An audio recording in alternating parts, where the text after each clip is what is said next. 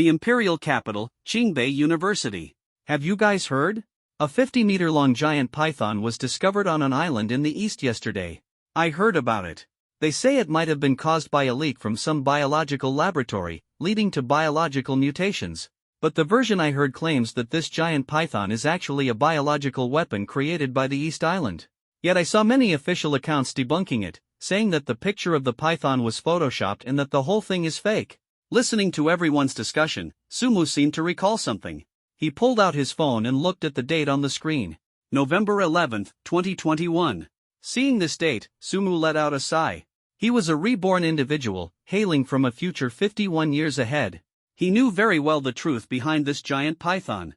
1 year from now, the world would experience the complete resurgence of spiritual energy, causing creatures to evolve and mutate wildly. The creatures that evolved the fastest were those hidden deep in the mountains and forests, and this giant python was one of the first mutated beasts. Though the resurgence of spiritual energy would fully unfold a year later, the signs had already begun to appear yesterday, initially unnoticed by people. It wasn't until a year later, when spiritual energy completely revived, that people realized how terrifying these evolving and mutating beasts truly were. Since Sumu's rebirth, 3 full years had passed. When he had just been reborn, he had obtained a bizarre system called the Life Restart Simulator. This peculiar system granted Sumu 10 chances to restart his life each day, with 10 talents appearing each time. He had to choose 3 talents from these 10 to use for himself. Over the past 3 years, Sumu had restarted his life tens of thousands of times, and at his luckiest, he had only managed to obtain 1 red talent. He had long given up hoping for much from this frustrating system, instead looking forward to the autumn outing 3 days later. If his memory served him right, someone from his class would announce the outing in their VX group, and participation would be voluntary for all students. In his previous life, Sumu hadn't joined this outing, missing out on a tremendous opportunity. Since being reborn, Sumu had resolved not to let such opportunities slip away again. As he was lost in thought, the bell rang, and the students in the class bolted out of the room like wild horses.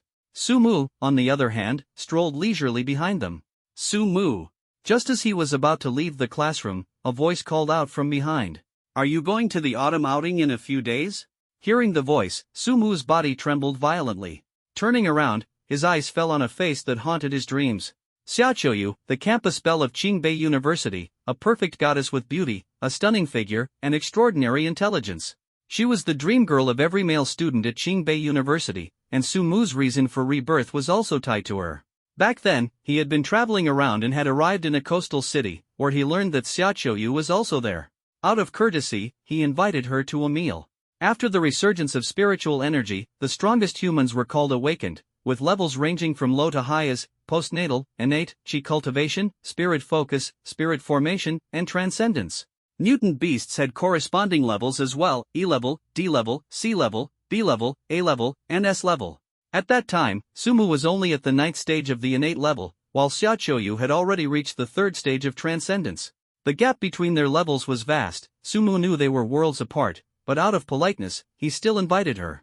What he hadn't expected was for Xiaoqiu to agree.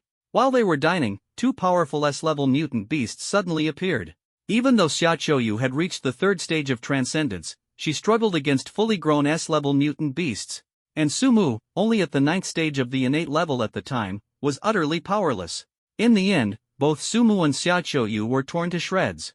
The disparity in their levels was largely due to Sumu's consistent knack for missing opportunities. Before his rebirth, he hadn't joined the autumn outing 3 days later, whereas all the participants had gained tremendous benefits.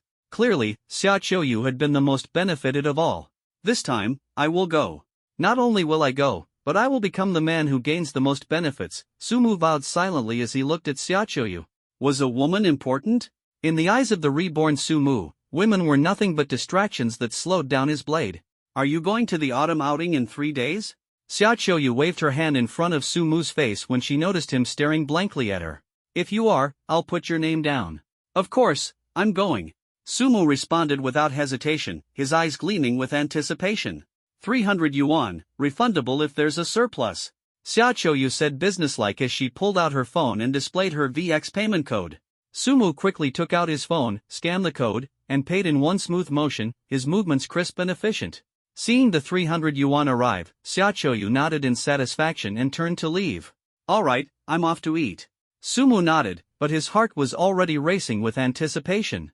He was waiting for a certain opportunity to arrive. After Xiaoyu left, Sumu headed straight to the cafeteria, grabbed a quick bite, and returned to his dormitory, his heart ablaze. He placed his phone on the desk and stared intently at the screen's clock. There were only a few minutes left until 6 o'clock in the evening. Although he claimed to have lost hope in the system, deep down, Sumu secretly longed for the arrival of the 3 red talents. If he could obtain 3 red talents, he was confident he could rise to the top among the awakened before the resurgence of spiritual energy and dominate the world. Rubbing his hands together, Sumu was filled with anticipation, waiting for the system to refresh. Ding! Restart attempts refreshed. Please, host, begin a new life. The system's prompt sounded like thunder in his heart. Overjoyed, Sumu summoned the system interface, which displayed, "This wretched life, I don't want to stay in it for even a second. Today's remaining restart attempts, 10 out of 10. Looking at the system interface, Sumu didn't rush to restart. Instead, he solemnly opened a drawer, took out 3 oranges, and lined them up neatly. Then, with great care, he opened a box of soft Huazi cigarettes, pulled out 3, and stuck them into the oranges. Heavenly Father, bless me. This time, let me get 3 red talents.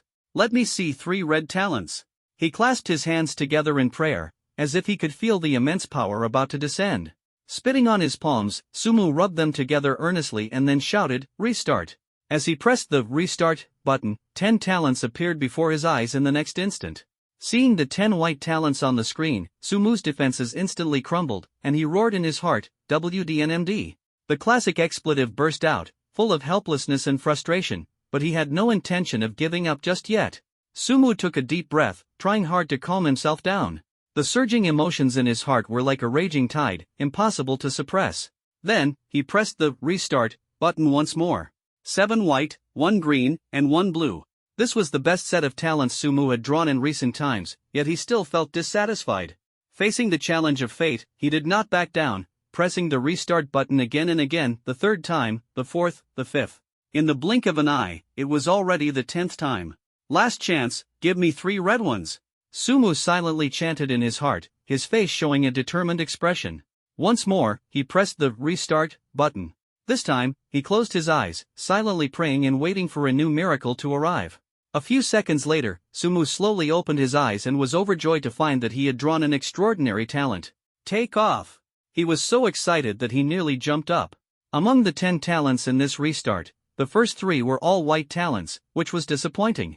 But then, at the 4th one, his mood instantly flipped. It was the red talent he had been dreaming of.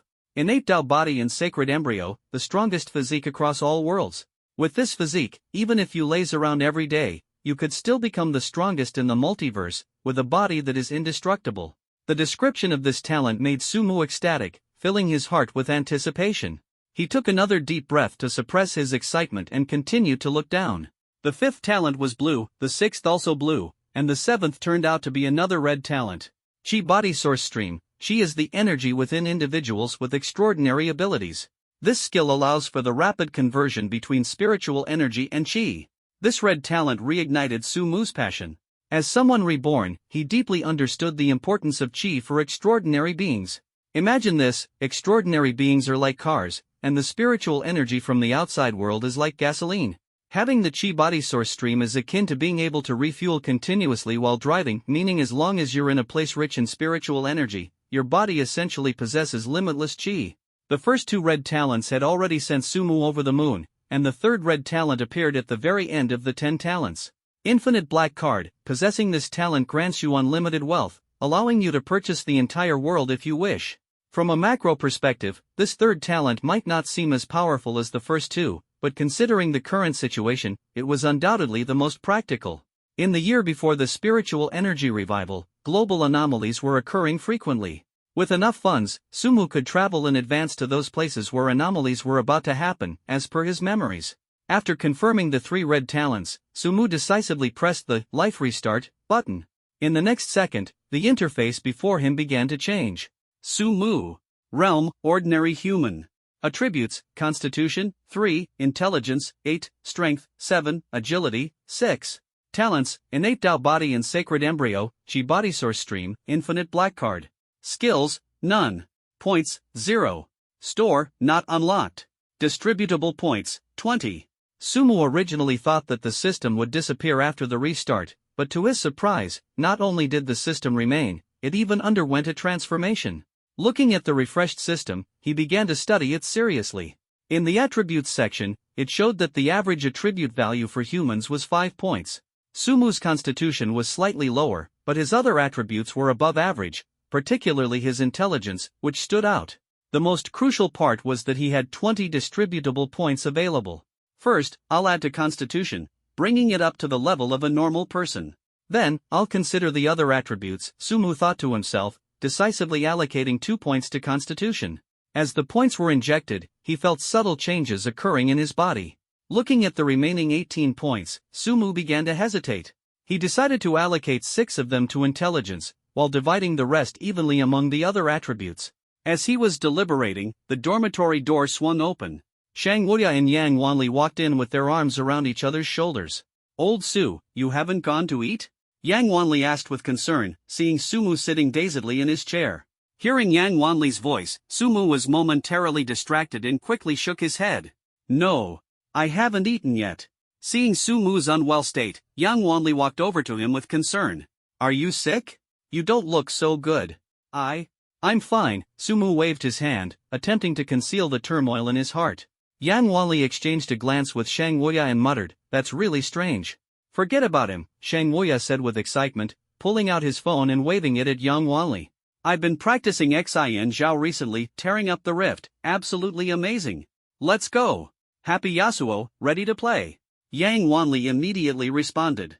As Sumu watched the two of them lying on their beds playing games, a wave of unease rose in his heart. Ever since the spiritual energy revival, they had cut off contact with him entirely, leaving him confused and bewildered.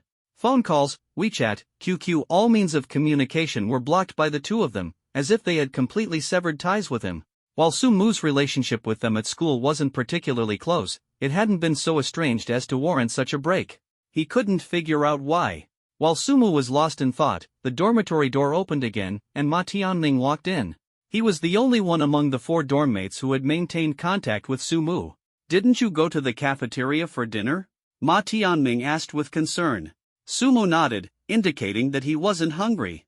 Ma Tianming, always knowing when to stop, exchanged a few polite words before lying on his bed to read.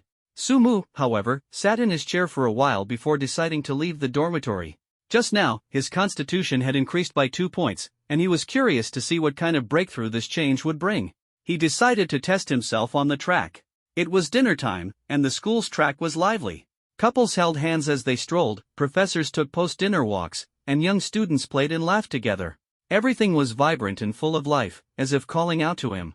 Sumu arrived at the track, did a simple warm-up, and began jogging around it. This was a standard international competition track, one lap measuring 400 meters. After just one lap, Sumu stopped, his heart filled with joy. It seems these 2 points in constitution have made a significant difference. He felt his body was incredibly light, his breathing only slightly labored, a stark contrast to the exhaustion he used to feel. "Sumu, is this your idea of an after-dinner stroll?" A familiar voice suddenly called out. Sumu turned toward the voice and saw a familiar face. Shin Tao, one of the most handsome men at Qingbei University. He and Sumu were often referred to as the 2 male gods of Qingbei University. In terms of pure looks, Sumu might have had a slight edge over him. But in other aspects, Shin Tao surpassed Sumu. And that was his physique. As a student in the sports department, Shin Tao possessed an almost perfect body. Because of this, he had garnered a large number of female admirers. "What a coincidence," Sumu said with a smile as he looked at Shin Tao. "Are you here to train? Or just taking a stroll?" Their relationship was fairly amicable. Despite often being compared to one another, there had never been any cutthroat rivalry between the two. "I have a competition in a couple of days, so I thought I'd come out for a light warm-up today," Shin Tao replied with a bright, sunny smile. Although Sumu and Shin Tao weren't mortal enemies, in the eyes of some gossip-loving onlookers, they were undoubtedly arch-rivals.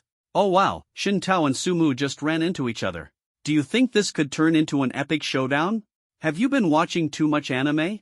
Can't you see how calm they both look?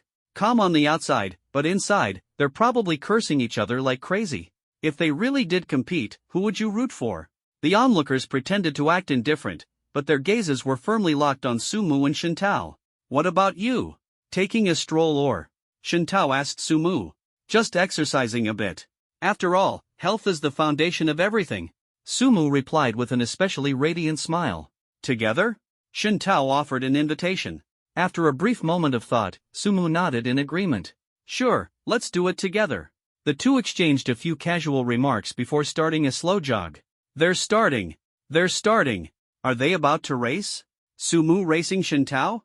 Isn't that asking for trouble? Doesn't he know that Shen Tao is the star of the track and field team? Not to mention, Shen Tao holds the Universiade records for the 400 and 800 meters. Under the watchful eyes of the onlookers, the two completed a lap at a leisurely pace. Perhaps feeling unsatisfied or secretly spurred by competitive instincts, Shen Tao suddenly turned to Sumu and said, "How about we pick up the pace?" A spark of competitiveness flickered in Sumu's eyes, and, almost involuntarily, he agreed. Seeing Sumu nod, Shen Tao began to accelerate slowly. Sumu followed suit, managing to keep pace with Shen Tao at first. However, as the speed increased, the gap between them began to widen. This sight ignited Sumu's fighting spirit. He quickened his pace, determined to catch up to Shen Tao. But no matter how hard he tried, he found himself unable to match Shen Tao's speed. System. Gritting his teeth, Sumu called upon the system. He had 18 unallocated attribute points, and he decided to invest them all in agility. As his agility attribute climbed to 10 points, a sudden system notification rang out. Agility has reached its limit. Please advance your cultivation level to increase your cap. Hearing this, Sumu was momentarily stunned. But with his agility now maxed out, he gradually managed to match Shen Tao's speed. While his speed was now on par, after running for a while, Sumu began to feel his stamina waning. He quickly allocated 5 of his remaining attribute points to his constitution. Just like with agility, his constitution also reached its limit at 10 points.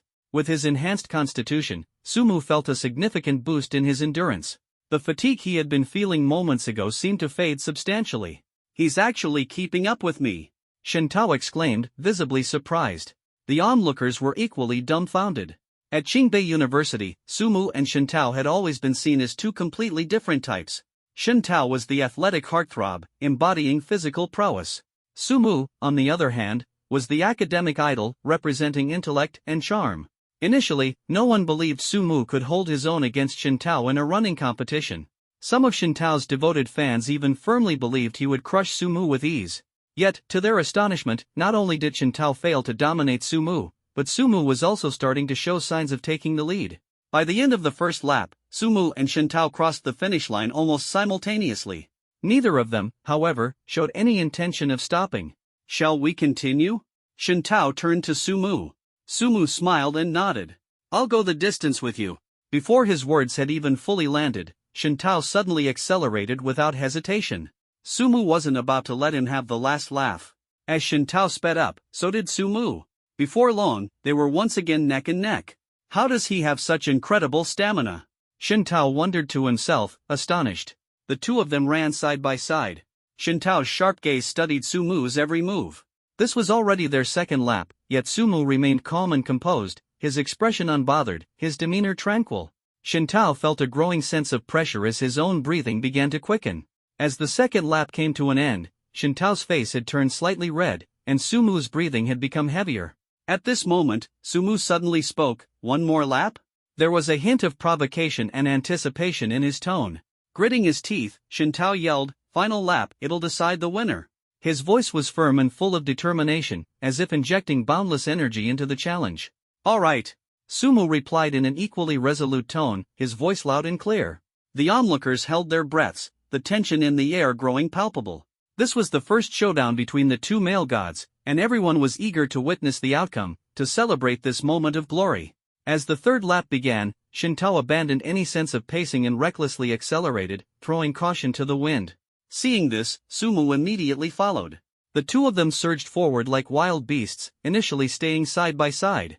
But before long, Sumu began to pull ahead, gradually opening up a one body length lead over Shen Tao.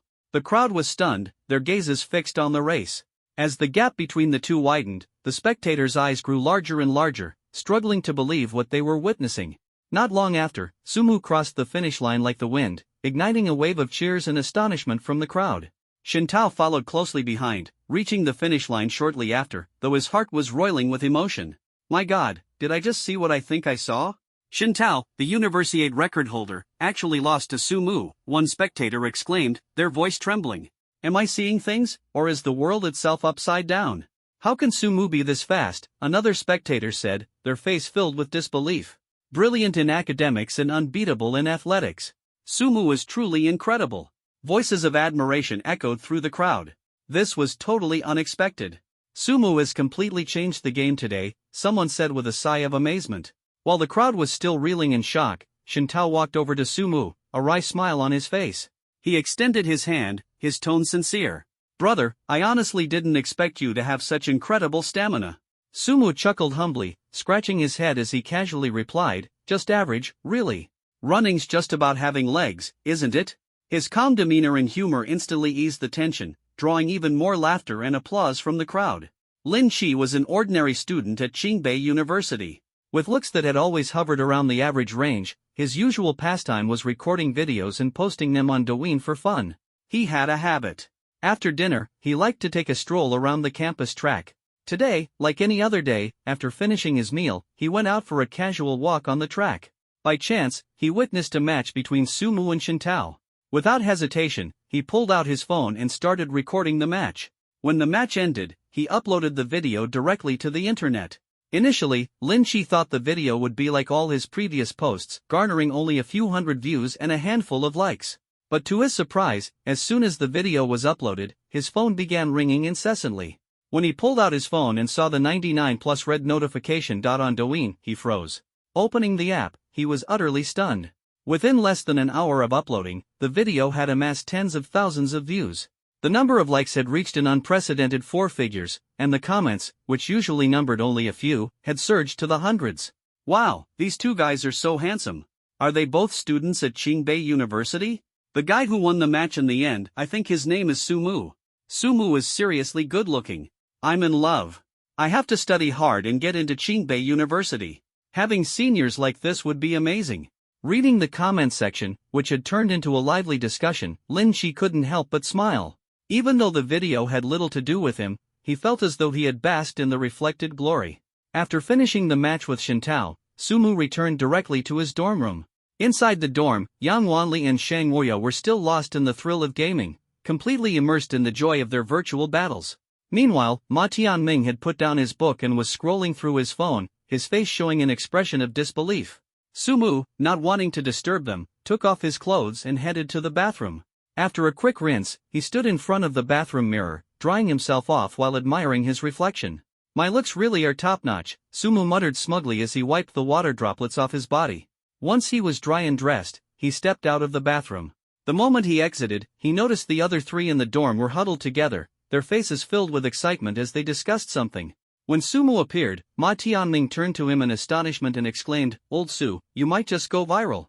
Brother, Yang Wanli walked up to Sumu, patted him on the shoulder, and looked at him with a gleam of anticipation in his eyes.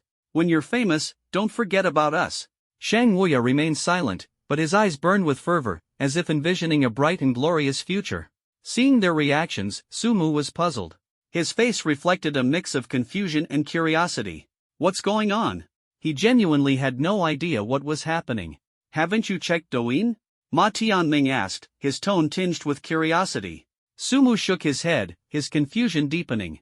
Ma Tianming stood up, handed his phone to Sumu, and said with a hint of excitement, "Brother, I really didn't expect you to be such a fantastic runner. You always seem so laid back, I guess you're full of surprises." Taking the phone, Sumu, though bewildered, opened the video. As soon as he watched it, the truth became clear. The video captured his match with Shintao in vivid detail, showcasing their thrilling duel. The number of likes and comments left him completely astonished. Tens of thousands of likes, tens of thousands of comments, the comment section was nearly overflowing with praise for him. Words like handsome were flying everywhere. Sumu's face flushed slightly as he read. Before his rebirth, he had also been good-looking, with plenty of admirers and fans at school. However, he had never encountered anything like this. Lying on his bed, his heart raced with excitement, a mixture of anticipation and unease filling his mind. To calm himself, he picked up his phone and started browsing Douyin, wanting to see just how viral he had become. But it didn't take long before his scrolling abruptly stopped. He had stumbled upon a video. The footage was blurry, clearly not shot with professional equipment. In the video, Sumu saw a massive and indistinct figure. The figure appeared feline, but upon closer inspection, it resembled a panther-like creature. Its eyes were pitch black, like two black gems, and its fur shimmered with an eerie purple hue. Its size was immense. Beside it was a Mercedes-Benz G-Class SUV, and the creature's body was nearly as large as the vehicle. Another exotic beast. Sumu's eyes locked onto the screen, a sense of vigilance rising in his heart. Adding the giant snake from the Japanese island yesterday, this made it the second exotic beast to appear. The video was brief, lasting only a dozen seconds, and when it ended, Sumu glanced at the bottom left corner. To his shock, the video's location was tagged on a commercial street in the imperial capital. That commercial street, isn't it the one right next to our university? Sumu's heart skipped a beat, and his face turned pale. The street was only separated from their university by a single road. Could this exotic beast cross over to our campus tonight? The thought sent a shiver down his spine. Given the proximity, he couldn't help but worry. Yet, in his memory, Qingbei University had never encountered an exotic beast invasion. Just as he was lost in thought, the video suddenly went black. This video has been removed. Seeing the flashing words in the center of the screen, Sumu felt a jolt in his chest, as though he had pieced together the truth. Such content was clearly not meant for public viewing, likely for fear of causing mass panic among ordinary citizens. The video's removal made perfect sense. Since the video was already deleted, Sumu didn't dwell on it. He continued scrolling through other videos, and time passed quietly. Before he knew it, it was late at night. As the lights in the dormitory dimmed, the room was soon engulfed in darkness. Sumu scrolled on his phone for a bit longer, but as his eyelids grew heavier, he eventually put it down and drifted into a restless sleep. Deep into the night, Sumu was suddenly awakened by a burning sensation. His body felt as though it were on fire, the heat unbearable. "What's happening?" he muttered to himself in confusion, quickly heading to the bathroom. He turned on the shower, letting the cold water run at full blast, but the heat inside him didn't subside in the slightest. It was as if an infinite energy within him yearned to be unleashed. "It seems I won't be able to rid myself of this heat unless I release it somehow," Sumu thought to himself. After hastily drying off, he left the bathroom, dressed quickly, and exited the dorm without hesitation. He headed straight for the dormitory restroom, opened a window, and leapt out into the night. Landing smoothly on the ground, he began sprinting toward the campus track. What is that? Before he even reached the track, he spotted a massive shadow looming in the distance. It was eerie, chilling him to the bone. The moment Sumu noticed the shadow, it also locked onto him. Those eyes, like black gemstones, glimmered with an unusual light, making Sumu's heart tighten. "Isn't this the same beast I just saw in a video earlier?" Sumu thought helplessly, lamenting his terrible luck. He had barely watched the video of the beast before coming face to face with it in reality. Roar! The beast let out a low growl upon discovering Sumu. Not good. Sumu's heart tensed as he noticed a change in the beast's gaze. The cold, sinister eyes from before were now filled with greed, like a starving man staring at a feast. Humans were considered the most delicious prey for such beasts. Not only could they fill its hunger, but the human body also contained energy that could satiate the beast. Humanity's title as the spirit of all things was well earned. Even on Earth, where spiritual energy was scarce, every person still emitted faint traces of it. After the growl, the beast began to slowly approach Sumu. Faced with the looming threat, Sumu had no choice but to back away cautiously. When the beast stepped fully into the light, Sumu let out a sigh of relief. Luckily, it's just a proto-beast, he thought. A proto-beast was a transitional state in the evolution of a true beast. While stronger than regular animals, it was still weaker than a fully evolved beast. Even so, Sumu knew he was no match for it. After all, he was just an ordinary human. As he ran out of space to retreat, the proto-beast suddenly lunged at him. Sumu instinctively dodged. Bang! The proto-beast crashed into the school building behind him, its immense force leaving cracks in the structure. "I dodged it." Sumu couldn't believe his luck. Roar! The proto-beast, enraged by its failed attack, whipped its head around and locked onto Sumu once more. It picked up speed and charged at him again. When it was still some distance away, it leapt into the air, its sharp claws gleaming ominously under the moonlight. Sumu quickly dodged again. The proto-beast landed, its claws gouging 5 small holes into the hard concrete ground. Seeing this, Sumu couldn't help but inhale sharply. If those claws had struck me, I'd have 5 holes in my body too, he thought. The proto-beast's repeated failed attacks only fueled its fury. Its eyes burned with rage as it bared its sharp white teeth, making Sumu's heart tremble. "I can't just keep dodging like this," Sumu analyzed calmly. My stamina is limited. I have to fight back. Before it kills me, I must kill it first. He scanned his surroundings for a weapon. His gaze quickly landed on a small shed not far away. That was where the school's gardener stored tools. Sumu remembered that the gardener often used a large pair of shears to trim plants. Though he wasn't sure if the shears could pierce the proto-beast's defenses, he had no other choice. With this plan in mind, Sumu dashed toward the shed. The proto-beast hesitated for a moment before chasing after him, moving with incredible speed and quickly catching up. It swiped its sharp claws at Sumu's back. The claws tore through his shirt, ripping it to shreds. However, they didn't harm Sumu's body. As the claws grazed his skin, a strange, tooth-grinding sound rang out. What's going on? Sumu was stunned. He had expected a fatal wound, yet he was completely unharmed. At that moment, a description of the innate sacred body Tao embryo flashed through his mind. Indestructible. The final two words ignited a spark of hope within him. A smile crept onto Sumu's face as his confidence surged. The proto-beast, unwilling to give up, prepared to attack again. But by this time, Sumu had reached the shed. He kicked the wooden door with all his strength, shattering it into pieces. Without hesitation, he rushed inside.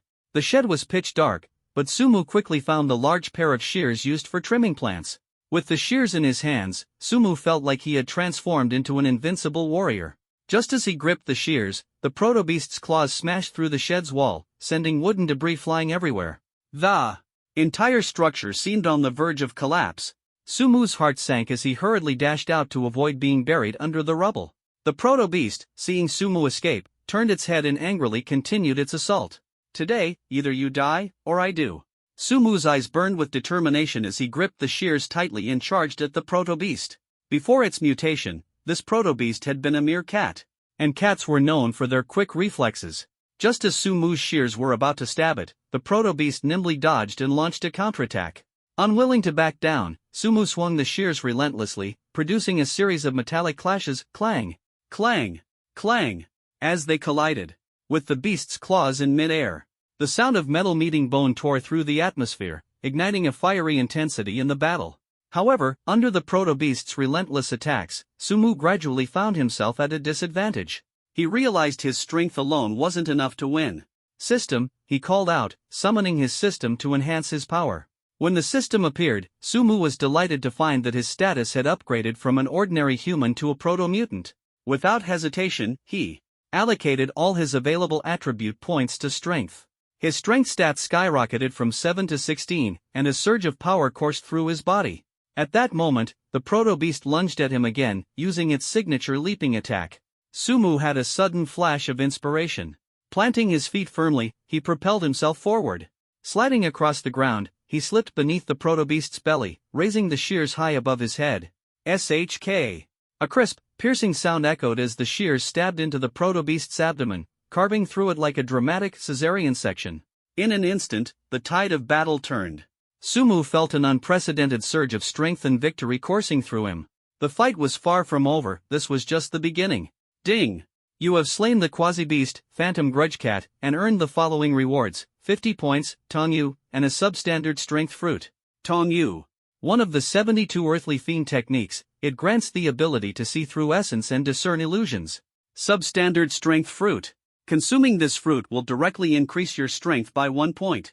Sumu never imagined that killing a quasi-beast could yield such generous rewards. However, he had no time to dwell on it now. The only thought in his mind was, head back to the dormitory, freshen up, and prepare for the challenges ahead. After confirming that the Phantom Grudge Cat was truly dead, Sumu quickly made his way toward the dormitory building. Just as he lifted his foot, two individuals dressed in delivery uniforms appeared on the sports field. On the left side of their chests was a badge engraved with an imposing mountain, with the words Hotian, Post-Heaven, written in bold at its center.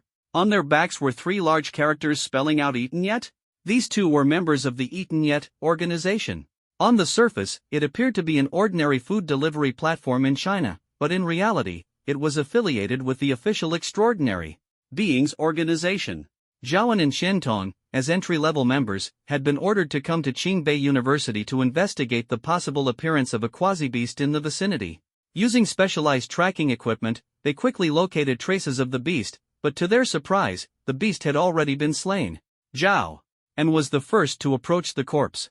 After a brief examination, his face was filled with shock as he said to Qian Tong, "It's dead." "Dead?" Qian Tong's gaze swept over the blood-stained ground, his expression equally astonished.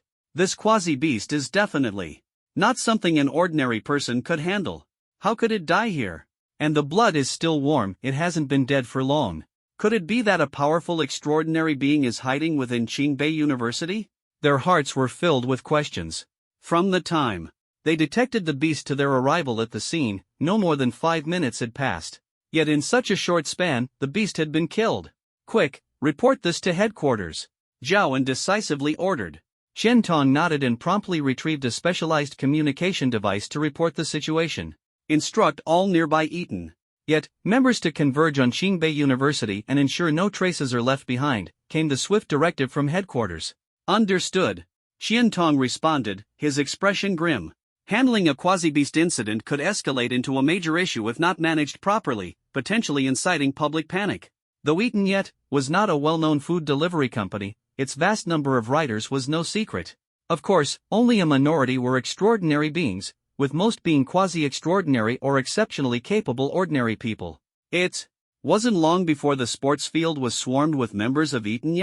Equipped with powerful headlamps, they meticulously cleaned the site. The phantom grudge cat's corpse, its blood, and all other remnants were entirely removed. Once the cleanup was complete, the riders left Qingbei University in an orderly fashion. The next morning, Sumu was still dreaming when he was jolted awake by Shang Wuya's exclamation, "Did you guys feel the earthquake last night?"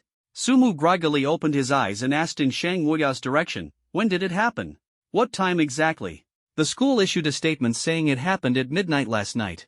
Qingbei University experienced an earthquake, and both the sports field and teaching building number 3 were affected, Shang Wuya continued loudly.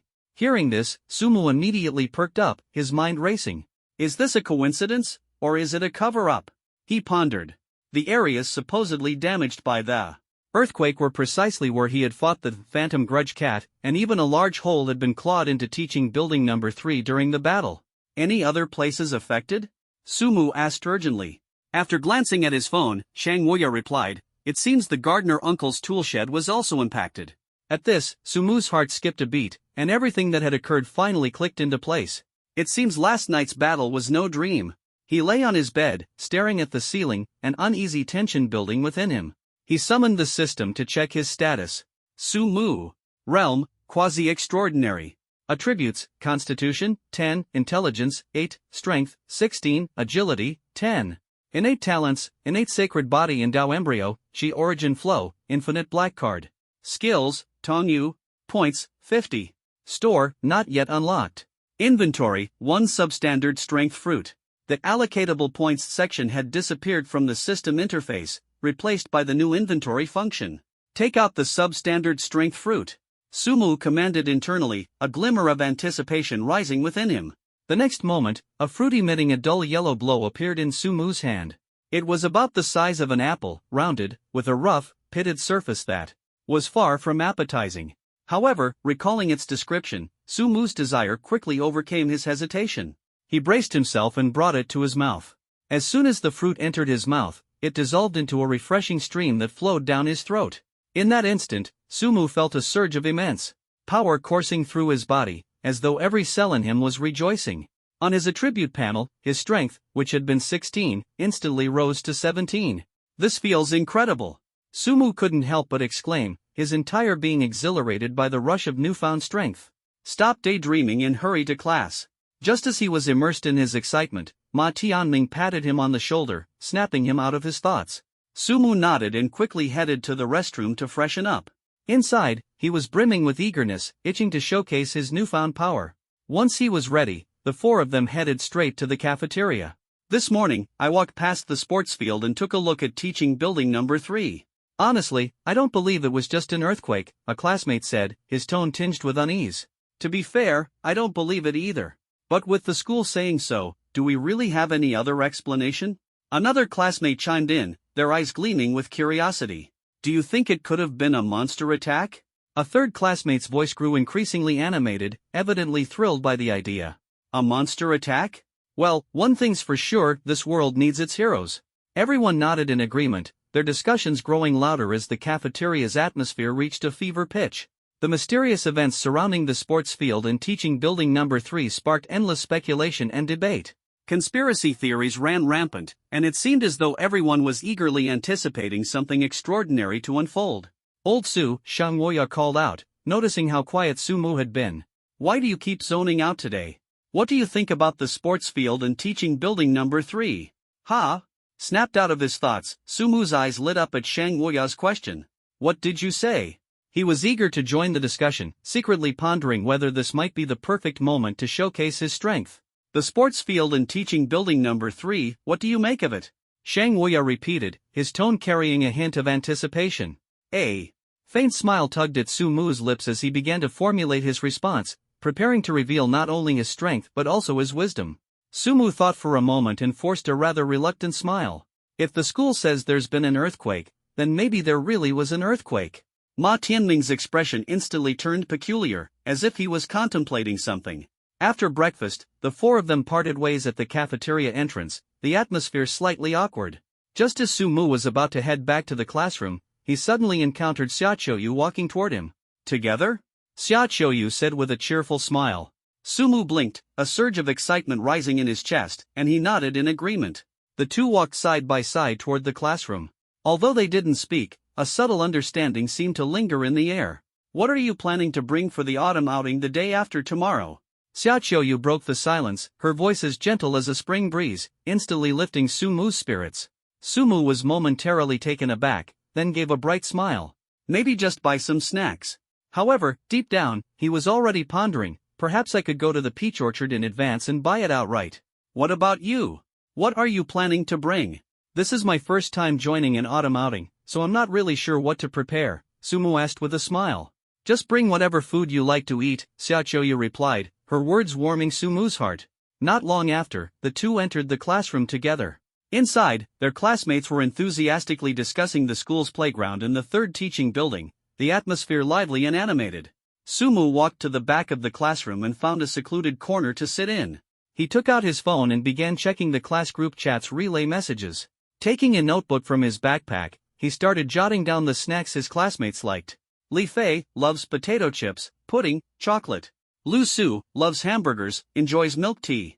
Ma Fei loves fried chicken cutlets and fried pork chops. Before long, Sumu's notebook was filled with densely written notes. What kind of autumn outing is this? It's practically a prelude to a dinner party, he muttered to himself. Buying snacks was perfectly normal. Treating classmates to some food? Also perfectly normal. As for the peach orchard, he was determined to buy it. Making sure his classmates were well fed was also Sumu's responsibility. If he was going to do something, he would do it flawlessly. The morning classes quickly ended. On the way to the cafeteria, Sumu and Xiaoyu still walked side by side, the atmosphere gradually becoming more relaxed. By the way, I've been meaning to ask, what's the name of the farmhouse we're going to for the autumn outing? Sumu feigned curiosity as he turned to Xiaoyu. Xiaoyu gave Sumu a puzzled look. Why are you suddenly so interested in the farmhouse? In the past, whenever the class organized spring or autumn outings, Xiaoyu would invite Sumu, but he always declined. This time, she had only asked tentatively, not expecting Sumu to not only agree but also show such keen interest. People change, Sumu said with a smile, scratching his head. Deep down, he thought to himself that he didn't want to miss this opportunity. The farmhouse is called Tao Yuan. Tao as in peach blossom, and Yuan as in source, Xiaoyu explained without probing further. Tao Yuan, huh? Sumu repeated softly, the name conjuring a beautiful image in his mind. Thank you. I'll remember it. Xiaoyu responded with a gentle smile, seeming to sense a subtle, unusual atmosphere. After lunch, Sumu didn't return to his dormitory. Having learned the name of the farmhouse, he was already brimming with determination. He went straight to his class advisor, requesting half a day off. The advisor raised an eyebrow in curiosity. What's the matter? Sumu had already prepared his excuse. I'm feeling a bit unwell and want to go to the hospital for a checkup. All right. Although the reason seemed somewhat perfunctory, the advisor still agreed. I'll write you a leave slip now. Not long after, the leave slip was ready. Sumu took it and felt a surge of joy, as though he had obtained a golden ticket. Leaving the advisor's office, Sumu headed straight for the school gates. The security guard, after verifying the authenticity of the leave slip, allowed him to pass. Once outside the school, Sumu immediately used a ride-hailing app to call a taxi. Half an hour later, he arrived at a commercial district not far from the school and casually entered a nearby bank. Standing before an ATM, Sumu pulled out a black bank card. This card, a symbol of the infinite black card, made his heart race with anticipation due to its rumored limitless balance. He inserted the card into the ATM and entered the PIN. The numbers on the screen made his head spin, a string of zeros so long he could hardly believe it. So it's real. This revelation ignited a powerful excitement within Sumu. This visit to the bank was clearly a turning point in his destiny. It seemed the infinite black card was indeed legitimate. After verifying its authenticity, Sumu prepared to leave. But as he turned around, he was startled by the sight before him. Standing there was a middle-aged man with graying temples and a slightly stocky build, dressed in an impeccably tailored black suit that exuded an air of authority. He looked every bit like a tycoon from the movies. Li Xingli, Sumu thought to himself in surprise, recognizing the man as the bank's branch manager. The gold lettering on the man's name tag confirmed his identity and position. Just 2 minutes earlier, Li Xingli had been in his office entertaining a VIP client. The atmosphere had been cordial, the scent of tea lingering. In the air, a picture of utmost hospitality. But then, the office door had been flung open by the lobby manager, who rushed in, breathing heavily. "Manager. Something's wrong. There's a young man at the ATM holding a black card," the lobby manager reported, his voice tinged with urgency. Li Xingli's heart skipped a beat at those words. The VIP's voice faded into the background as he hastily left the office and headed downstairs. When he reached the lobby, he saw Sumu, who had just finished his transaction and was about to leave. A wave of shock washed over him. "Is there something I can help you with?" Sumu asked, puzzled by Li Xingli's demeanor. Internally, he wondered if the manager was here to mock him. According to the usual trope in novels, Li Xingli would likely make some cutting remarks, only to be humiliated when Sumu revealed the black card. However, much to Sumu's surprise, Li Xingli didn't follow the script. "Sir, are you here to make a withdrawal?" Li Xingli's attitude was unexpectedly humble, even tinged with reverence. He knew that this level of black card was exceedingly rare. There were only 3 in the entire bank. Although he didn't know the identities of the cardholders, he was well aware that anyone with such a card must be a figure of immense wealth and influence. Li Xingli's demeanor left Sumu momentarily stunned. Coming to his senses, he shook his head and said, "No, I was just checking the balance on my card." As his words fell, the air around them seemed to freeze, as if hinting at an impending storm. Hearing the purpose of Sumu's visit, Sun Xingli's eyes darted, and a smug smile appeared on his lips. "For something like checking your balance, you don't need to come in person. Just give me a call, and I'll handle it for you immediately."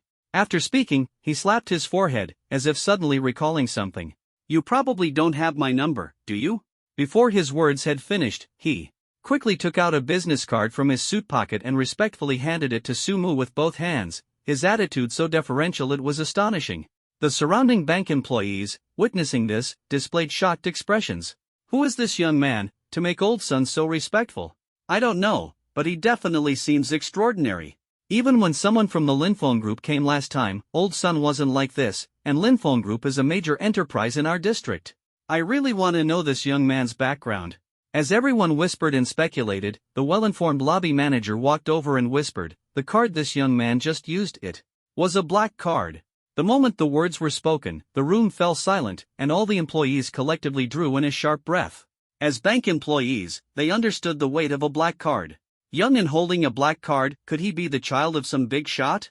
Being wealthy is one thing, but this guy is ridiculously good-looking. Good-looking? That's an understatement. Even movie stars can't compare to him. Rich and handsome, how can someone so perfect even exist in this world? Some of the younger female employees were already gazing at him with admiration, their expressions dreamy.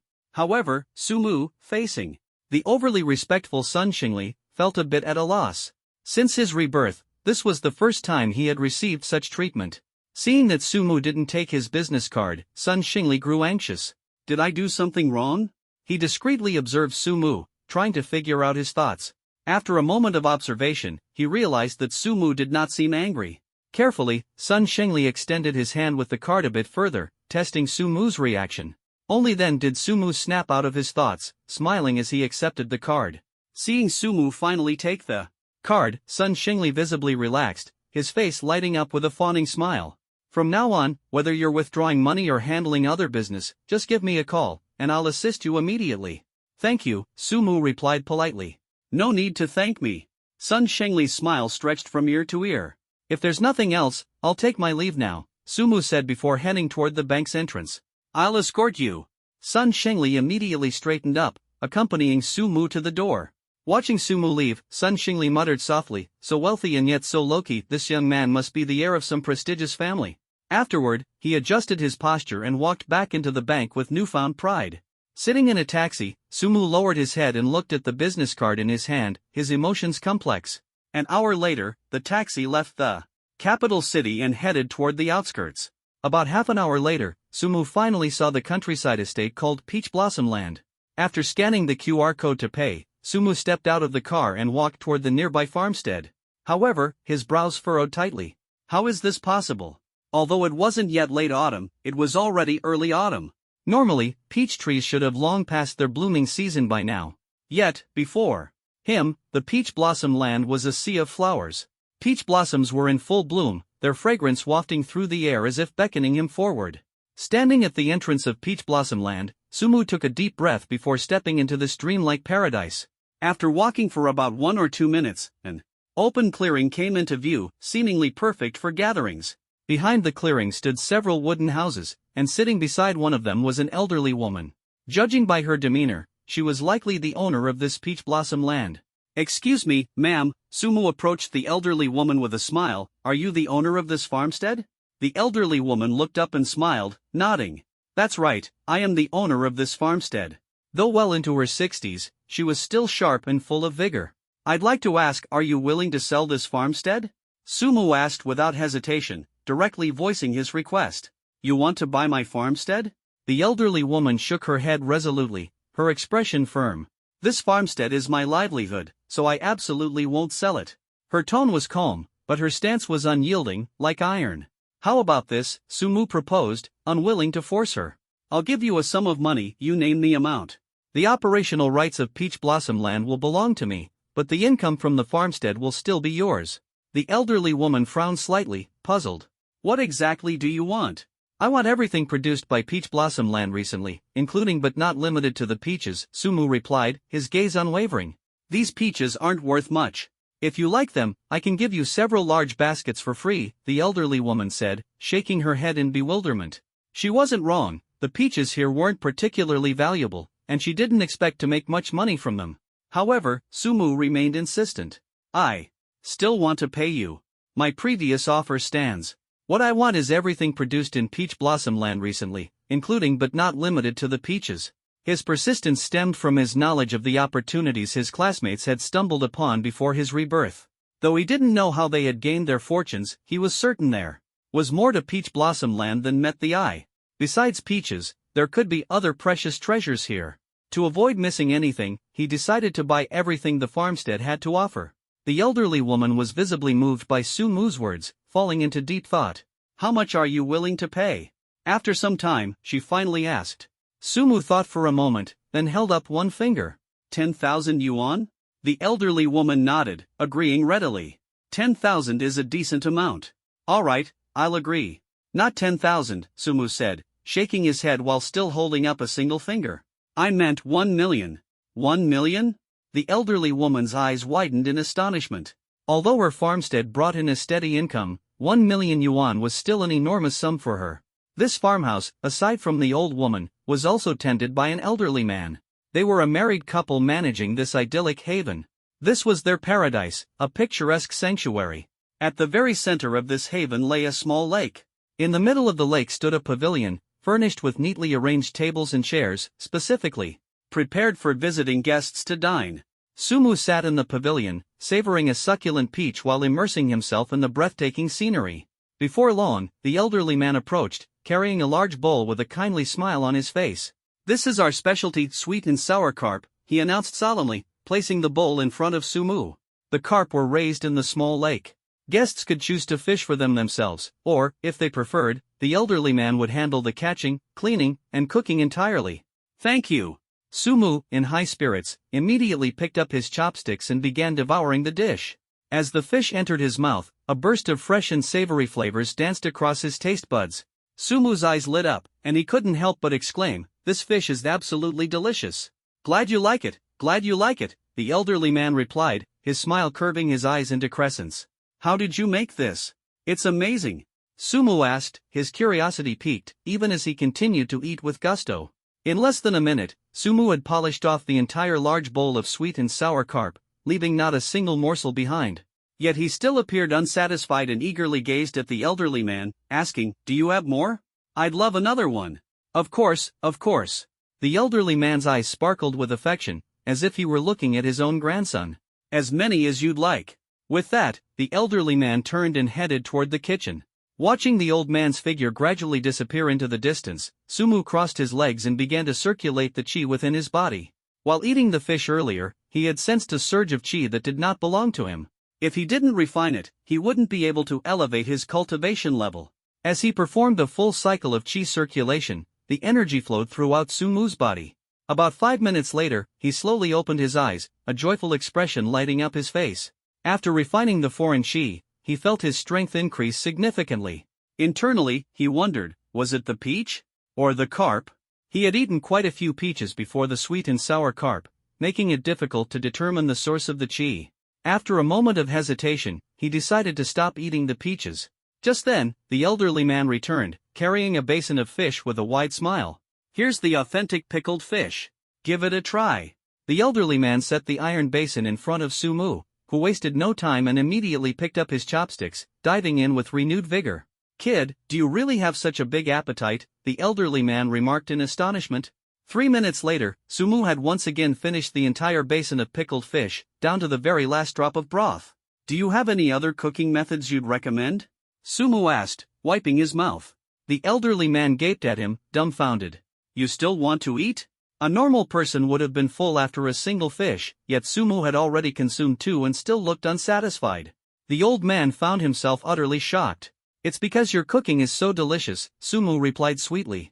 Hearing this, the elderly man's heart swelled with pride and delight. "All right then, I'll make you another fish. Thank you for your trouble." The elderly man left again, and Sumu began to wait. At that moment, a glint appeared in his eyes as another surge of foreign chi emerged within his body. "I thought it was the peaches, but it turns out it's the carp. Good thing I came early, or I would have missed out," Sumu thought to himself as he began refining the chi once more.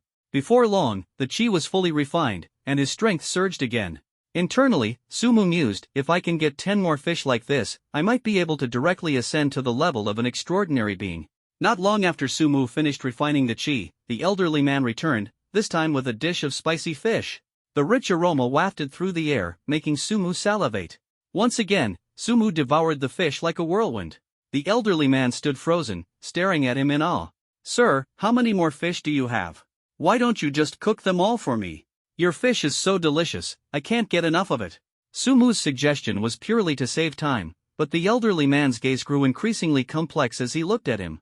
Seeing the old man's bewildered expression, Sumu's mind raced. "Don't judge me by my slim figure, I actually have a very large stomach.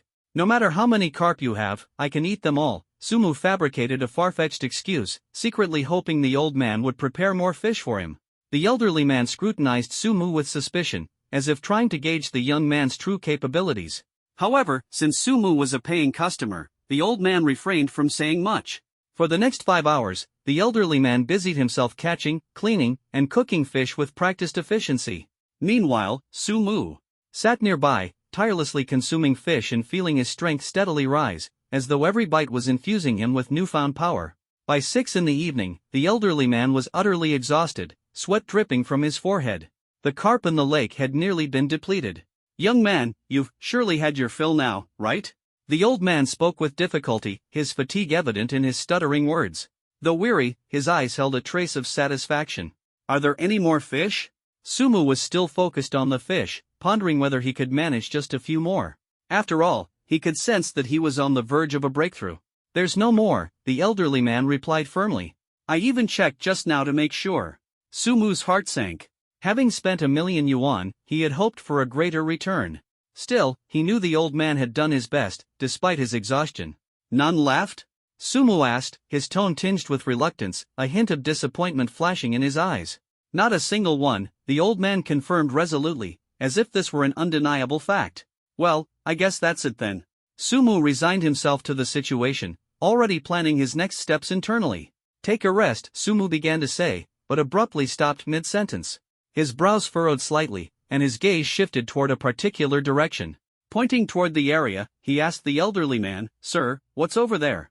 "Oh." The elderly man followed Sumu's gaze and smiled. "That's our family garden. My wife likes to tend to the flowers and plants there in her spare time." Hearing this, Sumu's spirits lifted, and a glimmer of hope reignited within him. With the resurgence of spiritual energy, not only had animals mutated and evolved, but plants and trees had also undergone transformations. An idea struck him as he recalled tales of mutated trees capable of bearing extraordinary fruits. If he could find such a fruit, consuming it might provide immense benefits, allowing him to break through his bottleneck and become a true extraordinary being.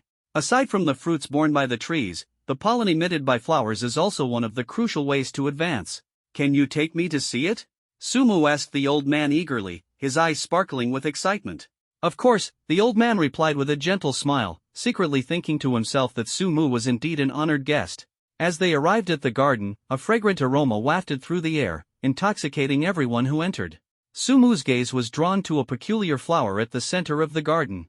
The flower had 8 petals in full bloom, each one strikingly vibrant, as if whispering its hidden secrets. "What kind of flower is that?" Sumu asked the old man expectantly, pointing at the flower in the garden. The old man pondered for a moment before replying, "It seems to be a peony." "A peony?" Sumu was puzzled. He had seen peonies before, but the one before his eyes was entirely unlike those in his memory. "It's not mature yet." The old man's tone held a trace of regret. The flower had 9 petals in total, with 8 already fully open. Only one petal remained closed, as if waiting for the perfect moment to bloom. Sumu felt a slight pang of disappointment and sighed inwardly, "I'll come back during the autumn outing." After bidding farewell to the old man and the old woman, Sumu left the farmhouse and prepared to hail a ride back to school. He opened a ride-hailing app on his phone but failed to find a ride several times in a row. "No cars available, how troublesome." Sumu muttered to himself, realizing the importance of having his own transportation. "I should find time to buy a car." With his current financial situation, buying a car was no challenge. After refreshing the app a few more times, he finally booked a ride. Once back at school, Sumu went straight to his dormitory. The gains from the day's activities left him in high spirits. Even though he had spent 1,000,000 yuan, he considered it an investment well worth the cost. After the spiritual energy resurgence, some ingredients capable of enhancing qi had appeared on the market, such as carp. However, their prices were exorbitantly high. The carp he had eaten earlier would have easily sold for over 10,000,000 yuan in a post-resurgence world and were often in such high demand that they were practically unavailable. That afternoon alone, Sumu had consumed dozens of carp. Based on post-resurgence prices, their combined value would be worth billions. System: Sumu. Realm: Quasi-Transcendent, 99 out of 100. Attributes: Constitution, 10, Intelligence, 8, Strength, 17, Agility, 10.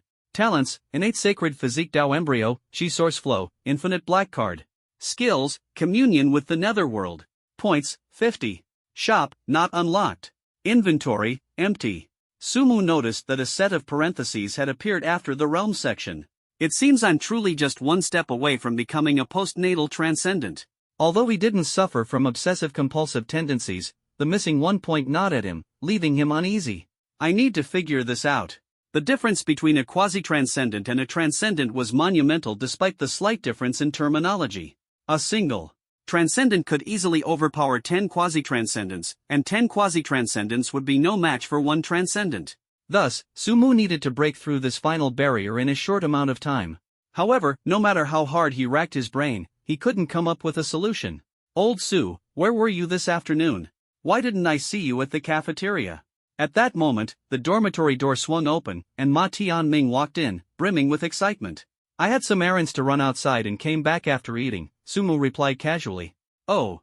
Ma Tianming nodded, then asked, "Where are Yang Wanli and Shang Woya? Why haven't I seen them?" Both of them were heavy gaming addicts who always returned to the dormitory after meals to play games. Their absence struck Sumu as odd. "They seem to have taken leave," Ma Tianming recalled. Shang Wuya had some family matters to attend to, so he went home. Yang Wanli accompanied him. Took leave? Sumu's heart skipped a beat as he remembered that, in his previous life, Shang Wuya had indeed taken leave around this time. From that moment on, Sumu never saw him again. By the time they graduated, only Sumu and Ma Tianming remained in the dormitory. "By the way, did you check the school forum?" Ma Tianming suddenly asked. Sumu shook his head. No, why?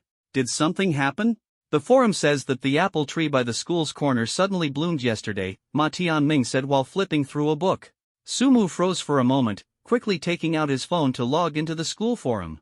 The nearly withered apple tree seemed to be calling out to him. A nearly withered tree blooming at such a critical moment, it had to be a good omen. After logging into the forum, Sumu swiftly found the relevant post. The post contained no text, only a single image. It's just bloomed, no fruit yet. Looking at the image, Sumu couldn't help but smile.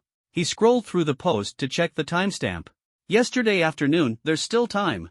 Excitement surged through him. Sumu leapt out of bed, put on his shoes, and dashed out of the dormitory without hesitation. Ma Tianming, watching from the side, wore a look of surprise at Sumu's sudden actions. Rushing out of the dormitory building, Sumu headed straight for the school's sports field.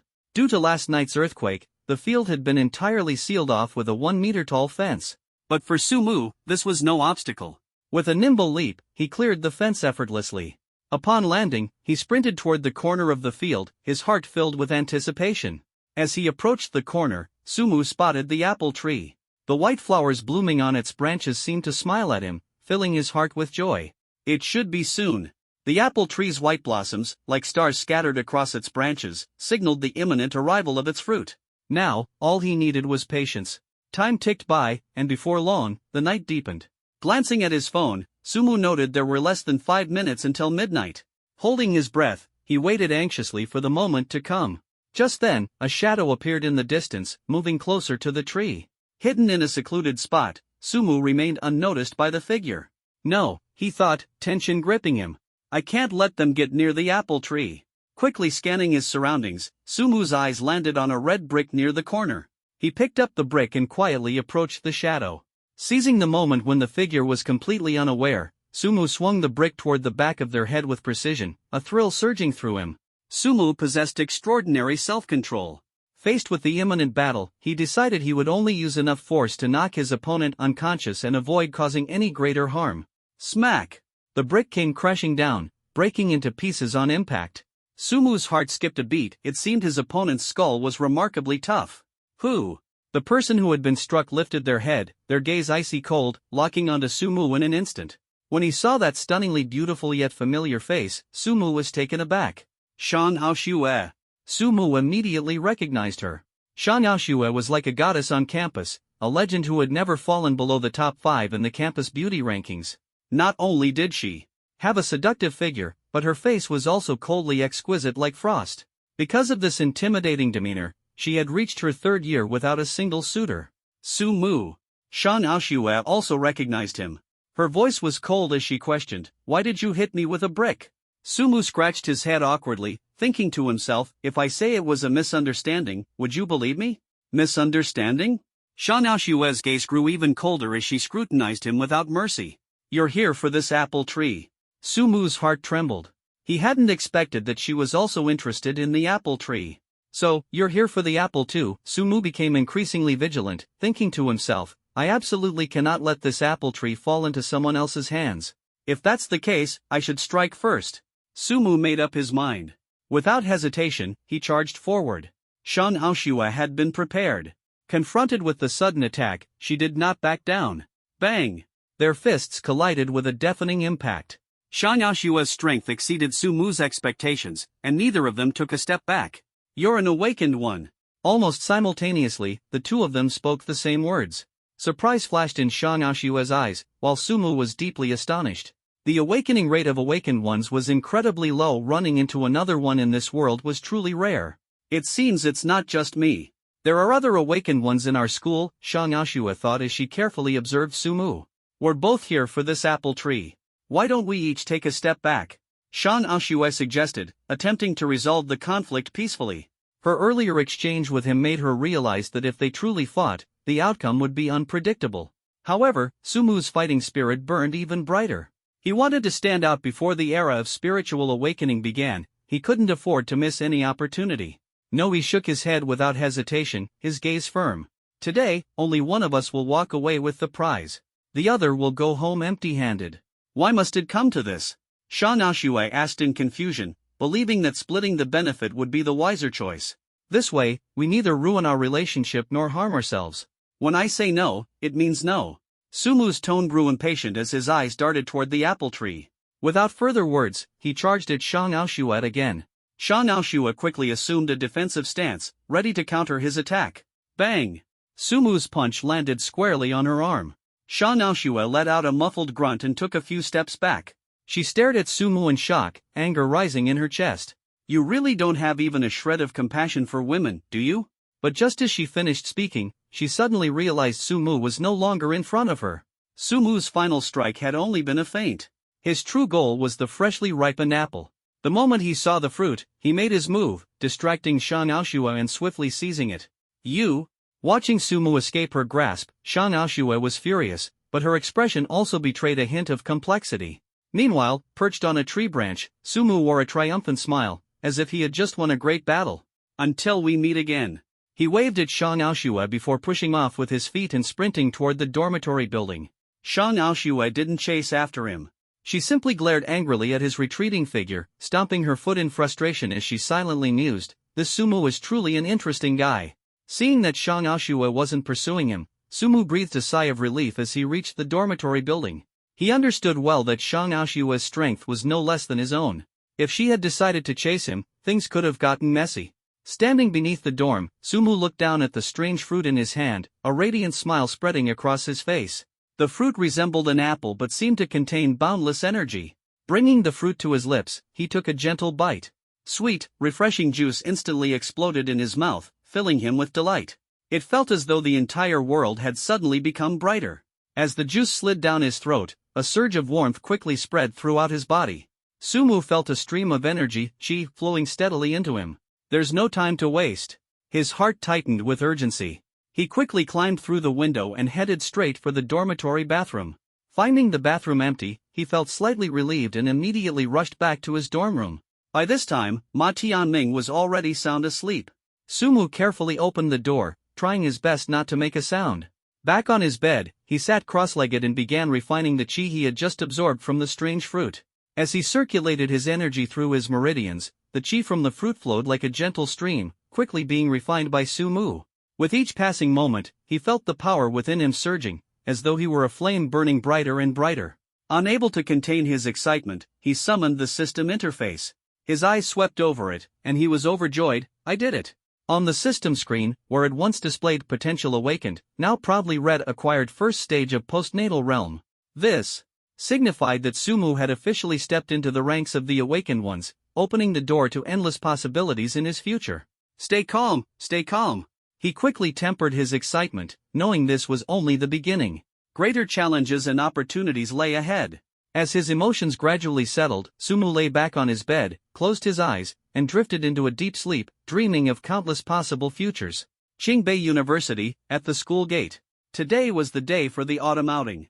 The atmosphere was lively, filled with anticipation.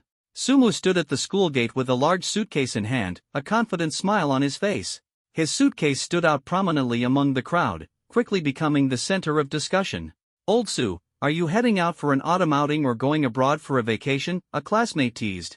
What's in your suitcase? Is it packed full of snacks? Another classmate asked curiously.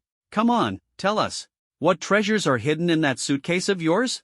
Everyone chimed in, their curiosity evident. Sumu only smiled faintly without explaining. In truth, his suitcase was stuffed with snacks that could fill anyone's stomach, all carefully selected by him. As the lively discussion continued, the bus finally rolled up to the school gate. The instructor and class monitor, Xiaochoyu, boarded first, followed by the classmates, one by one, as excitement spread through the air. After confirming everyone was on board, the instructor said to the driver, "All right, driver, we can go now." The bus sped out of the campus like an arrow released from a bow, heading toward Taoyuan farmhouse. Every so often, Sumu checked his phone, calculating in his mind, almost there, we're close to the destination. Feeling secretly pleased, he decided to surprise his classmates with a wave of snacks before they arrived. Everyone, snack time. Sumu, grinning like a vendor on a train, opened his suitcase. Chips, burgers, milk tea, soda, every imaginable treat to indulge in was there. Before long, the snacks in the suitcase were gone, completely distributed among the classmates. Inside the bus, everyone held snacks in their hands, laughter filling the air. Why aren't you eating? Don't see anything you like? Sumu asked Xiaoqiu, noticing her empty hands. It's not that I don't like them, it's just that I've been feeling a bit unwell lately. The doctor advised me to cut down on snacks, Xiaoqiu replied helplessly, a hint of regret in her eyes. Boss Su is so generous. Thanks for the snacks, Boss Su. The classmates expressed their gratitude, the atmosphere becoming even more animated. Who would have thought Boss Su was so thoughtful? What a warm-hearted guy, someone joked, and the group burst into laughter. At that moment, aside from Xiaoqiu, the instructor, Old Lu, also hadn't touched the snacks. Sumu, curious, asked, Old Lu, you're not having any either? I gave up snacks long ago, I'm all about healthy living now, Old Lu replied, shaking the teacup in his hand with a smug expression. Sumu glanced at Old Lu's teacup and exclaimed, wow, that's some rich health tea you've got there. Goji berries, chrysanthemum, hawthorn, it's got the whole set. That's just the basics, nothing worth showing off, Old Lu replied with a laugh. As their conversation grew lively, the bus came to a steady stop, and everyone disembarked in an orderly manner. Wow, where is this place? Peach blossoms in autumn? A classmate exclaimed, their eyes sparkling with excitement. Aren't peach blossoms supposed to bloom in spring? How are they here in autumn? Another remarked in awe. Take a picture. I need to send this to my mom. Phones were whipped out one after another as everyone snapped photos, the air filled with joyous chatter. Xiaoqiu, seeing the blooming peach blossoms, was equally surprised. Why are there peach blossoms this season? Just then, a voice came from behind, probably another effect of global warming. Sumu turned to see Lu Fei slowly stepping off the bus. Lu Fei was a classmate of Sumu's, known for his flamboyant personality, adding a spark of energy to the cheerful atmosphere. Sumu thought to himself that today was bound to be extraordinary. Lu Fei was a true prodigy. At such a young age, he was already being courted by top-tier companies, outshining even those blessed with the aura of a protagonist. Sumu's impression of him was profound, especially on this trip to Taoyuan. He had gained much as well. In his previous life, if Xiaoqiu had been the biggest winner of the trip, Lu Fei had undoubtedly been the second. Has that peony flower bloomed yet? Sumu wondered, his thoughts lingering on the legendary peony flower of Taoyuan that had been on his mind for days. While the other classmates were immersed in the beauty of Taoyuan, Sumu's gaze lingered on Xiaoqiu, his emotions churning beneath the surface. All right, everyone. Old Lu clapped his hands, his voice loud and clear. Let's gather and prepare to enter Taoyuan. The scenery outside is beautiful, but it's even more spectacular inside. Under Old Lu's direction, everyone lined up in an orderly fashion and stepped into Taoyuan. Along the way, the sound of camera shutters was constant, and the excitement was palpable. Before long, the group arrived at the heart of Taoyuan, where a cluster of wooden houses stood, resembling a paradise hidden away from the world. An elderly man and woman, who had been waiting there, glanced at Sumu with a flash of surprise in their eyes. Noticing their reaction, Sumu quickly gestured for them not to speak. The two nodded, understanding his intent. All right, everyone. Old Lu clapped his hands again, signaling the group to gather. Once everyone was assembled, he smiled and said, it's free activity time. Remember to return here for lunch at noon, and try to stick to groups of 2 or 3 for safety. Avoid any dangerous areas. Enjoy your free time.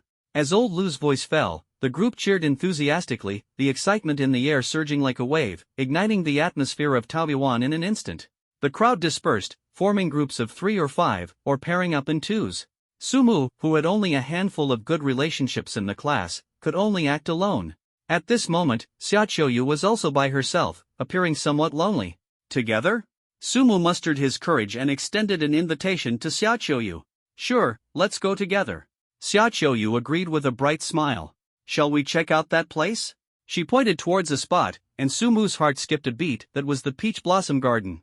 All right, Sumu replied with a blank expression, though his heart was secretly thrilled. Let's head over there and take a look. The two walked towards the garden. Standing outside, the beauty of the garden unfolded before their eyes. Amidst the colorful array of flowers, the most eye-catching was a blooming peony, exuding an enchanting fragrance. Xiaoqiu and Sumu immediately recognized the charm of the peony.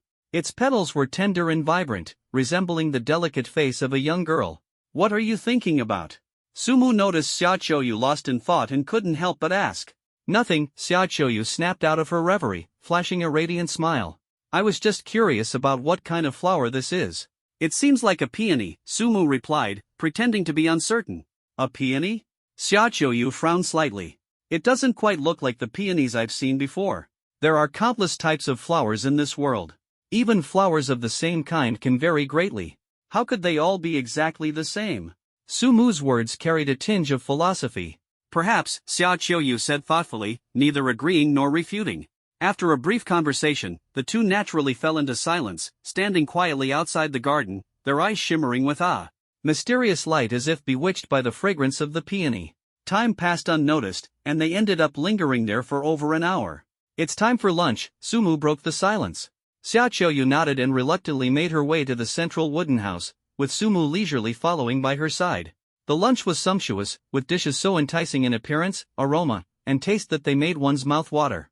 However, most of the classmates, having indulged in snacks earlier, could only take small bites. Among them, only Sumu, Xiao Qiuyu, Li Fei, and old Lu displayed astonishing appetites, devouring the entire table of food like a whirlwind, leaving the others envious. After lunch, everyone continued their free activities. For those uninterested in exploring, the accommodations at Peach Blossom Garden served as a comfortable alternative. When Sumu and Xiao Qiuyu returned to the garden, they were shocked by what they saw. The peony that had been blooming just moments ago had withered in an instant. How could this happen? Xiao Qiuyu asked in confusion.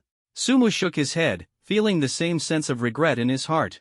I don't know either. Sigh. Xiao Qiuyu let out a soft sigh, unwilling to dwell on it any longer, and suggested they explore another area. Perhaps the peony's stunning beauty had left too deep an impression, for Xiao Qiuyu showed little interest in the surrounding scenery afterward. How about we rest at the accommodations? Sumu proposed.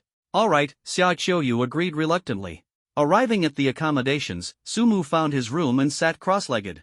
After the meal, he felt a few unfamiliar currents of energy, qi arising within his body, clearly absorbed from the food he had consumed earlier. In such a public setting, he dared not refine the energy on the spot, so he seized the opportunity to adjust himself during the break. Through the circulation of energy, Sumu quickly refined these foreign strands of qi. As they dissipated, his strength quietly increased. He opened his system interface and was shocked to discover, third level? Originally at the first level of the acquired realm, he had now leapt to the third level, advancing by 2 entire stages. Sumu was overjoyed, lying on the bed and savoring the extraordinary experience he had just undergone. After a brief rest, he left the accommodations, ready to embrace the next challenge. He hoped to find more opportunities in Peach Blossom Garden, and to his surprise, he ran into Lu Fei as soon as he stepped out. It was said that Lu Fei had gained significant fortunes here, and following him would surely yield benefits. What are you up to? Sumu asked with a cheerful smile, his eyes gleaming with anticipation. Lu Fei glanced at Sumu, a look of evident confusion crossing his face. Their relationship was nothing more than that of classmates. Back at school, Sumu had never actively approached him for a chat. Sumu's sudden enthusiasm now made Lu Fei feel deeply suspicious. I'm just wandering around. Want to join? Lu Fei asked courteously, secretly trying to gauge Sumu's intentions. Sure. Let's wander together, Sumu replied without hesitation, as though he had been waiting for this opportunity all along. Lu Fei was taken aback by Sumu's straightforward response. Although puzzled, he couldn't refuse now that things had come to this. And so, the two began to roam around Peach Blossom Garden. To be honest, the atmosphere between them was a bit awkward. They weren't familiar with each other and had almost no common topics to discuss. While Lu Fei felt uneasy, Sumu seemed entirely unbothered, his mind solely focused on how to share in Lu Fei's fortunes. Their wandering eventually led them to the depths of Peach Blossom Garden. Here, they stumbled upon a sizable field planted with autumn crops, though most of the plants had lost their vitality. That looks like cucumbers, Lu Fei exclaimed, pointing at the field with excitement, his eyes sparkling with greed. Do you like cucumbers that much? Sumu asked curiously. Lu Fei nodded eagerly, his face full of anticipation. Cucumbers are my favorite fruit. Fruit?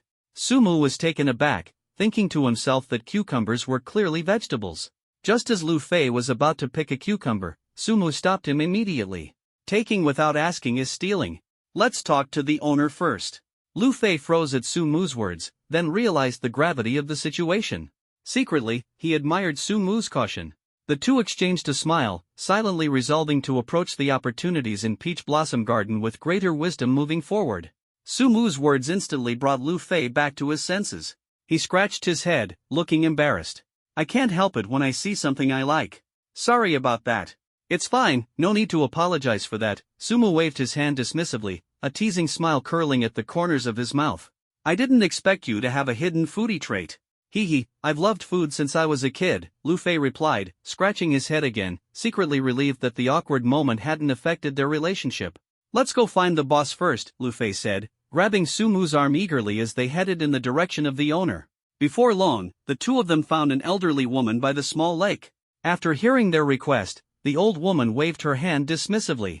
They're just ordinary cucumbers. If you like them that much, feel free to pick some.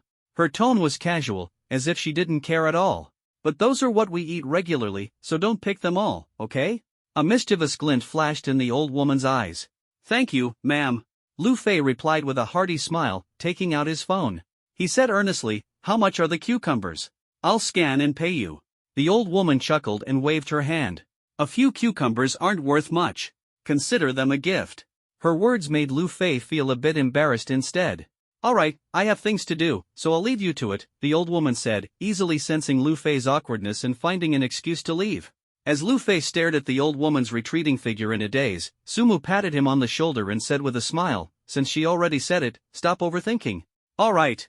Lu Fei smiled, feeling much more at ease. The two of them headed back to the vegetable garden. Lu Fei found the cucumbers and excitedly picked one, tossing it to Sumu before grabbing one for himself. Aren't you going to wash it first? Sumu asked, watching Lu Fei about to eat it straight off the vine.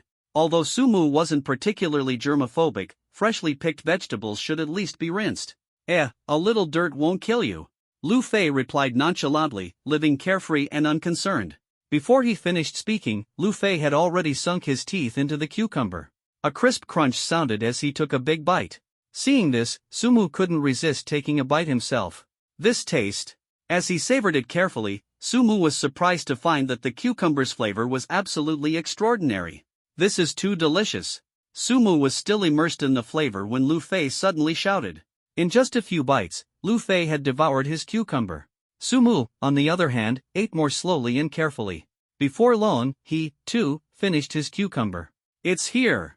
The moment Sumu finished the cucumber, he felt a surge of unfamiliar chi flow within him. This is quite a bit of chi. After refining it, my cultivation level will definitely improve significantly, Sumu thought to himself, his gaze drifting back to the farmland. Still craving more? Lu Fei noticed Sumu's longing look and cheerfully picked another cucumber, tossing it to him. Sumu caught the cucumber and, ignoring whether it was clean, began eating enthusiastically. Not as much this time, Sumu realized that the chi from this cucumber was only a third of the previous one. Want another? Lu Fei saw Sumu glancing at the cucumbers again and happily picked another to hand to him. This one's even less. Sumu noted that this cucumber's effect was only a fifth of the last one. By the time he ate a fourth cucumber, the effect had dwindled to just a tenth of the original. No more, I'm done. Sumu finally realized that the chi from the fifth cucumber was nearly negligible and decided to stop. Lu Fei, however, showed no intention of stopping, continuing to devour cucumbers in big bites. Just don't eat them all, Sumu reminded him. No problem. Lu Fei waved dismissively, not caring in the slightest as he ate. After reminding Lu Fei, Sumu's gaze shifted to the distance. Beyond the vegetable garden stood a row of fences, and beyond the fences was a small hill. The hill was barren, dotted only with rocks and nothing else. What's that? Sumu suddenly noticed a glint of light among the rocks, reflecting directly onto Lu Fei. Lu Fei, engrossed in eating cucumbers, hadn't noticed the glint of light. If he had looked up, he would have seen it immediately. Could this be Lu Fei's true opportunity? Sumu wondered, his eyes darting between Lu Fei and the shimmering point of light, his heart torn. Finally, he made up his mind. You keep eating. I'm going to check over there, Sumu said to Lu Fei. Go ahead. Lu Fei replied without looking up, still focused on his cucumbers. Sorry about this. Sumu muttered apologetically as he headed toward the fence. The fence was only about a meter high, barely an obstacle for Sumu.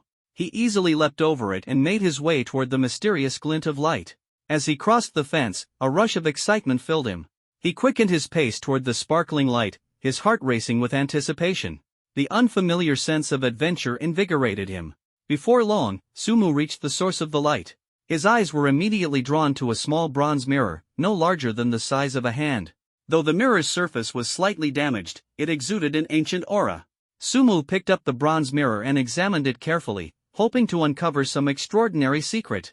However, after a thorough inspection, he found nothing remarkable and couldn't help but feel a bit disappointed. Sumu, we should head back, Lu Fei's voice called out from behind, breaking his train of thought. Alright. Sumu replied, thinking to himself that the bronze mirror might still hold some hidden purpose. He carefully tucked it into his pocket. The two returned to the garden. Lu Fei looked at him curiously and asked, "What were you doing over there?" Feeling slightly guilty, Sumu pointed toward the hill and replied casually, "I saw something over there, so I went to check it out."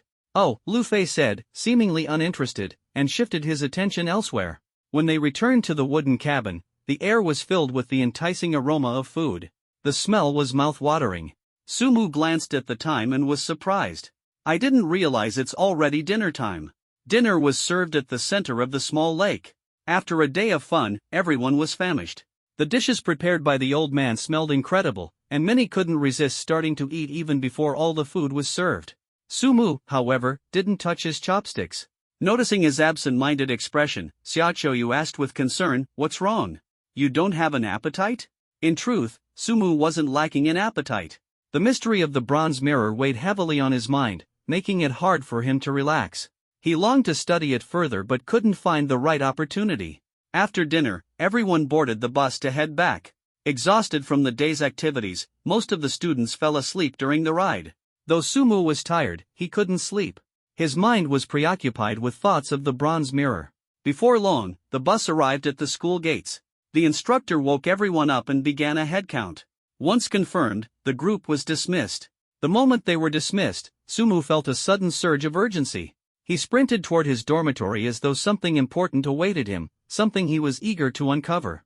In the dormitory, Ma Tianming kept his head buried in a book, completely indifferent to the surrounding noise. Sumu casually greeted him, and then lay down on his bed, fully engrossed in studying the ancient bronze mirror, his eyes flickering with a glow of anticipation. He turned the mirror over and over, pondering, yet he still couldn't uncover its secrets. Just as he was about to give up, a spark of inspiration suddenly flashed across his mind. As if it was a call from destiny. "Perhaps I should try this." Sumu thought, his heart stirred. He gently bit his finger, letting a drop of blood fall onto the bronze mirror. Ding! A crisp sound echoed through the dormitory as the blood quickly spread along the patterns on the mirror, resembling a red river. Within seconds, the blood completely covered the mirror before being swiftly absorbed by the ancient bronze. What's going on? Sumu had no time to react before the bronze mirror emitted a dazzling light. To avoid Ma Tianming noticing, he quickly covered the mirror with his quilt, curling himself up inside. The light came and went quickly. Before long, the radiant glow disappeared, but the appearance of the mirror had completely changed. The once rusty surface now gleamed smooth and new, and several unfamiliar characters appeared prominently. Heaven-shaking fist technique. Heaven-shaking fist technique. Sumu's heart trembled violently. This was the legendary fist technique he had heard of before his rebirth. It was said that mastering it to the pinnacle could shake the heavens and the earth, a once-in-a-lifetime opportunity. Moreover, the heaven-shaking fist was a heaven-tier technique. Since the revival of spiritual energy, techniques had been classified into 4 tiers: heaven, earth, mystic, and yellow, with the heaven tier being the pinnacle of all. The heaven-shaking fist was undoubtedly a supreme treasure among high-tier techniques. "I'm rich." Sumu's heart brimmed with joy, but he quickly suppressed his excitement, carefully memorizing the fist technique before cautiously hiding the bronze mirror. "You're going out again just after coming back?" Ma Tianming looked up from his book, smiling as he asked. "I just want to get some exercise on the field," Sumu replied without looking back, his heart already brimming with impatience. Stepping out of the dormitory, Sumu headed to the sports field. It was peak hour, and the field was bustling with activity. His arrival immediately attracted countless gazes. "Isn't that Sumu? He looks handsome in videos, but in real life, he's even more stunning. Sumu, Yanzu, Dehua, they're definitely the pinnacle of Asian looks. The 3 of them, plus a dog, could dominate any beauty contest. In our school, the only one who could rival Sumu's looks is probably me." The male students couldn't stop praising Sumu's appearance, and Sumu, hearing their comments, felt secretly pleased. After all, who wouldn't enjoy a bit of flattery? Despite his pride, Sumu found an empty space, closed his eyes briefly, and began recalling the heaven-shaking fist technique from the bronze mirror. When he slowly opened his eyes, those nearby saw a golden glow flash within them. "Ha!" Sumu shouted, his fists swinging out in a flurry. What began as clumsy movements quickly became smoother with each repetition. With every practice, the heaven-shaking fist grew increasingly fluid under his control. "That's about enough," Sumu murmured, retracting his fists and wiping the sweat from his forehead. As he looked around, he realized that his intense focus had caused him to completely ignore his surroundings. To his surprise, he was now surrounded by a dense crowd of students. Sumu, what was that fist technique you were practicing? It looked so powerful. That technique seems incredible. Could you teach me? Sumu, I also practice martial arts. Could we exchange WeChat to discuss it sometime? Exchange techniques? Please, you're just mesmerized by Sumu's looks. Don't even try to hide it. The enthusiastic chatter from the crowd made Sumu a bit self-conscious. He hadn't expected his practice to draw such attention. Everyone, he said, glancing around with a helpless smile, this is a family heirloom technique, and I can't share it with others. Though this explanation sounded rather unconvincing, the students didn't doubt him and nodded in understanding. Deep down, Sumu felt secretly delighted, thinking that this unparalleled fist technique would surely bring him boundless opportunities and glory in the future. Most importantly, among the crowd, there were only a few who genuinely wanted to learn martial arts. Hello, Sumu, a voice suddenly called out, and a figure appeared before him. Seeing this figure, Sumu's heart tightened instantly.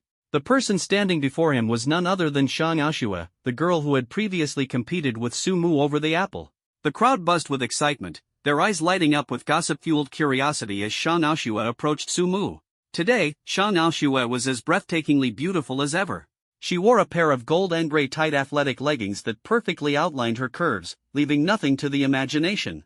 Her upper body was clad in a silver-white strapless crop top that barely covered her chest, exposing her toned midsection.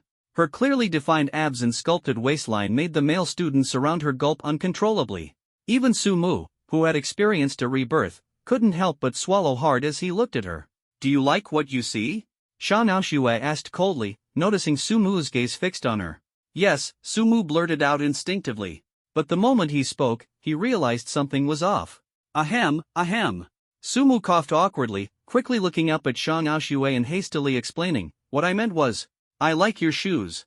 Shang Aoshua didn't seem to care about the details, her sharp gaze fixed intently on Sumu. I saw you practicing earlier, she said, her eyes glinting with a hint of resentment. I have some experience with martial arts. Would you be willing to spar with me, Sumu? The moment these words left her lips, Sumu tensed up. Not only Sumu, but the surrounding students also began buzzing with excitement. Spar? Sumu glanced around awkwardly and said, with so many people watching, isn't this a bit inappropriate? If you're afraid, you can refuse, Shang Aoshua replied, her tone laced with challenge.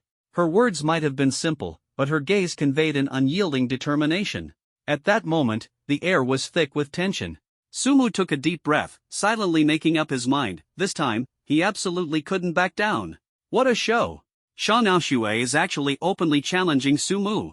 This is going to be entertaining. The campus prince and princess going head-to-head on the field over this.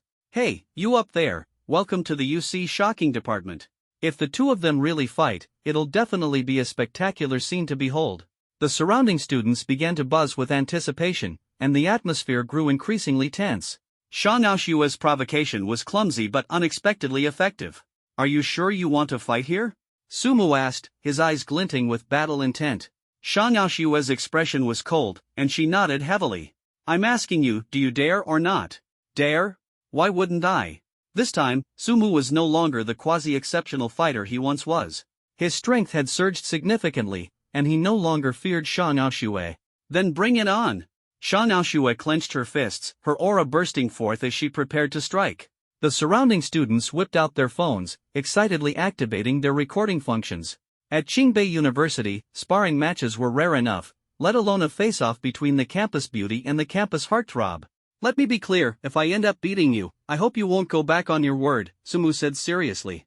Don't worry, I would never do that. Shang Aoshua puffed out her chest, her gaze resolute. Then let's get started. Sumu's fighting spirit flared within him, eager to test the effects of the shocking Heaven Fist technique. Bring it! Shang Aoshua roared, charging at Sumu first. Such speed!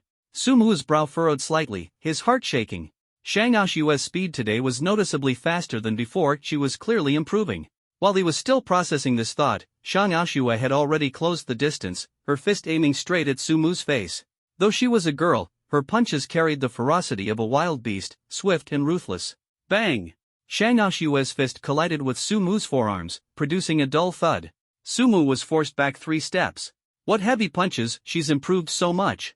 Sumu was astonished, he hadn't expected Shang Aoshua's strength to grow so rapidly. In fact, ever since the apple incident, Shang Aoshua had been training relentlessly, determined to teach Sumu a lesson when they met again.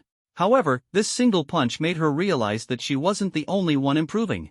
Seeing that her punch only pushed Sumu back 3 steps, Shang Aoshua was unwilling to stop and launched another ferocious assault. Her fists rained down like a storm, while Sumu chose to stay on the defensive, raising his arms as a shield. Bang!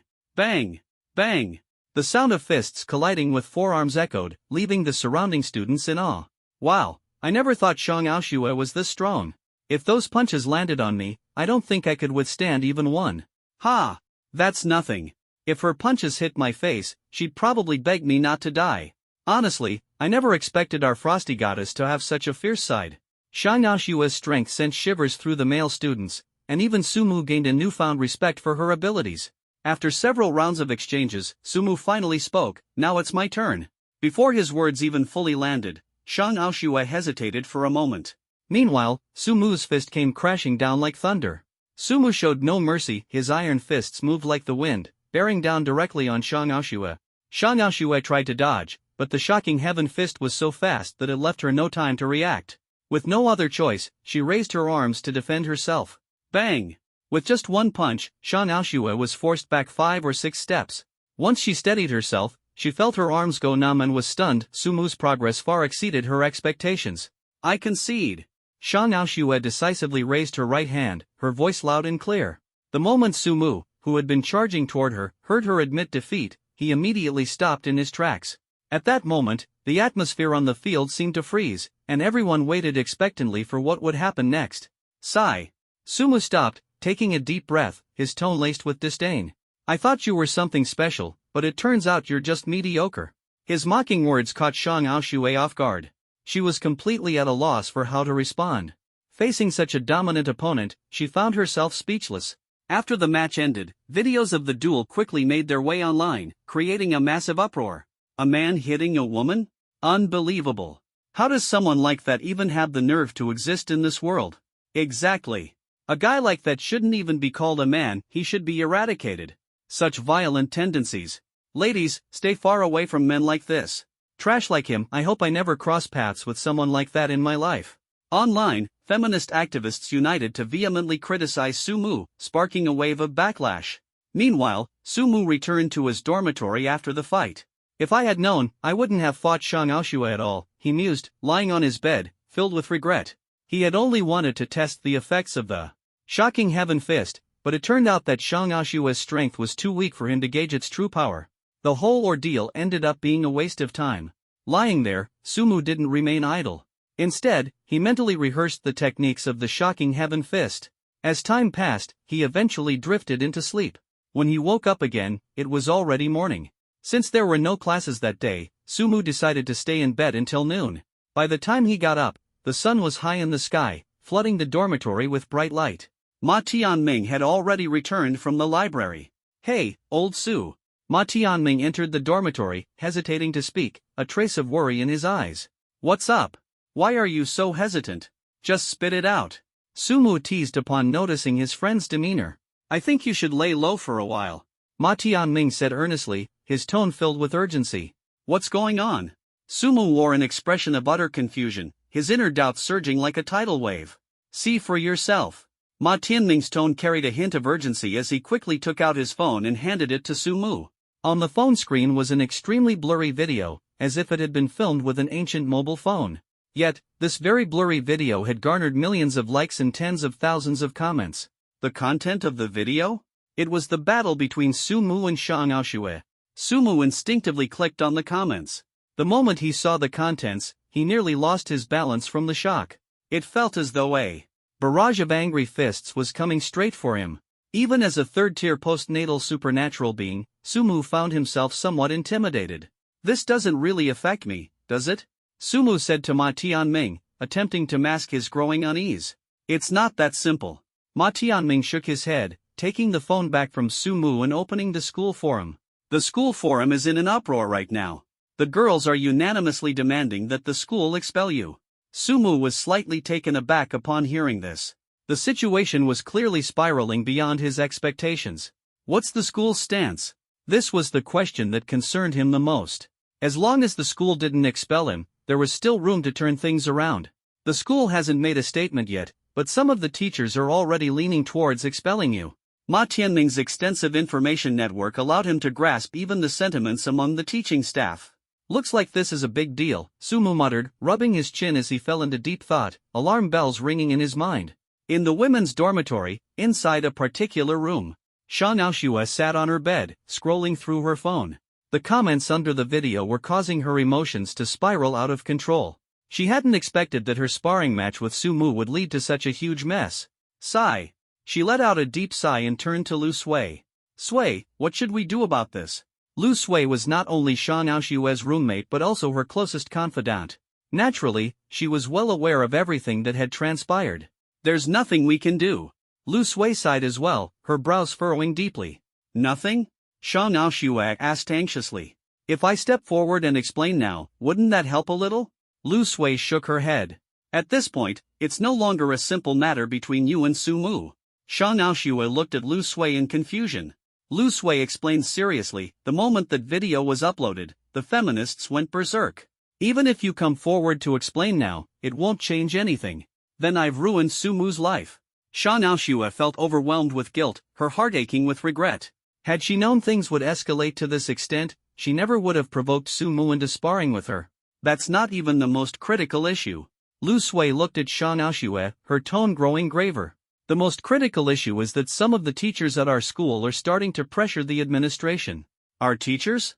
Xia Qiuyu, another roommate, looked at Lu Sui in astonishment. The professors of Qingbei University were all highly educated individuals.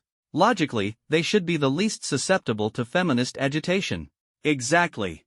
Which is why Sumu is in serious trouble right now, Lu Sui said, her brows knit tightly, unable to shake her worry. Then how do we resolve this? Sha Naoshua racked her brain but couldn't come up with a solution. She could only turn to Lu Sui for help. The best option would be for Sumu to lay low for a while, Lu Sui suggested, her idea seemingly aligning with Ma Tianming's earlier thoughts. At that moment, in his dormitory, Sumu sat motionless, staring blankly ahead. His mind churned with unease, and he had been sitting in this daze for 5 or 6 minutes. Suddenly, Sumu's phone buzzed. He pulled it out to see a message from Sha Naoshua on WeChat. Sha Naoshua, I'm sorry. I didn't know things would escalate like this. Sumu, it's fine. This isn't your fault. Was it really not Sha Naoshua's fault? The answer was yes, it partially was. But Sumu didn't harbor any blame for her in his heart. The situation had already unfolded, and now it was time to find a solution. Sha Naoshua, I suggest you lay low for a while. The weather is perfect for a trip anyway, autumn is so refreshing. Sha Naoshua, how about this? Go on a trip. No matter the cost, I'll cover it. Reading Sha Naoshua's message, Sumu frowned slightly. His frown wasn't out of anger but because a sudden flash of insight crossed his mind. He glanced at the date on his phone, and his heart skipped a beat. Crap! After seeing the date, Sumu leapt up from his chair in shock, his sudden movement startling Ma Tianming. What's wrong with you? Ma Tianming asked with a slight frown, concern flickering in his eyes. Sumu quickly waved his hand, assuring him that nothing was wrong. He knew he had to make a decision quickly, there was no room for hesitation.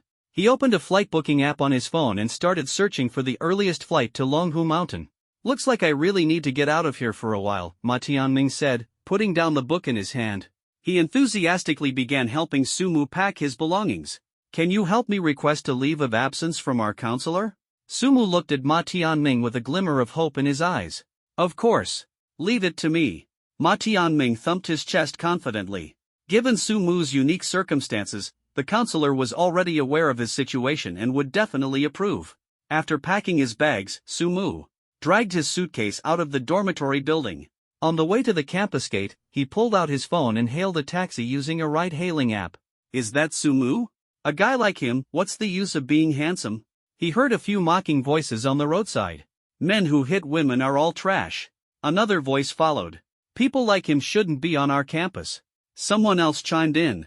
As Sumu walked, he was met with pointing fingers and whispered criticisms. He felt helpless but powerless to explain his situation. Sha Naoshua couldn't speak up for him either, making the whole situation increasingly awkward. When he finally arrived at the campus gate, the taxi he had called was already waiting. Sumu placed his luggage in the trunk and said to the driver, to the capital airport, please. And hurry. Got it. The driver responded enthusiastically, flooring the gas pedal as the car sped out of the campus. 2 hours later, Sumo arrived at the capital airport. After completing the baggage check-in process, he headed straight for the boarding gate. While waiting to board, he pulled out his phone, scrolling aimlessly in an attempt to relax. Suddenly, he looked up and gazed into the distance.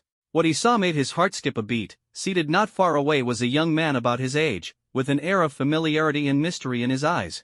This was a young man whose physique and looks were no less impressive than Sumu's. A lazy smile played on his lips, and his eyes were slightly narrowed, as if he were perpetually savoring life. His simple sportswear perfectly showcased his sunny disposition. Perhaps sensing Sumu's gaze, the young man involuntarily glanced back. Their eyes met, and the young man offered a warm smile, like a gentle spring breeze, prompting Sumu to smile back despite himself. At that moment, the airport speakers blared, announcing that boarding was now open for Sumu's flight. Holding his boarding pass, Sumu headed toward the gate. The young man also stood up and walked in the same direction. These days, Sumu had the means to indulge, so he had opted for first class. Shortly after he took his seat, the young man also boarded the plane. Guided by a flight attendant, he ended up sitting right next to Sumu. What a coincidence, Sumu initiated, attempting to strike up a conversation. The young man smiled faintly and replied, "Indeed." However, their interaction ended there.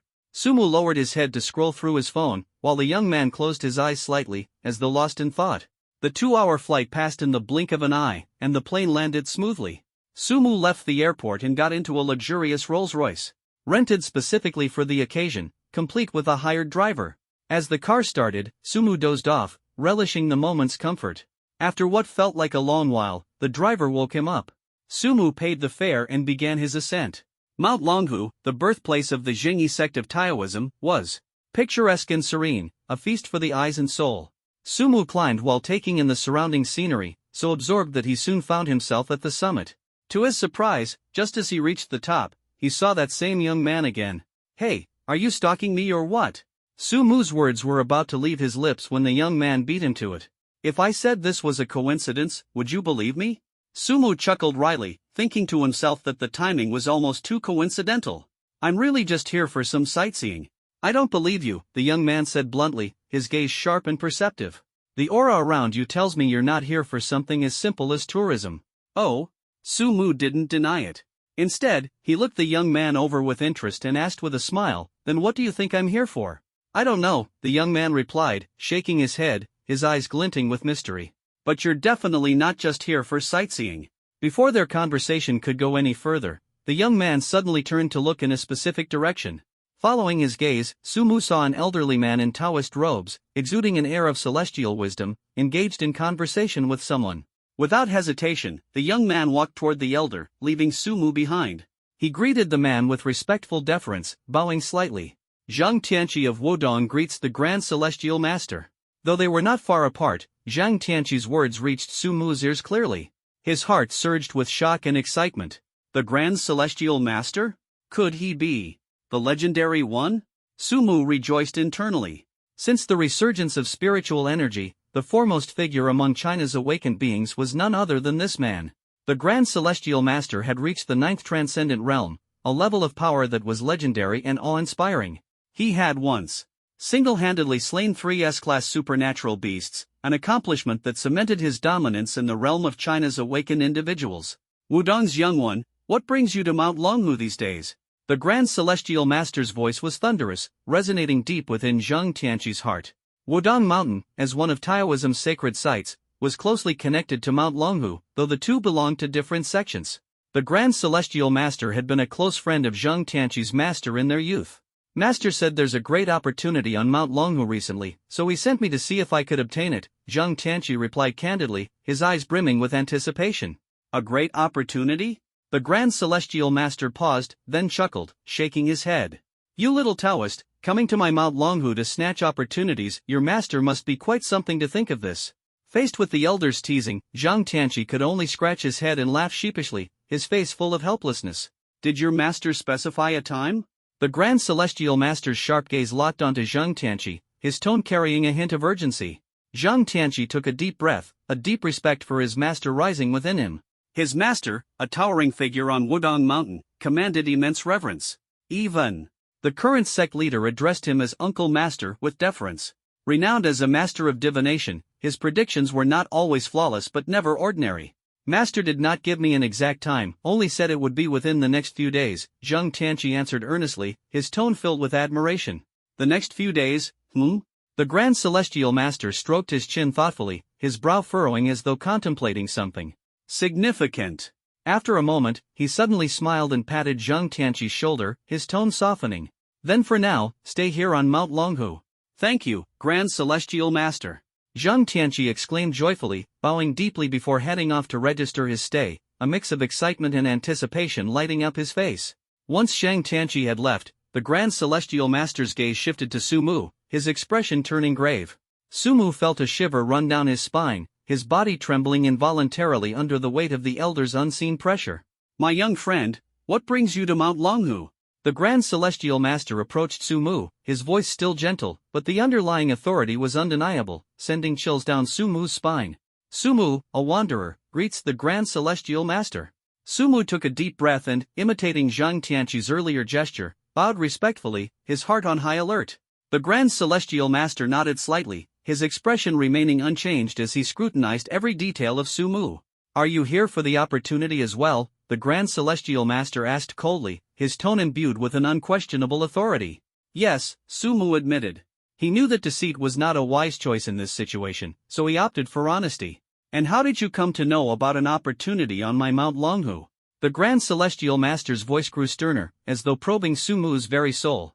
3 nights ago, in a dream at midnight, someone told me to come to Mount Longhu in the coming days, Su Mu replied, his words like a heavy bomb, laced with an enigmatic blend of truth and mystery that made them hard to discern. The Grand Celestial Master's brow furrowed slightly, a glimmer of surprise flashing through his eyes. It seemed this revelation had piqued his interest. The opportunity on Mount Longhu, just how profound was its nature? And as for Su Mu, could he truly bear the weight of such a destiny? Su Mu's casual remark had its reasons. Before his reincarnation, he had heard some legends about the Grand Celestial Master. Among the countless tales, the most absurd one claimed that the Grand Celestial Master had a dream in his youth. In the dream, a mysterious elder told him that an opportunity belonging to him was hidden in a certain place. Half believing, half doubting, the Grand Celestial Master set out to find it. Unexpectedly, he truly discovered the opportunity there, which dramatically advanced his cultivation and granted him the inheritance of the Celestial Master's lineage. Su Mu didn't know whether this legend was true or not, but he decided to give it a shot. Did someone tell you in a dream? The Grand Celestial Master scrutinized Su Mu, falling into deep thought.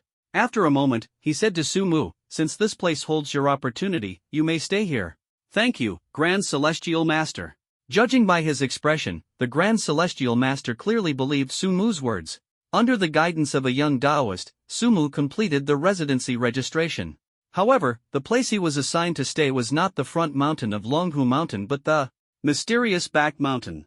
The front mountain welcomed tourists for economic support, while the back mountain was the true sacred ground for the disciples of Longhu Mountain to cultivate. After finishing the registration, Su Mu followed the young Taoist to the boundary between the front and back mountains. The two mountains were separated by an abyss-like chasm, so deep it seemed bottomless and terrifying. The only passage was a rope no thicker than a thumb. The young Taoist informed Su Mu that the rope was the only way to the back mountain. Staring at the swaying rope, Su Mu felt a twinge of anxiety but refused to show weakness. Benefactor, the young Taoist teased from behind, are you afraid? Afraid? What a joke! Su Mu replied without looking back, his gaze firmly fixed on the rope. I, Su Mu, would never fear something like this. With that, Su Mu placed one foot steadily on the rope. As the rope wobbled, his body swayed along with it. Observing this, the young Taoist slightly shook his head, though his eyes remained watchful. Besides leading Su Mu, his other task was to ensure Su Mu's safety. If Su Mu fell from the rope, any plans for the back mountain would be over. Despite the unsteady swaying, Su Mu never stopped moving forward. 10 minutes later, he reached the middle of the rope and, glancing down, felt his heart go weak. Beneath him lay a bottomless abyss, a fall into which would mean certain death. If I'd known this opportunity was so dangerous, I wouldn't have come, Su Mu muttered internally, but he kept moving forward. Another 10 minutes passed, and Su Mu finally stood on the soil of the back mountain. Seeing this, the young Taoist let out a sigh of relief, then effortlessly leaped, lightly touching the rope with his toes before landing gracefully on the back mountain. Compared to Su Mu's struggle, the young Taoist's movements were exceedingly elegant. After landing, the young Taoist led Su Mu onward. Passing through a dense forest, the view suddenly opened up to reveal a spacious square. On the square, Taoists in robes were engrossed in their cultivation. When they noticed Su Mu's arrival, their expressions turned displeased. "Another one here to steal our opportunities. I'd love to give him a beating," one Taoist said angrily. "Judging by his aura, he's just at the third level of the Hotian realm. Should we teach him a lesson?" another Taoist sneered. "Hotian third level? Daring to come to the back mountain of Longhu Mountain, he's got some nerve," someone else mocked. "How about we find a chance to make him retreat in defeat?" The Taoists began plotting ways to deal with Su Mu. However, Su Mu paid them no mind, looking around like a curious bumpkin. No wonder the Grand Celestial Master is so powerful, and Longhu Mountain has so many experts. "I didn't expect the spiritual energy here to be this rich," he marveled internally. Indeed, the spiritual energy in the back mountain of Longhu Mountain was incredibly abundant. Though it couldn't compare to the era after the resurgence of spiritual energy, it was undoubtedly a blessed land before that time. After arranging Su Mu in a room, the young Taoist quickly left. The moment Su Mu entered, he sat cross-legged and began to cultivate with full concentration. Absorbing spiritual energy, converting spiritual energy, absorbing again, and converting again. With the blessings of the innate sacred body Tao embryo and source of chi flow, Su Mu's cultivation level soared like a rocket. In less than an hour, he advanced from the third level of the Hotian realm to the fourth. This efficiency is insane. Su Mu was overjoyed, barely able to contain his excitement. However, after the initial elation, he calmed down and continued his cycle of cultivation. Immersed in cultivation, Su Mu lost track of time. He even skipped lunch, dedicating himself entirely to his practice. Over the course of an entire afternoon and night, his cultivation level surged like a tide. By the next morning, he had astonishingly reached the 9th level of the Hotian realm. In fact, his breakthrough to this level had occurred as early as 3 a.m. However, such rapid progress came with its risks. Su Mu's foundation was dangerously unstable, causing repeated failures when attempting to break through the barrier between Hotian and Xiantian. After several attempts, he realized he needed to consolidate his cultivation. As the first rays of sunlight streamed into his room, Su Mu finally overcame the barrier after hours of effort. "System," he called out in his mind. Su Mu. Realm, Xiantian Level 1. Attributes, Constitution, 10, Intelligence, 8, Strength, 17, Agility, 10. Talents, Innate Sacred Body Tao Embryo, Source of Chi Flow, Infinite Black Card. Skills, Communion with the Nether, Heaven-Shaking Divine Fist. Points, 50. Store, not unlocked. Inventory, none. At this moment, Su Mu had finally become an Xiantian level cultivator. His power had risen significantly with this breakthrough. Yet, he didn't relax. Remaining seated cross-legged, he continued to stabilize his realm, preparing himself for even greater challenges ahead. He had been cultivating until noon before finally stepping out of his room. The sunlight was bright, and the autumn sun remained dazzling, causing Su Mu to squint slightly as he looked toward the square. On the square, the disciples of Mount Longhu were fervently training, the atmosphere lively. After adjusting to the sunlight, Su Mu slowly made his way toward the square. "Brother, which sect are you from?" At that moment, a young man suddenly blocked Su Mu's path. He appeared to be slightly older than Su Mu, dressed in a Taoist robe, yet exuding a roguish air. No sect, just a lone wanderer. Su Mu tried to keep a low profile, as this was, after all, the territory of Mount Longhu. "Scattered cultivator?" The young man appeared somewhat surprised. In an era of spiritual energy depletion, becoming an extraordinary individual was already extremely difficult, let alone as a scattered cultivator. Even the sects of famous mountains and rivers faced numerous challenges in cultivation, not to mention scattered cultivators. "That's right." Su Mu nodded and replied with a smile, "I am indeed a scattered cultivator." "Then your purpose in coming to our Mount Longhu is also for the so-called opportunity, isn't it?" The young man asked in a tone that was almost interrogative. Su Mu did not hide it. "That's right, I came here precisely for the opportunity. Coming to my Mount Longhu to seize its opportunities. You really are quite interesting." The young man's tone and expression began to turn hostile. Not far away, atop a tall building, the old master quietly observed everything, his expression calm. "Master." A young disciple beside him looked in Su Mu's direction and said, "Nephew Lu Feng's actions don't seem very appropriate." This young man had striking features and a height similar to Su Mu's. Though he was not very old, he was the old master's last disciple, holding a seniority higher than many others. Not good? Why not good? The old celestial master retorted. Since Sumu and Zhang Tianqi both know that our Mount Longhu has an opportunity, it indicates that this opportunity is not exclusive to our Mount Longhu. Therefore, junior brother Lu Feng's attempt to drive Sumu away seems somewhat inappropriate, the young man said calmly. If Lu Feng truly has the ability to drive Sumu away, wouldn't that prove that this opportunity doesn't belong to Sumu at all? The old celestial master continued to question. Upon hearing this, the young man felt as if he had been enlightened. The Taoist way values nature, and following the natural course is the true path. Sumu's presence is natural, being driven away by Lu Feng is also natural. Sumu noticed Lu Feng's hostility and looked at him with a smile, asking, "So, what do you want to do? You're an outsider, aren't you?" Lu Feng didn't answer directly but asked in return. Sumu nodded firmly, "That's right, I am an outsider." "Then it's simple." Lu Feng smiled faintly, "Since we're both outsiders, let's resolve this matter in an outsider's way." "No problem." Sumu agreed without hesitation. He didn't know how the extraordinary people resolved matters, but he understood that there were only a few ways to solve a problem. "Wow, there's going to be a real show next," the disciples nearby discussed excitedly. "Daring to take on senior brother Lu Feng, I wonder what this kid's strength is like," someone said in a low voice. "I remember yesterday he seemed to be at the 3rd level of the Hotian stage," another disciple interjected. "Postnatal stage 3?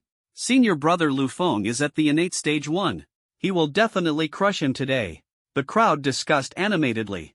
However, the disciple who had seen through Sumu's cultivation level with a single glance yesterday now furrowed his brows, feeling uneasy.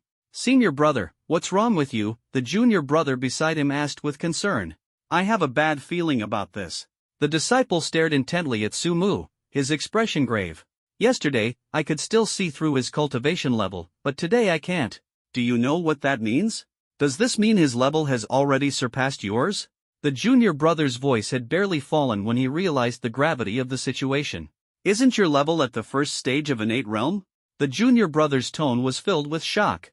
The senior brother widened his eyes and hurriedly nodded. "That's exactly why I can't believe it. In just one afternoon and one night, his level directly advanced from the 3rd stage of acquired realm to the 1st stage of innate realm. Such cultivation speed, even Uncle Feng couldn't achieve it, right?" The Uncle Feng he mentioned was the last disciple of the old Grandmaster, Feng Tianling, a genius universally recognized in the world of the extraordinary. He had once achieved the incredible feat of advancing 3 stages in a single day, a record that still draws attention and amazement to this day. "Afraid Uncle Feng's record has already been broken." The disciple was utterly shocked, silently pondering in his heart, "Such a genius is simply unimaginable. There's no deep-seated hatred between us, is there? So, how about we keep it to just a friendly exchange?" Lu Feng smiled faintly, his gaze sharp as he stared directly at Sumu. "All right, no problem." Sumu readily agreed, secretly thinking that although Lu Feng was a disciple of Longhu Mountain, he had no intention of making an enemy. Keeping it to a friendly exchange was indeed the wise choice. "Golden light incantation." Lu Feng roared, his voice echoing in all directions. In an instant, golden light enveloped his entire body from within, making him appear like a descending deity. His aura surged dramatically. "Interesting." Sumu's heart trembled as he realized that the golden light spell was the entry-level skill of Dragon Tiger Mountain. If underestimated, the consequences would be unimaginable. On the surface, this skill appeared to be an ordinary defensive technique. However, when mastered to its peak, it became the strongest defensive skill in the world and, at the same time, a rare offensive skill. To perfect the golden light spell required not only talent but also immense dedication and effort. According to Sumu's knowledge, after the revival of spiritual energy, only the old celestial master had managed to master the golden light spell to its pinnacle. No one else had come close. As Lu Feng's golden light took shape, Sumu's heart stirred. His steps moved like the wind as he suddenly charged toward Lu Feng. The energy within his body was instantly mobilized, surging madly into his right fist, as if it had gathered the power of countless stars, striking directly at Lu Feng. Thunderous divine fist. Sumu's fist fiercely struck the golden light spell. Bang! A deafening sound erupted, and the golden light spell began to tremble slightly. No wonder it's the strongest defensive skill of the Celestial Master Mansion. The golden light spell truly lives up to its reputation. Sumu thought to himself that although this punch couldn't break the golden light spell, he hadn't expected it to have no effect at all. Again! Sumu let out a low roar, his momentum surging like a rainbow, and unleashed the heaven-shaking divine fist once more. Bang! This punch struck the golden light spell again, but this time, faint cracks appeared on the spell. How is this possible? How did he do it? His fist is so powerful, it actually managed to crack the golden light spell. Senior brother Lu Feng is at the first level of the innate realm. Could it be that this person's cultivation has also reached the first level of the innate realm? Yesterday, he was only at the third level of the acquired realm. How did his cultivation advance to the first level of the innate realm overnight? The onlooking disciples all widened their eyes, utterly shocked. Lu Feng was rendered speechless by Su Mu's punch. What kind of fist technique is this?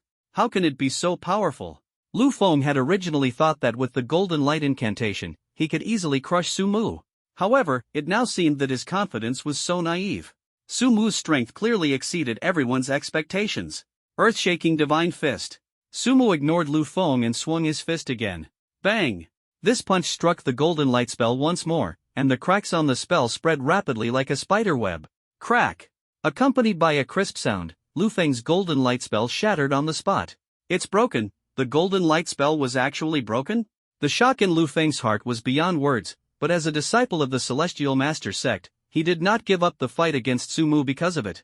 Thunder technique! Lu Feng let out a low roar, and a bolt of lightning shot straight towards Su Mu at an unbelievable speed. So fast! Su Mu watched as the lightning struck toward him, completely unable to evade. Thunderous divine fist! At this moment, Su Mu could only choose to face it head-on, without retreating. Crack! The lightning instantly hit Su Mu's body, and dazzling light enveloped him in an instant. Some of the lower-ranked disciples around him couldn't even open their eyes. This time, Su Mu should be defeated, right? Feng Tianling slightly narrowed his eyes. Not yet. The old master smiled faintly and shook his head, saying, among your junior disciples, few can even injure him. What the old master referred to was being able to injure him, not defeat him. Really? Master? Feng Tianling looked at the old master in disbelief. Is this young man really that formidable? It's not about being powerful, but his constitution is extremely unique. The old grandmaster looked at Su Mu calmly and shook his head. With this kind of constitution, he has reached the point where nothing can harm him. As the old grandmaster's words fell, the lightning gradually dissipated, yet Su Mu stood there completely unscathed. How is this possible? Why isn't he hurt at all? Senior brother Lu Feng's thunder technique still can't cause him the slightest harm. Is this person a monster? How can there be such a powerful anomaly among the unaffiliated? I thought that even if senior brother Lu Feng couldn't defeat him, he would at least be able to injure him. The disciples of the Celestial Master sect were speechless, utterly shocked. This innate sacred body Tao embryo is unexpectedly this strong. Su Mu had always wanted to test the defensive power of the innate sacred body Tao embryo, and it seemed that the defense of this physique was indeed extraordinary. Shall we continue? Su Mu asked Lu Feng with a smile. Forget it. Lu Feng shook his head with a wry smile. Neither my golden light spell nor my thunder technique can affect you. There's no point in continuing the fight, so I choose to concede. Lu Feng was someone who knew when to advance and when to retreat. Su Mu clasped his hands together and smiled. Thank you for letting me win. You're too kind. Lu Feng returned the gesture with clasped hands. After Lu Feng's defeat, the crowd's expressions towards Su Mu began to subtly change, now filled with admiration and amazement. Since there's nothing else, may I take a look around? Su Mu asked Lu Feng with a smile. How about I take you to have a look? Lu Feng immediately expressed his willingness to be Su Mu's guide. The battle just now lasted only a few rounds, yet it made Lu Feng deeply aware of Su Mu's prowess and potential, filling his heart with admiration for him. Sure. Su Mu didn't mind at all. The vast expanse of the back mountain of Longhu Mountain awaited their exploration. Under Lu Feng's guidance, Su Mu was delighted to witness many breathtaking sceneries that could not be seen on the front mountain. At the edge of a steep cliff, Su Mu pointed to a mysterious cave not far away and asked Lu Feng with a face full of curiosity, "What is that?" Lu Feng smiled faintly, his gaze falling on the cave, and replied, "That is the place where a patriarch of Mount Longhu once practiced in seclusion." Su Mu was startled, his brows slightly furrowed, feeling incredulous. This cliff is at least 100 meters away from the cave, and this is the closest point to the cave. In other words, to enter the cave, one must either climb up from the base of the mountain or leap across from here. Either way, the difficulty is extremely high and poses a significant challenge. Has anyone ever gone inside? Su Mu asked eagerly, his heart filled with a desire for exploration. Since it is the secluded cultivation site of the founder, even if there are no magical artifacts, techniques, or secret manuals inside, there should at least be some insights on cultivation left behind. No, Lu Feng shook his head without hesitation. At least among my generation of disciples, no one has ever gone inside. Is it not allowed to enter? Sumu continued to ask. It's not exactly forbidden. Lu Feng glanced at the cave again and pointed to several nearby spots. There are many caves like this on Mount Longhu, and the Celestial Master Mansion has not explicitly prohibited disciples from entering. But over the years, the reason no disciples have entered is probably because, with their current level of cultivation and abilities, they simply cannot cross this natural chasm. The natural chasm Lu Feng referred to was the 100-meter wide abyss between the two mountains. If I can jump across, can I go in and take a look? A strong impulse surged in Sumu's heart. He was truly eager to know what secrets were hidden inside these caves. This matter is not up to me. If you really want to know, I suggest you go find the advisor, Lu Feng said. Sumu nodded thoughtfully, secretly making up his mind. After wandering around for a while, Sumu returned to his residence. His most important task now was to quickly improve his cultivation level and prepare for the challenges ahead. Time passed quietly, and in the blink of an eye, Sumu had already spent 3 days at Mount Longhu. During these 3 days, he spent his time either cultivating or eating, as if time in his hands had been infinitely stretched. In just 3 days, his cultivation had already broken through to the 6th level of the innate realm. With his extraordinary talent, he advanced like a hot knife through butter. If not for his yearning for freedom, he would have long been eager to join the Celestial Master Mansion and devote himself to the practice at Mount Longhu. However, the awaited opportunity had yet to arrive. If I remember correctly, it should be within these 2 or 3 days. But why is there no sign of it at all? He was secretly anxious, knowing he must not forget the true purpose of his visit to Mount Longhu. On the 4th morning, Sumu was immersed in cultivation when the door was suddenly knocked. He woke from his cultivation state, put on his shoes, and opened the door. Outside the door, Feng Tianling was standing there with a smile. Brother Su, Feng Tianling greeted Sumu with a slight bow, his tone as gentle as the wind. I am Feng Tianling, a disciple of the Celestial Master Mansion. I have come today to seek Brother Su's advice on a matter. Feng Tianling's demeanor is like that of an immortal, making one feel incredibly comfortable. Brother Feng, Sumu returned the greeting, slightly shy. It's not about seeking advice. If there's anything, please speak directly. I, Sumu, will certainly share everything I know. Since Brother Su learned in his dream that he is about to gain an opportunity at Mount Longhu, I would like to ask, did the dream mention a specific time? Feng Tianling's voice was gentle, like a spring breeze brushing one's face. No, Sumu thought to himself, the so-called dream revelation was nothing but a lie he had fabricated. Probably within the next 2 or 3 days. Sorry to bother you. Feng Tianling cupped his hands again and turned to leave. Watching his departing figure, Sumu couldn't help but mutter to himself, it seems I'm not the only one in a hurry. Returning to his room, Sumu did not continue cultivating but lay on the bed pondering, eventually deciding to seek out the old master. The trip to the cliff that day lingered in his mind, he longed to uncover the secrets of that mysterious cave. After some inquiries, Sumu finally found the old Celestial Master. This was a tranquil little courtyard, where the old Celestial Master was leisurely pruning flowers and plants. Seeing Sumu arrive, the old Celestial Master was not surprised, as if he had long anticipated his visit. Young man Sumu, pays respects to the old Celestial Master. Sumu greeted respectfully. The old master put down the tool in his hand, turned his head, and asked with a smile, "What brings you here this time?" "I want to take a look at the cave on the other side of the cliff," Sumu said bluntly. The old master's eyes shifted slightly and he asked, "Do you know what kind of place the cave on the other side of the cliff is?" "I do." Sumu nodded, his tone respectful. It was once a place of secluded cultivation for the ancestors of the Celestial Master Mansion. Your words are both correct and incorrect. The old Celestial Master shook his head, his expression gradually turning serious. Sumu felt puzzled. Actually, that place is where the predecessors of the Celestial Master's residence enter their final seclusion. The old Celestial Master's voice was low, carrying an intangible sense of pressure.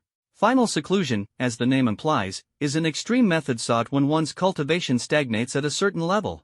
Once entered, one does not leave unless a breakthrough is achieved. No offense intended. Sumu cupped his hands, his heart tightening. If he had known earlier that it was the place where the predecessors secluded themselves in death, he would never have wanted to investigate. Actually, it doesn't really count as offense. The old Celestial Master smiled faintly and waved his hand, saying, "There's nothing precious in there, just the remains of some predecessors." If you truly wish to see it, I don't mind. But before that, you must sign a life and death agreement. For many years, countless people have come to explore, including disciples of the Celestial Master Mansion and outer sect cultivators, all deeply devoted. Yet, they ultimately perished in the valley, leaving no trace of their remains. To avoid trouble, the old Celestial Master imposed this requirement on every cultivator who came. Alright, I'll sign. Sumu agreed without hesitation, his eyes gleaming with unwavering determination. Then follow me. The old Celestial Master nodded and walked toward a room in the small courtyard. Sumu followed closely behind, his heart a mix of excitement and nervousness, as if about to embark on an unknown adventure. The house was not large, with only a table, a few chairs, and a bed. Judging by the appearance inside, this should be the place where the old master usually rested. The old master opened a drawer and took out a stack of paper. He pulled out one sheet and handed it to Sumu. Sumu glanced over it briefly, then signed his name without hesitation, followed by pressing his fingerprint. Alright, you may go. The old master tucked the paper away and waved Sumu off without any hesitation. Thank you, master. Sumu bowed deeply and left the room excitedly. Master. Feng Tianling appeared from somewhere, gazing at Sumu's departing figure and asked doubtfully, do you think he can succeed? The old Celestial Master shook his head, his eyes flickering with a complex emotion. I don't know. This matter hasn't happened yet, so I can't predict his success or failure. Feng Tianling narrowed his eyes, staring at Sumu's back with a pensive expression. After receiving the old Celestial Master's permission, Sumu quickly arrived at the edge of the cliff. He stood on the cliff, his gaze sweeping over the many caves on the opposite side, and began carefully selecting in his mind. To be honest, this feeling is like picking a blind box, both exciting and nerve-wracking. After a careful observation, Sumu still couldn't make a decision. At this moment, a sudden inspiration flashed through his mind. Communicate with the spirits. He let out a low roar, and the chi within his body instantly converged toward his eyes.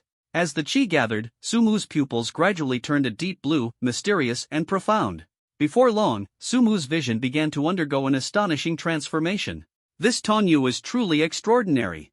After activating the ability to explore the hidden, he could clearly see the situation inside each cave, as if he were there in person. Eventually, his gaze locked onto one particular cave. This cave was the largest in terms of interior space among all the caves Sumu had seen, and it was incredibly deep. Even more exciting was that Sumu discovered some interesting things inside. You're the one. Sumu felt a surge of joy in his heart and instantly made a decision. After determining his target, Sumu began searching around for the best path to enter the cave. Before long, he found some small stones nearby and felt secretly pleased. Sumu weighed the small stones in his hand, then suddenly threw them forward with force. The next second, he leapt up, shooting forward like an arrow, unstoppable. After flying a certain distance, Sumu began to descend, silently thinking to himself, this time, I absolutely can't mess up. Just as he reached the air above the small pebble, he lightly tapped it with his toes, instantly harnessing the pebble's force to continue flying forward, as if soaring through the air. He then tossed another small pebble, his movements smooth and fluid like flowing clouds in water. This process seemed simple, but in reality, it was extremely challenging and required great skill. A single mistake could send Sumu plunging into the abyss, shattering into pieces. Fortunately, he was a genius, adept at calculating every detail.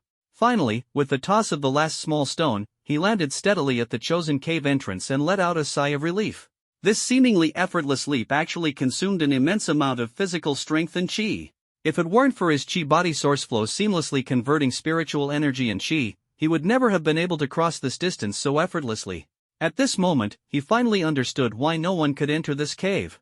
After resting for a short while, he ventured deeper into the cave, his heart filled with anticipation. After walking through a short passage, he arrived at the deepest part of the cave. In that space of several dozen square meters, stone-carved tables, chairs, and stools stood quietly, as if waiting for their owner's arrival. In the corner, there was an almost decayed meditation mat, and in front of it was a stone wall, engraved with unknown characters. Golden light spell? His eyes lit up as he saw the 3 clear characters at the top, and Sumu was overjoyed. He carefully read word by word, and before long, he had firmly memorized the content. As he operated, golden light emanated from within, enveloping him as if a deity had descended.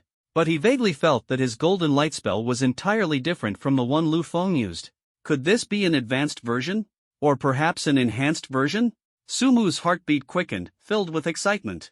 Originally, his only attack skill was the heaven-shaking divine fist, but now with this advanced version of the golden light spell, it perfectly compensated for his lack of defense.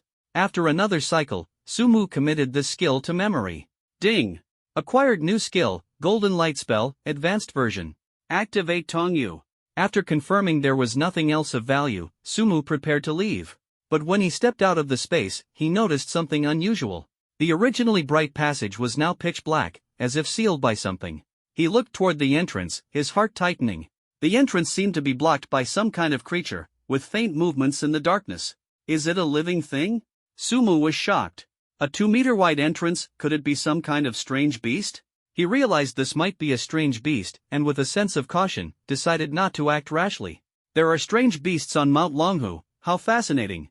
Mount Longhu boasts picturesque scenery and abundant spiritual energy, so the presence of strange beasts is not entirely surprising. But for such a large strange beast to go unnoticed by the Celestial Master's mansion is truly astonishing. Sumu quietly waited in the cave, pondering to himself. About 5 minutes later, the entrance of the cave finally regained its brightness. He waited a little longer, then walked toward the entrance, though a trace of unease lingered in his heart. When he was less than 3 meters away from the entrance, he suddenly stopped, a sense of danger shadowing him closely.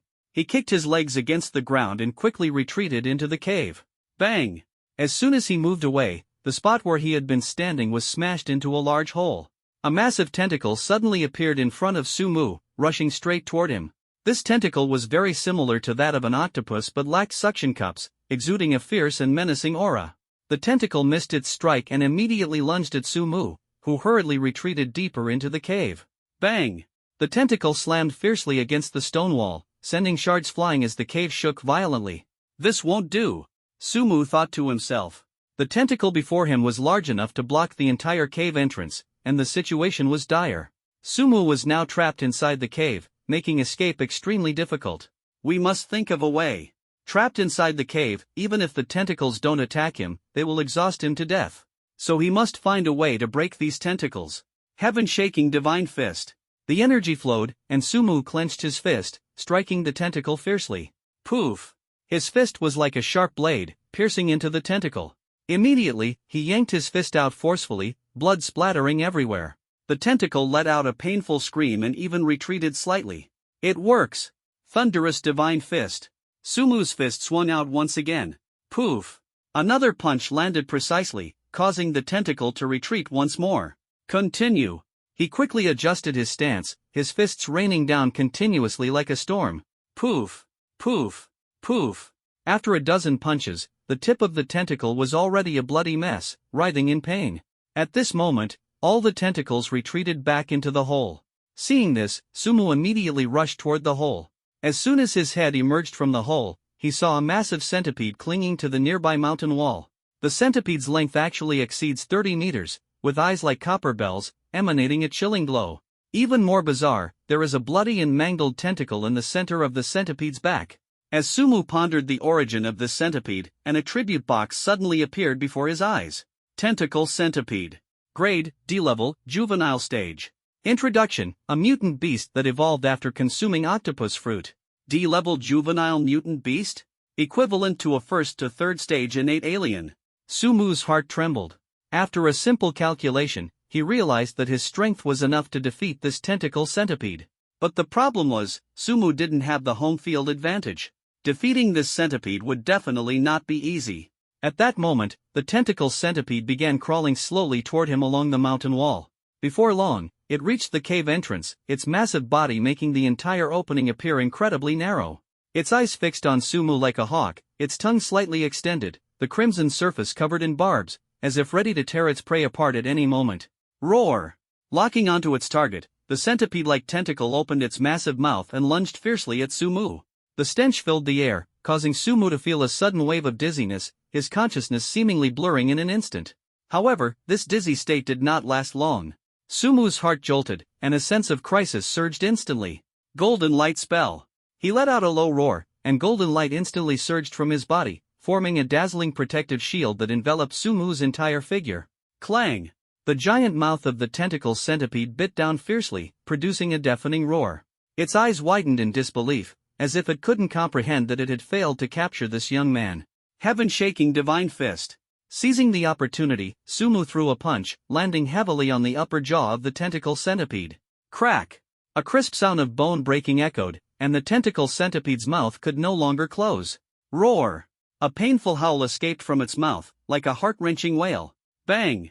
Sumu followed up with another punch, striking directly at the tentacle centipede's upper jaw. Roar! The tentacle centipede let out another miserable scream as Sumu seized the opportunity to quickly break free from its mouth. At this moment, the tentacle centipede's eyes were filled with terror, but Sumu's assault did not stop there.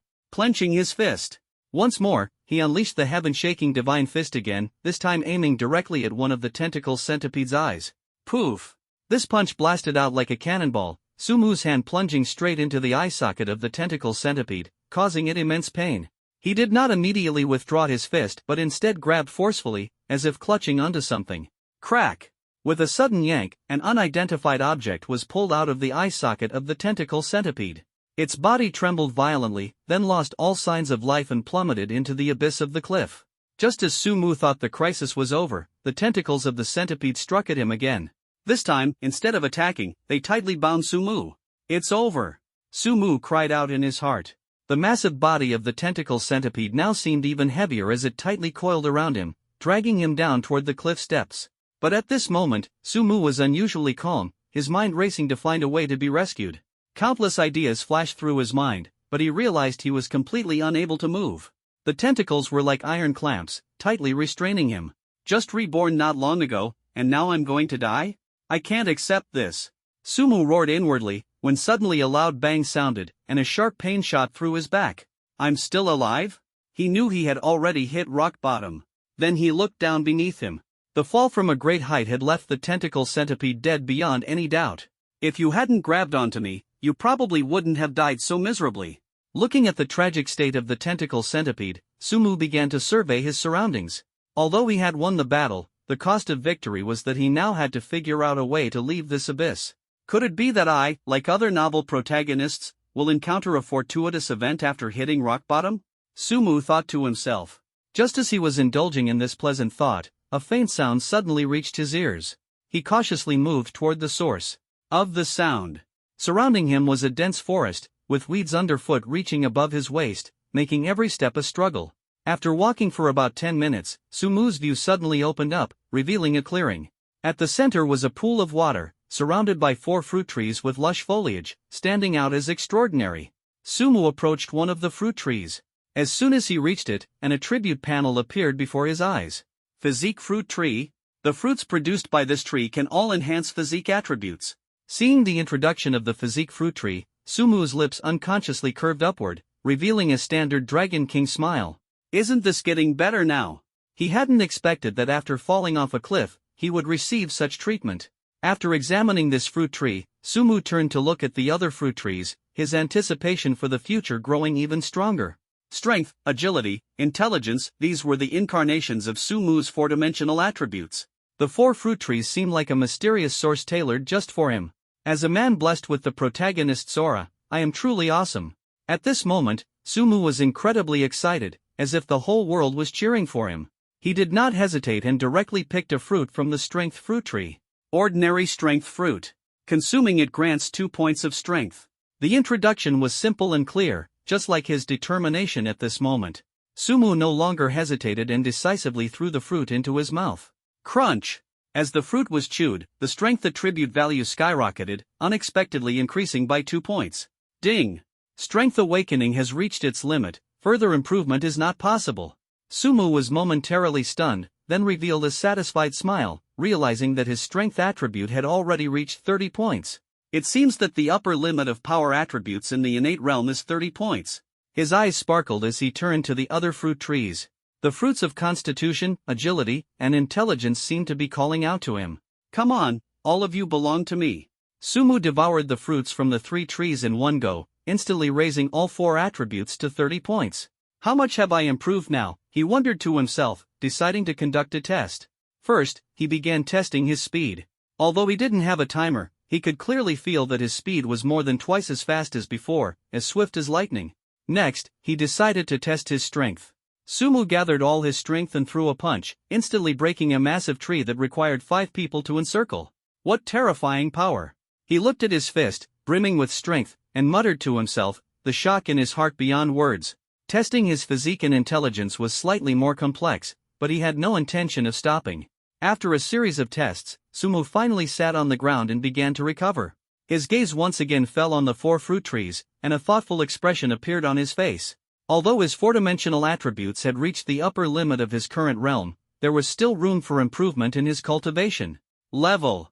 Therefore, he decided to take these fruits with him, as there were still plenty of fruits on the trees waiting to be harvested. Sumu was a man of action. As soon as the thought crossed his mind, he immediately put it into practice. He walked up to one of the trees, ready to pick more fruits. However, just as he was about to pluck the second one, an unexpected incident occurred. Sumu first caught a whiff of an indescribably pungent smell, instantly becoming alert. He instinctively lowered his head to look at the fruit in his hand. What's going on here? He hurriedly threw the fruit onto the ground, secretly thinking that something was wrong. Within less than a minute, the fruit he had just picked quickly rotted, becoming unrecognizable, and even emitting an even more unpleasant odor. The moment the fruit hit the ground, it directly merged into the soil. This was the first time Sumu had encountered such a situation. A bitter smile flashed across his face as he muttered to himself, so it can only be eaten, not taken away, huh? A sense of regret welled up in him, but since it couldn't be taken away, Sumu decided not to dwell on it.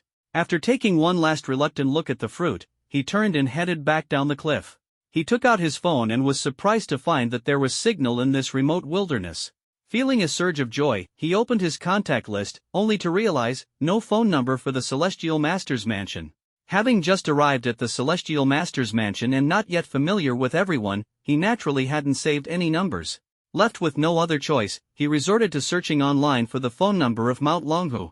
Fortunately, with the convenience of the internet, he found it in no time. Hello, sir. This is the Mount Longhu Tourism Bureau. A sweet voice came from the other end of the phone. Hello.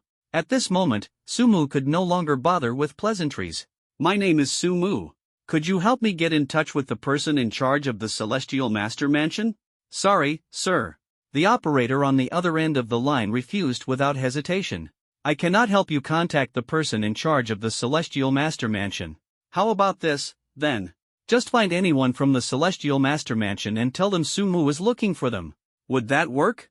Sumu didn't directly mention that he had fallen off a cliff. It wasn't out of pride but because he didn't want to use public resources, nor did he want to end up on television as the protagonist of a shocking news story. Sir. The operator on the other end of the line began to sound a bit impatient. If you don't have any other matters, could you please not occupy our phone line? Sumu sighed helplessly and explained, it's like this. While I was traveling at Mount Longhu, I slipped and fell off a cliff, so. As soon as he spoke, the operator immediately became tense. For a tourist site, falling off a cliff was no small matter. Sir, where exactly are you? Could you please let me know? Please turn on your phone's location, and I'll immediately arrange for someone to rescue you. The urgency in the operator's tone was evident. I'm fine, Sumu hurriedly responded, I'm really perfectly fine. Then can you help me contact the old Celestial Master? Before he could finish speaking, the operator interrupted, Sir, please stay where you are and don't move. I'll immediately send someone to rescue you. After the operator finished speaking, they quickly began arranging the rescue. Sumu suddenly felt a headache. Not only did he not want to occupy public resources, but he was also uneasy because of the corpse of the tentacled centipede beside him. Just as he was feeling distressed, he suddenly heard the sound of a propeller overhead. Looking up, he saw a rescue helicopter hovering above him. So fast? Sumu was shocked, not expecting the helicopter to arrive so quickly. What is that? The rescue personnel on the helicopter did not notice Sumu, but they did spot the corpse of the tentacle centipede. Due to the distance, they couldn't see it clearly until one of the rescuers took out a high-resolution camera, and the massive figure of the tentacle centipede finally appeared before everyone's eyes. Hiss! Such a huge centipede? My goodness, this is way beyond my understanding. The length of this centipede is at least 20 or 30 meters. Wow, could this be a titan creature? Otherwise, how could it be this big? Look next to the centipede, is that a person standing there? Is that the person we're supposed to rescue? Could it be that he killed this centipede? Although the rescuers were shocked by the centipede's enormous size, they did not forget their primary mission. The helicopter descended slowly, preparing for the rescue. They got closer and closer to the tentacle-like centipede, the air filled with tension, and the sound of their heartbeats thundered in everyone's chest. "I'll go down first to pick them up," one rescuer said decisively, his eyes filled with determination. The other rescuers nodded one after another, their hearts full of respect and anticipation. The brave rescuer quickly descended along the rope and reached Sumu's side within seconds. "Are you okay? Are you hurt?" The rescuer's tone was gentle yet filled with professionalism, as if Sumu's safety was the most important thing in his eyes. "I'm fine, not injured." Sumu shook his head slightly, the waves in his heart gradually calming. Nevertheless, the rescuer still carefully performed a simple check on Sumu. "The rescued individual is safe and unharmed." He reported the situation to his teammates through the walkie-talkie. "All right, get ready to come up." The commander's voice came through the device, and the helicopter lowered a soft ladder. Sunlight poured over them, like a warm protective shield. "Did you kill this centipede?" The rescue worker who came down showed a hint of astonishment in his eyes. He had already seen the tragic state of the tentacled centipede from above. He vaguely felt that this centipede didn't simply fall to its death by accident, it bore more signs of being killed and then thrown off the cliff. How should I put it? Sumu was momentarily at a loss for words in the face of this question. "Forget it, don't say anything. Let's talk about it after we get back up." The rescue worker patted Sumu on the shoulder, signaling him to relax. Subsequently, Sumu returned to the helicopter with him. The helicopter slowly took off, heading toward the rescue station at Mount Longhu. This rescue was clearly the fastest and smoothest in their history. "How do I make the payment? Should I pay first, or wait for your call?" Sumu understood in his heart that since he had been rescued, he needed to show the proper attitude. "You need to pay first." The rescuer's response was crisp and straightforward. Their rescue method was different from police cars, fire trucks, and ambulances, clearly a more professional private rescue service. "All right, I'll pay right now." Sumu didn't hesitate, pulling out his phone to scan and pay directly. After confirming the payment, the rescue personnel carefully checked Sumu's body again to ensure everything was fine. When Sumu walked out of the rescue station, the rescue worker who had just saved him was anxiously waiting outside, his eyes glimmering with anticipation. "Buddy." Seeing Sumu come out of the rescue station, the rescue worker couldn't wait to approach him, a hint of nervousness and expectation in his eyes. "That centipede, what exactly is it?" "I don't know." Sumu shook his head, thinking to himself that some things are better left unknown. "That centipede, could it have become a spirit?" The rescue worker's face was full of anticipation, as if hoping to uncover some earth-shattering secret from Sumu. "You don't need to try to get information out of me." Sumu looked at him helplessly. "This world is far more mysterious than you imagine. Knowing too much won't do you any good." The rescue worker was still unwilling to give up and continued to ask, "I say, Sumu, my young friend, you really know how to play, huh?" At this moment, the voice of the old celestial master rang out not far away. Sumu gave a wry smile, but felt a bit emotional inside. It seemed the old celestial master always managed to appear at critical moments. "You went into the cave?" The old celestial master approached, smiling warmly as he asked. As soon as the rescue workers saw the old celestial master, they immediately pretended to know nothing and hurriedly slipped away, as if the old celestial master were some terrifying figure. "What's going on here?" Sumu asked curiously. The old master smiled faintly and pointed at the departing rescue personnel, saying, "Once, while we were practicing martial arts, this kid saw us. He insisted on learning martial arts with us and wouldn't give up. Helpless, I found a disciple to teach him, but he gave up after just a week of basic training."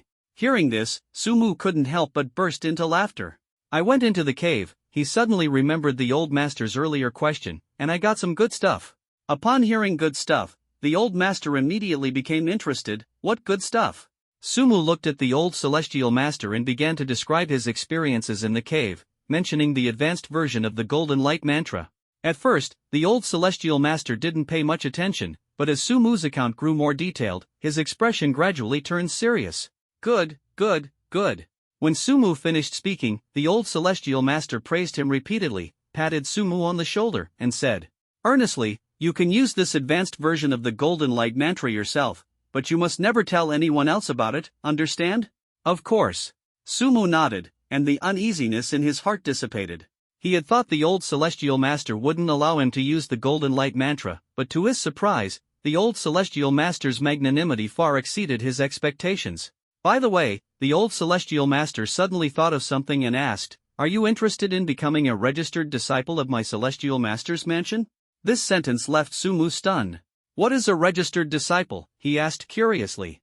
A registered disciple enjoys all the benefits of my celestial master mansion but doesn't bear any responsibilities, the old celestial master said bluntly. Why? Sumu asked, puzzled. I feel your future achievements will be remarkable, so I want you to become a registered disciple of my celestial master mansion, the old celestial master said with a resolute gaze, revealing a hint of sorrow. I don't know how long I can live, and I fear that after my death, the celestial master mansion will have no one to protect it. But by doing this, you're clearly gambling. Sumu said to the old celestial master. You're betting that I can become a person with a conscience and protect the celestial master's mansion in the future. But what if I become a person without a conscience? Sumu's heart tightened. Wouldn't that only bring harm to the celestial master's mansion? Actually, yes. What I'm doing is indeed gambling. The old celestial master did not deny it and said earnestly, but isn't every day in life just a series of gambles? Sumu pondered deeply, thinking to himself that from the moment he joined the celestial master's mansion on Mount Longhu, every senior and junior brother had been fighting against fate, gambling that they wouldn't succumb to inner demons. I need to think about it. Sumu did not make a decision immediately. Good lad. The old celestial master smiled upon hearing that Sumu needed to consider it. If my disciples knew about this, they would probably tear you to pieces. From the founding of the celestial master mansion on Mount Longhu until now, there had never been a precedent for a registered disciple. At this moment, Sumu felt an unprecedented sense of responsibility and expectation. The old celestial master set a precedent by deciding to accept Sumu as a registered disciple, undoubtedly granting Sumu great honor and opportunity. However, Sumu seemed a bit hesitant. I need to think about it. All right. The old master didn't like to force others, his tone carrying a hint of leniency. If nothing unexpected happens, your opportunity should be arriving soon. I hope you can seriously consider it in the coming days. Yes. Sumu clasped his fists, a surge of excitement and anticipation rising in his heart. The two then walked toward the back mountain of Longhu Mountain, the atmosphere filled with a sense of mystery. At the back mountain of Mount Longhu, at the celestial master's mansion, there were still many disciples diligently cultivating in the square. When they saw Sumu walking side by side with the old celestial master, their eyes revealed curiosity and reverence. Old celestial master, I'll go rest now, Sumu said respectfully, cupping his hands, while secretly pondering his future. The old celestial master waved the sleeve of his robe and said indifferently, all right, off you go. Sumu nodded in farewell, his heart filled with both anticipation and unease about the future. Back at his residence, Sumu quickly sat cross-legged and entered a cultivation state. The abundant spiritual energy of Mount Longhu made him acutely aware of the urgency of time. He had to seize every moment.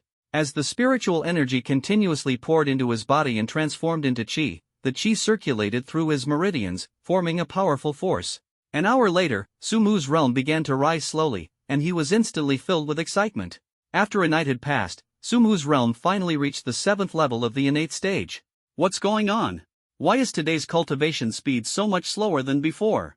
Previously, his cultivation level could rise by at least 2 stages overnight, but today it only increased by 1 stage. Could it be that the spiritual energy here can no longer help me break through? He muttered to himself, his brows furrowed, a faint sense of unease stirring in his heart. Another day and night passed, and Sumu's cultivation level reached the 8th stage of the innate realm, yet his cultivation speed slowed down once again. It's getting slower and slower. He was deeply troubled but had no solution, so he could only persist in his cultivation. 2 days later, Sumu finally broke through to the 9th level of the Xiantian realm. However, just as he stabilized his cultivation, Mount Longhu suddenly shook violently, as if heralding something unusual about to happen. Sumu rushed out of his residence in urgency, a faint sense of unease rising in his heart. On the square, disciples of the Celestial Master Mansion were also gathering one after another, the atmosphere tense and chaotic. What's going on? Is it an earthquake? Could something major be happening on Mount Longhu? I've been on Mount Longhu for so long, and this is the first time I've encountered something like this. What exactly is going on? The tremor is so intense. The disciples began discussing among themselves, a trace of panic showing in their eyes.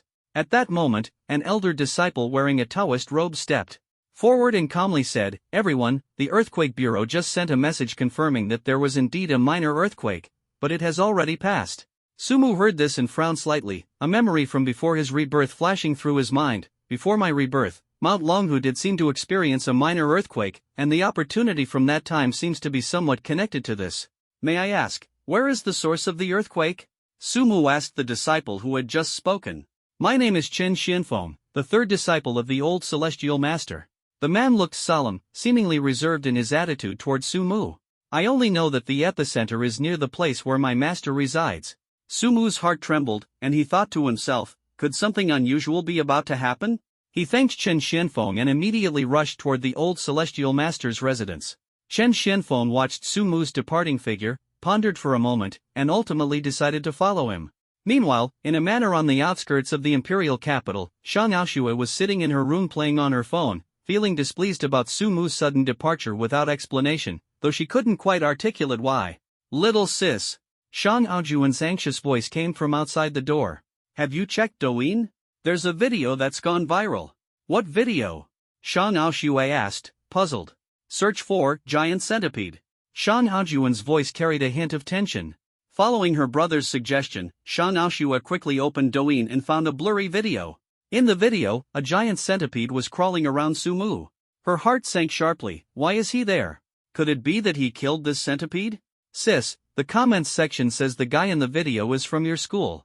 Do you know him? Shang Aojuan called out excitedly from outside the door.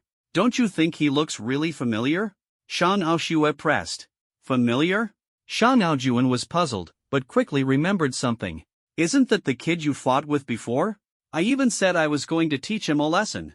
Do you think you can actually teach him a lesson? Shang Aoshue's gaze was fixed on the giant centipede in the video, her tone tinged with unease. Shang Aojuan fell silent for a moment, secretly thinking, this centipede is not to be trifled with. Meanwhile, in the cafeteria of Qingbei University, Ma Wanli was staring blankly at his bowl, his heart filled with disbelief. Did you guys see that video? How could there be such a huge centipede in this world? He exclaimed, his voice drawing the attention of his classmates. Could it be another so-called biological weapon? A classmate speculated. By the way, why do I feel like the person next to the centipede looks exactly like Sumu? Someone wondered. Sumu isn't at school right now, so that person could very well be him. The classmates began to discuss excitedly.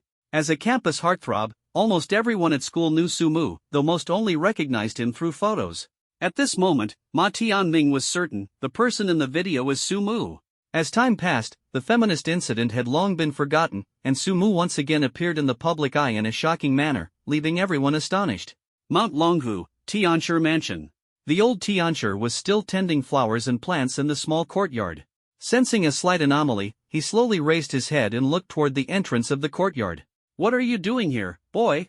The old Tianshi looked at Sumu, a sly glimmer flashing in his eyes, and a meaningful smile curling at the corner of his mouth. The earthquake's epicenter is near your residence, so I came to check it out, Sumu replied without hesitation, his gaze resolute.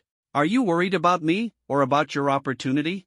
The old Tianshi smiled faintly, seemingly amused by Sumu's straightforwardness. Opportunity. Sumu made no attempt to hide his thoughts. Facing someone as unfathomable as the old celestial master, flowery words were utterly meaningless. Since that was the case, he decided to be straightforward. I feel that this opportunity might be related to your place of residence. Well, you're certainly direct. The old celestial master feigned a look of heartbreak, but a meaningful smile appeared on his face. Not far away, Feng Tianling was stunned by this scene, his eyes wide and mouth agape. He thought to himself, this kid is truly bold, daring to speak to the old celestial master like that, something I've never seen before. Though the old celestial master usually appeared kind and approachable, in the world of the extraordinary, those who dared to speak so bluntly to him were few and far between. Even among his peers, no one would dare to be so audacious. What was most shocking, however, was that the old celestial master wasn't angry at all. Instead, he seemed to be thoroughly enjoying it. By the way, old celestial master, has there been any unusual activity around here? Sumu's eyes sparkled with anticipation, eager to learn more. There has indeed. The old celestial master put on a thoughtful expression, a mischievous smile playing at the corner of his mouth. However, unless you agree to become a registered disciple of my celestial master mansion, I won't tell you where the unusual activity is. Feng Tianling's heart was almost about to leap out of his chest. The celestial master mansion was renowned in the world of the extraordinary, and the old celestial master was universally acknowledged as the foremost figure. Many people dreamed of joining the celestial master mansion, and even becoming a disciple's disciple would be a source of immense pride. Although the old celestial master's words were not a direct invitation for Sumu to join, they were enough to leave Feng Tianling utterly astonished. I haven't made up my mind yet. Sumu's face showed no hesitation, but in his heart, he was quickly weighing his options. Although a registered disciple was not an official disciple, in his view, this bond was incredibly precious. He knew that if he could grasp the secret of the anomaly, it might change his destiny. At this moment, the choice of whether to accept or not had already become a significant turning point in his life. What on earth is this kid thinking? Feng Tianling was at a loss for words. He was widely recognized as a super genius in the world of the extraordinary, and getting into the Celestial Master's mansion had taken him great effort. But now, the Grand Celestial Master was actively inviting Sumu to join the Celestial Master's mansion, which left him utterly baffled, especially since the Grand Celestial Master wanted Sumu to become a registered disciple. The Celestial Master's mansion had never had the concept of registered disciples before. To be honest, Sumu looked at the Grand Celestial Master with a resolute attitude. I really don't want to be anyone's disciple. All right. The old Celestial Master saw Sumu's resolute attitude and no longer insisted. However, from today onwards, you are a good friend of our Celestial Master mansion. If anyone dares to bully you, just mention our name. Thank you, old Celestial Master. Sumu cupped his hands deeply toward the old Celestial Master, his heart filled with gratitude. The old Celestial Master's favor toward Sumu made Feng Tianling, standing nearby, somewhat jealous. He thought to himself, why does his identity as a genius not compare to this young man at the innate realm? The source of the earthquake is right behind my small courtyard. If you go around from the front, you'll find it. The old Celestial Master pointed to the back of the courtyard. Thank you, old Celestial Master. Sumu, anxious and flustered, immediately ran in the direction the old Celestial Master had pointed. The old Celestial Master watched Sumu's figure disappear into the distance, then turned to Feng Tianling and said, Are you puzzled as to why I treat an innate-level stranger with such favor? Yes, Master. Feng Tianling replied with a cupped fist. The day before he climbed the mountain, I divined the celestial signs, and the result showed that Sumu would become the strongest stranger in this world. The old Celestial Master's voice carried a tone of conviction. The strongest extraordinary being in history? Feng Tianling was shocked. Could he be even stronger than you, Master? Yes. The old Master nodded solemnly. He will be stronger than me, and by a significant margin. I understand. Feng Tianling nodded thoughtfully. Since you understand, then become friends with him. Don't expect him to help you with anything, you just need to follow his lead closely, and you will surely gain many opportunities. After speaking, the old Master patted Feng Tianling's shoulder. I understand, Master. Feng Tianling clasped his fists and then ran toward the direction the old Celestial Master had pointed. Behind the old Celestial Master's small courtyard was an open space, messy and disorganized, as if no one had been there for a long time. There's nothing here. Sumu looked around, frowning, his heart filled with doubt. Search carefully, he told himself silently. The opportunity of Mount Longhu must be hidden in this desolate land. He began to search earnestly. The wasteland wasn't large, it could be patrolled in just a few minutes. Yet, after more than 10 minutes, Sumu still found nothing, and doubt crept into his heart. Could it be that I was overthinking? Could it be down there? Sumu walked to the edge of the cliff, gazing down below. The vegetation was lush, shrouded in mist, and the entire environment exuded an air of mystery. Down the cliff, there doesn't seem to be anything either. Sumu felt dejected, beginning to doubt whether he had remembered incorrectly. Just as he was caught in self-doubt, a faint sound suddenly came from a spot in the wasteland, like someone had let out a small fart. Sumu immediately turned his head and saw a wisp of purple mist slowly rising from the ground. It's here! Sumu felt a surge of joy in his heart and quickly ran in the direction of the purple aura. As he approached the purple aura, Sumu did not act rashly. He took a deep breath, and the purple aura naturally entered his body, flowing through his meridians. Everywhere the purple aura permeated, Sumu's strength quietly increased. That's right, this is it. Sumu took a deep breath, and the purple aura surged into his body like a tide, transforming into a surging spiritual energy. As the purple aura transformed, Sumu felt his cultivation level quietly rising. Ever since reaching the 9th level of the Xiantian realm, he had been unable to break through. The appearance of the purple aura was like a powerful stimulant, shattering his bottleneck. Poof! Just as he was immersed in the surging power, another wave of purple energy burst forth. Sumu absorbed this wave of purple energy without hesitation. fully aware that only sufficient spiritual energy could break through the barrier between the ninth level of innate realm and the chi-nourishing realm. The previous 2 waves of spiritual energy had already left hair-thin cracks on the barrier, seemingly heralding the imminent breakthrough. Sumu calculated inwardly that with just a few more absorptions, he could shatter this barrier. With the absorption of the second wave of purple energy, Sumu waited quietly, filled with anticipation. Not long after, the third wave of purple energy arrived as expected, and he absorbed it without hesitation. Instantly, the cracks widened dramatically. What had been hair-thin fissures now grew as thick as threads, as if proclaiming his steadily increasing power. At this rate, just 5 or 6 more waves, and I can break through. Sumu rejoiced inwardly, but just as he was calculating, Feng Tianling suddenly appeared. Feng Tianling's appearance did not surprise Sumu.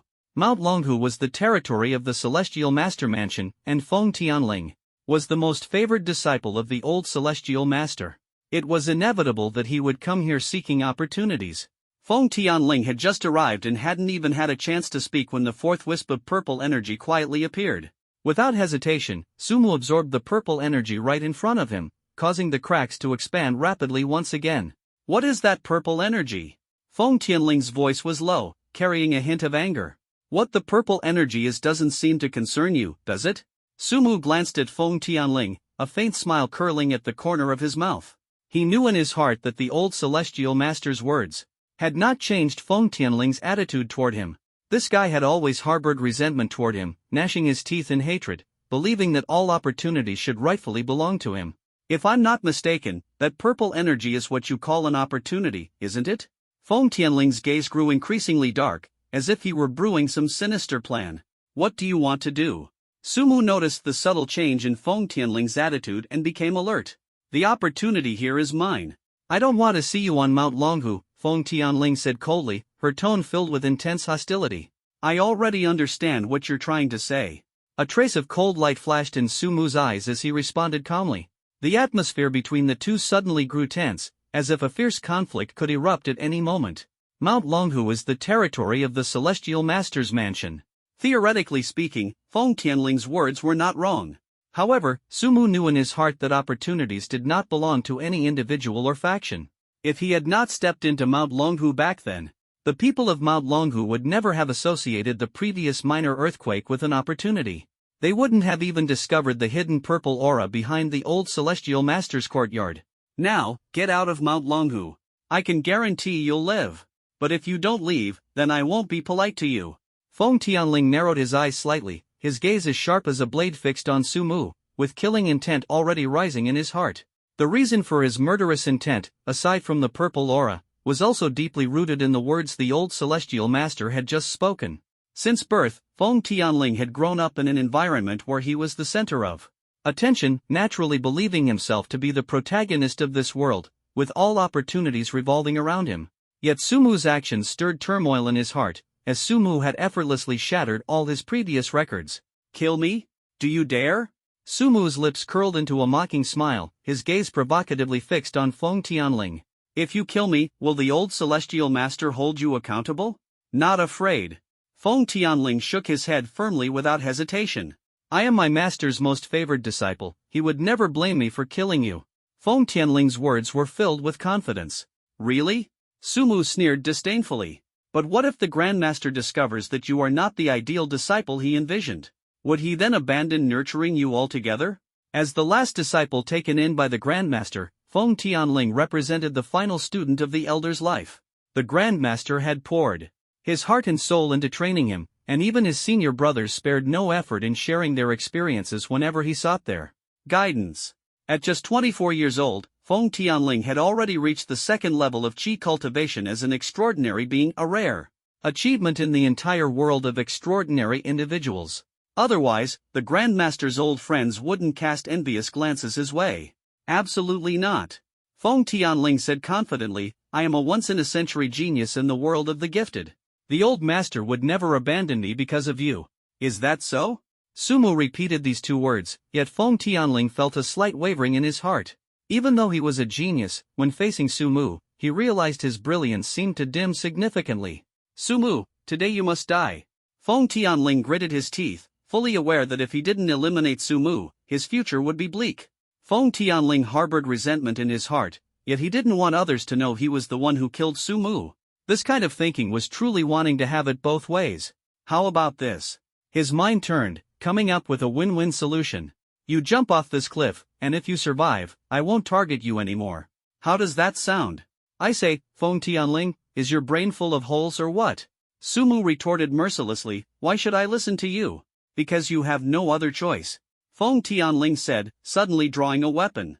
It was a short dagger, only as long as a forearm. He ran the dagger across a rock, leaving a deep scratch, then held it up to his eyes, stroking it as he introduced, this dagger is forged from deep-sea black iron. It cuts through iron like mud and can easily shatter gold and jade. In addition, this dagger has an interesting characteristic. As long as it scratches someone, the cold will seep into their body through the wound, ultimately causing them to freeze to death. Sumu raised an eyebrow and shook his head, saying, I never expected that, as a disciple of the Celestial Master Mansion of Mount Longhu, you would use such a vicious weapon. Vicious? Feng Tianling sneered disdainfully. In my opinion, this weapon is not vicious at all. It seems you are truly fearless. If the old Celestial Master knew you wielded such a weapon, he would probably strike you down as a traitorous disciple on the spot. Sumu's sharp words struck directly at Feng Tianling's heart. Feng Tianling remained silent, knowing in his heart that Sumu's words were not wrong. Precisely because of this, I can't let you go. Feng Tianling gripped the short dagger, his figure moving swiftly as he charged straight at Sumu, a fierce glint flashing in his eyes. He knew he had said enough and didn't want to waste another second. This is trouble. Sumu's heart tightened. Facing Feng Tianling's aggressive attack, he knew he couldn't back down. Feng Tianling was at the second level of Qi cultivation, while he, Sumu, had already reached the 9th level of innate realm. The disparity in their realms was shocking. But what was truly terrifying was Feng Tianling's speed. Golden light spell. Sumu shouted in a low voice, and golden light instantly burst forth from his body, enveloping him like the sun. How is this possible? Feng Tianling's eyes widened like copper bells, his heart filled with shock. The golden light spell was a unique secret technique of the Celestial Master sect, only accessible to its disciples for cultivation. What shocked him even more was that Sumu had mastered this ultimate skill in such a short time. You must die. Feng Tianling roared in fury, moving as swiftly as the wind. In an instant, he closed in on Sumu, thrusting the short dagger in his hand directly at the core of the golden light spell. Clang! The short dagger collided with the golden light spell, producing a piercing metallic sound that reverberated around them. Feng Tianling's face showed astonishment. His attack had failed to break through the golden light spell. He had once guided disciples of the sect who had reached the 9th level of innate cultivation. At that time, he was only at the 1st level of Qi nourishment, yet he could easily suppress them, and even defeat them within 3 minutes. Back then, the golden light spell they cast had been effortlessly broken by him right from the start. But now, armed with a weapon and facing the same golden light spell, he found himself unable to shake it in the slightest. This realization left Feng Tianling almost in disbelief, and he thought to himself, could Sumu truly be a peerless genius? Why do you know the golden light spell? Feng Tianling questioned Sumu, his eyes filled with intense curiosity and unwillingness. Sumu smiled faintly and said mysteriously, this is my opportunity. Moreover, my golden light spell is not the kind you imagine. I knew it. Feng Tianling's eyes gleamed, as if he had discovered an endless treasure. Teach me your golden light spell, and I guarantee you'll leave the mountain safely. Ha! Sumu merely let out a cold laugh, his gaze brimming with confidence. Your strength is indeed impressive, but even so, I can still leave unscathed. Poof! Before the words were finished, a strange sound echoed in the air. Sumu quickly turned his head and saw a wisp of purple energy slowly rising. Ignoring Feng Tianling's presence, he hurried forward and absorbed the purple energy into his body. Crack! He felt the barrier was on the verge of being broken by him. You've stolen my opportunity again. Today, I will kill you. Feng Tianling, furious beyond measure, swung the short dagger in his hand once more, attacking Sumu. Clang! The short dagger struck the golden light spell, and the crisp sound echoed like thunder. Sumu's golden light spell remained unbreakable. Thunder technique! Feng Tianling, left with no choice, unleashed the ultimate skill of the Celestial Master's Mansion. A bolt of heavenly lightning descended from the sky, striking directly at Sumu's golden light spell. Crack! As the lightning struck, cracks appeared on the golden light spell. Sumu was startled, not expecting Feng Tianling's thunder technique to be so powerful. Now you see how formidable I am, don't you? Feng Tianling said with a smug smile. Seeing the surprised expression on Sumu's face, he became even more pleased with himself. Hurry up and reveal your secret. Tell me about the golden light spell you've been cultivating. Feng Tianling was full of confidence, believing victory was within his grasp. Isn't it a bit naive to say such things at this moment? Sumu's lips curved slightly, appearing calm and composed. I don't want to waste any more words with you. Feng Tianling's patience had run out. Since you're so uncooperative, today will be the day you die. Thunder Technique. He once again summoned the Thunder Technique, as heavenly thunder roared down with even greater power. Fall. Feng Tianling pointed at Sumu. Boom. Lightning struck fiercely on the golden light spell, and the cracks instantly widened. No way.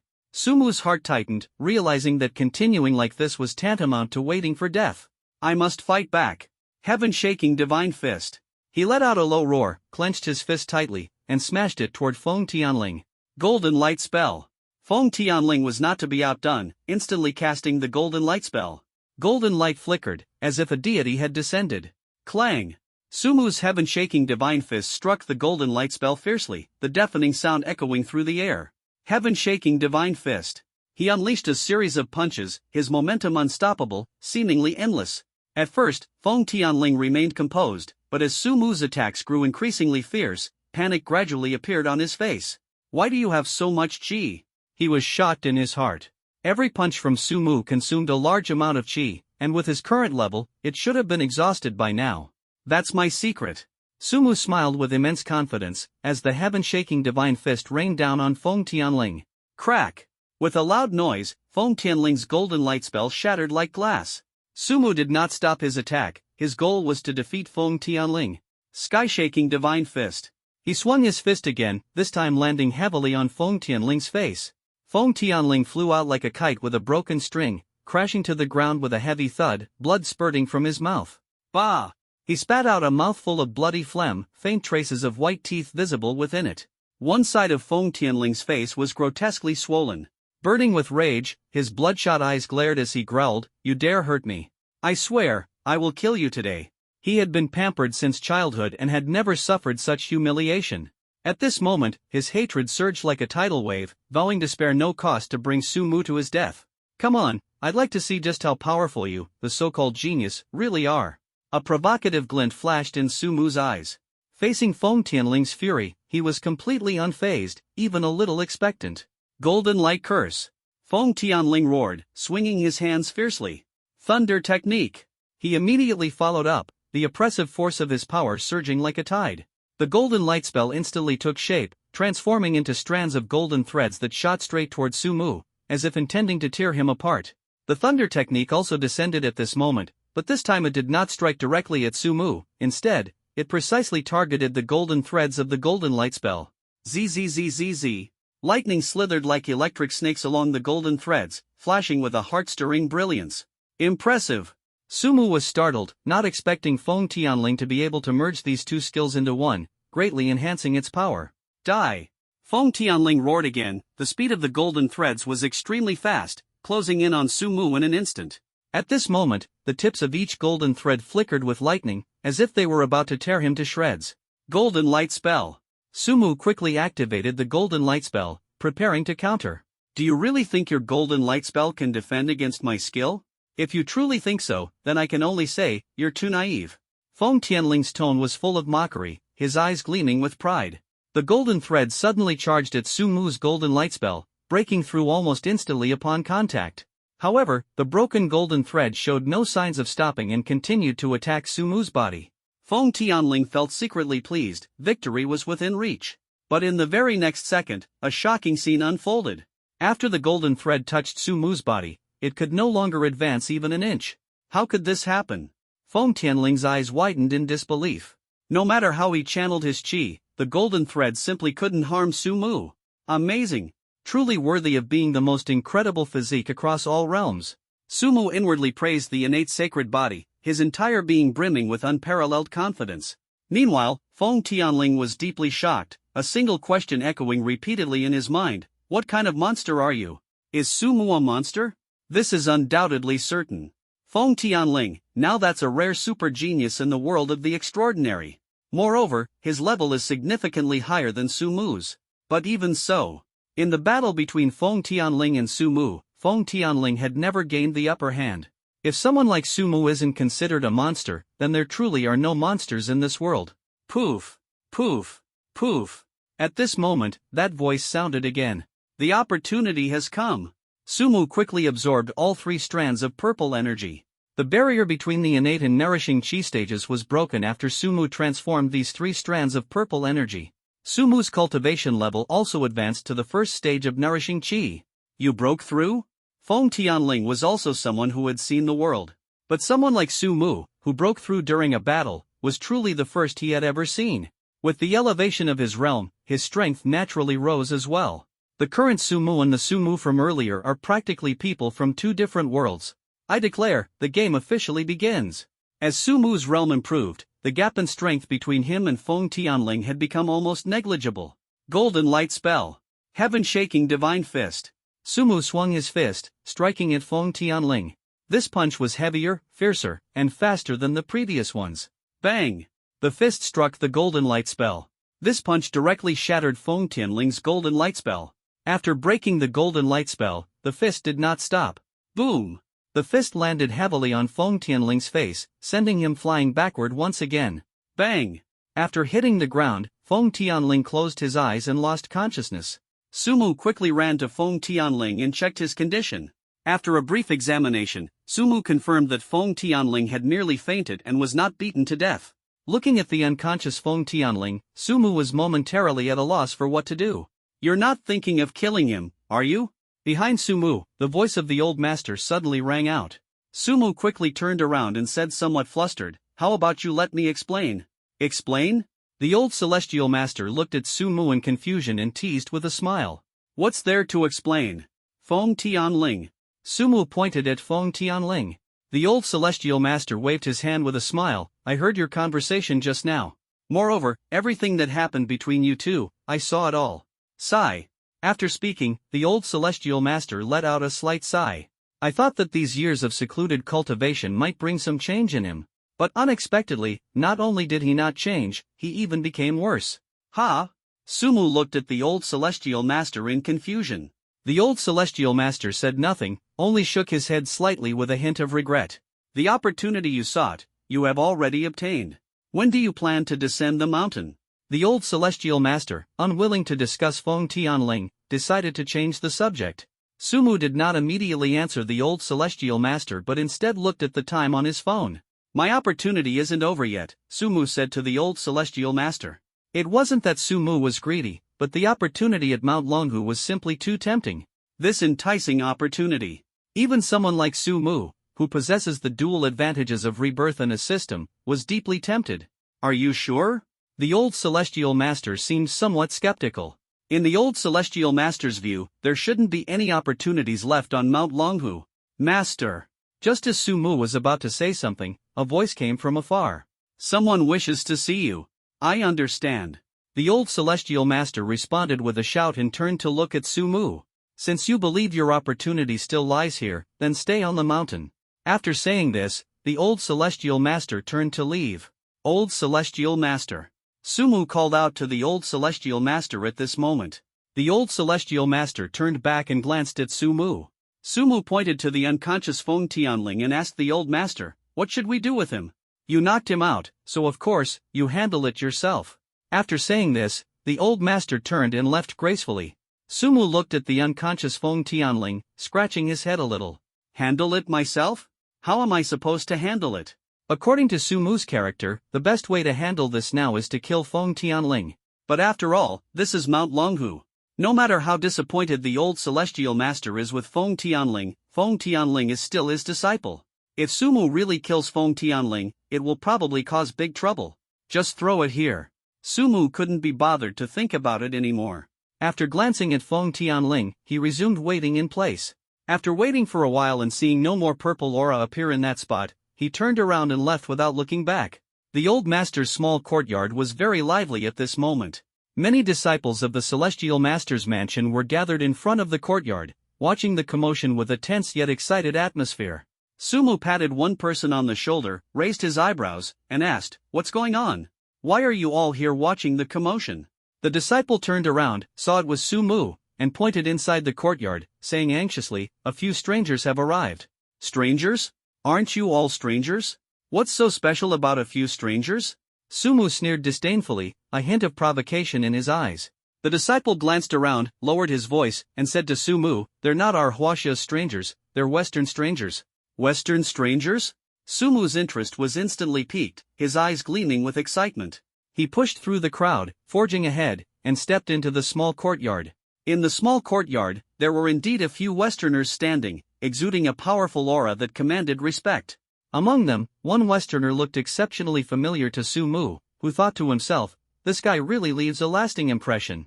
The Westerner was wearing a white tank top, his exposed muscles winding like coiled dragons, leaving people in awe. His face was covered in a beard, giving off a rugged, wild vibe of a down-and-out uncle. A thick cigar dangled from the corner of his mouth, radiating an air of fearlessness. "Goodness, why is Wolverine here?" Sumu thought to himself, instantly realizing the gravity of the situation. In the yard, besides Wolverine, there were a few others who also seemed familiar to Sumu: Storm, Beast, Mystique. These were all main members of the X-Men, each possessing extraordinary abilities. "Is the old Heavenly Master very familiar with these Western mutants?" Sumu turned to ask a nearby disciple, his tone filled with curiosity. The disciple nodded, his expression quite reverent. "When Grandmaster was young, he traveled far and wide. He also spent a long time in the West. I guess he met these Western mutants during that time." Sumu's gaze locked tightly onto Wolverine, and he thought to himself, "I wonder if this Wolverine has adamantium now." Wolverine seemed to sense Sumu's gaze. He frowned, turned his head, and cast an annoyed look at Sumu, saying in a low voice, "Kid, staring at me like that, are you looking for a fight?" Wolverine, known for his bad temper, made no effort to hide his hostility. "A fight? Sure, bring it on. Who's afraid of who?" Sumu didn't back down, a flame igniting in his heart as he prepared to face the challenge.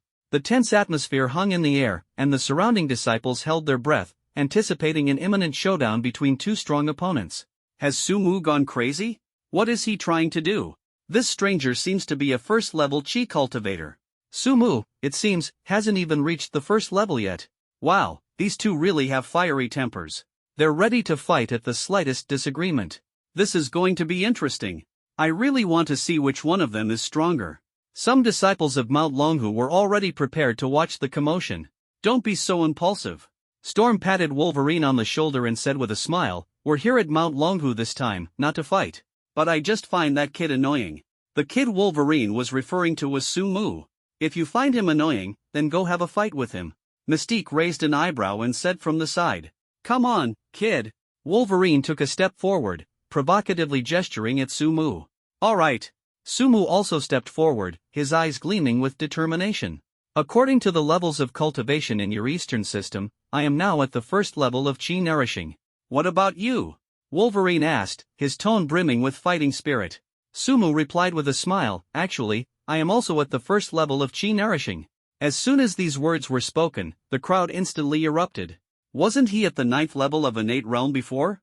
How did he suddenly become the first level of Chi Nourishing? I remember when he went up the mountain, he seemed to still be at the acquired stage. How long has it been, and he's already at the Chi Nourishing stage? This Sumu was simply a genius among geniuses. It's only been a few days, and his realm has improved so much. If we're talking about geniuses, I think even Uncle Feng isn't a match for him. And the most crucial thing is, he seems to be only 18 years old. An 18-year-old Chi Nourishing stage extraordinary being is an astonishing existence in the entire extraordinary world. Not only were the people from the Celestial Master Mansion shocked, but even those Western superhumans were left gaping in astonishment. "How old are you?" Wolverine asked Sumu with a serious expression. 18, I think. Something like that. Sumu was a bit uncertain, but he knew he was already an adult. An 18-year-old first-level Chi cultivation superhuman. Wolverine was deeply shaken. He originally thought that nothing in this world could surprise him anymore, yet Sumu's appearance still left him stunned. "Come on, fight me. Let me see how strong you are," Wolverine said, flinging his hands to his sides. His claws gleamed coldly, exuding an overwhelming aura. Golden Light Spell. Without hesitation, Sumu instantly cast the Golden Light Spell. The surrounding disciples all showed shocked expressions. Sumu was not a disciple of the Celestial Master's Mansion, yet he could use the Golden Light Spell, which left everyone in disbelief. The moment the golden light spell was unleashed, Sumu charged straight toward the direction of the Wolverine. "Come on!" Wolverine, with a cigar in his mouth and an imposing aura, came forward. The speed of both was extremely fast, and in the blink of an eye, they collided. Heaven-shaking divine fist. At this moment, Sumu only had this active attack skill, so every time he fought, he could only use this skill. At the moment Sumu unleashed the heaven-shaking divine fist, Wolverine's claws had already extended. Clang! Wolverine's claws collided with Sumu's heaven-shaking divine fist, producing a deafening sound that made some lower-level disciples instinctively cover their ears. What hard claws! What a hard punch! Sumu and Wolverine exchanged a glance, seeing shock and provocation in each other's eyes. What are you doing? Is this how you treat guests? Just as the two were about to continue fighting, the voice of the old celestial master suddenly rang out. Sumu immediately stopped, but Wolverine was relentless. The old master helplessly looked at an elderly man nearby.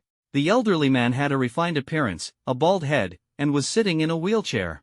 He casually said, "He and I are merely partners." "I understand." The old master nodded and disappeared from everyone's sight the next second. When he reappeared, he was already in front of Wolverine. "Stop," the old master said kindly.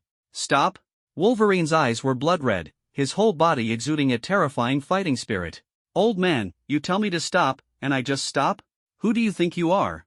The old master didn't get angry upon hearing this, but the bald man immediately sensed trouble. "Trouble." The bald man slapped his forehead and said helplessly. At this moment, Mystique walked up to the bald man and curiously asked, "What's wrong?"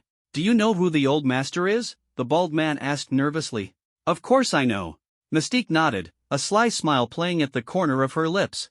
The #1 figure in the world of Eastern and Western mutants, famously known as One Below All. Would he let Wolverine off so easily? The bald man shook his head helplessly, his heart secretly filled with worry. Mystique said nothing more, seemingly anticipating a spectacular performance, her gaze fixed intently on Wolverine. "Ah." Sumu sighed beside them, his tone filled with resignation. "Of all the people you could offend, why did it have to be him?" Before the words had even finished, the old master's hand swiftly grabbed Wolverine's wrist like lightning. "Old geezer." Wolverine burned with rage, struggling desperately to break free from the grip. "Let go of me.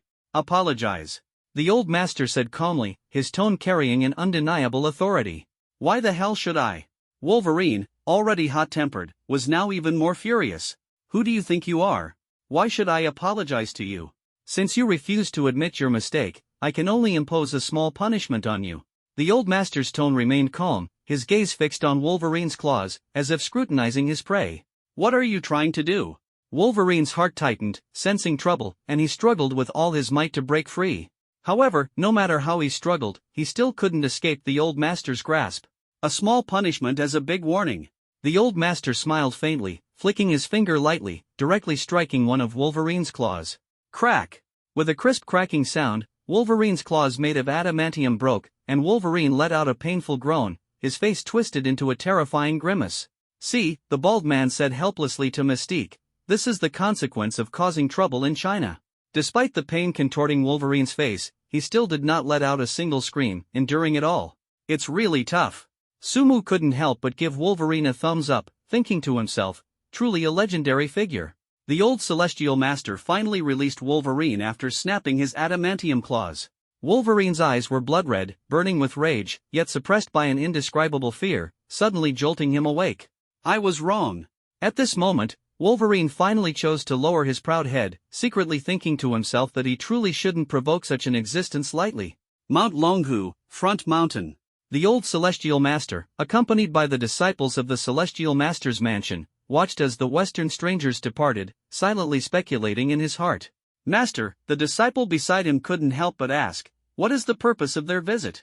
The Western strangers traveled from the mountain top to the base in just an hour, deepening the disciples' confusion. "I am an old friend of that professor. He came personally this time to inform me that in 1 year, Earth will face a great catastrophe." The old master's expression was grave, and his tone carried immense seriousness. "Great catastrophe?" The disciples looked at each other, puzzled by its meaning. Sumu's face also showed shock, and he thought to himself, what does this ultimately mean? The old master gazed at the backs of the professor and his group, his brows slightly furrowed. "Recently, strange occurrences have been frequent. I'm afraid this is not baseless, a major event is bound to happen." After speaking, he fell into deep thought, remaining silent for a long time. Moments later, the old master turned to his disciples beside him, his tone resolute. Starting today, the celestial master's residence will be sealed off.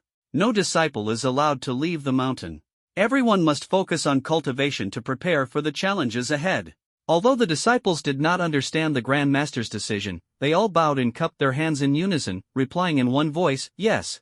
As the disciples dispersed, the Grand Master turned his gaze to Sumu, his eyes gleaming with a hopeful light. You heard it too, there will be a great disaster in a year. Mount Longhu is one of China's renowned blessed lands, rich in spiritual energy. Cultivating here is far superior to the outside world. Do you plan to stay on Mount Longhu, or? The Grand Master asked. I want to go down the mountain, Sumu replied without hesitation, his gaze directed toward the back mountain as he pondered silently. Since I've waited so long but no opportunity has come, it must mean that this fate is not meant for me. Since there's no fate, continuing to wait will only waste time, he said firmly. Alright, then when will you descend the mountain?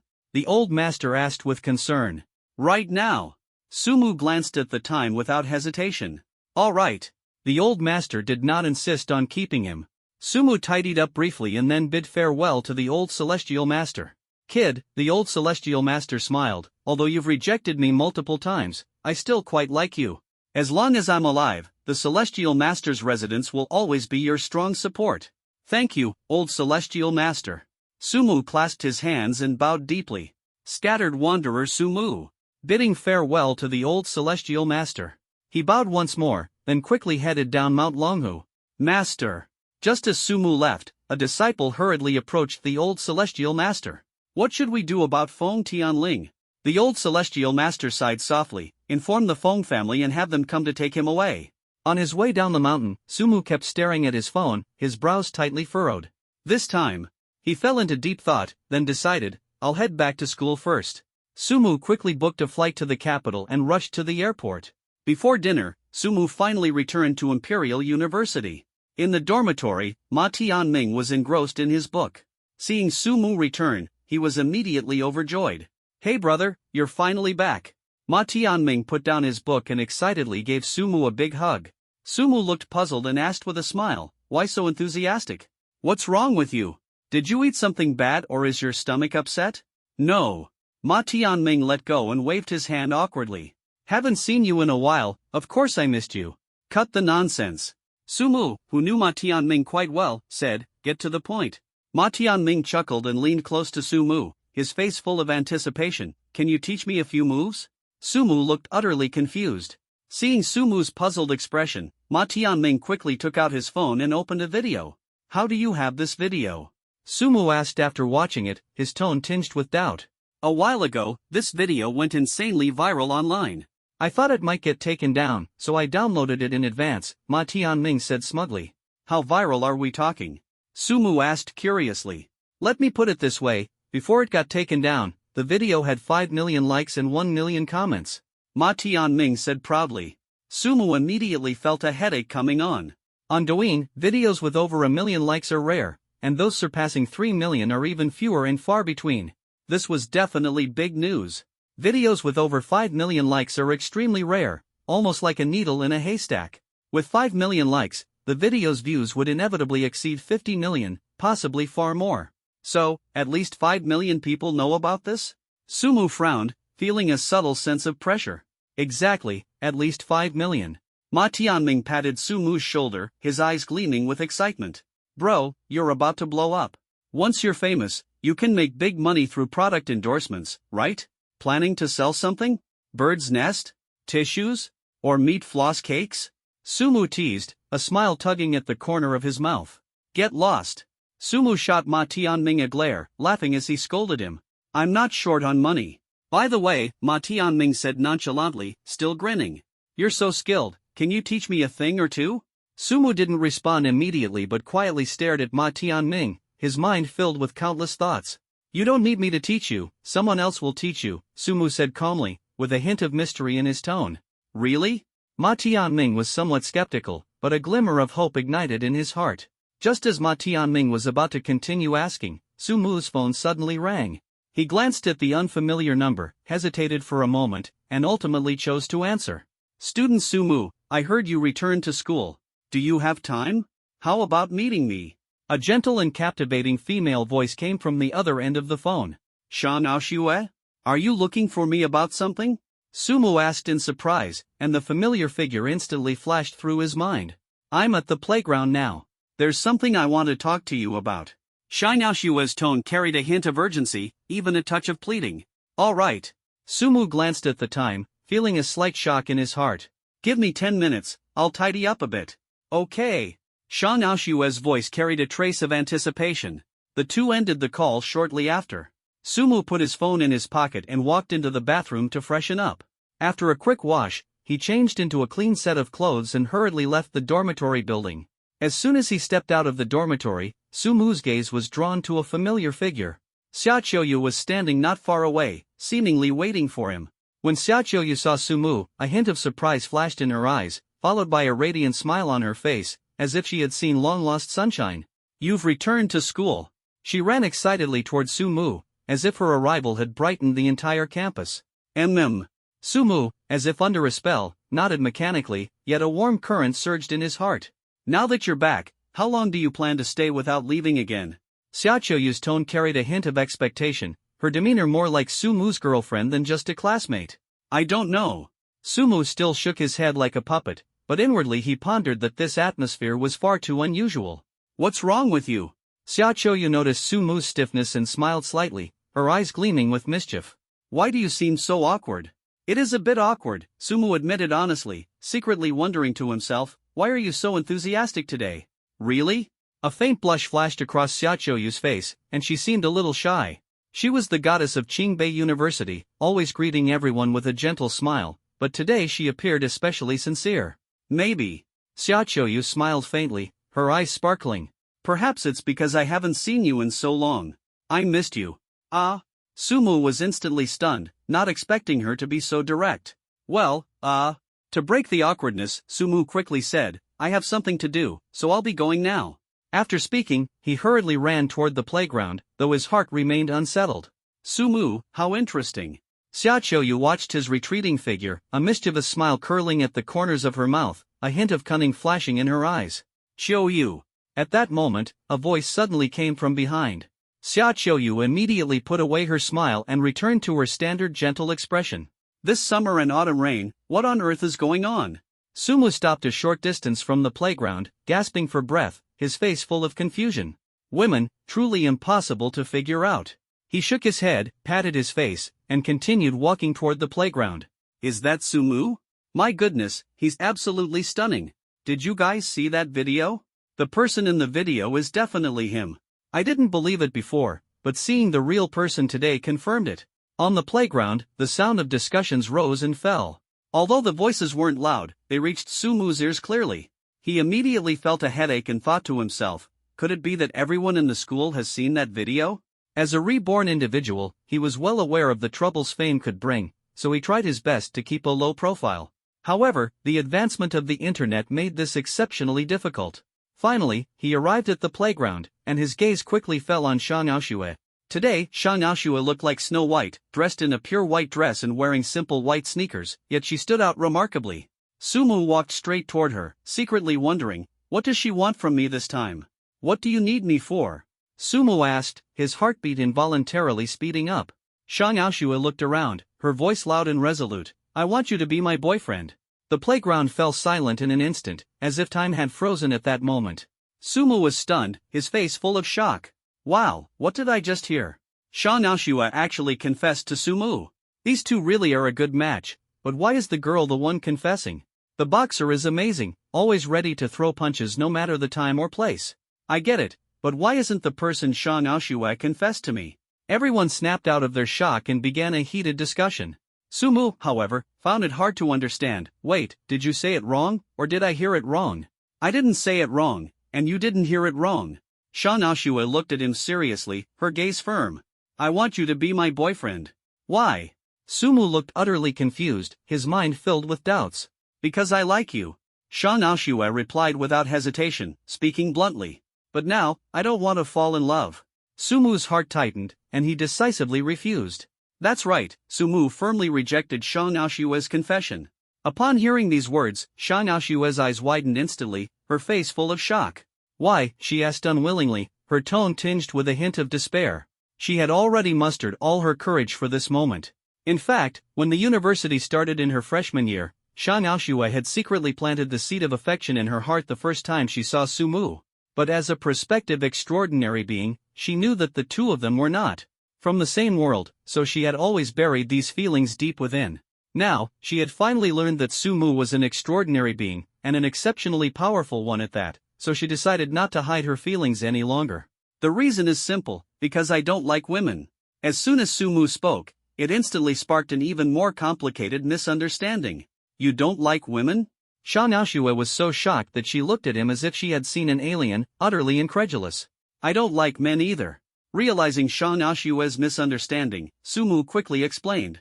The girls around them couldn't help but breathe a sigh of relief upon hearing this, secretly feeling fortunate that at least Sumu wasn't gay, which meant they still had a chance.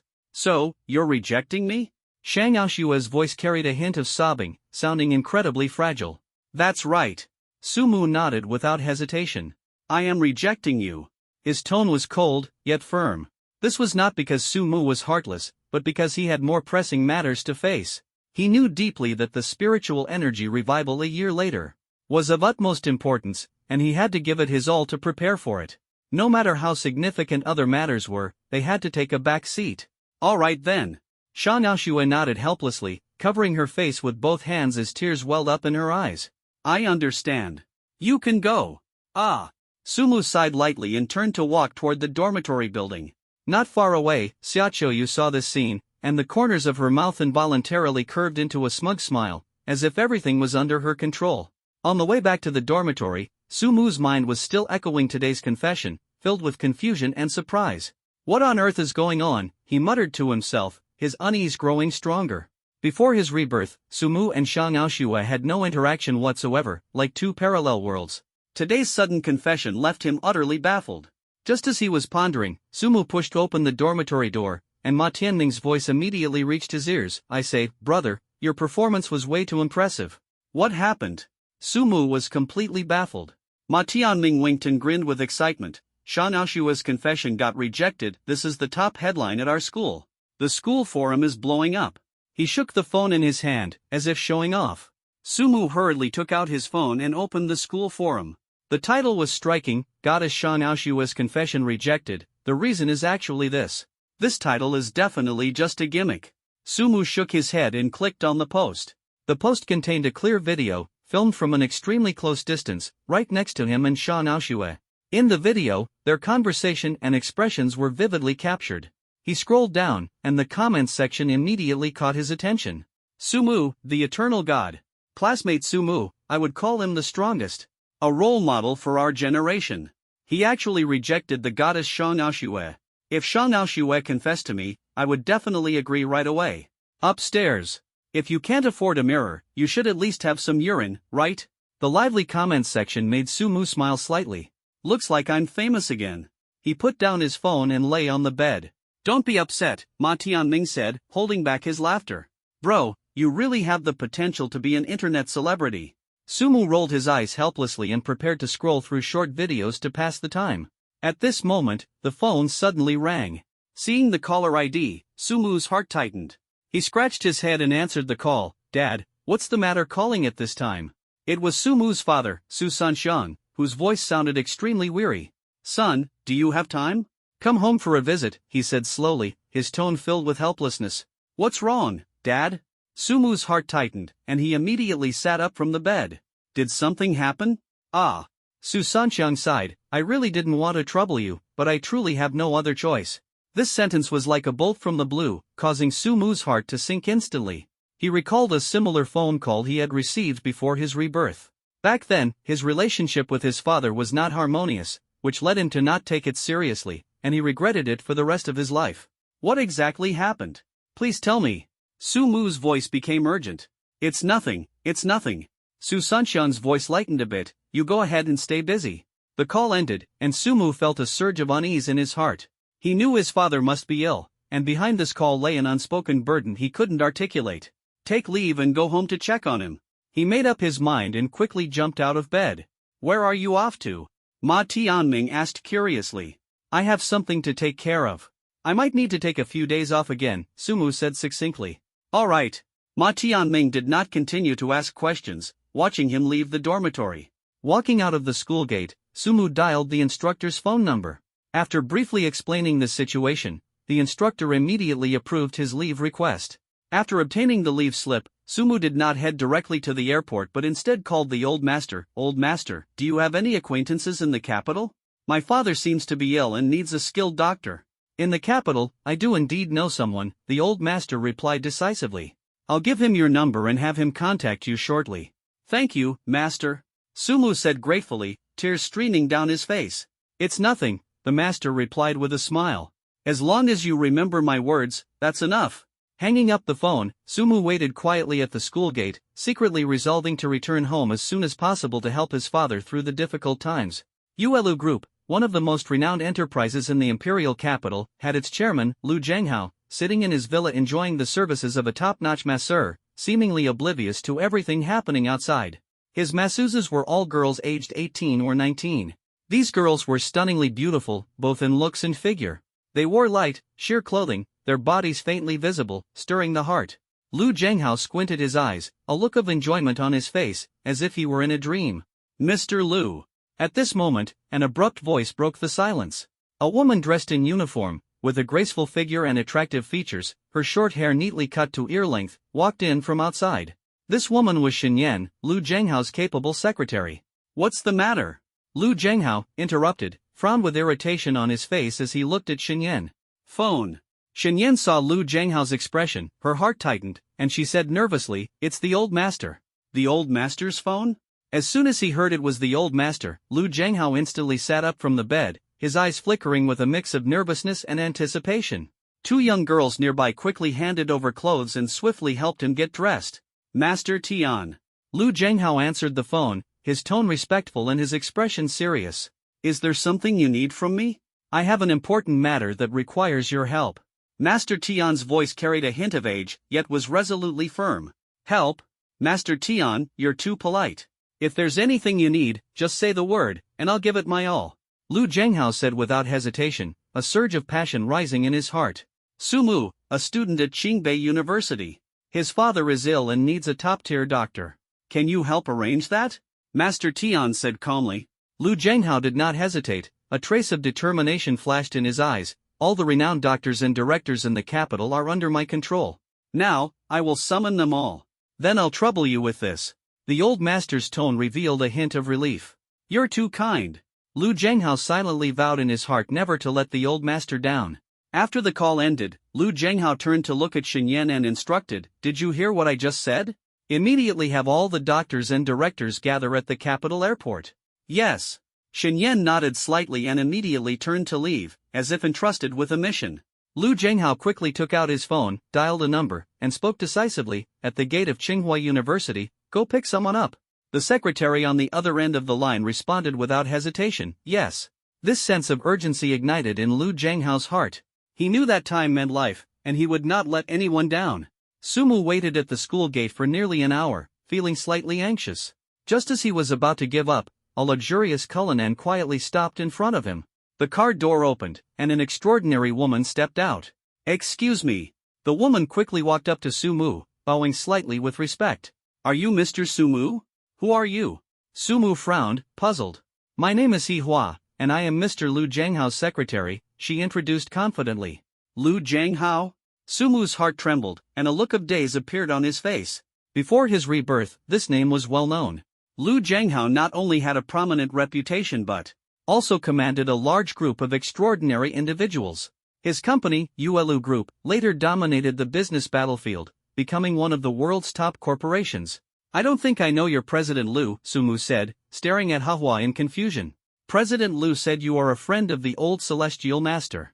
Since you're a friend of the old Celestial Master, you're our friend as well, Hua explained succinctly and clearly. Oh. Sumu suddenly understood. So it turned out that the person the old Celestial Master had sought was Lu Zhenghao. The top doctors and directors in the capital have all been arranged for you by Mr. Lu. They are now at the capital's airport, Hua revealed. We'll head directly to the capital's airport now, Hua said decisively. Alright, Sumu nodded in agreement. Ahwa walked to the car and opened the door for Sumu. In the capital at night, the traffic was sparse, and the car traveled smoothly, quickly arriving at the capital's airport. Under Lotus's guidance, Sumu walked through a special passage directly to the helipad.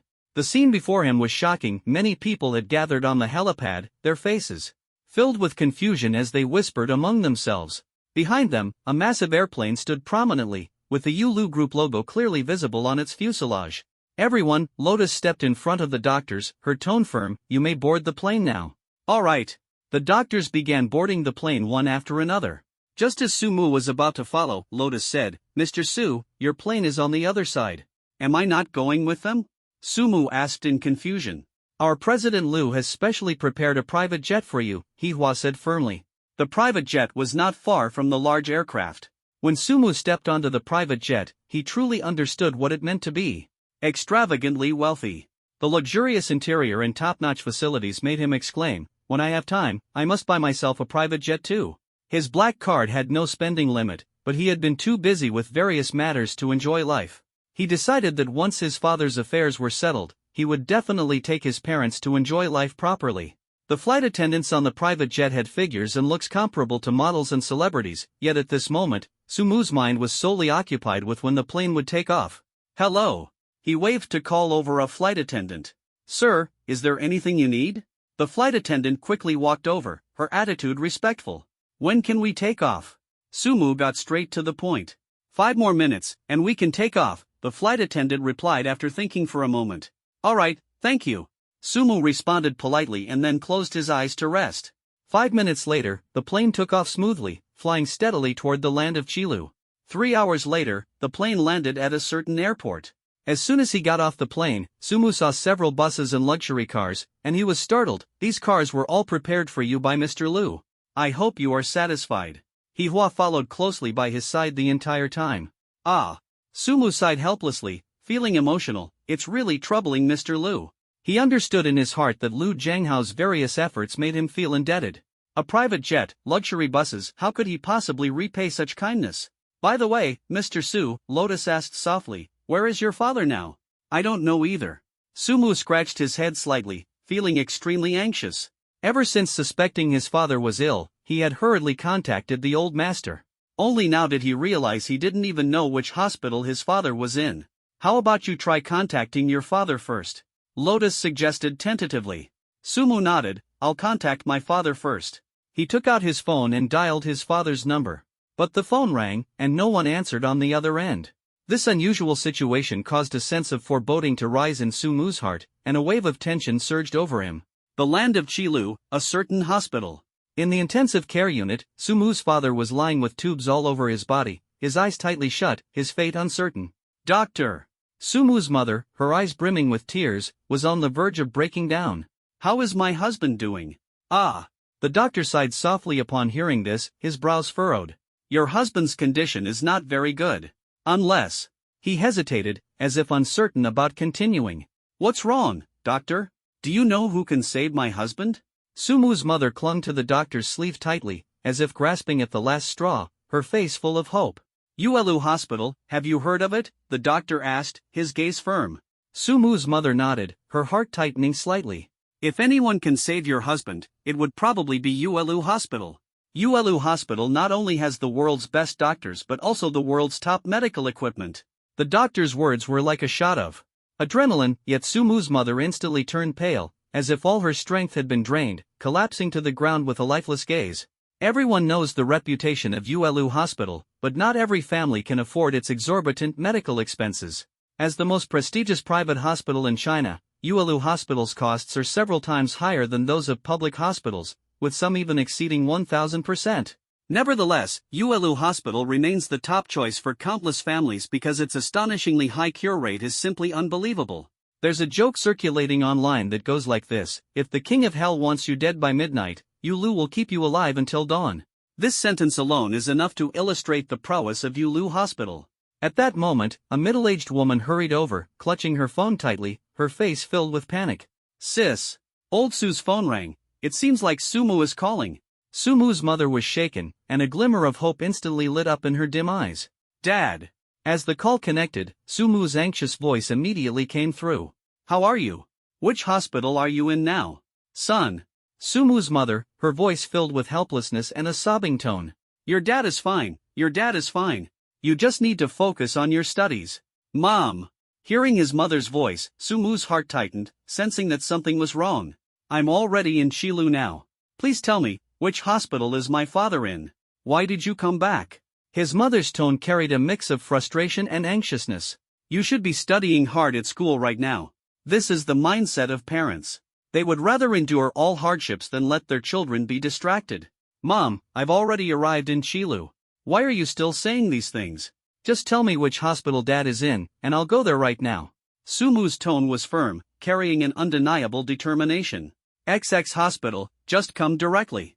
His mother finally relented, feeling helpless. I'll head over right now. Wait for me. After saying this, Sumu hung up the phone. The call ended, and he turned to Lotus and said, Go to XX hospital. All right. Lotus quickly instructed the driver. At the same time, he took out his phone and dialed a number. Have the buses behind follow us. Lotus's tone was as firm as issuing an order. No need to follow, let them wait for now, Sumu said to Hihua. Hihua's expression was serious as she shook her head. Your father's condition is uncertain. If he can be transferred to another hospital, that's fine. If not, we'll have these doctors conduct a consultation on site. Thank you, Sumu said gratefully, realizing he had been too impatient and hadn't thought everything through. It's nothing, Hihua quickly waved her hand, her tone gentle. This is what I should do. The car started, and before long, they arrived at the hospital where Sumu's father was. After getting out of the car, Sumu headed straight into the hospital and quickly found his tearful mother near the intensive care unit. Seeing Sumu, his mother sobbed uncontrollably and cried out, You shouldn't have come. Your task now is to focus on your studies. Seeing his mother so heartbroken, Sumu felt as if his heart was being torn apart. It's okay. Since I'm here, my dad will definitely be fine, he said softly to comfort. You can't change anything, his mother cried out. Your father's illness is very serious. Even if you're here, you can't do anything. This wasn't because his mother looked down on Sumu, but rather the harsh reality. Don't worry, Sumu said firmly. This time, I didn't come alone.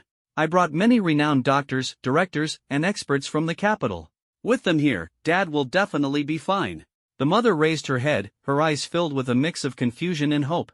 Where is the attending physician? Sumu asked urgently. Where is the attending physician? I want to talk to him. At that moment, Sumu's aunt pointed in a direction and said, The attending physician's office is over there. Thank you, Auntie, Sumu said gratefully, then headed straight to the attending physician's office. Attending physician Shinqua felt extremely troubled by Sumu's father's condition. As a doctor, this sense of helplessness was deeply tormenting for him. Knock, knock, knock. Just then, there was a knock on the door. Come in. Shinqua straightened his posture and adjusted his emotions. Sumu pushed the door open and entered, his gaze resolute. Hello, I am Su Sanshan's son. Could you please tell me about my father's condition? Please have a seat. Shinqua nodded, gesturing for him to sit. Of course, no problem. Afterward, Shinqua explained Sumu's father's condition in detail. Hahua listened quietly from the side, without interrupting. After listening, Hahua fell into deep thought and then asked Shinqua, Are you saying that Mr. Sumu's father's condition is due to his lungs? Yes. Shinqua, though unaware of Hahua's identity, still nodded in confirmation. The situation is very serious. Hahua pondered for a moment and then asked, So, is it impossible to transfer hospitals under the current circumstances? No way to transfer hospitals. Shinqua shook his head. The patient's condition is critical, and transferring hospitals at this time might endanger his life. Thank you, doctor, I understand. After speaking, Hahua turned to Sumu. If your father cannot be transferred, then we can only conduct a consultation on site. Ah. Sumu sighed lightly. Then that's the only option. A trace of determination flashed in his eyes. I absolutely won't let my father give up like this. On-site consultation? Shinqua looked at Sumu and Hahua in confusion, his brows furrowed. What does that mean? We're from the imperial capital and have brought many doctors, department heads, and specialists. They're waiting right outside your hospital now, Sumu said firmly, as if a storm was about to break. Shinqua was momentarily stunned, his mind in turmoil. As a doctor, he had witnessed countless bizarre cases, but a situation like Sumu's was truly unprecedented. His expression suddenly turned serious. This is a top-tier hospital, the director would never allow you to do this. Shinqua's words were not a threat but a warning to Sumu not to act rashly. Don't worry, once those doctors arrive, you'll definitely change your mind. Hawa's confidence burned like fire, dispelling Shinqua's doubts. But Shinqua still felt that Hua was exaggerating. To be on the safe side, he quickly dialed the director's phone number. Director Kai. Shinqua's voice was filled with anxiety. We have a situation here. The patient's family is at the hospital, you need to come over. After hearing Shinqua's report, Kai Peinan angrily shouted, Nonsense, this is simply nonsense. Are you at the hospital now? Is the patient's family at the hospital? Please come over immediately. Shinqua urged urgently. Kai Peinan's residence is not far from the hospital, it took less than 5 minutes to rush there. What do you think the hospital is? You even want to conduct an on-site consultation. Are you joking? Kai Peinan was furious, directly pointing at Sumu. The reason for his agitation was not only his duty as a doctor but also his responsibility as the hospital director. He absolutely could not allow the hospital to fall into such an absurd situation. Please rest assured. Hua smiled faintly, her eyes shining with determination. The doctors we have invited are all top experts in the field. Kai Peinan sneered coldly, full of mockery. Top doctors in the industry? Do you think I'm a fool? Call them here right now, I want to see just how capable these so-called top doctors really are. Lotus was not provoked, instead, she appeared calm and composed. She took out her phone and dialed a number, inform all the internal medicine doctors on the bus to head to the ICU doctor's office immediately.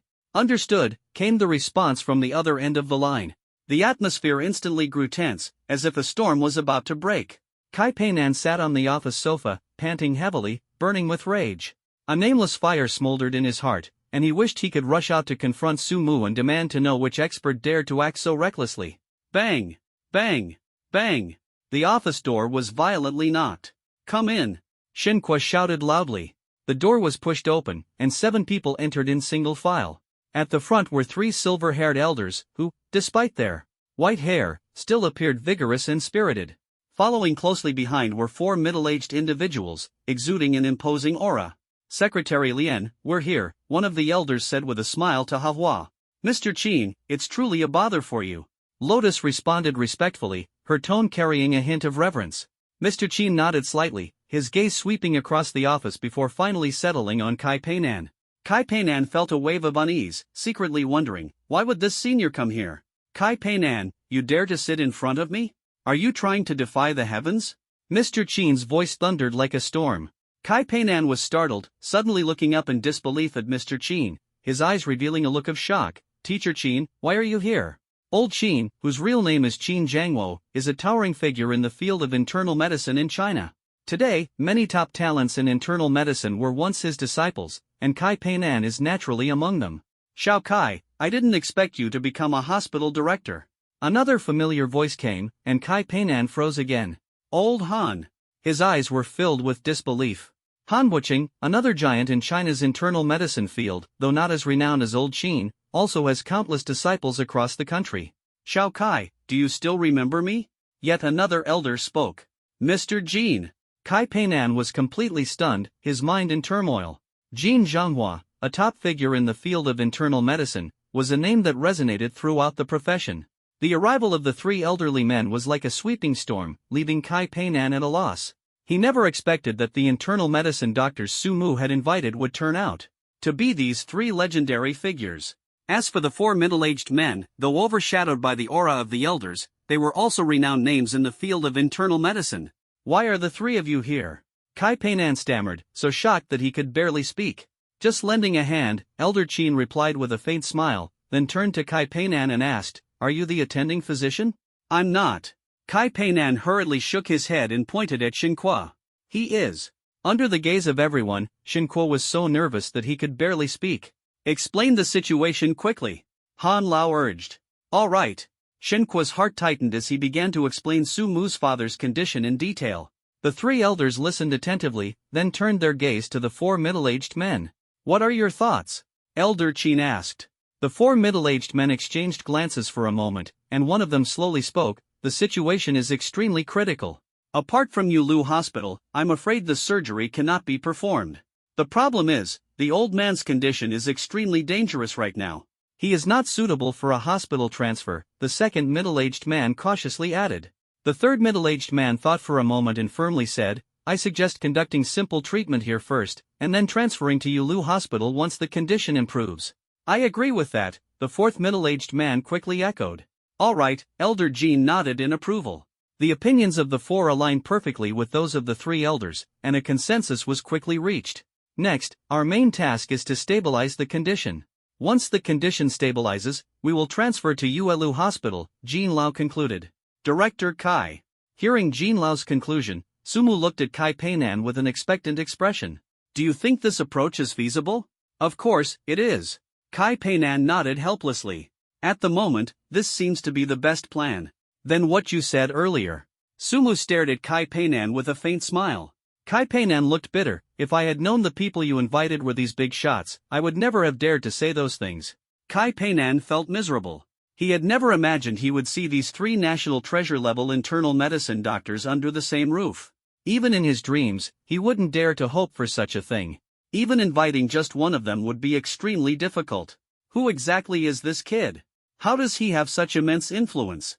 Kai Peinan's curiosity was ignited, and Sumu's identity became incredibly mysterious in his eyes. After everything was settled, Sumu walked out of the office, exuding an air of confidence.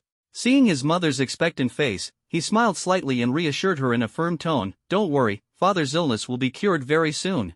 Really? A trace of doubt flashed in his mother's eyes, and she still felt a bit uneasy. Of course it's true. Sumu's gaze was resolute as he assured his mother without hesitation. Once father's condition stabilizes, we'll transfer directly to Yuelu Hospital. Yuelu Hospital? Upon hearing the name, Sumu's mother immediately looked up, her face showing panic. We're not going to Yuelu Hospital. If we go there, even if he's cured, we'll be completely ruined financially. Your dad said he'd rather die than not leave money for you to get married. This sentence struck Sumu's heart like a thunderbolt, and tears welled up in the corners of his eyes. Mom! Sumu held back his tears, his tone filled with determination. Don't worry, I have money, plenty of money. Our top priority right now is to cure Dad. You have money? His mother showed a worried expression upon hearing this. You're just a college student, how could you have money? Did you do something illegal? In her eyes, Sumu was still just an ordinary college student. How could he have so much money? She began to worry that Sumu might have gone astray in pursuit of money. Mom! Sumu quickly comforted her, his tone firm. Don't worry, my money is clean, every penny was earned by me. Really? His mother's doubts still lingered. Of course it's true. Sumu nodded, his eyes shining with determination. If you don't believe me, you can call the police and have them investigate. The experience at the bank last time made Sumu even more confident. He knew the money in his account was absolutely clean. Look into my eyes and tell me loudly, is your money clean? There was a trace of pleading in the mother's voice. All right. Sumu looked straight into his mother's eyes and shouted loudly, my money is clean. His voice was as resonant as a bell, conveying fearless conviction. The mother had her doubts, but Sumu was not angry. Instead, he felt a hint of warmth. It wasn't because Sumu was cheap, but because he understood that his mother was concerned about him, worried about him. All right. Seeing Sumu's clear eyes, the mother breathed a sigh of relief. I believe you. Mom! Sumu noticed his mother's bloodshot eyes from anxiety and said with concern, you should go home and rest for a while. I'm already here. Besides, there are 3 top-level doctors overseeing everything, so you don't need to worry too much. I won't go home. His mother shook her head, her tone resolute. My mind is a mess right now. Even if I go home to rest, I won't be able to sleep. But your health. Sumu hesitated, his heart filled with worry for his mother's well-being. It's okay. His mother forced a smile, trying to reassure him. My body can still hold up.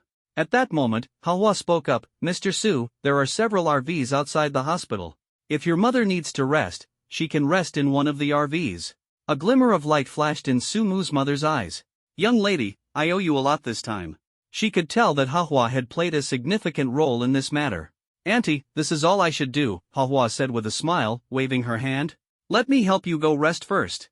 Hahua said as she supported Sumu's mother and walked toward the hospital exit. Seeing his mother's hesitation, Sumu quickly reassured her, I'm here, don't worry. All right then. His mother nodded and, with Hahua's assistance, walked out of the hospital. Outside the hospital, 3 luxurious super RVs were parked at the entrance, radiating an aura of opulence. This car isn't cheap, is it? Seeing the RV, Sumu's mother was filled with surprise. Although she was just an ordinary woman, she could still sense its uniqueness. Not expensive. Hawa smiled faintly and said to Sumu's mother, cars are just tools, after all. By the way. Sumu's mother suddenly remembered something and asked Hawa with a puzzled expression, what is your relationship with our Sumu? Hawa smiled faintly, our company's president is a friend of Mr. Su. Your company? What company? Sumu's mother asked curiously. Yuelu Group. Our president is the founder of Yuelu Group, Mr. Liu Zhenghao, Hawa explained with a smile. What? Liu Zhenghao? Yuelu Group? Sumu's mother was stunned, her eyes wide open. My son is just a college student. How could he possibly know such an influential figure? Sumu's parents were ordinary people, and in their eyes, Liu Zhenghao was an untouchable big shot. Normally, as a student, Sumu would have no chance to interact with such a prominent figure. I don't know either. Hawa did not lie, she truly did not know the relationship between Liu Zhenghao and Sumu. But the relationship between our President Liu and Mr. Su seems to be very good. As for the relationship between Sumu and Liu Zhenghao, Hawa actually had no idea. She said this merely to comfort Sumu's mother. Child, you've worked hard. Sumu's mother smiled and patted Hawa on the shoulder. Not at all, not at all. Hawa's face was adorned with a bright smile. In the hospital, a certain conference room was filled with a tense atmosphere as the meeting was underway. For middle-aged individuals and 3 prominent figures had gathered, with almost all the internal medicine doctors present. Mr. Su Sanshan's condition is extremely complex. Even with the presence of the 3 experts, the problem cannot be resolved, one of the doctors said, furrowing his brow. The main issue is that our hospital has too few pieces of equipment, and they are all too outdated, another doctor sighed. If we had the latest equipment, perhaps we could solve it, the third doctor added. We had previously discussed this issue.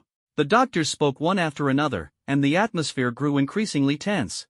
The 3 elders remained silent, appearing rather heavy-hearted. In the end, is it still a matter of equipment? Elder Qin finally spoke. Ah. Kai Peinan sighed and nodded. Although our hospital is a public hospital, many of the equipment is already outdated and worn out. Kai Peinan didn't finish his sentence, but the meaning was clear. Unlike private hospitals, public hospitals are not profit-driven, which has led to outdated equipment in many public hospitals. Sitting in the corner, Sumu remained silent throughout. After listening to their discussion, he stood up and asked resolutely, so, the plan we previously discussed about transferring to another hospital after slight improvement is no longer feasible, correct? That's correct. Although Kai Peinan was unaware of Sumu's true identity, he treated him with exceptional respect. After all, anyone capable of inviting the 3 elders must hold an extraordinary status. Your father's condition is very unique. Even if we wanted to perform simple treatment, it would be somewhat challenging given the conditions of our hospital. After hearing this, Sumu nodded slightly, his gaze firm as he looked at the 3 elders and bowed slightly. Elders, if I were to upgrade the hospital's equipment now, would the 3 of you be able to perform the surgery here? The 3 elders looked at each other, and the Han elder was the first to speak. It's possible, but the problem is, there's not enough time. Your father's condition will last at most another week. Trying to accomplish all this in such a short time is almost impossible. Is it difficult? Sumu's lips curved into a confident smile as he shook his head and said, in my view, there's nothing in this world that's truly difficult. You all keep talking, I'll step out to make a call. After speaking, Sumu resolutely left the meeting room under the shocked gazes of everyone. Does this young man even know what he's talking about?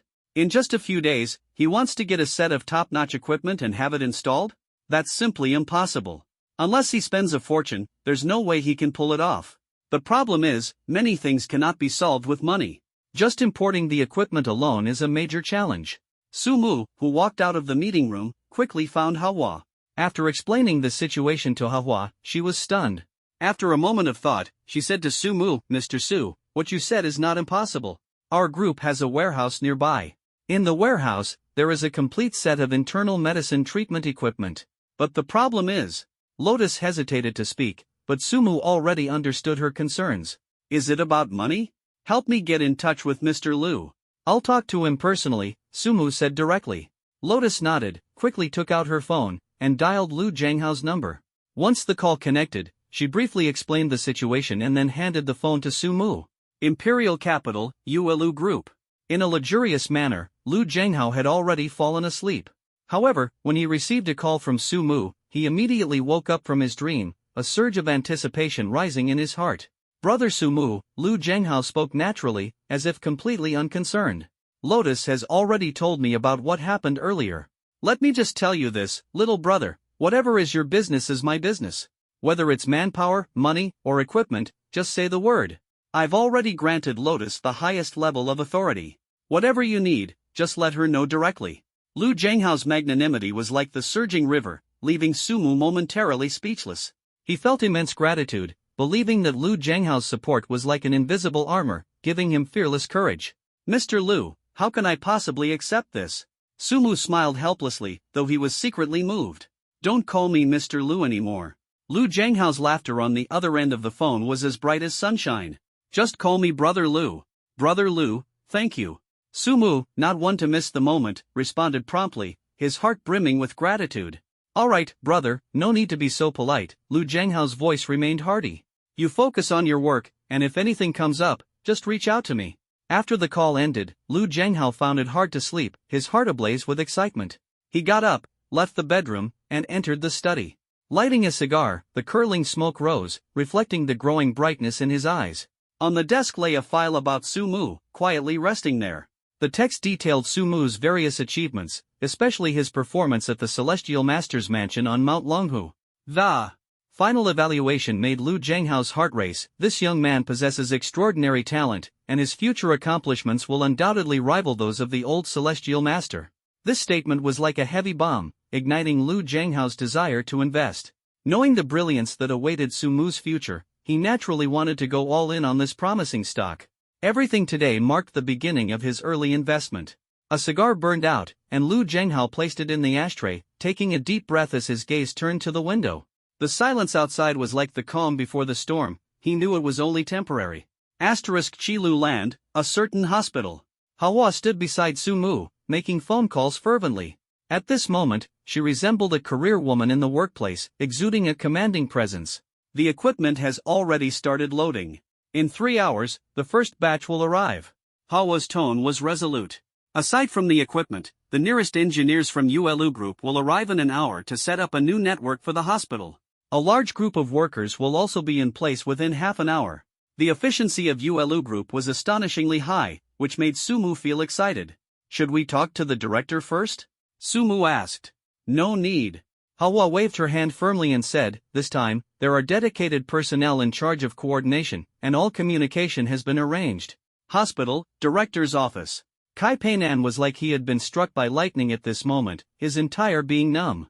He considered himself worldly, but everything that had just happened still overturned his understanding. Who exactly is this young man? A single phone call can mobilize such immense power. After 10 minutes, Kai Peinan gradually regained his composure. He stood up, walked out of the office, and marveled to himself, 3 legendary figures, for top chief positions. If someone told me they were royalty, I'd believe it. As he walked, he muttered softly to himself. Arriving at the conference room door, he patted his face to calm himself down. Taking a deep breath, he pushed open the conference room door and walked in. The previously noisy conference room instantly fell silent as Kai Peinan entered. Everyone, I believe you're already aware of the situation, Kai Peinan said in a deep voice as he walked to his seat. What you need to do next is cooperate fully. But director, I still don't understand. At this moment, a department head raised his hand to question. Kai Peinan waved his hand, his tone firm. You don't need to understand this matter, just treat it as our hospital replacing a batch of new equipment. His words were like a strong wind, dispelling the doubts in the meeting room. Everyone nodded one after another, secretly looking forward to the tremendous changes this reform would bring. One more thing you need to pay attention to. From now on, you must fully cooperate with the replacement of the new equipment. Don't ask questions. You shouldn't ask, and don't say things you shouldn't say. After finishing his words, Kai Peinan walked out of the meeting room without hesitation. Even if this happened right next to me, to be honest, I still find it hard to believe. A colleague nearby shook their head, their eyes glimmering with incredulity. Who the hell can believe this? It's practically a magical story. Another person couldn't help but exclaim. Spending so much money to treat his father, this guy is truly a filial son. Someone remarked with deep emotion. Besides, there are many issues in this matter that money can't solve. Someone said softly. To be honest, I feel really bitter right now, incredibly bitter. The key point is, do you know why? His eyes sparkled with jealousy. That guy is just too handsome. Both his physique and looks are absolutely top-notch. As soon as he finished speaking, everyone chimed in agreement. Inside the hospital, while the crowd was still engaged in heated discussion, the first batch of workers had already arrived at the site. As soon as they got off the vehicles, they began working efficiently and in an orderly manner. The number of workers was enormous, at least 1,000 people, creating a breathtakingly spectacular scene. Your group really has a lot of people. Sumo exclaimed to Hahua, his eyes full of admiration. Hahua smiled slightly, with a hint of shyness. So many workers came only because the capacity of this place is limited, not because our group has only this many workers. Her humble tone in saying this made one feel a bit of an urge to tease her. While the two were chatting, the engineers also arrived one after another. They quickly got off the vehicles and, under the guidance of the supervisors, began installing and debugging various lines. Just as the sky was beginning to brighten, brand new equipment was delivered. If all goes well, the installation should be completed in about 3 days, Hahua said to Sumu with a firm tone. All right. Sumu nodded in response, secretly looking forward to it. What's going on here? Sumu's mother, just waking up, stepped out of the RV and was stunned by the scene outside. It's okay. Sumu said to his mother with a smile, shall we go have breakfast first? Since Sumu was unwilling to say more, his mother wisely chose not to press further. The installation work proceeded in an orderly manner, while Sumu accompanied his mother home to rest. He thought this matter would end quietly, but unexpectedly, what happened at the hospital was filmed by someone with an agenda and quickly spread online. As soon as the video appeared, it caused an uproar. The comments section exploded instantly.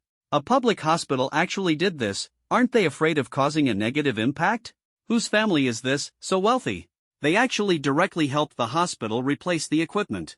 I know this set of equipment, just the equipment alone costs at least hundreds of millions. Using others' resources just to treat their own family member, is this really okay? Such a public opinion storm is bound to attract attention. Sumu, who was chatting with his mother, suddenly received a call from Principal Shinbo, which surprised him. Sumu, as a student of Qingbei University, shouldn't you be mindful of your social impact? As soon as the call connected, Shinbo immediately put a heavy label on Sumu.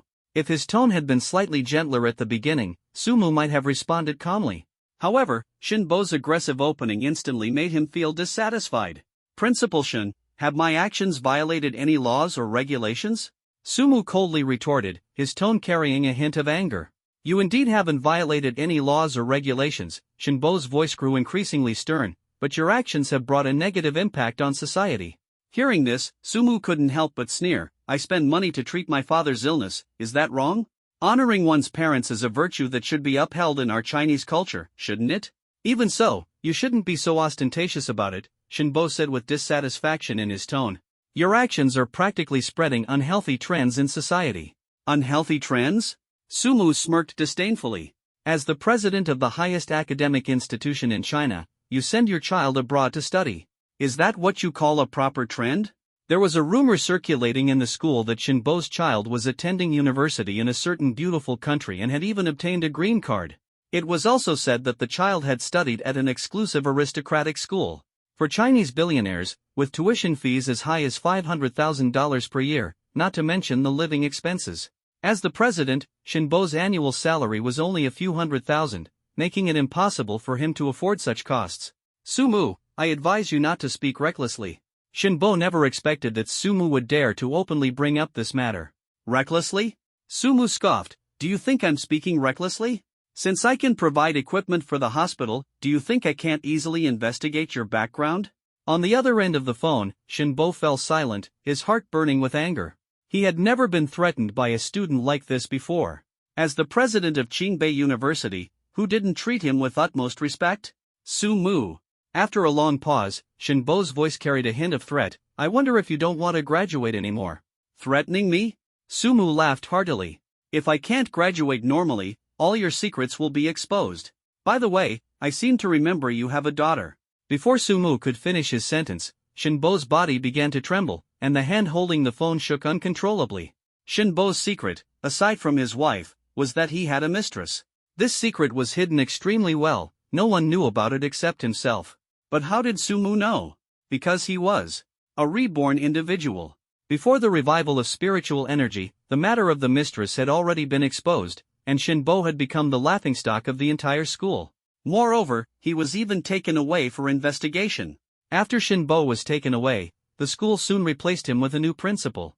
With the arrival of the new principal, Shinbo's influence began to waver, and Sumu secretly rejoiced, finally seeing a chance to turn the tables. What exactly are you trying to do? Shinbo's voice on the other end of the phone sounded hysterical, clearly in a state of extreme panic. It's not about what I want to do, but about what you want to do. Sumu's lips curled into a smug smile. He knew he had successfully seized the upper hand in this round. Sumu, I'm warning you, you'd better watch what you say. Otherwise. Shinbo was evidently in utter panic, his stammering threats completely unconvincing. As long as you don't come looking for trouble with me, I won't come looking for trouble with you either, Sumu said simply and clearly, his calm voice carrying an invisible threat. Fine, this matter ends here. Shinbo, exasperated, ultimately had no choice but to compromise, ending the call. Sumu turned his gaze to the television, a sly glint flashing in his eyes. A plan had already formed in his mind, and he knew he had to act quickly. After a brief moment of thought, Sumu dialed Hihua's number, his voice tinged with urgency. Do you have any private investigator contacts over there? Everything Sumu had just said was actually to bluff Shinbo. To completely gain the upper hand over Shinbo, Sumu needed to obtain some concrete evidence. I'll send it to you right away. Hawa's straightforwardness made people feel at ease. Not long after, Sumu received a text message on his phone. It was a string of numbers that sent a jolt through his heart. Open this website on your phone, and then. Hua sent another text message, instructing Sumu on some steps to follow. I said it. Sumu's lips curled up, secretly feeling proud. He copied the content of the previous text message, then opened the browser, pasted the content, and the phone's browser instantly redirected to a mysterious website. Looking at the content on the website, Sumu's eyes lit up immediately, and he was overjoyed. Macau Sans, interesting. He wiped the corner of his mouth and began calculating in his mind. Following Hawa's steps, he started to take action. This time, he definitely wouldn't let Shinbo off the hook. After a series of operations, Sumu opened a hidden chat room. This chat room was extremely well concealed, and without Hawa's guidance, Sumu probably wouldn't have been able to find it at all. Just tell me the other party's name and identity, you don't need to worry about anything else. As soon as he entered the chat room, Sumu received a message from the other party. Alright. Sumu immediately sent the principal's relevant information to the other party. How long do you need? Sumu asked. 1 week, 100,000, 3 days, 150,000, 1 day, 250,000. The other party provided a quote. Looking at the quote, Sumu fell into deep thought.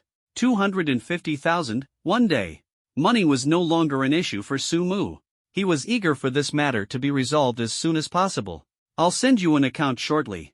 Once the money is received, the countdown begins. Within 24 hours, the required materials will be sent to you via courier, the other party continued. If I fail to provide what you want within 24 hours, the money will be fully refunded, and I will compensate you with an equivalent amount. Sumu wanted to say something more, but before he could finish typing, the chat room suddenly disappeared from the computer, along with the website. Interesting. Sumu closed the computer, a smile appearing at the corner of his mouth, secretly anticipating what was to come. Time flies, and in the blink of an eye, it was already noon the next day.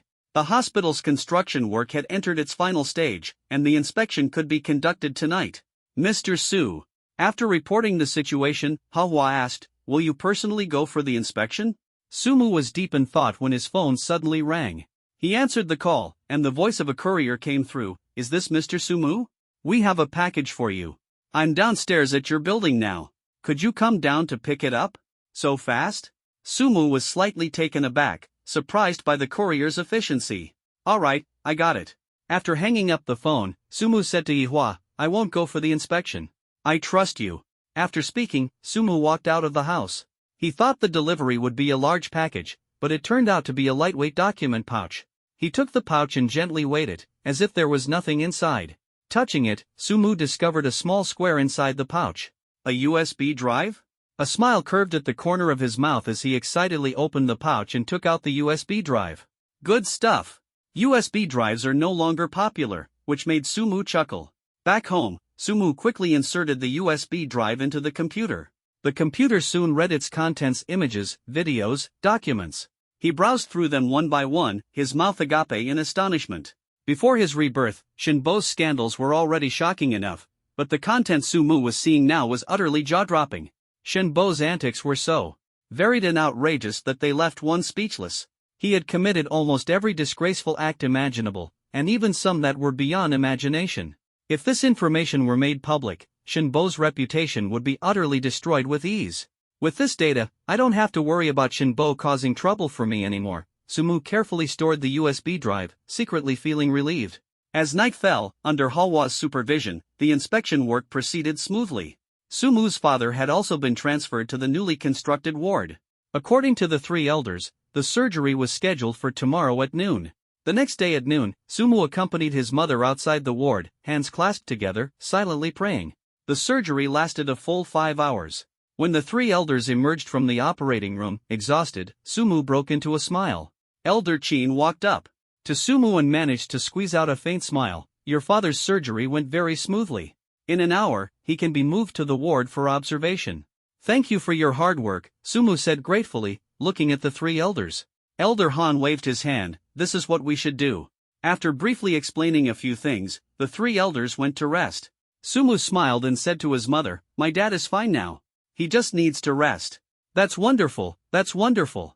Sumu's mother exclaimed, tears streaming down her face. Why don't you go rest first?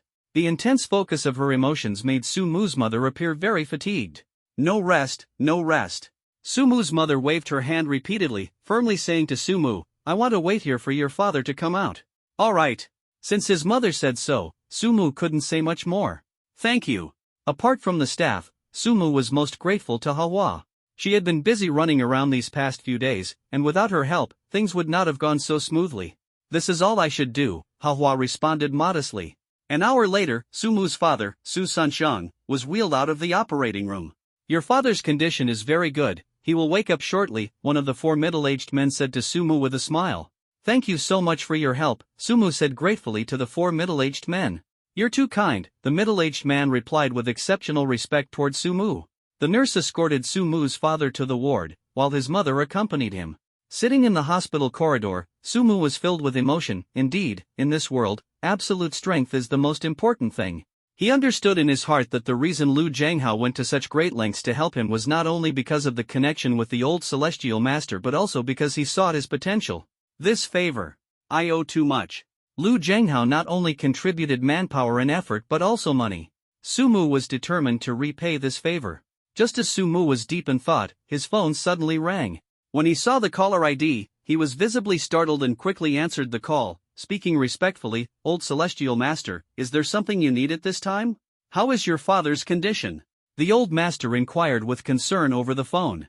Thanks to your blessings, my father's condition has improved significantly. Sumu replied respectfully. He then sensed that this call was not merely a casual greeting. The old master would never call without a reason. You're in Qilu now, right? The old master shifted the topic. Yes. Sumu understood in his heart that the old master was about to get to the main point. Have you heard of the Kong family from Qilu? The old celestial master continued to ask. Of course I know, Sumu replied. The Kong family of Qilu are descendants of Confucius, renowned and illustrious. Recently, the Kong family of Qilu encountered a small problem. They sought my help, but I can't spare the time here. If possible, could you go and take a look? The old celestial master's tone was gentle, yet carried a hint of unwavering firmness. Could you share a bit more about what the issue is? Sumu cautiously probed. Convenient. The old celestial master pondered briefly before continuing. Near the Kong family estate, there is a small hill. On the hill, besides trees, there are some medicinal herbs planted by the Kong family. Some time ago, a disciple of the Kong family went missing on the hill, and those sent to search for him also disappeared one after another. Left with no choice, the Kong family sought my help. The old celestial master's voice suddenly carried a dangerous undertone, making Sumu alert. Do you suspect it is the work of spirits? No. The old celestial master shook his head slightly, a hint of seriousness flashing in his eyes. I suspect it is the work of a strange beast. A strange beast? Sumu pondered for a moment, already beginning to calculate in his mind. Understood. I'll head to the Kong family tomorrow. You agreed? The old celestial master asked. I agreed, Sumu replied without hesitation. After all, without the old celestial master's connections, he might not have been able to meet Lu Zhanghao. Moreover, he was well aware that the major event about to happen in the Kong family would bring him tremendous opportunities, no less than the benefits he had gained on Mount Longhu. Additionally, the former residence of Confucius, the great sage, was still within the Kong family, and he had always wanted to see it before his rebirth. The Kong family members are already waiting outside the hospital where your father is admitted. If you go out now, you should be able to meet them, the old celestial master said. Sumu was momentarily stunned, then smiled and replied, "All right, I'll head out now." After ending the call, Sumu walked toward his father's hospital room. His mother was sitting by his father's bedside, looking at him with a gentle expression. "Mom," Sumu called softly. "What's wrong?" His mother turned around, her eyes filled with concern. "I have something I need to take care of, so I can't stay here with Dad," Sumu said, his face full of guilt. "It's okay." The mother smiled and comforted him. "You go ahead and take care of your things." "All right."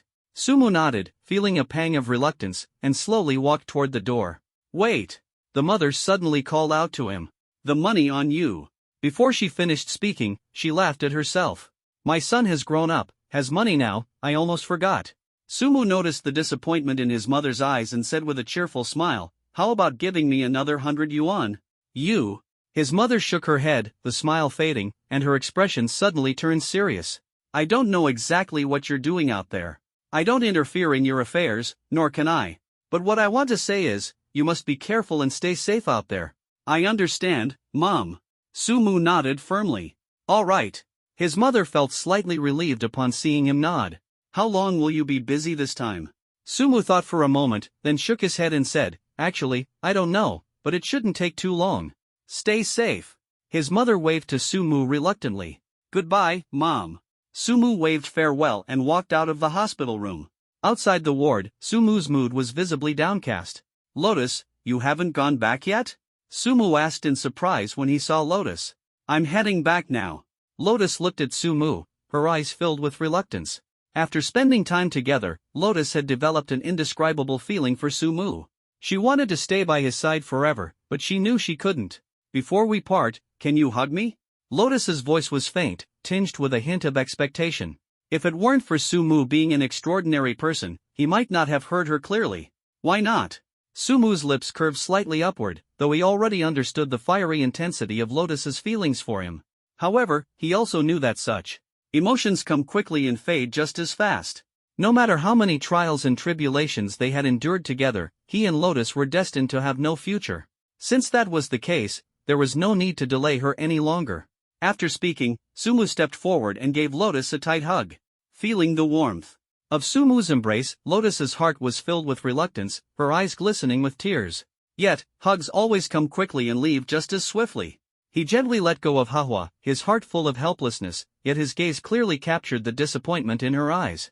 "Goodbye." Manhwa forced a faint smile at the corner of her lips, but it couldn't hide the disappointment in her heart as she still waved to Sumu. "Goodbye."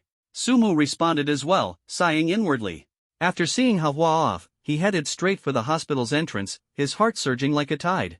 Just as he stepped out of the hospital, a young man of similar age approached him, wearing a smile and speaking respectfully, like a refreshing spring. "Mr. Sumu? Who are you?" Sumu slightly frowned, looking at the young man with a face full of confusion. "My name is Kong Tiancheng, and I'm here to pick you up."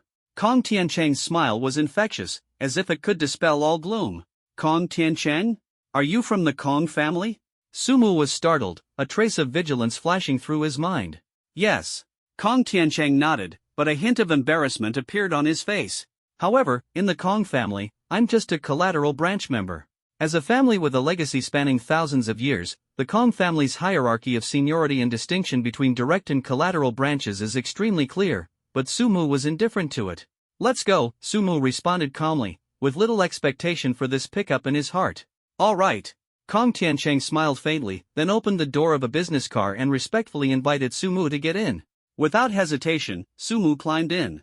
The interior was spacious and comfortable, giving him a long-lost sense of relaxation. Kong Tiancheng quickly took the driver's seat and started the car. "Mr. Su," he said to Sumu while focusing on driving, "it will take another hour to arrive. You can rest for a while." Sumu nodded slightly, pondering silently in his heart about what kind of destiny awaited him next. In the car, Sumu narrowed his eyes slightly, appearing deep in thought. His mind surged like a tide. "As far as I know, the Kong family has extraordinary individuals. Why would they need the old celestial master to intervene in this matter? Before his rebirth, the ability of China to contend with the exotic beasts was not solely due to the Taoist sect. Buddhism and Confucianism also made remarkable contributions. The Confucianists, with their noble spirit, wielded 3-foot-long swords and recited the Song of Righteousness, bravely slaying enemies amidst the beast tides with unparalleled elegance, leaving an unforgettable impression. The key point is that Confucianism already had many extraordinary individuals even before the resurgence of spiritual energy. Just as Sumu was deep in thought, the car began to slow down gradually. He opened his eyes and, looking at the scenery outside the window, asked, "Where have we arrived?" Kong Tiancheng replied, "This is one of the Kong family's villas. You can rest here for the night and head to the Kong family tomorrow." "Why arrange it this way?" Sumu asked in confusion. Kong Tiancheng parked the car and explained helplessly, "This place is far from the Kong family estate.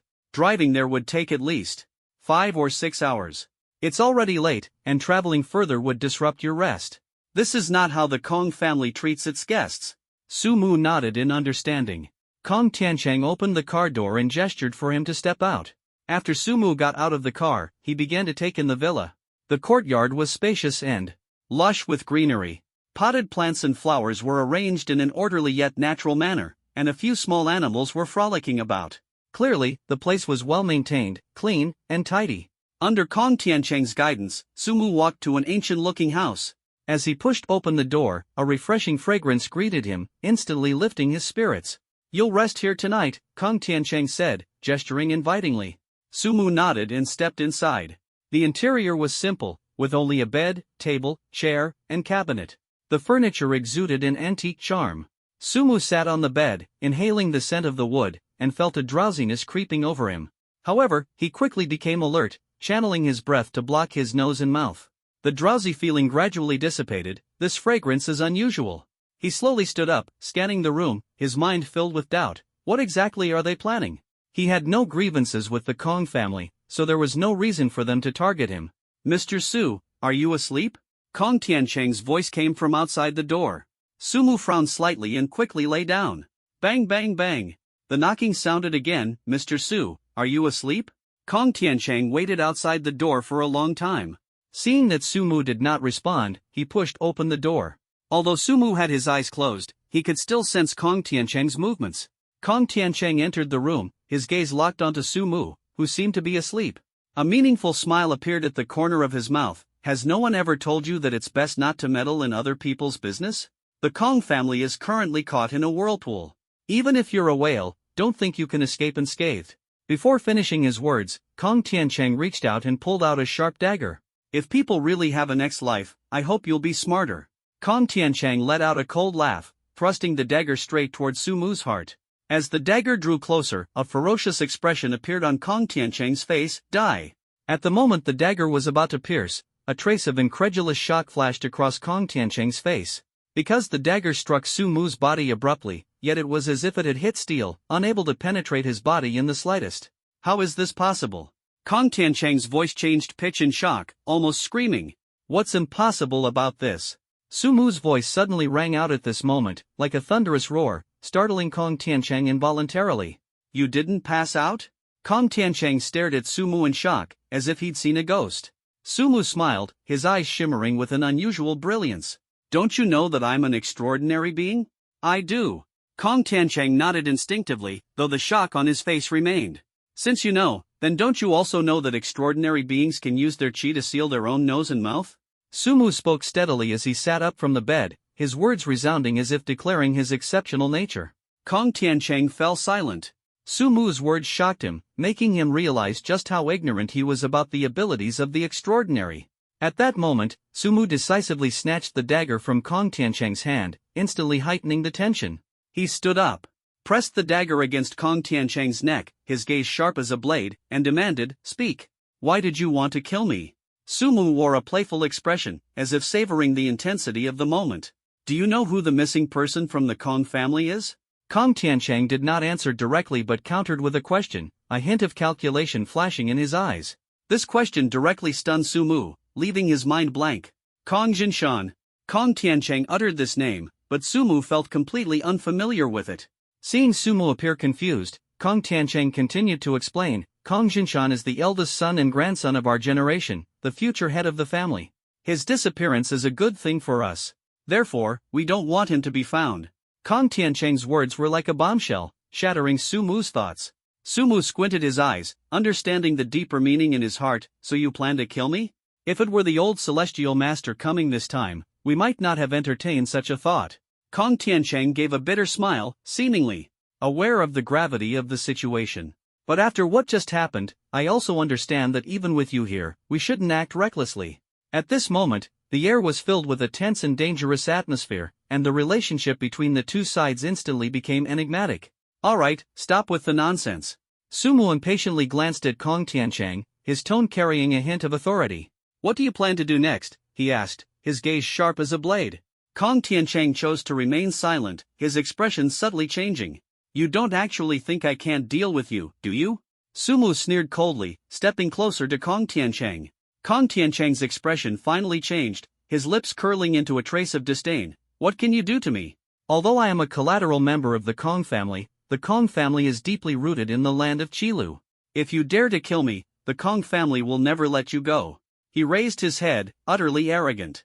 But to Sumu, who had experienced rebirth, this was utterly insignificant. Playing with the dagger in his hand, Sumu's lips curved into a warm smile, yet this warmth made Kong Tiancheng's heart tighten. Do you actually intend to kill me? Kong Tiancheng's voice carried a hint of panic, and his gaze began to waver. Why not? Sumu smiled, his tone relaxed. I am a member of the Kong family. If you kill me, the Kong family will never let you go.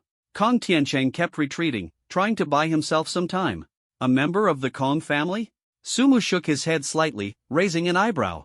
Kong Tiancheng became even more panicked, his voice trembling. Spare me, can you not kill me? His legs gave way, and with a thud, he knelt on the ground, frantically kowtowing. I don't want to die yet. He didn't know if any of this would work, but he understood that he had to do it. Perhaps this might give him a sliver of a chance, but if he didn't, there would be no chance at all. Would Sumu give him the chance? Alright, you can leave now. Before the words had even faded, Sumu's dagger had already slashed across Kong Tiancheng's throat. Kong Tiancheng's eyes widened in shock, his face full of disbelief, as blood gushed out like a fountain. He pressed his throat hard, trying to stop the bleeding, but it was in vain. After struggling for a moment, Kong Tiancheng collapsed powerlessly.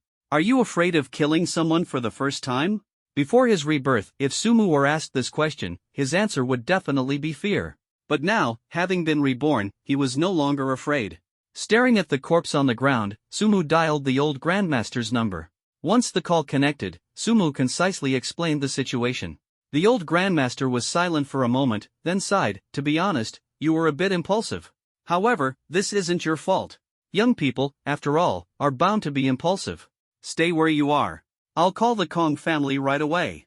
The situation with the Kong family is complicated, but this matter should be able to be covered up. After the old master finished speaking, he hung up the phone. Sumu waited in place for about half an hour before the door to the room was pushed open. A middle-aged man with a blank expression walked in, his gaze cold and stern, staring directly at the corpse on the ground. Did you kill him? The middle-aged man's voice was icy and chilling. Sumu gripped the dagger tightly and nodded without hesitation. That's right, I killed him. My name is Kong Jangwo, the direct younger brother of the family head. Regarding today's incident, I apologize to you on behalf of the family head. Kong Jangwo's tone carried a hint of sincerity, even slightly cupping his hands in a gesture of respect. Sumu also returned the gesture out of courtesy, feeling a bit more favorable toward this younger brother of the family head. Come in, a few of you, and take care of this corpse, Kong Jangwo called out toward the door. Several men in black swiftly entered, expressionless as they dealt with the corpse and quickly cleaned up the battlefield. In just 5 minutes, the room was spotless. Mr. Su, may I have a word with you? Kong Jangwo said to Sumu. Sumu nodded and followed him out of the room. This matter is the fault of the Kong family. I hope Mr. Su won't take it to heart. Kong Jangwo's tone was much gentler than before, displaying the Kong family's grace. No problem. Sumu waved his hand, his gaze sharp and resolute. May I ask, Mr. Su, what are your plans next? Kong Jangwo's tone carried a hint of probing, as if trying to gauge Sumu's limits. The old celestial master entrusted me to help the Kong family solve their problems. Since the matter isn't resolved yet, my next step will naturally be to go to the Kong family. Sumu's expression remained unchanged, though he had already seen through Kong Jangwo's intentions. Mr. Su, your righteousness is admirable. Kong Jangwo cupped his hand slightly, his tone tinged with a trace of apology. We are truly ashamed in comparison. His words came across as particularly flattering. Mr. Kong, you're too kind. Sumu's lips curved into a faint smile as he silently pondered to himself. It seemed that Kong Jangwo had some skills after all. Mr. Su, Kong Jangwo glanced around and asked with a smile, shall we head out today, or take a rest and go tomorrow? Sumu looked around, his gaze falling on the house behind him. Shaking his head, he said, let's go today. Someone died here, it's unlucky. He didn't want to waste any more time amidst these troubles. Alright, then please follow me, Mr. Su. Kong Jangwo's tone was firm, and as soon as he finished speaking, he gestured for Sumu to proceed. Sumu nodded slightly and walked decisively in the direction pointed out by Kong Jangwo. Outside the courtyard, several cars were neatly parked, sports cars, business cars, RVs, sedans, almost everything one could imagine, and all of them were top-tier luxury vehicles, gleaming with dazzling brilliance. Mr. Su, Kong Jangwo asked as they approached the cars, do you plan to drive yourself, or? I want to rest, Sumu replied without hesitation, a look of exhaustion yet determination in his eyes. All right. Kong Jangwo nodded, walked straight to a luxurious RV, opened the door, and respectfully said, please. Kong Jangwo's hands-on attitude made Sumu feel a bit moved. Although he found it somewhat strange, he didn't stand on ceremony, smiled slightly, and stepped into the RV. The interior of the RV was spacious, with luxurious decor exuding opulence. After entering, Sumu lay down on the bed without hesitation, contemplating the challenges ahead. Mr. Su, we can depart at any time. At that moment, a gentle female voice came through the intercom by the bedside, breaking the silence inside the RV. Let's go. Sumu commanded, a sharp glint flashing in his eyes, as if he had already seen through every move the future held. The car moved slowly, as if gliding on smooth silk. The driver's skill was unexpected. Sumu didn't even feel the slightest bump. Lying inside the car, Sumu's mind was overflowing with thoughts. The whirlpool of the Kong family was far more complex and dangerous than he had imagined. What a hassle, such a headache. Sumu sat up helplessly, rubbing his temples as he muttered to himself, if not for the boundless opportunities hidden behind the Kong family, why would I ever get involved in this dispute? After a brief moment of contemplation, Sumu decided to rest a bit longer. By the time he opened his eyes again, the sunlight outside the window was streaming through the car glass. It was already past 8 in the morning. He picked up the intercom by his bedside and lazily asked, where are we now? Mr. Su. A gentle female voice came through the intercom, we've already arrived at the Kong family's residence. Alright, I understand. Sumu quickly got up and began to freshen up. After a quick wash, Sumu opened the car door and stepped out. The dazzling sunlight made him instinctively squint his eyes. Once his eyes adjusted, he looked around and his gaze fell on the magnificent manor not far away. The main entrance of the manor was a tall red lacquered door, with a prominent plaque hanging above it, engraved with the character Kong. This is the Kong family? Sumu asked Qin Shuemon curiously. Yes, Qin Shuemon nodded slightly. Then should we go in now, or? Sumu asked. You'll need to wait a moment. The master of the house will be here shortly to greet you. Qin Shuemon's voice was clear and resolute. Before the words had fully settled, the large door slowly opened, and a tall, handsome man stepped out. He was dressed in formal attire, exuding an extraordinary aura, as if even his steps carried a breeze. How strange! Sumu marveled inwardly. This man possessed both the elegance of a scholar and an air of formidable strength. Hello, Mr. Su. The man walked up to Sumu, smiling as he extended his right hand. I am Kong Jianshuan, the current head of the Kong family. Hello, Master Kong. Sumu also extended his hand and shook Kong Jianshuan's. That palm was broad and powerful, inspiring respect. What surprised Sumu was that he couldn't discern Kong Jianshuan's level of cultivation. As the head of the Kong family, Kong Jianshuan was undoubtedly an extraordinary individual. Sumu's cultivation had already reached the first stage of qi nourishment, yet in the face of Kong Jianshuan, he felt an insurmountable gap. Mr. Su, I must trouble you with the matter concerning my son this time. Kong Jianshuan cupped his hands slightly, his attitude sincere. Master Kong, you're too polite. Sumu likewise cupped his hands in response, his respect for Kong Jianshuan growing even deeper. After a brief exchange of pleasantries, the two stepped into the Kong family estate. As soon as he entered, Sumu's face revealed a look of astonishment. The estate was suffused with dense spiritual energy, as if it were a gathering place of vitality, comparable to the celestial master's mansion on Mount Longhu. This sacred land of Qilu truly lives up to its reputation. Sumu marveled inwardly, his emotions stirred by the grandeur and spiritual energy of the estate. The estate was vast, requiring a shuttle car to travel from the entrance to the main hall. Sitting in the car, Sumu admired the surrounding scenery, pavilions and towers, lush greenery, and ancient buildings that, under the meticulous care of the Kong family, still radiated vitality. The shuttle bus drove for 10 minutes before finally stopping in front of an imposing building. Kong Jianquan got off first and made a gesture of invitation. Sumu, without hesitation, walked straight into the building. The interior was simple in design but exuded a strong sense of history, as if transporting one back to ancient times. Just as he sat down, a maid brought over some tea. Please. Kong Jianquan raised his teacup and gestured to Sumu. Sumu took the teacup, gently lifted the lid, and was immediately greeted by the refreshing aroma of tea. Smells amazing. Even though he usually didn't like tea, he could still sense the extraordinary quality of this cup, his eyes sparkling with anticipation. Blowing away the tea leaves on the surface of the cup, Sumu took a gentle sip. The bitter taste, like a blade slicing across his tongue, quickly spread through his mouth. Yet this fleeting bitterness didn't make him frown. Instead, after a light swallow, it transformed into a sweetness as refreshing as mountain spring water, leaving him secretly satisfied. The tea might be bitter, but the purpose of this trip was certainly not to enjoy this bitter tea. Seeing Sumu put down his teacup, Kong Jianquan's expression grew solemn as he gently placed his own cup down. Mr. Su, he said in a low, resolute voice, I believe you are already aware of my son's situation, aren't you? Sumu nodded slightly, his gaze sharp as a blade. I know a little. However, I do have a question. Sumu looked directly at Kong Jianquan, his gaze carrying a hint of inquiry. I wonder if I should say it or not. Kong Jianquan seemed to have already guessed Sumu's thoughts. After glancing around to ensure no one else was present, he lowered his voice and said, You want to ask how I know my son is still alive, don't you? Sumu nodded, thinking to himself, he wasn't sure exactly how long Kong Jiantian had been missing. But since the Kong family suspected the involvement of a strange beast, it was entirely possible that, regardless of how long he'd been missing, his life or death remained uncertain. Every descendant of the Kong family has their own dedicated eternal lamp. As long as the eternal lamp remains lit, it proves that the person is still alive. A trace of determination flashed in Kong Jianquan's eyes.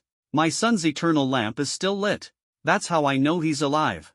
Sumu frowned slightly, nodding in partial understanding, but his curiosity about the mystery of the eternal lamp grew even stronger. I have another question, he said calmly. Ask away, Kong Jianquan said, lifting his teacup and gesturing for Sumu to continue. The Kong family has many experts. Why did you need to invite the old celestial master for this matter? This question had lingered in Sumu's mind for a long time.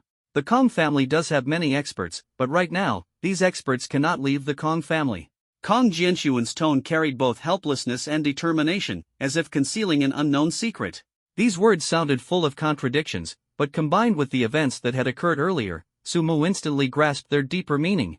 In that case, please give me the map of the location where your son disappeared. Sumu cut straight to the point, impatient and unrelenting. This time, I cannot provide any assistance. Moreover, I hope you can proceed in secret. Kong Jianquan's tone carried a strong sense of pleading, as if he were begging for something. The air was thick with tension, and undercurrents surged in Sumu's heart. He understood that this was not merely a simple tea gathering but a life-and-death confrontation. His resolve grew even firmer. He would not let any crisis slip out of his control. After a brief discussion, Sumu arrived at the resting place arranged for him by Kong Jianquan. As soon as he entered the room, Sumu sat cross-legged, pondering whether he could continue cultivating here. However, after a while, he slowly opened his eyes, his face showing a hint of helplessness. Sigh. Even though the spiritual energy here was abundant, the cultivation speed was exceptionally slow. He roughly estimated that even if he cultivated here for a week, his realm would hardly advance by one level. Moreover, Sumu couldn't stay here for long. Instead of wasting time, it would be better to find Kong Jinshan as soon as possible. On the table in the room were some documents. Sumu walked over to check them. There wasn't much information, just a map and some basic details about Lishan. Lishan, this ancient mountain range, was once rumored to be the place where the sage Kong cultivated. After reading the materials, Sumu turned to the map. The map showed that Lishan was not very large, and if he sped up, he could explore it within a few days. Thinking of this, Sumu immediately took out his phone, typed in the word Lishan, and the map of Lishan instantly popped up on the screen. After comparing, Sumu discovered 7 differences between the map on his phone and the paper map in his hand. If I'm not mistaken, young Master Kong Jinshan should Be at one of these 7 locations. After a brief analysis, Sumu used his phone to take a photo of the paper map, ensuring clarity before starting to play a game. As night fell, Sumu quietly left his room and, following the route map provided by Kong Jianxuan, slipped out of the Kong family unnoticed. He chose to depart at night because he had promised Kong Jianxuan that the matter would be handled discreetly. After leaving the Kong family, Sumu headed straight for Lishan, quickly arriving at the foot of the mountain after a 10-minute walk. As the place where Confucius, the great sage, once practiced, Lishan was filled with spiritual energy, though relatively speaking, it still seemed somewhat thin. Sumu marked 7 points on the map, one of which was very close to the starting point of the climb, reachable within about half an hour on foot. To avoid being discovered, he did not bring any lighting tools. It's so dark. Sumu sighed, and suddenly had a flash of inspiration, remembering the skill Tongyu. As an auxiliary skill, Sumu rarely used Tongyu in his daily life. Once activated, the scene before him instantly became incredibly clear. Trees, rocks, and even other objects appeared bright. What a great skill! The area was rich in spiritual energy, allowing Sumu to keep Tongyu activated continuously while on Mount Li. With Tongyu, Sumu's travel speed increased significantly. Tongyu not only provided illumination but also allowed him to see things that were normally invisible. After about 10 minutes, Sumu arrived at the first marked point, a deep and mysterious cave. The cave entrance was dark and damp, and even with Tongyu's assistance, Sumu still couldn't see inside clearly. Hesitating for a moment, he was about to leave when strange sounds came from within, as if some creature was feeding. Could there be a mythical beast in the cave? Sumu tried hard to peer inside, but no matter how he tried, he couldn't see anything. Could Kong Jinshan be here? Theoretically, this possibility wasn't entirely ruled out. Let's go in and take a look. With no other choice, Sumu headed into the cave. The cave was cold and damp. Despite being an extraordinary being, Sumu couldn't help but shiver. The passage was deep and long. After walking for about 5 minutes, there was still no sign of any living creature. Just as he was about to venture further, a dark shadow suddenly darted past his eyes. Sumu focused his gaze and saw that it was a giant wolf. Lishan giant wolf. Level, D-level, adult stage. Introduction: a wild wolf that grew up in Lishan. Due to a spiritual spring within its cave, it cultivated day and night to become a mythical beast. D-level mythical beast, equivalent to the innate realm in terms of mythical beast stages. The adult stage is approximately between the 6th and 9th levels. Of course, the true strength will only be known after the battle. When Sumu looked at the Lishan giant wolf, the Lishan giant wolf also turned its gaze toward Sumu.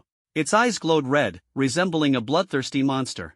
The two stared at each other for a while, seemingly sensing each other's power.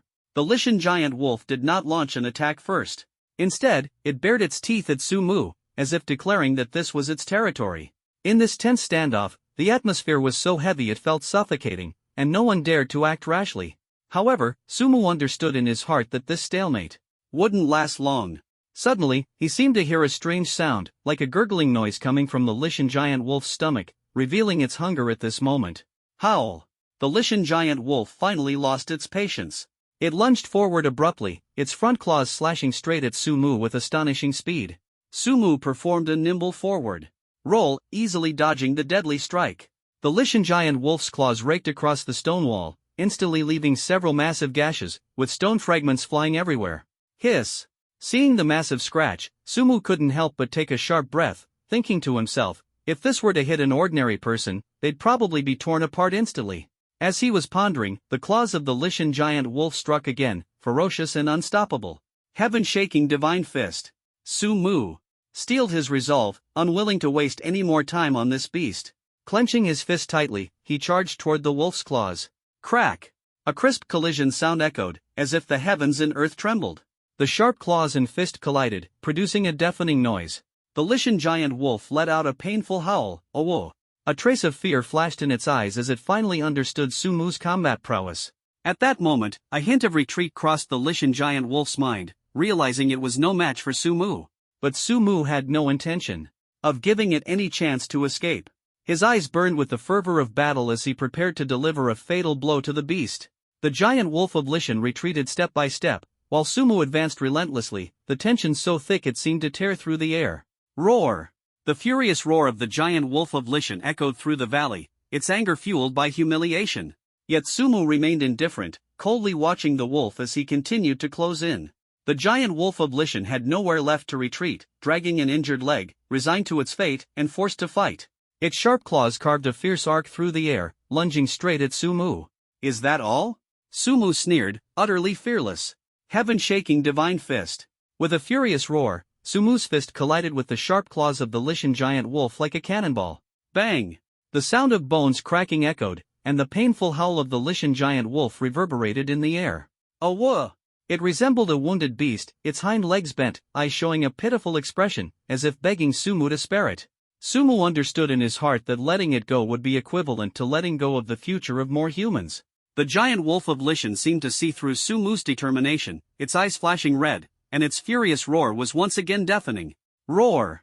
It let out an angry roar and charged straight at Sumu, vowing to perish together with him. Heaven-shaking divine fist. Heaven-shaking divine fist. Heaven-shaking divine fist. The heaven-shaking divine fist struck continuously, each punch as thunderous as a storm, landing heavily on the giant wolf of Lishan. The first punch shattered its skull, causing blood to spurt out wildly. The second punch crushed its head, and its agonized wail sent shivers down one's spine. The third punch completely obliterated its life force, and the unwilling roar of the Lishan giant wolf echoed through the air. Ding! You have slain the beast Lishan giant wolf, D rank, adult stage. Rewards obtained, 200 points, divine banishment. Sumu's mind was filled with the clear sound of the system's voice, causing his heart to tremble. Exorcise spirits. One of the 72 earthly techniques. Learning this skill allows communication with and command over mountain spirits and ghosts.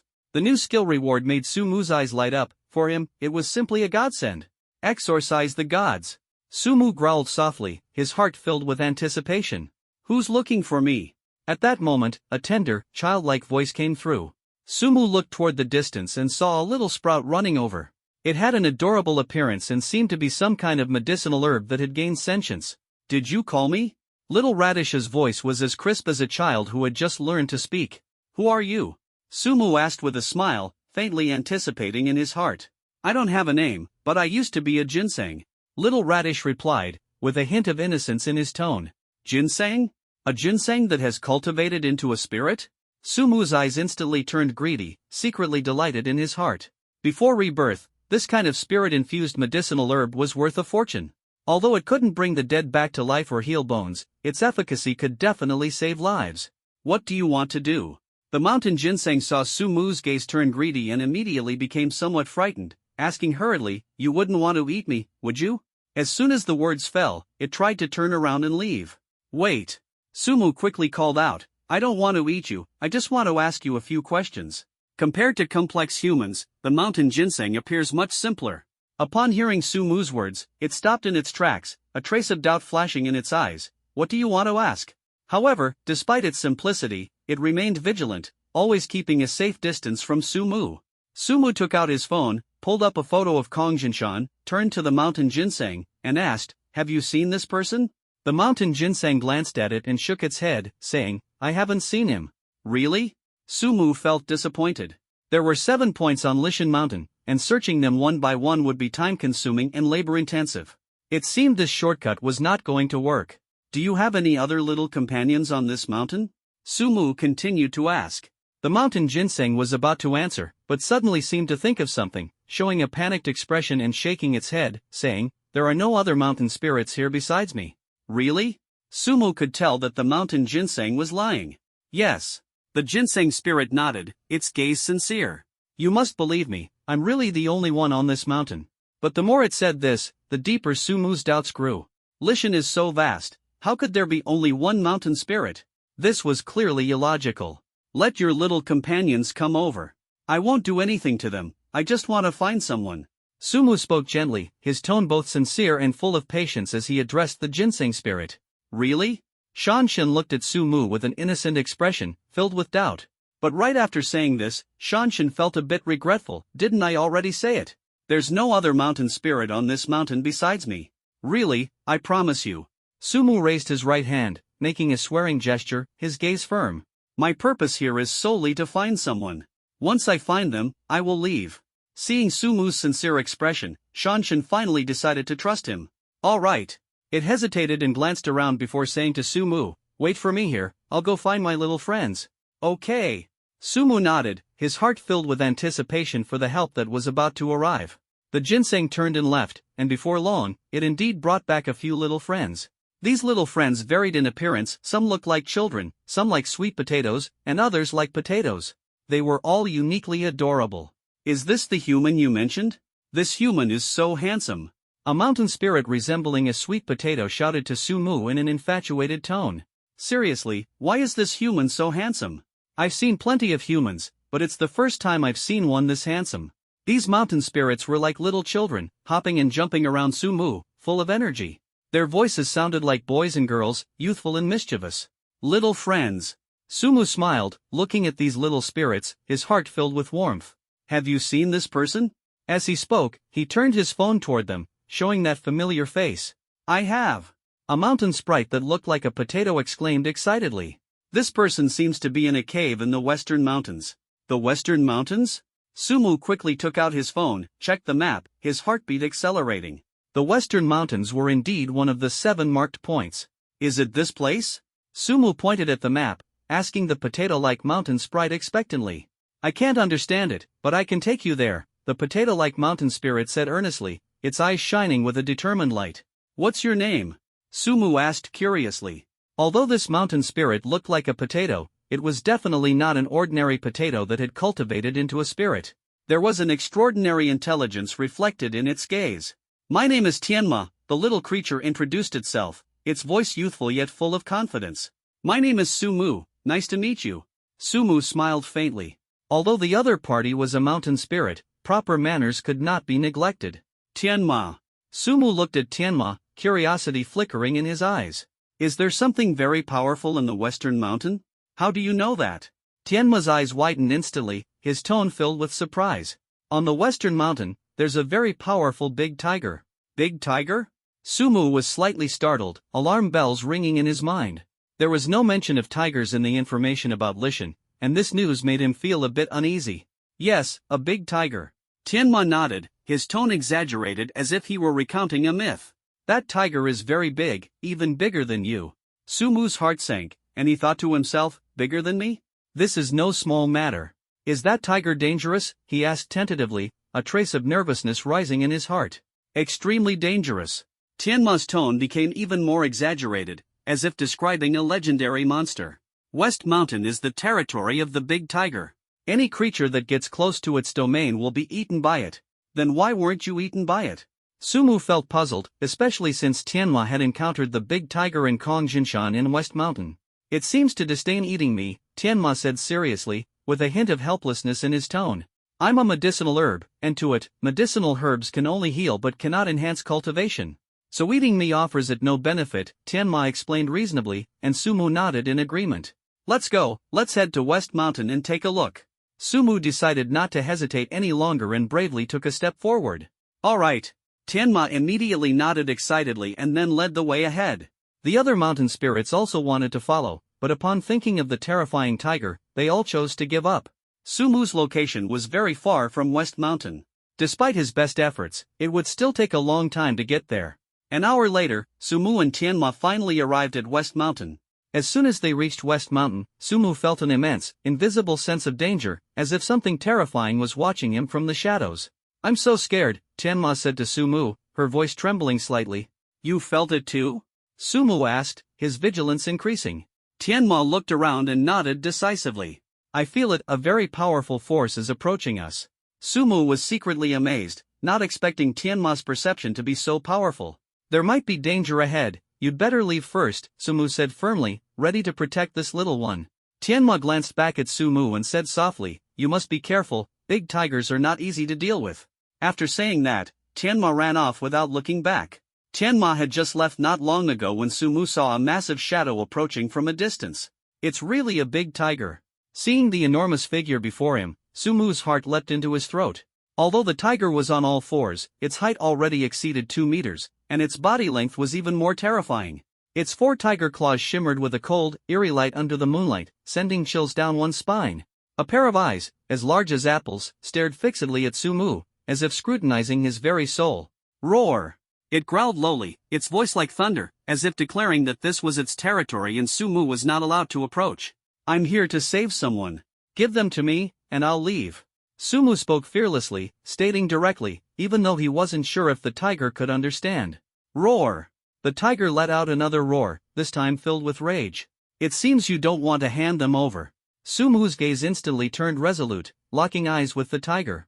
Lishan Tiger King. Level, C, Juvenile. Introduction: a wild tiger that grew up in Lishan from a young age, possessing extremely formidable combat power. C-level Juvenile? Seeing the level of the Lishan Tiger King, Sumu felt a headache coming on. C-level corresponds to the chi-nourishing realm of the extraordinary beings, with the juvenile stage equivalent to levels 1 to 3. Meaning the strength of this Lishan Tiger King is comparable to an extraordinary being in the chi-nourishing realm levels 1 to 3. As for Sumu's realm, he is currently only a chi-nourishing level 1, making his odds of victory against this fierce tiger no better than 50-50. However, he secretly rejoiced in his heart, as he possessed the strongest physique across all worlds and the ability to infinitely convert chi through the chi source flow. Roar! The Lishan Tiger King roared again, this time with a strong desire to attack embedded in its roar. After the Tiger King roared in anger, it suddenly lunged at Sumu. At this critical moment, a joke unexpectedly flashed through Sumu's mind. Question: what should you do if you encounter a tiger in the wild? Answer: when it lunges at me, I perform a sliding tackle. The weapon in my hand will just happen to slash across its abdomen. The abdomen is the softest part of its body, and this way I can kill it. The joke, though fleeting, ignited a spark of hope in Sumu's heart. Let's go! His heart surged with excitement, and he decided to engage in a life-and-death battle based on the content of the joke. Sumu quickly stepped back, then took a running start, his body shooting forward like an arrow, sliding toward the Tiger King. This move actually succeeded in being executed. But when he slashed across the Tiger King's abdomen, Sumu froze. There was a thick protective layer there, as hard as bone, perfectly shielding the Tiger King's weak spot. This is trouble. Sumu's heart tightened. This protective layer made the Lishan Tiger King invulnerable, rendering the sliding strike completely ineffective. However, he did not panic, as he had already prepared for this. Sky-shaking Divine Fist. He suddenly rose, his fist striking the Tiger King's abdomen like a thunderbolt. Although this punch did not shatter the Tiger King's protective layer, it still felt like a heavy blow, instantly sending the Tiger King flying. Bang! Bang! Bang! The Tiger King mildly crashed into the trees, knocking down several before finally coming to a halt.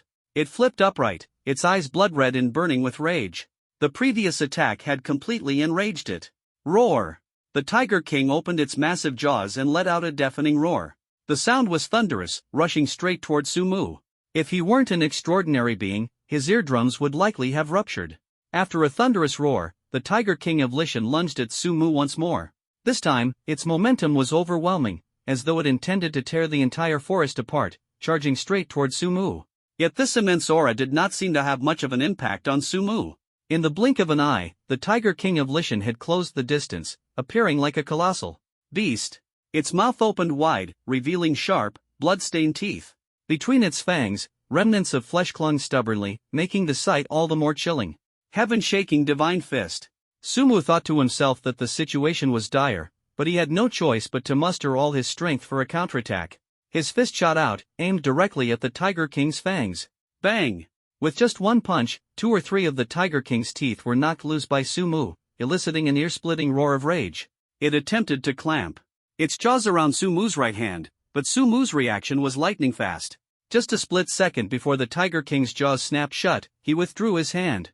Blood trickled down the corners of the Tiger King's mouth, and what followed was a scene of pure horror. Roar! The Tiger King let out another enraged bellow, and with its roar, blood sprayed forth. At such close range, Sumu's face was splattered with crimson. Ignoring the mess, Sumu swiftly swung his fist again, launching another attack. Heaven-shaking Divine Fist. This punch landed squarely on the Tiger King's face. Bang! The impact forced the Tiger King to stagger back several steps. Seizing the opportunity, Sumu pressed on, unleashing a flurry of punches directly at its face. Though the strikes were not fatal, they disfigured the Tiger King's visage, twisting it into a grotesque and terrifying sight. The teeth of the Tiger King of Lishan were knocked out, and now it decided to use its claws to attack. For a tiger, its claws are the sharpest weapon. However, Sumu's physical resilience was extraordinary, able to withstand it all. The Tiger King's claws came slashing down like a violent storm. The first strike tore across Sumu's upper body, shredding his clothes into strips. In an instant, yet Sumu remained completely unharmed. The Tiger King stared at Sumu in shock, as if unable to believe its attack had no effect. Surprised? Sumu said with a cheerful smile, his gaze brimming with confidence. Impressive, right? The Tiger King roared in fury and continued its relentless assault, its claws flying. Yet every strike felt as if it were hitting steel. Utterly ineffective. After more than a dozen strikes, it realized it was completely incapable of harming this seemingly ordinary man. This physique is simply invincible. Sumu marveled inwardly, astonished by the incredible strength of his innate sacred body. The Tiger King of Lishan was in despair, its eyes filled with unwillingness and shock. It couldn't comprehend why the person before it could withstand so many attacks. Had enough fun?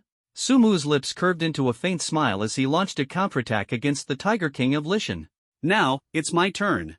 Clenching his fist tightly, Sumu charged straight at the Tiger King of Lishan. This time, he didn't use the heaven-shaking divine fist but instead wanted to test his own strength. Bang! Bang! Bang!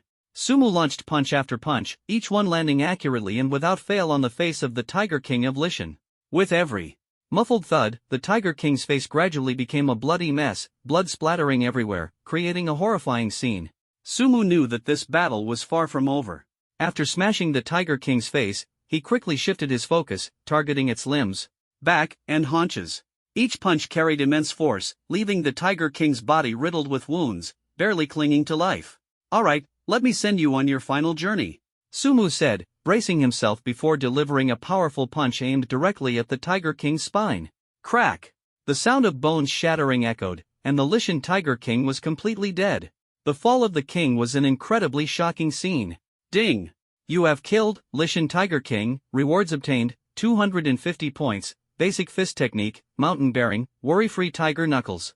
Basic Fist Technique, Yellow Grade, Low Tier. As the most fundamental skill of fist techniques, its significance is often overlooked. Although not a sophisticated technique, it can double the effects of all fist techniques, bringing unexpected surprises.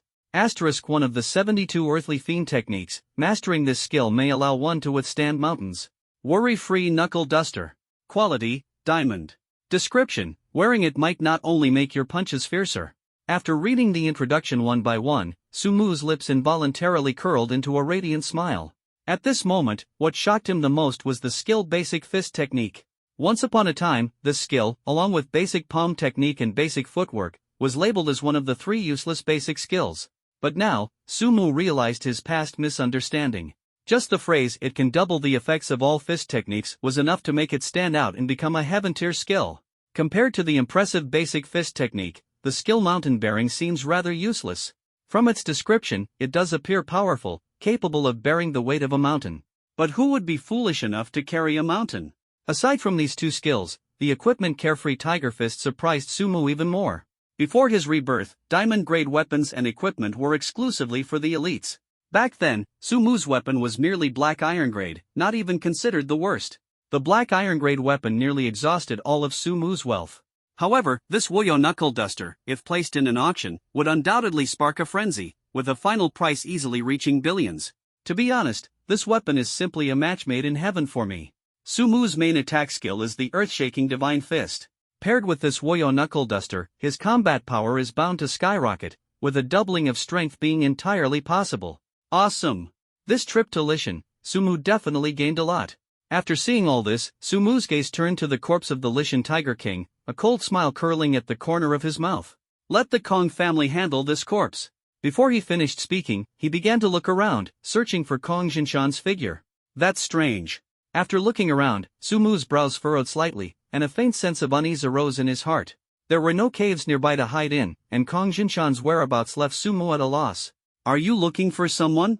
Tianma's voice sounded like sweet rain, bringing hope to Sumu. Do you know where he is? Sumu looked at Tianma excitedly. I'm not quite sure. Tianma shook his head but pointed in a direction. However, that's the Tiger King's lair. The person you're looking for might be inside. Thank you. Sumu felt grateful and quickly rushed in the direction Tianma had pointed. 5 minutes later, Sumu finally discovered a cave, its entrance leading into the depths, revealing the scene inside at a glance. Is anyone there? He discovered a humanoid creature deep inside the cave. The cave contained only this humanoid creature, and Sumu rushed in without hesitation. At the end of the cave, he saw that the humanoid creature was indeed a human. Clothed in rags, covered in dirt, and riddled with wounds, the person was almost unrecognizable. His physical condition is extremely poor. Tianma's voice echoed in Sumu's ear again, as if to remind him. Why are you here? Aren't you afraid of danger? Sumu turned and asked Tianma. The Tiger King has already been killed by you. What's there to fear here? Tianma responded with a smile. Sumu continued observing and asked, Who are you? My name is Kong Jinshan, the son of the Kong family patriarch. His voice was weak, as if he was on the verge of losing consciousness. I'm Sumu, entrusted by the Kong family patriarch to find you, Sumu said, then stepped forward to prepare to rescue him. He noticed Kong Jinshan's feet were shackled with iron chains, a trace of surprise flashing in his eyes. These iron chains. I don't know what they are, but I've tried several times to break free, and it's impossible, Kong Jinshan said painfully. Can you walk now? Sumu asked. One end of this iron chain is embedded in the stone wall. Without breaking it, there's no way to leave, Kong Jinshan said, shaking his head helplessly. Sumu looked at the other end of the iron chain, and sure enough, as Kong Jinshan had said, it was deeply embedded in the stone wall. Wait a moment. Sumu crouched down, gripping the iron chain tightly with both hands, trying to pull it apart with force. But the result was the same as Kong Jinshan's, the chain didn't budge an inch. Since this approach didn't work, Sumu decided to try another method, attempting to pull the chain out of the stone wall. Unfortunately, it was still in vain. It seems this iron chain is not simple. Sumu found himself in a predicament. Could this iron chain be a magical artifact? His heart skipped a beat. Magical artifacts were extremely rare equipment. In his previous life, he had only heard of them. It seems I can only use my Wuyo knuckle duster. A thought crossed his mind, and without regard for his surroundings, he quickly retrieved the Wuyo knuckle duster from the system. Heaven-shaking divine fist. Sumu, now wearing the Wuyo knuckle duster, struck the iron chain with a powerful punch. Bang! This punch was astonishingly powerful, capable of creating a deep pit in a mountain, yet it only caused cracks to appear on the iron chain. The level of this magical artifact seems quite high. Sumu stared at the iron chain, a trace of unwillingness rising in his heart. He couldn't give up now, he had to find a way to rescue Kong Jinshan. His condition is very critical right now. If you don't treat him quickly, he might die, Tianma urgently reminded Sumu from beside him. Hearing Tianma's reminder, Sumu's heart trembled. He swiftly cast aside all other distractions, his gaze as resolute as steel. Heaven-shaking divine fist. He suddenly swung his fist, striking directly at the iron chain. The previous punch had only left a slight crack, but this time, the crack instantly spread like sharp silver needles. Again! Sumu roared, as if the entire world was cheering him on, and the earth-shaking divine fist struck once more. Bang! The fist collided with the iron chain again, and the crack continued to spread like a raging storm. Again! Again! Again! Sumu's fists rained down like a storm, the vibrating air filled with intense fighting spirit. After more than a dozen punches, the crack on the iron chain had grown massive, seemingly on the verge of breaking. Sumu thought to himself, just a few more punches, and this chain will snap. Again, he roared, punching the iron chain without hesitation. Crack! With a crisp sound, the iron chain finally broke under his heaven-shaking divine fist. Sumu let out a sigh of relief, and the pressure in his heart instantly eased.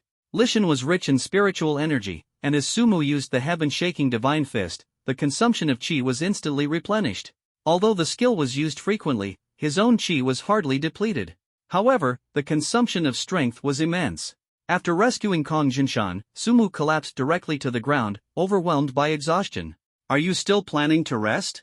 Tianma saw Sumu sit down and couldn't help but urge, if you don't hurry to treat him, he might die. You? Sumu glanced helplessly at Tianma, sighing inwardly. To prevent Kong Jinshan from perishing, Sumu gritted his teeth, stood up, and, dragging his exhausted body, hoisted him onto his shoulder. As soon as Kong Jinshan was on his shoulder, Sumu's face revealed a peculiar expression. He turned back to confirm that Kong Jinshan was indeed on his back, but at this moment, he felt as if his back was as light as a feather. Wow, I didn't expect this seemingly useless skill to be so useful. Sumu's lips curved slightly upward, secretly feeling fortunate. It turned out that the carrying mountain skill was incredibly powerful at critical moments. After Sumu hoisted Kong Jinshan onto his back, he prepared to leave. But just then, Tianma's voice rang out again. Aren't you planning to take these things with you as well? Sumu turned around and gave Tianma a strange look. At this moment, Tianma was staring intently at the iron chain Sumu had just broken. This thing. Sumu hesitated. Judging from the earlier situation, this iron chain was definitely not an ordinary item. However, the problem was that the chain was already broken, which would undoubtedly diminish its grade and value significantly. This is a good item. Seeing Sumu's hesitation, Tianma quickly said, anyway, carrying it with you won't add much burden. Who knows, you might have a chance to repair it in the future. Sumu felt that Tianma's words made a lot of sense. He remembered that after the revival of spiritual energy, not only did many powerful extraordinary beings emerge, but artifact masters also appeared in great numbers. These artifact masters could not only forge powerful weapons and artifacts but also repair them. All right, Sumu thought, then crouched down to pick up the iron chain. Soul calming chain, artifact. Level, diamond. Introduction: this chain can not only bind humans but also lock their souls. Additionally, it has the characteristic of becoming stronger when facing strength and weaker when facing weakness. Status: damaged. After Sumu finished reading the introduction of the soul-locking chain, an expression of disbelief appeared on his face. Although the chain's current status is damaged, the fact that it can maintain a diamond grade even in this state indicates that it would definitely surpass diamond grade when fully intact. This item is undoubtedly a rare treasure. After carefully storing the soul-locking chain, Sumu hoisted Kong Jinshan onto his shoulder and began walking down the mountain. At this moment, he was almost completely exhausted, and every step seemed extraordinarily difficult. If not for the existence of the mountain-bearing skill, Sumu might have already collapsed to the ground. What was originally a 2-hour journey took Sumu a full 3 hours to complete. He was extremely cautious with every step, fearing that the other members of the Kong family might discover him. Finally arriving at the foot of the mountain, Sumu found a hidden spot, gently set Kong Jinshan down, and collapsed onto the ground himself. After regaining a bit of strength, he dialed Kong Jianshuan's number. How is it? As soon as the call connected, Kong Jianshuan's anxious voice came through. Sumu took a few deep breaths and said to Kong Jianshuan, with my current stamina, I can't manage to carry your son all the way to the Kong family. I'm now at the foot of Mount Li. I'll send you my location shortly. Find someone trustworthy to come and pick me up immediately. After saying this, Sumu felt as if he had exhausted all his strength, panting heavily several times before slightly recovering. I must find some fruits that increase physical attributes. My stamina is just too poor. Sumu sighed inwardly. He had done so much tonight, first fiercely beating the Wolf King of Lishan, then mercilessly thrashing the Tiger King of Lishan. If it were someone else at the same level, they would probably have collapsed in Lishan by now. Alright, I got it. On the other end of the phone, Kong Jianshuan spoke with a mix of urgency and excitement. I'll send someone over right away. After hanging up the phone, Sumu quickly sent his location. Not long after, a group of men in black appeared in front of him, led by none other than Kong Jiangwo, whom he had met before. When Kong Jiangwo saw Kong Jinshan and Sumu, an expression of disbelief appeared on his face. He really rescued Jinshan. At this moment, Kong Jiangwo's emotions were extremely complex. Can you take us back to the Kong family? Sumu asked weakly. No problem. Kong Jiangwo nodded and then gestured to the men in black behind him. 2 men in black supported Sumu, while the other 2 lifted Kong Jinshan. The moment Sumu was supported by the men in black, the immense physical exhaustion caused him to instantly fall asleep, relaxing and drifting directly into slumber. When he woke up again, night had already fallen. What time is it now? Sumu asked instinctively. After asking, he couldn't help but laugh, thinking that no one could answer this question for him. It's 6 o'clock in the evening now. At that moment, Qin Shuemon's voice sounded. Sumu looked up and saw Qin Shuemon sitting not far from the bedside, quietly watching him. 6 o'clock? Have I slept for so long? Sumu slowly sat up, muttering to himself. It has been 30 hours since you fell unconscious.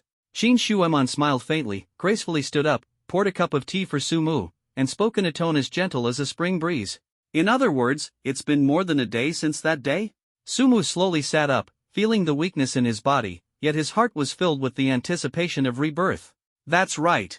Qin Shuemon gently placed the teacup in front of Sumu and said with a face full of concern, the doctor has already conducted a thorough examination for you. The reason for your unconsciousness was simply due to excessive physical exhaustion. The doctor also said that as long as you rest for another 2 or 3 days, you'll recover completely. Her voice was like a heavenly melody, washing away the anxiety in Sumu's heart. Thank you. Sumu took the teacup, a trace of gratitude flashing in his eyes. He took a gentle sip and immediately felt as though the fatigue in his body had eased considerably. Would you like something to eat?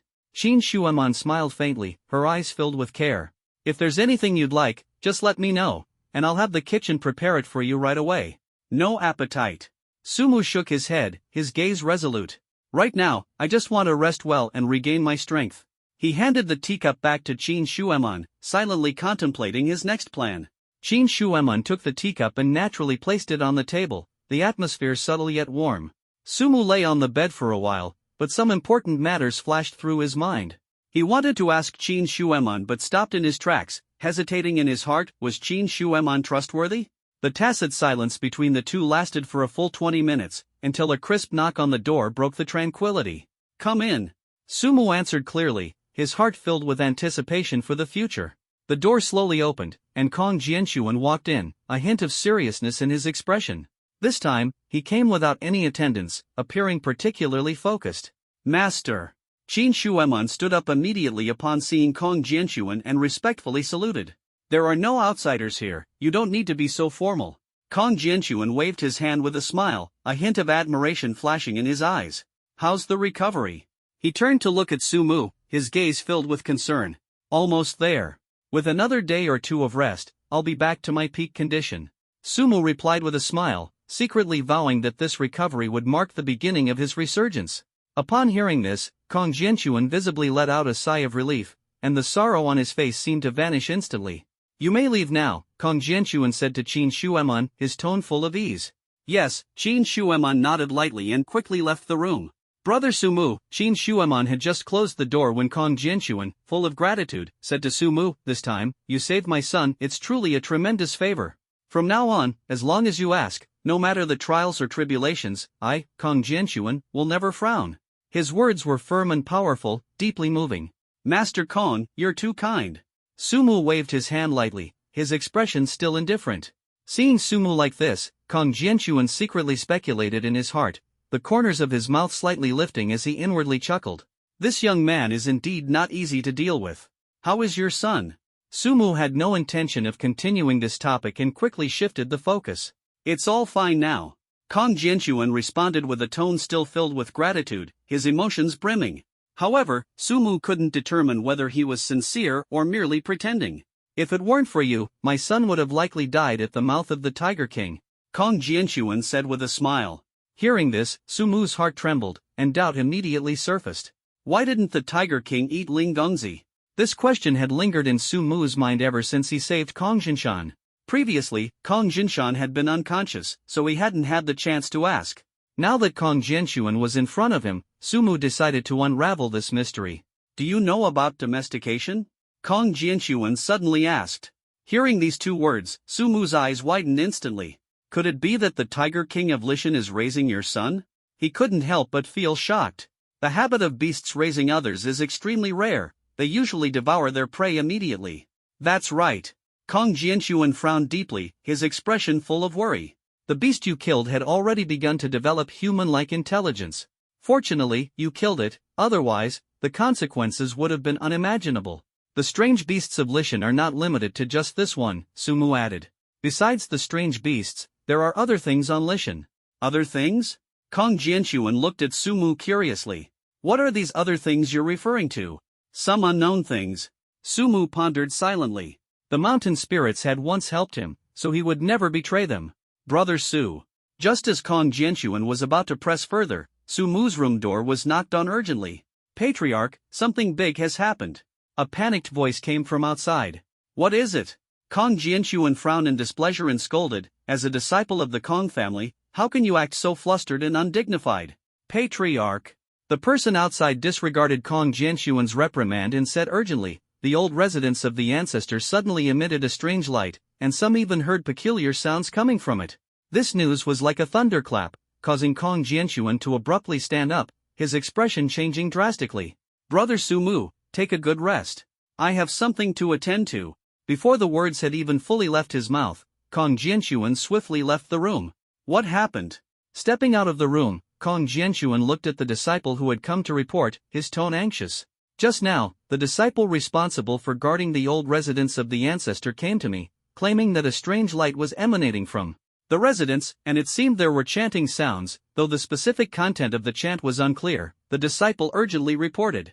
Upon hearing this, Kong Jianxuan seemed to realize something, his heart filled with tension. Summon all direct descendants of the Kong family and have them gather at the gate of Liui City. Kong Jianxuan instructed firmly. Yes. The disciple bowed, turned, and swiftly departed. Sitting in the room, Sumu felt instantly energized and completely free of fatigue upon hearing this. The old residence of the ancestor? Could it be the place where Confucius once lived? Six Arts City? Could the old residence of Confucius be located within Six Arts City? A series of thoughts flashed through Sumu's mind, leaving him in disbelief. Six Arts City is a newly established tourist resort in recent years, covering a vast area and divided into 6 zones: the Palace of Rites, the Palace of Music, the Palace of Archery, the Palace of Charioteering, the Palace of Writing, and the Palace of Mathematics. Here, visitors can experience the process of learning the 6 arts as people did during the Zhou dynasty. Moreover, the 6 palaces are rich in collections and full of fascinating charm. Looks like I must visit Six Arts City tonight, Sumu silently decided in his heart. He knew that the land of Qilu held opportunities related to Confucius, the revered sage, but he was unclear about where exactly these opportunities lay. Now it seems that these opportunities are very likely within Six Arts City. Mr. Su, aren't you planning to continue resting? Qin Shuemon asked with a smile, her tone carrying a hint of concern. Sumu glanced at Qin Shuemon, silently pondering in his heart, what exactly did that person's words mean? What did that person mean just now? He asked calmly. What words? Qin Shuemon looked puzzled, her gaze as clear as water, appearing pure and innocent. This was Qin Shuemon's cleverness, she could hear every word she was supposed to hear, but not a single word she wasn't. Seeing her feign ignorance, Sumu didn't press further, quietly calculating in his mind. Can I go out for a walk now? Sumu's lips curved into a faint smile as he asked casually. Of course you can. Qin Shuemon answered without hesitation, her tone firm. You are a guest of the Kong family, not a prisoner. If you want to go out, no one would dare stop you. All right then. Sumu's heart stirred. Since that was the case, he decided to take a walk. I'll go with you. Qin Shuemon followed without hesitation, her eyes sparkling with anticipation. Sumu cast a strange glance, secretly thinking to himself that this young lady was quite enthusiastic. Seeing his gaze, Qin Shuemon smiled slightly and explained, this Kong family manor is enormous. If you wander around alone, it's easy to get lost. If I accompany you, not only will you avoid getting lost, but you can also save yourself from taking many unnecessary detours. Moreover, I can show you some beautiful sights in the Kong family manor that can only be seen at night. Her words were like a spring breeze, warm and alluring. Sumu's heart trembled. Qin Shuemon was indeed clever, her words were flawless. Faced with such an invitation, he didn't even know how to refuse. Of course, no problem at all. To avoid arousing Qin Shuemon's suspicion, Sumu agreed with a smile. With such a great opportunity, I couldn't ask for more. Then let's go. Qin Shuemon's voice was as crisp as the sound of a bell, instantly igniting Sumu's anticipation. She had just finished speaking when she opened the door. Sumu nodded and stepped out of the room. What a wonderful fragrance! As soon as he stepped outside, Sumu caught a whiff of an exotic aroma, as if the scent could directly touch the soul. It must be the Adumbra flower, Qin Shuemon explained softly, her voice like the gentle breeze of the night, carrying a hint of mystery. Adumbra flower? Sumu glanced at Qin Shuemon in surprise. If he remembered correctly, the Adumbra flower was a rare treasure, containing boundless opportunities. His heart stirred as he pondered to himself, could the opportunity this time be hidden within the Adumbra flower? This is a very peculiar flower. Before the revival of spiritual energy, the Adumbra flower was already a rare treasure in the world. After the revival of spiritual energy, the Adumbra flower became an object of pursuit for various major powers. In the past, many major powers nearly came to blows over the fight for a single Adumbra flower. Sumu did not expect that within the Kong family estate, there would actually be Adumbra flowers hidden. Moreover, judging by the fragrance, it seemed there were more than just 1 or 2. Can you take me to see them? Sumu asked Qin Shuemon with a smile. As for the matter of the former residence of the sage Confucius, Sumu was actually not in a hurry. The reason is very simple. If there is truly an opportunity at the old residence of Confucius, the great sage and teacher, then whether Sumu arrives a bit earlier or later wouldn't make much of a difference. The key is that the Adumbra flower is right in front of him now, and Sumu absolutely doesn't want to miss it. Of course, no problem. Qin Shuemon smiled faintly and agreed without hesitation. For the Kong family, the Adumbra flower is nothing more than a flower planted in the garden, neither having medicinal value nor any practical use. Therefore, since Sumu wanted to visit, Qin Shueman had no reason to refuse. Not long after, Sumu followed Qin Shueman to the flower bed where Adumbra flowers were planted. The flower bed was approximately 20 square meters. Inside, it was filled with enchanting purple Adumbra flowers. Under the moonlight, this shade of purple appeared even more alluring. Inhale. Sumu stood in front of the flower bed and took a deep breath. This action left Qin Shueman completely puzzled. Pollen traveled through Sumu's nasal cavity and entered his body. As soon as it entered the body, the pollen began to wander within Sumu's body. Every place the pollen passed was strengthened to varying degrees. This effect is just too good. Sumu secretly sighed in his heart. Just a single breath of pollen significantly boosted his cultivation. He estimated that if he inhaled a dozen more breaths, he would undoubtedly break through his current minor realm. Thus, Sumu began to inhale quietly and inconspicuously. Sure enough, after a dozen breaths, Sumu's realm directly rose from the first level of Qi nourishing to the second level of Qi nourishing. Again! With such a great opportunity, Sumu naturally wouldn't miss it. He quietly stood in the flower bed, seemingly in a daze, but secretly inhaling. This state lasted for a full 5 minutes. In just 5 short minutes, Sumu's cultivation had already advanced from the first level of Qi nourishing to the third level. If this pollen were not already worthless, Sumu would still want to continue inhaling it here. The successive breakthroughs in his cultivation brought immense joy to Sumu's heart. Let's go, let's head back to rest, Sumu said to Qin Shueman. With Qin Shueman by his side, Sumu couldn't accomplish many things. Rather than wasting time here, it would be better to return to the room and consolidate his current realm. Qin Shueman gave Sumu a strange look, then nodded. What surprised Sumu was that Qin Shueman actually followed him back to his room. Are you planning to stay the night? Sumu teased with a smile. Unexpectedly, Qin Shueman responded with a smile, I won't stay the night, but I will keep you company here. Why? Sumu's mood shifted slightly, and a trace of vigilance arose in his heart. Are you here to monitor me more closely? You know, that's not true. Qin Shueman was not angry after hearing this. My task is merely to make things more convenient for you and the Kong family. Now that you're just recovering from a serious injury, my task is to take good care of you. Sumu said nothing, only looking at her with a strange expression. He knew that Qin Shueman's words were both true and false. Care and convenience are true, and so is surveillance. Where are you sleeping tonight? Sumu quickly shifted his mindset and teased with a smile. Are you planning to share a bed with me tonight? If you don't mind, I certainly don't mind. Qin Shueman's response surprised Sumu. She was completely unfazed. Since that's the case, let's share one bed.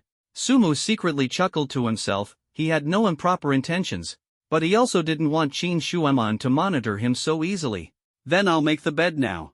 Qin Shueman showed no hesitation. She walked to Sumu's bedside and began making the bed. While making the bed, she inevitably had to bend over. Qin Shueman was wearing tight pants paired with a loose top. The faintly visible spring scenery made Sumu's heart restless. Sumu was no saint, his heart surging. But he knew that tonight's tranquility would be his new opportunity. Calm down, calm down. Women are not important, women will only affect the speed of my punches. Sumu silently recited in his heart, striving to focus on the goal before him.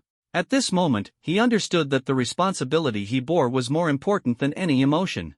After several deep breaths, Sumu's inner turmoil gradually calmed down. Beside him, Qin Shueman was making the bed, her slow movements testing his patience. What should have been a 5-minute task had dragged on for a full 20 minutes. During those 20 minutes, Sumu's resolve was nearly shattered.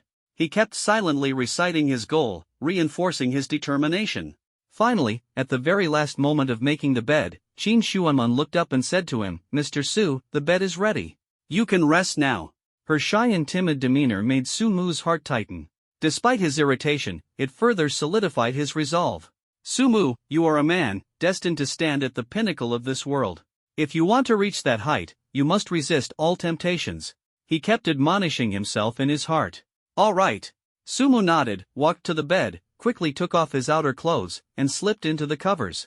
Qin Shueman, seeing this, also began to slowly undress, and Sumu did not stop her. In just a short while, she was left in her underwear, then slipped into the covers as well. At this moment, Sumu's heart was pounding like a drum, and a wave of nervousness swept over him. What should I do? What should I do? He kept asking himself in his heart, as thoughts surged through his mind like a tide. I must resolve this matter quickly, or Six Arts City might face utter destruction.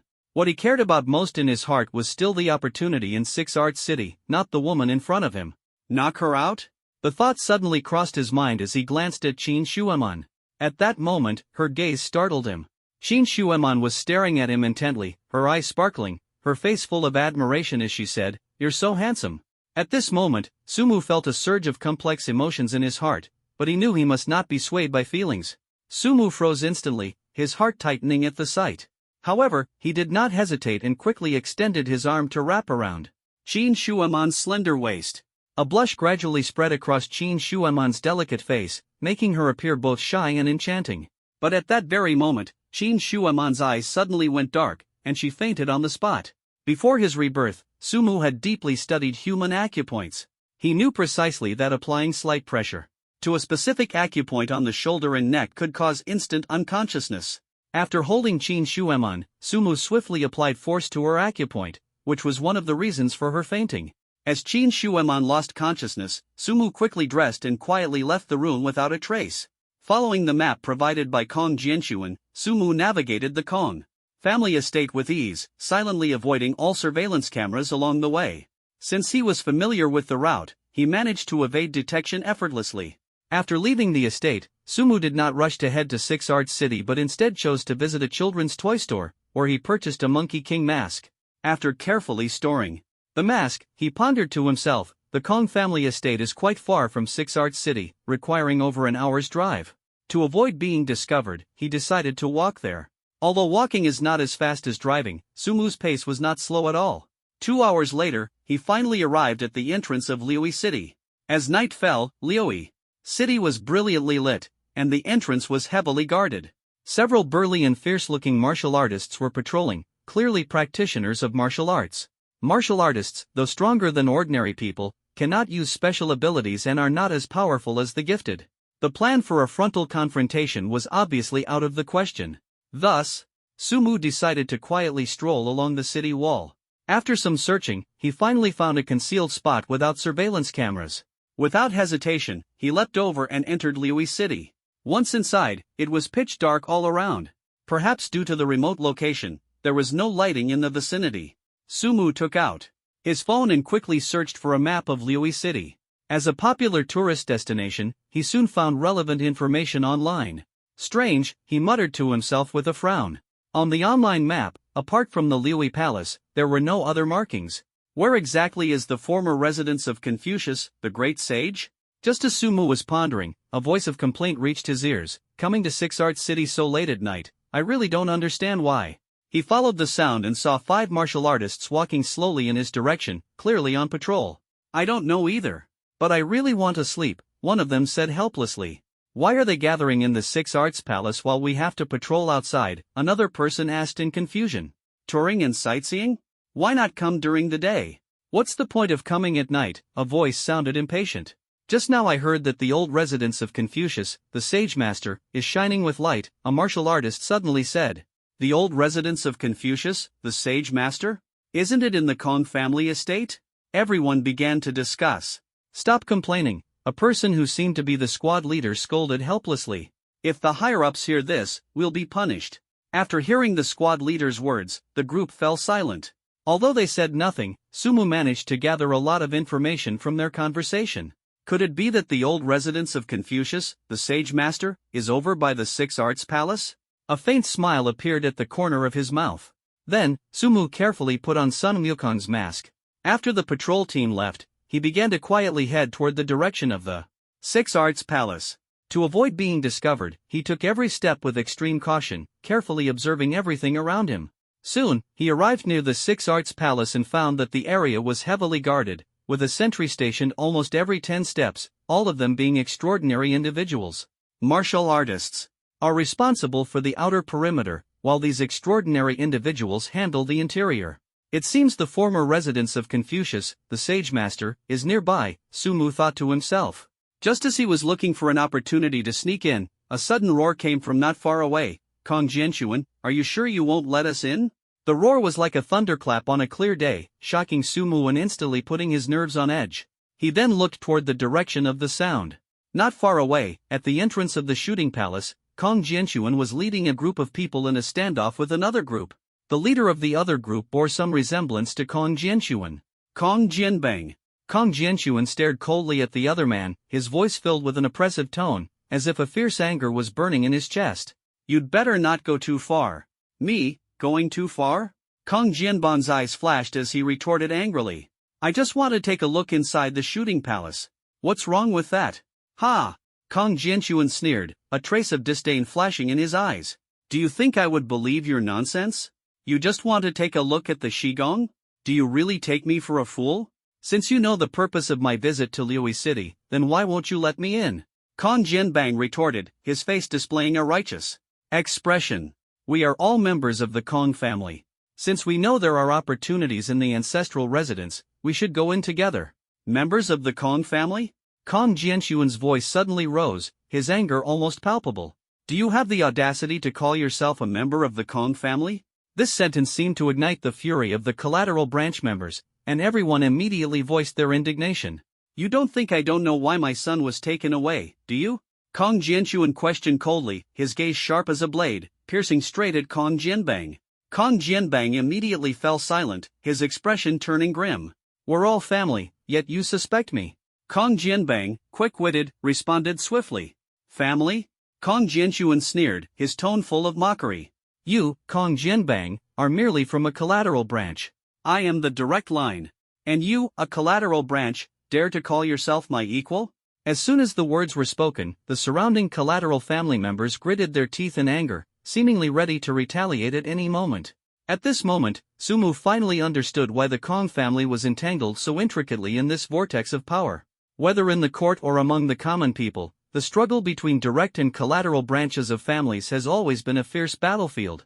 Since the family head believes I am unworthy to call you brother, I won't say it anymore. Kong Jianbang's lips curled into a cold smile, and his expression changed dramatically in an instant, as if an undercurrent was surging and a storm was about to break.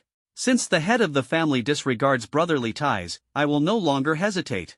Kong Jianbang cast a cold glance at Kong Jianxuan and turned to signal the people he had brought with him.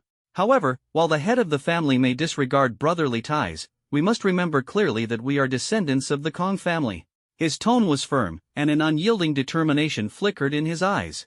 Since there is something unusual about the ancestral residence, we must go and see it. These words were like the beat of a war drum, stirring the fighting spirit of the crowd. Kong Jianbang, let me tell you this. As long as I am here, you will never set foot in Shigong. Kong Jianxuan struck a domineering pose, as if he had already foreseen the impending confrontation. Shooting palace? Sumu stood aside, his brows slightly furrowed, puzzled in his heart. Why are they all so fixated on this shooting palace? Could it be that the former residence of Master Kong is located within it? Impossible. If that were the case, it would have already spread across the internet. He thought to himself. Six Arts City is now a tourist resort, bustling with visitors. Or perhaps this is merely the entrance to Master Kong's former residence? A thought flashed through Sumu's mind, and he couldn't help but want to investigate further. You'd better step aside, or I won't hesitate to fight you. Kong Jianbang's face was serious, his gaze as sharp as a blade, directly confronting Kong Jianxuan. Presumptuous. Kong Jianxuan's voice thundered as he sternly rebuked, I am still the head of the Kong family. If you dare make a move, I will immediately expel you from the family. But if I successfully seize the position of family head, won't the Kong family be under my control from then on? Kong Jianbang's lips curled into a cold smile, as if he had already foreseen the future situation. These words left Kong Jianxuan momentarily stunned. His heart tightened. He knew Kong Jianbang had always harbored ambitions to seize the position of family head, but he hadn't expected him to act at this moment. If you dare to do such a thing, I fear the world will despise you. Kong Jianxuan regained his composure, his tone laced with disdain. Ha! Kong Jianbang sneered disdainfully. In this world, only the victor matters. Everything else is irrelevant. Besides, everyone is busy, no one has time to condemn me. Before the words had fully left his mouth, Kong Jianbang waved his hand. The people he brought charged forward like tigers descending a mountain, their momentum unstoppable. Seeing this, Kong Jianxuan grew alert, but his expression remained composed. You better think carefully, he shouted loudly. If you really make a move today and fail, the consequences will be extremely miserable. Of course, if you repent now, I will still give you a chance. Despite the tension in his heart, Kong Jianxuan tried his best to remain calm. However, the group of people brought by Kong Jianbang were resolute, and no one was influenced by him. "Don't waste your time," Kong Jianbang sneered. "Since everyone dared to come with me, they must have mentally prepared themselves. Moreover, they are ready for the possibility of not returning."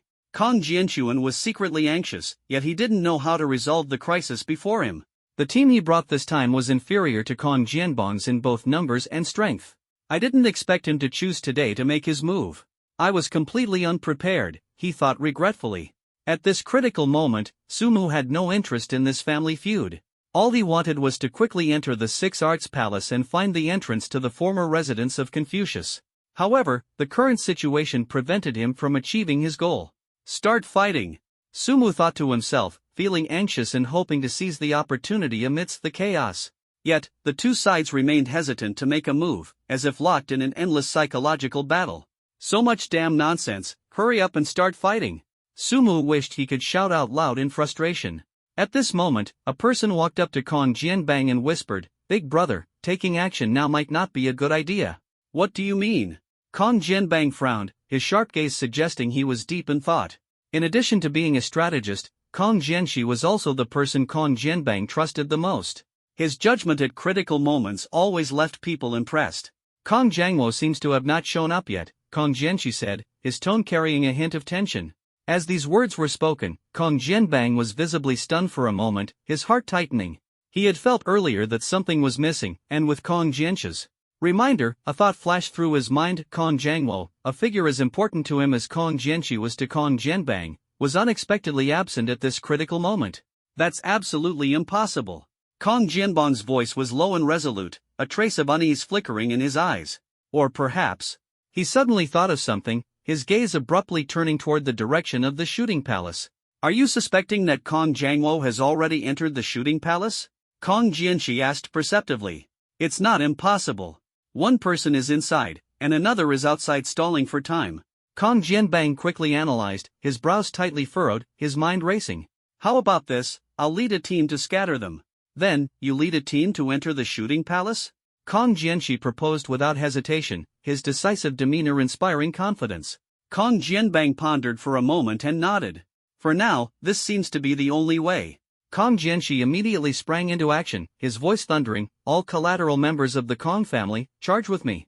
Yes, everyone responded in unison, their morale soaring. "Prepare for battle," Kong Jianchuan shouted sternly. The members of the direct lineage did not hesitate, drawing their weapons to face the imminent fight. Seeing this, Sumu felt a surge of excitement, knowing it was time to showcase his strength. The energy within him began to circulate, and the deep-seated desire for battle in his soul was fully awakened, ready to act at any moment. Chaos erupted instantly, and the scene became a whirlwind of disorder. In the very next second after the melee began, Kong Jianbang decisively led his forces to charge into the shooting palace. Kong Jianchuan wanted to stop them, but he found his men entangled with the team led by Kong Jianxi, leaving him no time to intervene. He could only watch helplessly as Kong Jianbang's men charged into the Shi Palace. At the same time, Sumu also followed Kong Jianbang's team, entering the mysterious Shi Palace one after another. Inside the Shi Palace, it was pitch black, as if concealing endless dangers. However, the darkness had no effect on Sumu. His perception shone like a beacon in the dark, and his instincts told him that this would mark the beginning of a bloody battle. With the blessing of Tongyu, Sumu's vision was as bright as daylight. Within the city of Six Arts, there is almost no spiritual energy. However, the concentration of spiritual energy within the Six Arts Palace is exceptionally high. Sumu, like a ghost, silently followed behind Kong Jianbang and his group.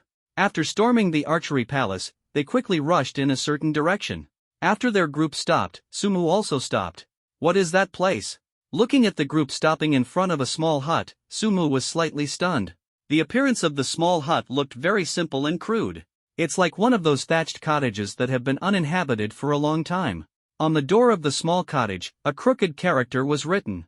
Sumu carefully examined it for a while. He discovered that the character was actually from the state of Lu during the Warring States period. The meaning of the character is probably shoot. Who goes in first? Kong Jianbang turned around, his face solemn as he looked at everyone.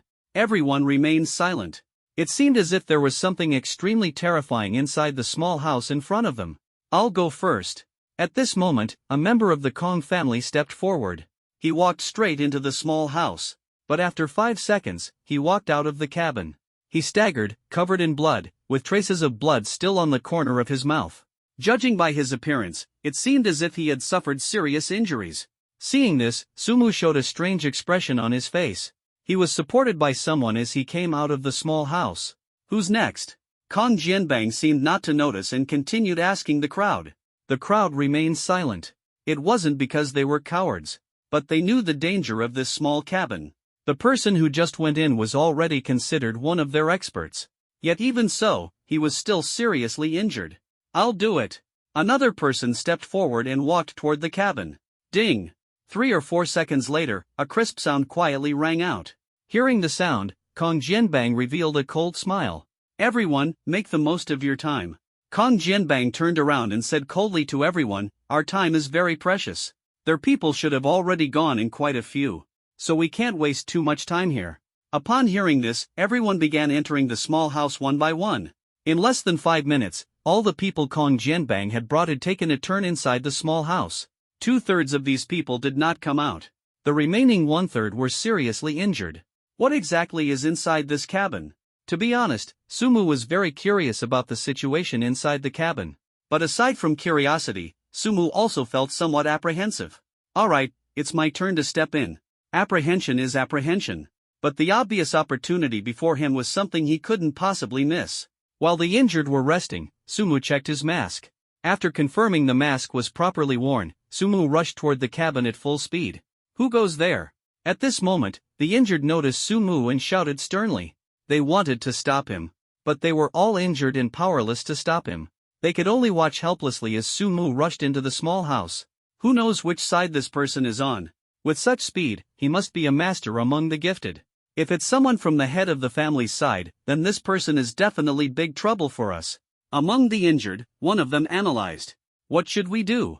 Should we inform the boss?" one of the injured asked nervously. "Informing won't help." The earliest analyzed injured person shook their head. "Where is this place?" Sumu, who rushed into the small hut, was instantly stunned.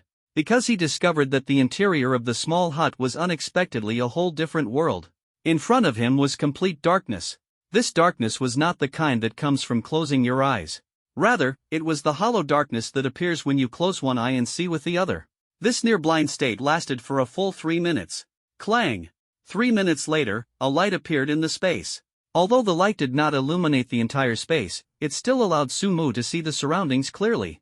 This was an extremely vast space. The space was so immense that one could not see its boundaries at a glance. A table appeared in front of Sumu. On the table, there was a bow and 3 arrows. Pick up the bow and arrows, and hit the red dot in the distance without moving. You have 3 chances in total. As long as you hit it once, you will pass the archery test. A vague and ethereal voice suddenly sounded. The voice seemed to be right next to the ear, yet also as if it were far away on the horizon. This simple? After hearing the introduction, Sumu thought to himself.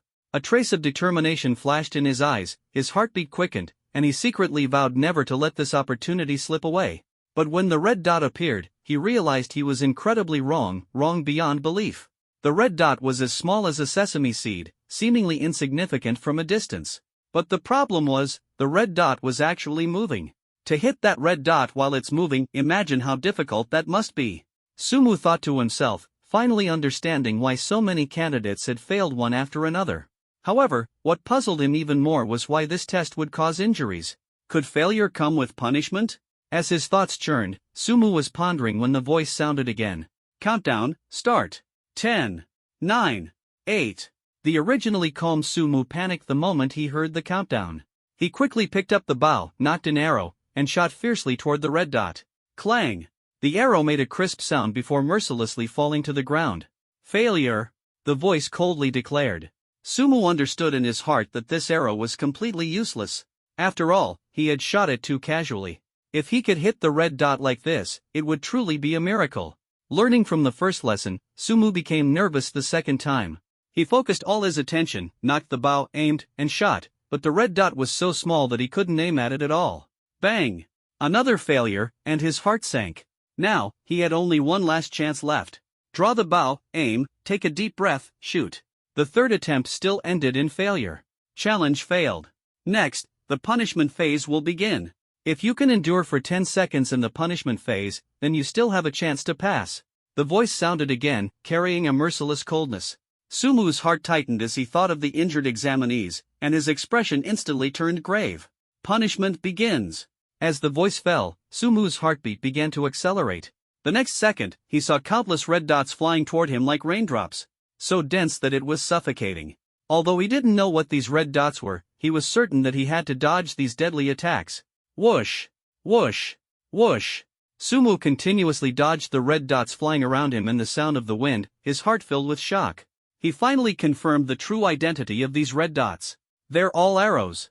Indeed, countless arrows rained down like a storm, making Sumu feel overwhelmed. He tried his best to evade them, but the more he tried, the more he realized it was impossible to escape this rain of arrows. Clang! Clang! Clang! The arrows struck Sumu's body with crisp sounds. He was startled. Are they this weak? Even though he was hit by the arrows, he remained completely unharmed. It wasn't that the arrows lacked power, but rather that his physical body was extraordinarily strong. The strongest physique in all the heavens and realms truly lives up to its reputation. The 10-second countdown passed in an instant, and the red dots disappeared simultaneously. Now proceeding with body scanning. A mechanical voice sounded, causing Sumu's heart to tighten. If not for being seriously injured, one would directly pass this test. As the voice fell, a red laser shot straight over, rapidly enlarging and approaching Sumu. No injuries detected. Test passed. With the announcement, the scene before Sumu's eyes suddenly changed. Everything from before disappeared, replaced by a small room. Inside the room, apart from the usual bed, table, and chair, a longbow and 3 arrows were hanging on the wall. Without hesitation, Sumu walked toward the door. Opening it, he found himself in another palace of the 6 Arts Palace. The Palace of Archery? Chariots are everywhere here, and the replicas from the spring and autumn period instantly made Sumu understand the origin of this place. Where are those people who just passed the test? Sumu activated Tongyu and looked around. Found them. His eyes lit up as he spotted those who had just passed the trial, gathered in front of an ancient chariot. This chariot was covered with marks from sword and blade strikes. Many visitors assumed it was a replica, but Sumu knew that this vehicle had once been the ride of a general from the spring and autumn and warring states periods.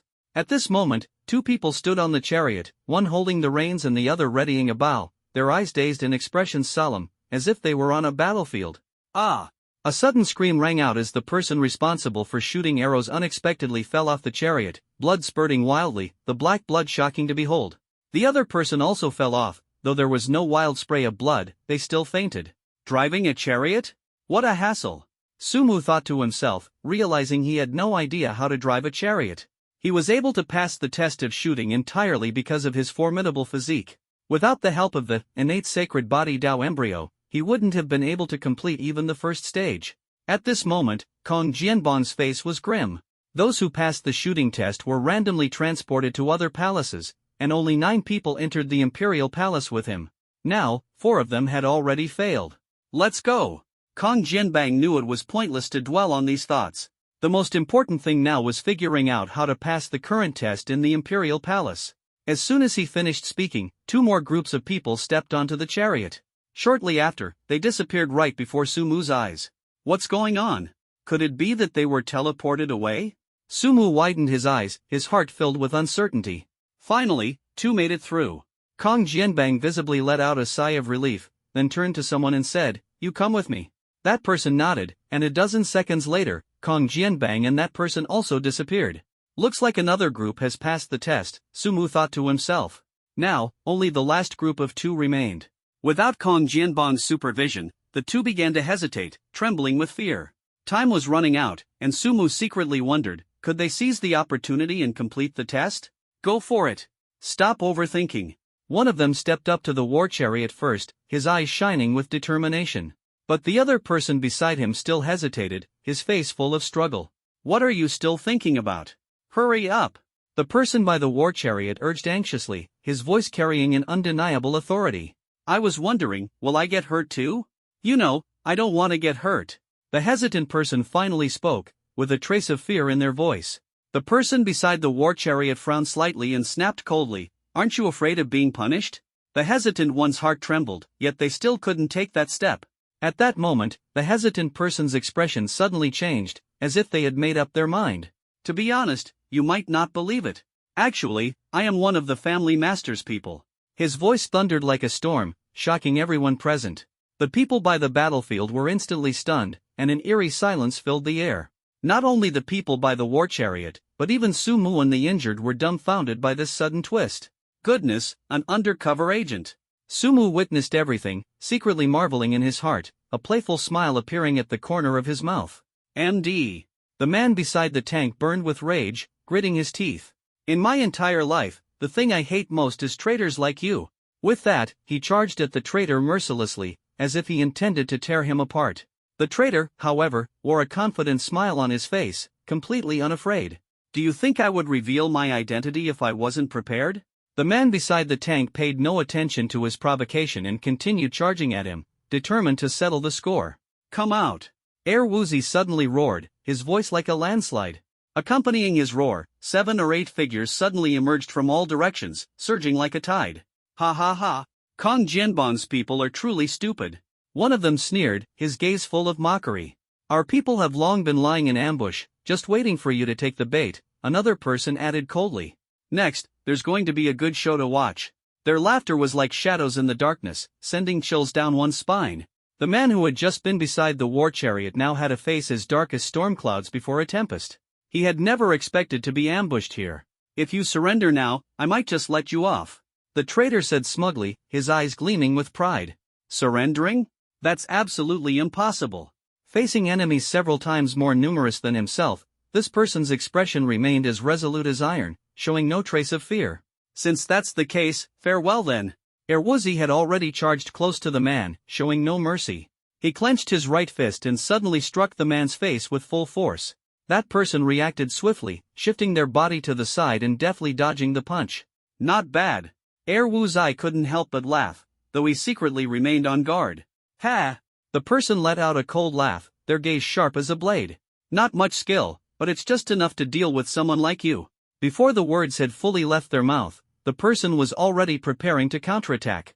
Stop wasting time. Attack together and take him down, one of the ambushers roared, the tension in the air instantly tightening. Yes, the others didn't hesitate and stepped forward in unison, surrounding the man completely, forming an impenetrable circle. Once they had him surrounded, they quickly launched their attack, fists and feet flying in unison. In less than a minute, the man was defeated, gasping for breath. Even so, he still shouted forcefully, "Traitor, the boss will never let you off." Erwuzi looked at him disdainfully, "Seems like you're the real traitor, huh?" Indeed, it was they who betrayed the family first. Enough. Among the ambushers, someone waved a large hand and began giving orders. Leave 2 people to guard them, the rest follow me to prepare for the trial. Yes. Perhaps it was due to the group's exceptional strength, or perhaps their luck was extraordinarily good, but all 3 teams managed to pass the test. After they passed the test, Sumu quietly moved in the direction of the war chariot. His movements were slow and concealed, and it wasn't until he reached the side of the war chariot that everyone seemed to suddenly realize. Who goes there? Someone from Kong Jianshuan's side spotted Sumu and immediately shouted. Sumu ignored them and directly jumped onto the battlefield. In an instant, the atmosphere of the battlefield changed dramatically. At this moment, he was clad in armor, resembling an incredibly valiant general, with an imposing aura. Drive the war chariot. Pass through the battlefield unscathed. That voice echoed in Sumu's ears once again, as if calling out to him. Charge! Sumu did not hesitate and fiercely snapped the reins. The 2 war horses ahead shot forward like arrows leaving the bowstring, charging straight ahead. Whoosh! Whoosh! Whoosh!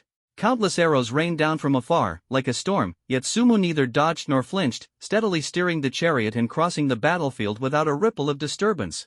So simple? Sumu couldn't help but feel surprised. Was this test really that simple? Of course, it wasn't simple. If it were, how could it have caused so many powerful individuals to suffer serious injuries? However, the reason Sumu found it simple was because he had the protagonist's halo. Without the blessing of this aura, Sumu would not even be able to control the chariot.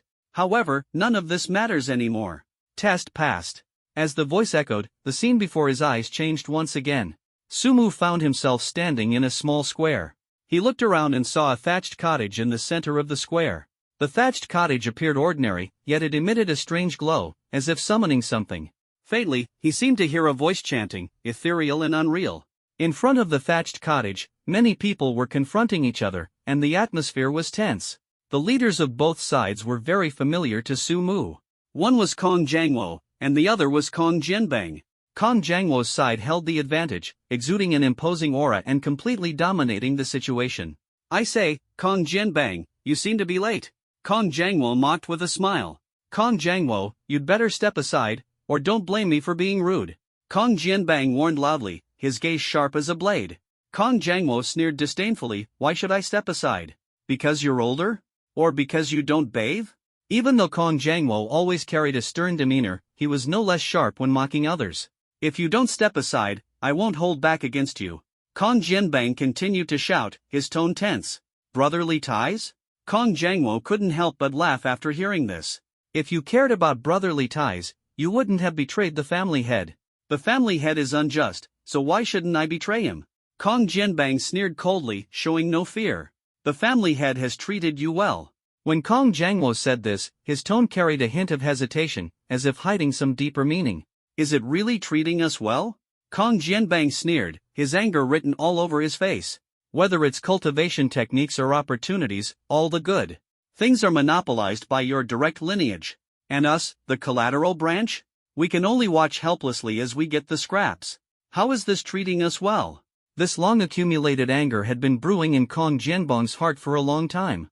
His desires were constantly expanding, and he finally made up his mind to overthrow Kong Jianxuan. Stop rambling. Kong Jangwo understood in his heart.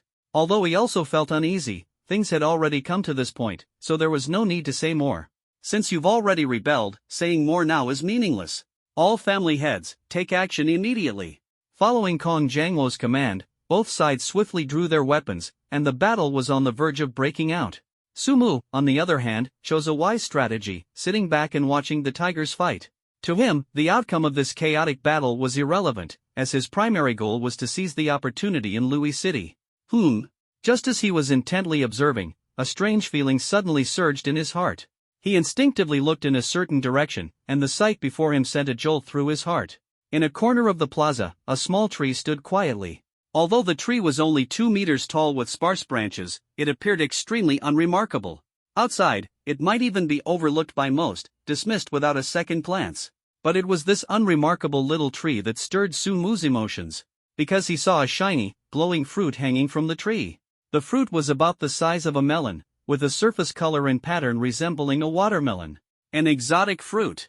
Sumu was startled, without a doubt believing this was indeed an exotic fruit, though it appeared not yet fully ripe.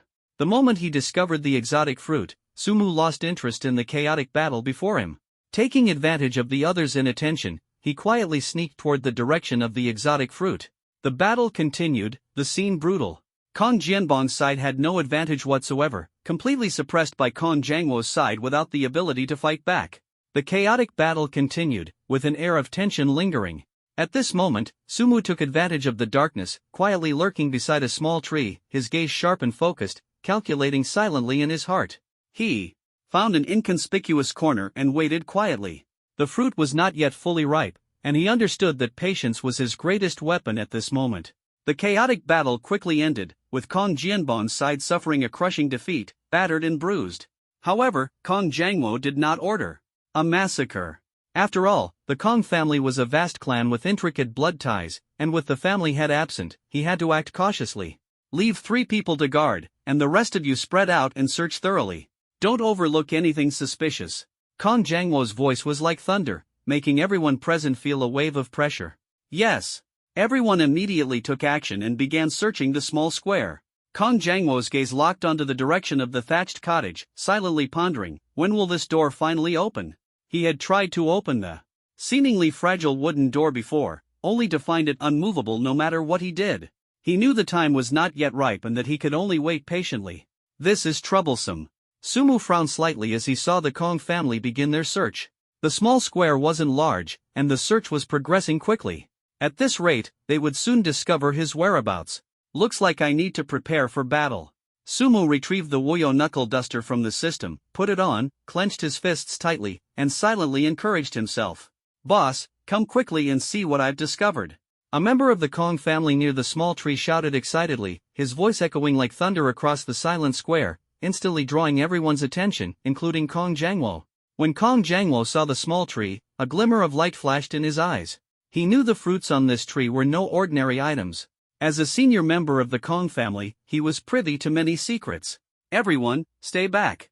Make way and let me take a look," Kong Jangwo ordered loudly, striding toward the small tree. Sumu's heart tightened, realizing that Kong Jangwo seemed to know something. Should I act now? Or? He began to hesitate. Although the Kong family had many members, Sumu was confident in his ability to defeat them. However, Kong Jangwo was a major problem. If he was not mistaken, Kong Jangwo's level was comparable to his own, both at the third stage of Qi nourishing. Despite not knowing Kong Jangwo's exact strength, once a fight broke out, Sumu feared he wouldn't be able to extricate himself quickly. Whether it was the former residence of Kong Shang, the revered sage, or the exotic fruit before him, Sumu wanted to claim them both. But if he got entangled with Kong Jangwo, he might not even have the slightest chance.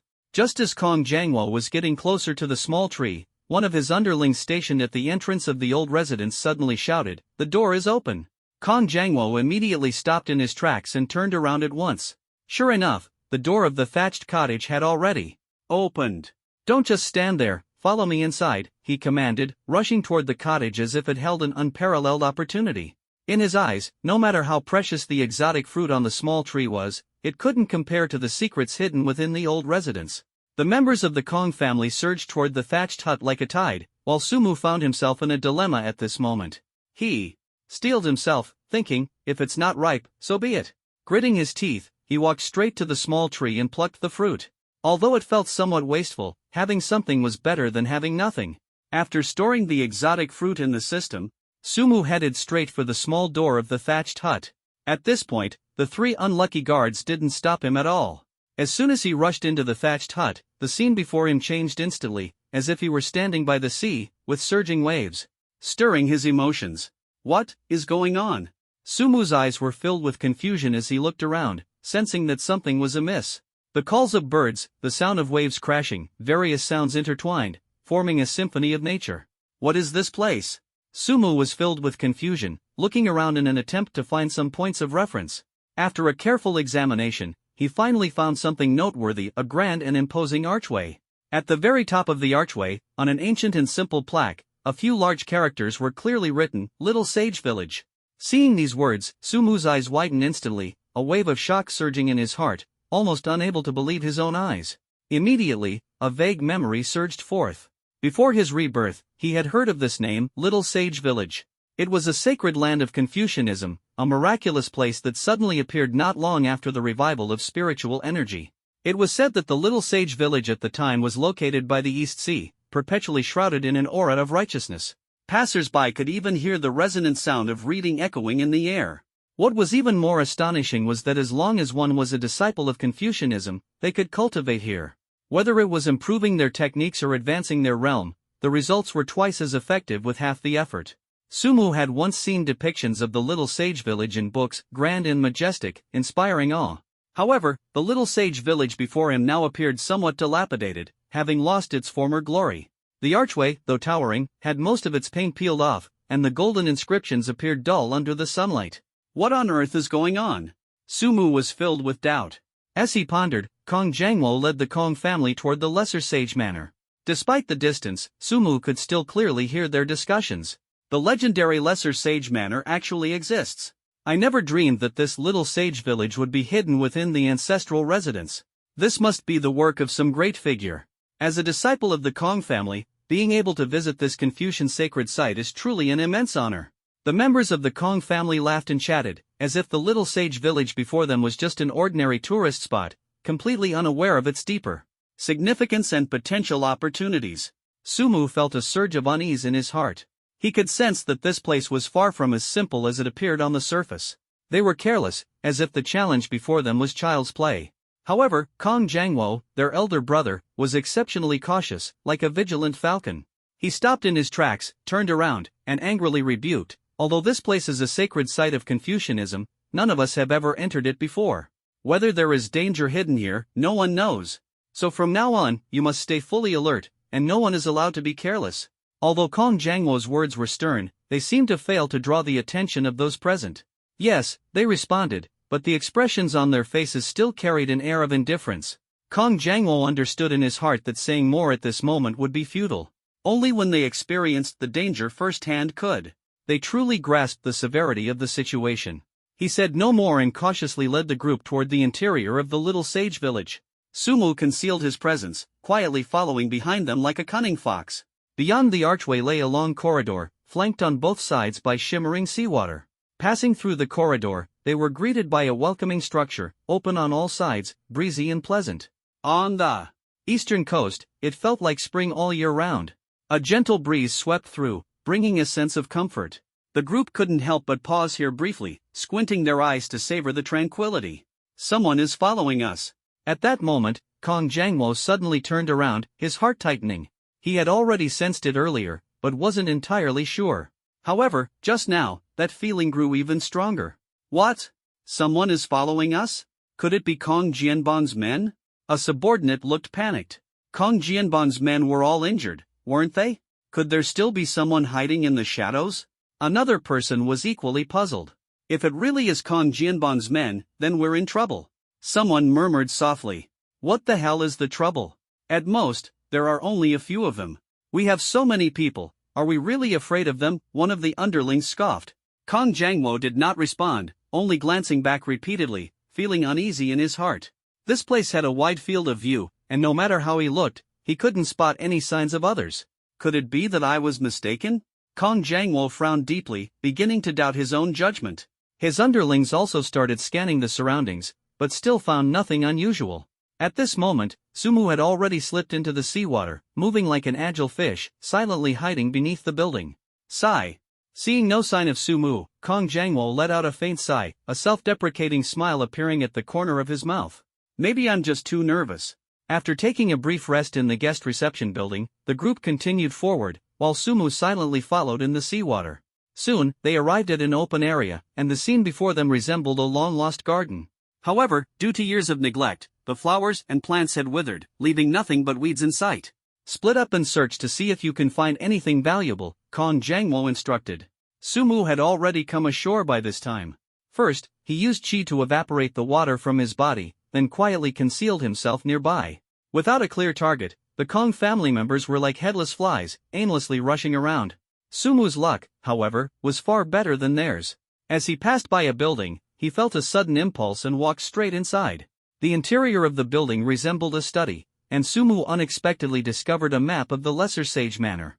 This luck is ridiculously good. He was overjoyed, clutching the map and secretly delighted. At this moment, the map clearly marked all the areas of the Lesser Sage Manor. Library pavilion, armory, stables. Sumu browsed through the map one by one, and finally his gaze locked onto the library pavilion. As a sacred site of Confucianism, the library pavilion must contain countless precious texts and techniques. Choosing it as his primary target was undoubtedly a wise decision. Following the map's instructions, Sumu quickly approached the library. As he got closer, he noticed that the area surrounding the library was also overgrown with weeds. He struggled through the dense vegetation and reached the front of the library. Standing before the 5-story building, Sumu felt a jolt in his heart. Its architectural style clearly carried the charm of the Warring States period, as if time had frozen here. Walking up to the door, Sumu gave it a firm push. Creak! The door opened in response. To Sumu's surprise, the library's door opened effortlessly, as if it offered no resistance at all. As the door swung open, dust burst forth like a tiger from the crack, landing directly on Sumu's head, as if welcoming this unexpected visitor. Ha! Sumu brushed off the dust with slight annoyance before stepping into the library. His gaze quickly swept across the surroundings. The moment he entered, he was stunned by the sight before him. Countless wooden bookshelves stood tall like a towering forest, and the books shimmered with a mysterious glow in the faint light. These bookshelves seemed to be made of some ancient material, untouched by the erosion of time. On the shelves, books are piled high, each covered in dust, as if silently narrating their solitude in silence. Sumu casually picked up a book and found it to be a Confucian classic, but it was not what he needed. He put the book back, his gaze resolute, and headed upstairs to the second floor without the slightest discouragement. The scene on the second floor was completely different from the first. The bookshelves were sparse, which was somewhat surprising. Although the shelves were still wooden, the dark wood exuded a unique aura, as if concealing endless secrets. Sumu gently touched them, marveling inwardly that this was undoubtedly a rare and exceptional material. The books on the second floor were evidently far more precious than those on the first, consisting almost entirely of important Confucian classics, and even some ancient texts thought to be lost. Yet, even in the face of these priceless tomes, Sumu remained uninterested. He understood clearly that what was truly worth pursuing were the manuals that could enhance his realm, cultivation, and combat power. Can't stop, keep going up. He felt a surge in his heart and resolutely headed toward the third floor. The bookshelves on the third floor were even sparser. Sumu's mood grew increasingly tense as he flipped through the books, a look of disappointment appearing on his face. These were also ancient texts, some of which were said to exist only in legends.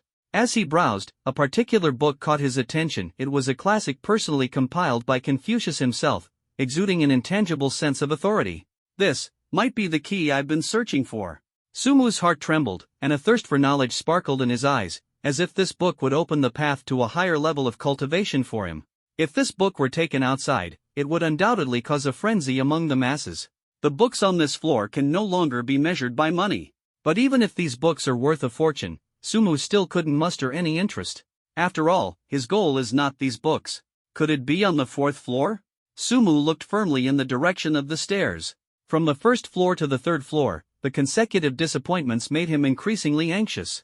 Now, he could only pin his hopes on the fourth floor and above. Standing before the stairs, Sumu took a deep breath and silently thought to himself, I hope the fourth floor won't let me down. After talking to himself, he began climbing the stairs. Before long, he arrived at the fourth floor of the library.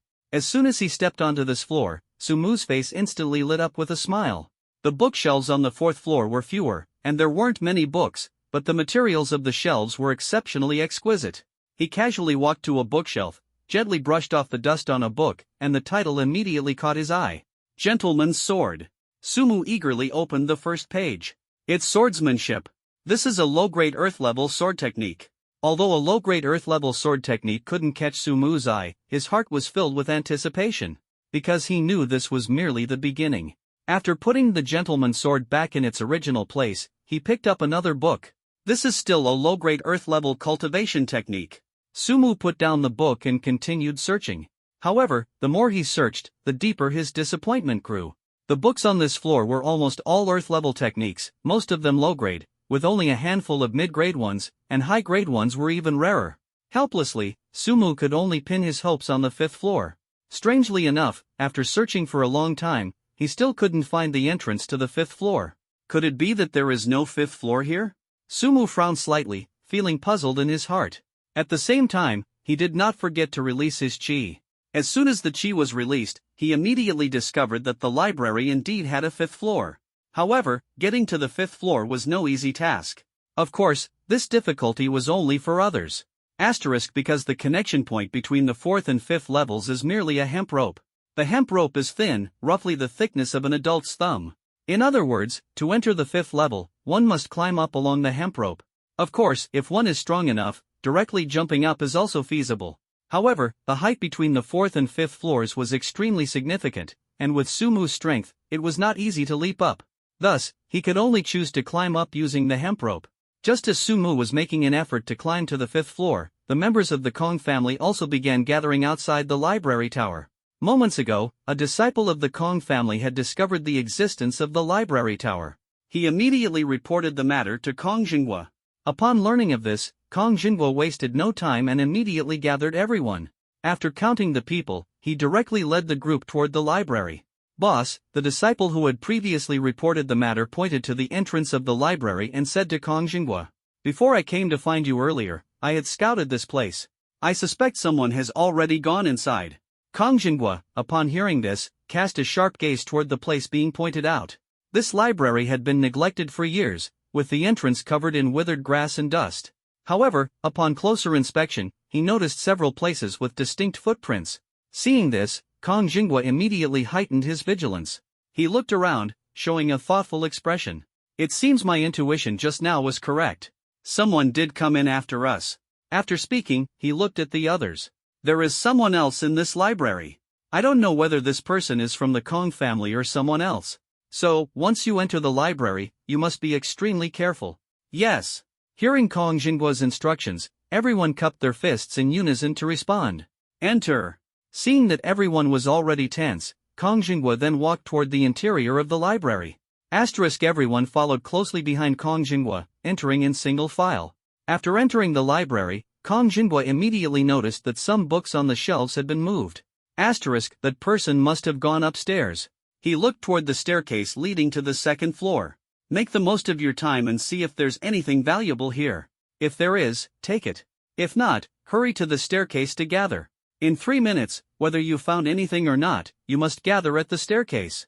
After Kong Jinghua finished speaking, he quickly began searching, and the other members of the Kong family also sprang into action.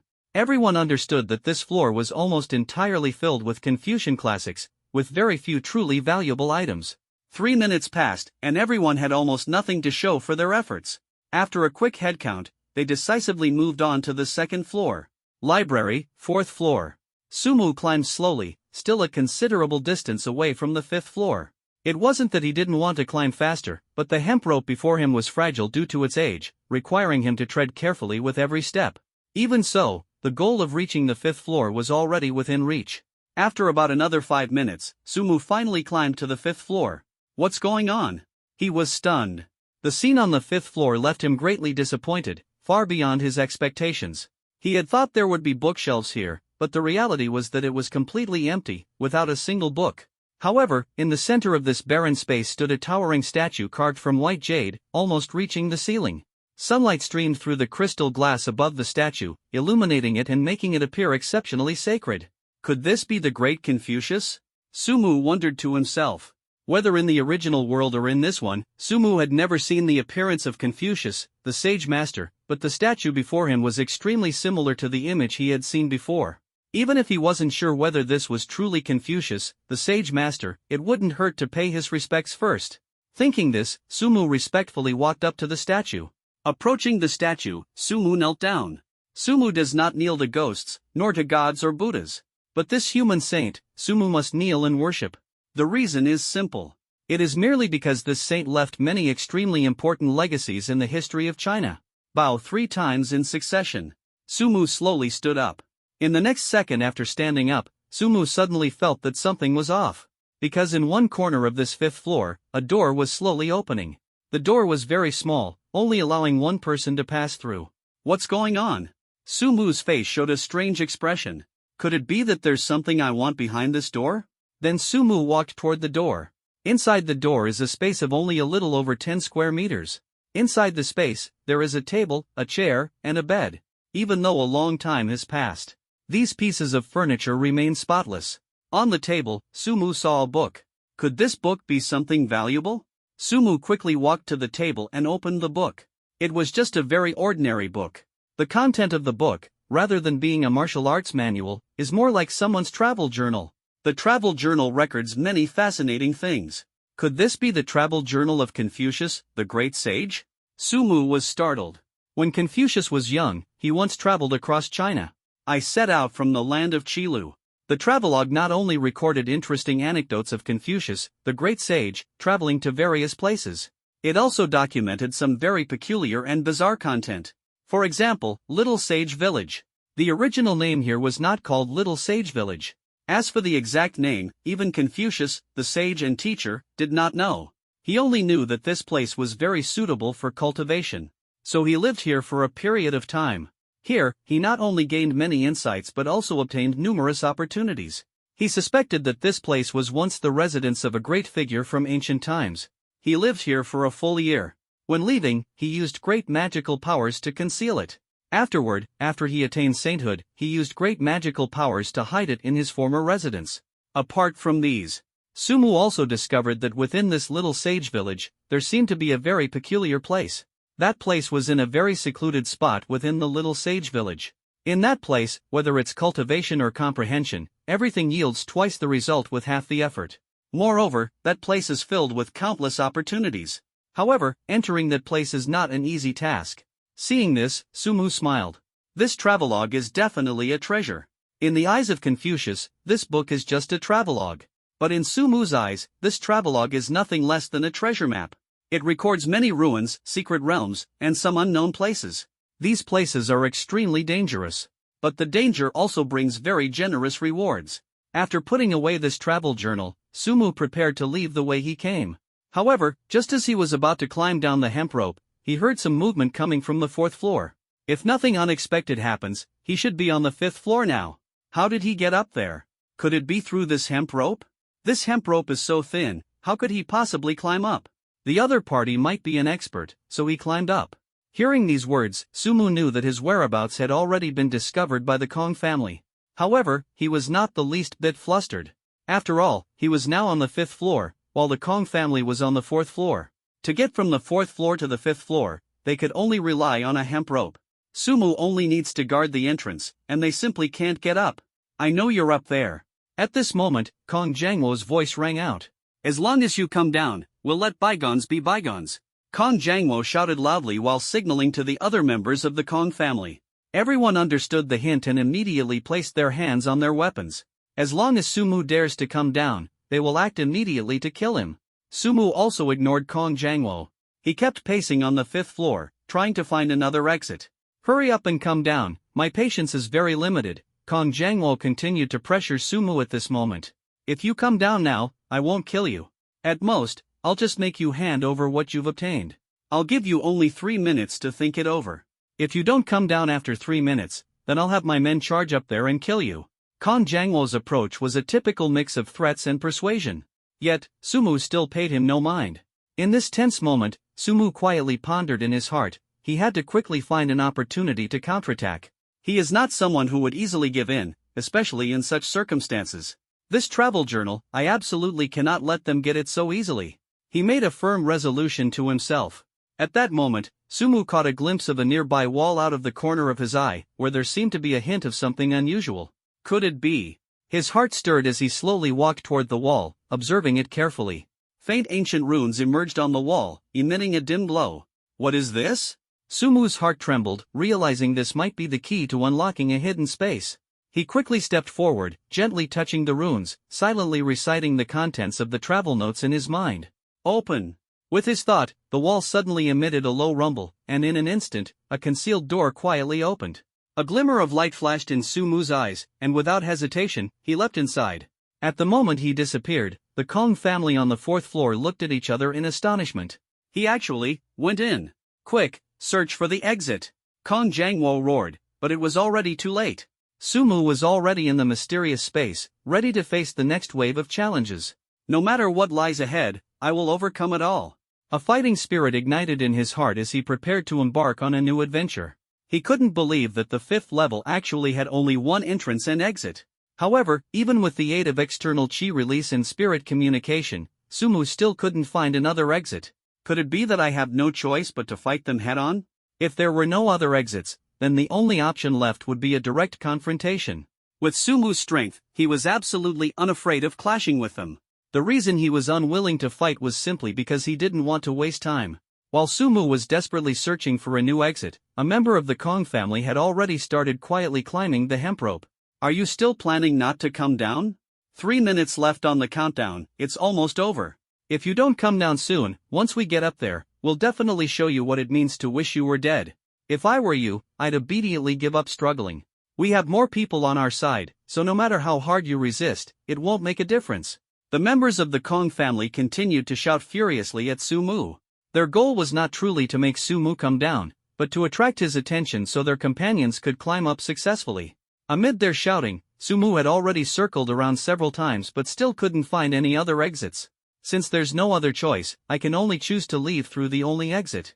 Sumu thought to himself and immediately summoned the system to retrieve the Wuyo finger tiger, putting it on his hand.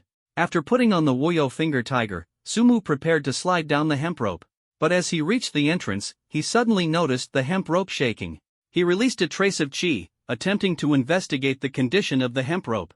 This energy emerged, and Sumu immediately understood the reason for the rope swaying. Interesting. You dare climb up in this situation. Sumu stood at the entrance, his gaze cold, the corner of his mouth curling into a ruthless smile. If you dare come up, I don't mind sending you to meet the King of Hell. Sumu, who has been given a second chance at life, possesses a ruthlessness and decisiveness far beyond his peers. If the people of the Kong family truly dare to come forward, he will undoubtedly make them regret it. Rather than waiting passively, It is better to strike first and take the initiative. This is the true way to prevail. The person climbing moved at an extremely slow pace, as if racing against time. Sumu tensed his nerves, almost holding his breath, staring at the figure slowly climbing upward, thinking to himself, I can't miss this opportunity. Finally, after a long 5 minutes, the person was only 1/5 of the way from the top. Here it comes. A trace of ruthlessness flashed in Sumu's eyes as he raised his hand and delivered a punch aimed directly at the man's head. Bang! The fist struck the man's head like thunder, the crisp sound piercing sharply through the silence.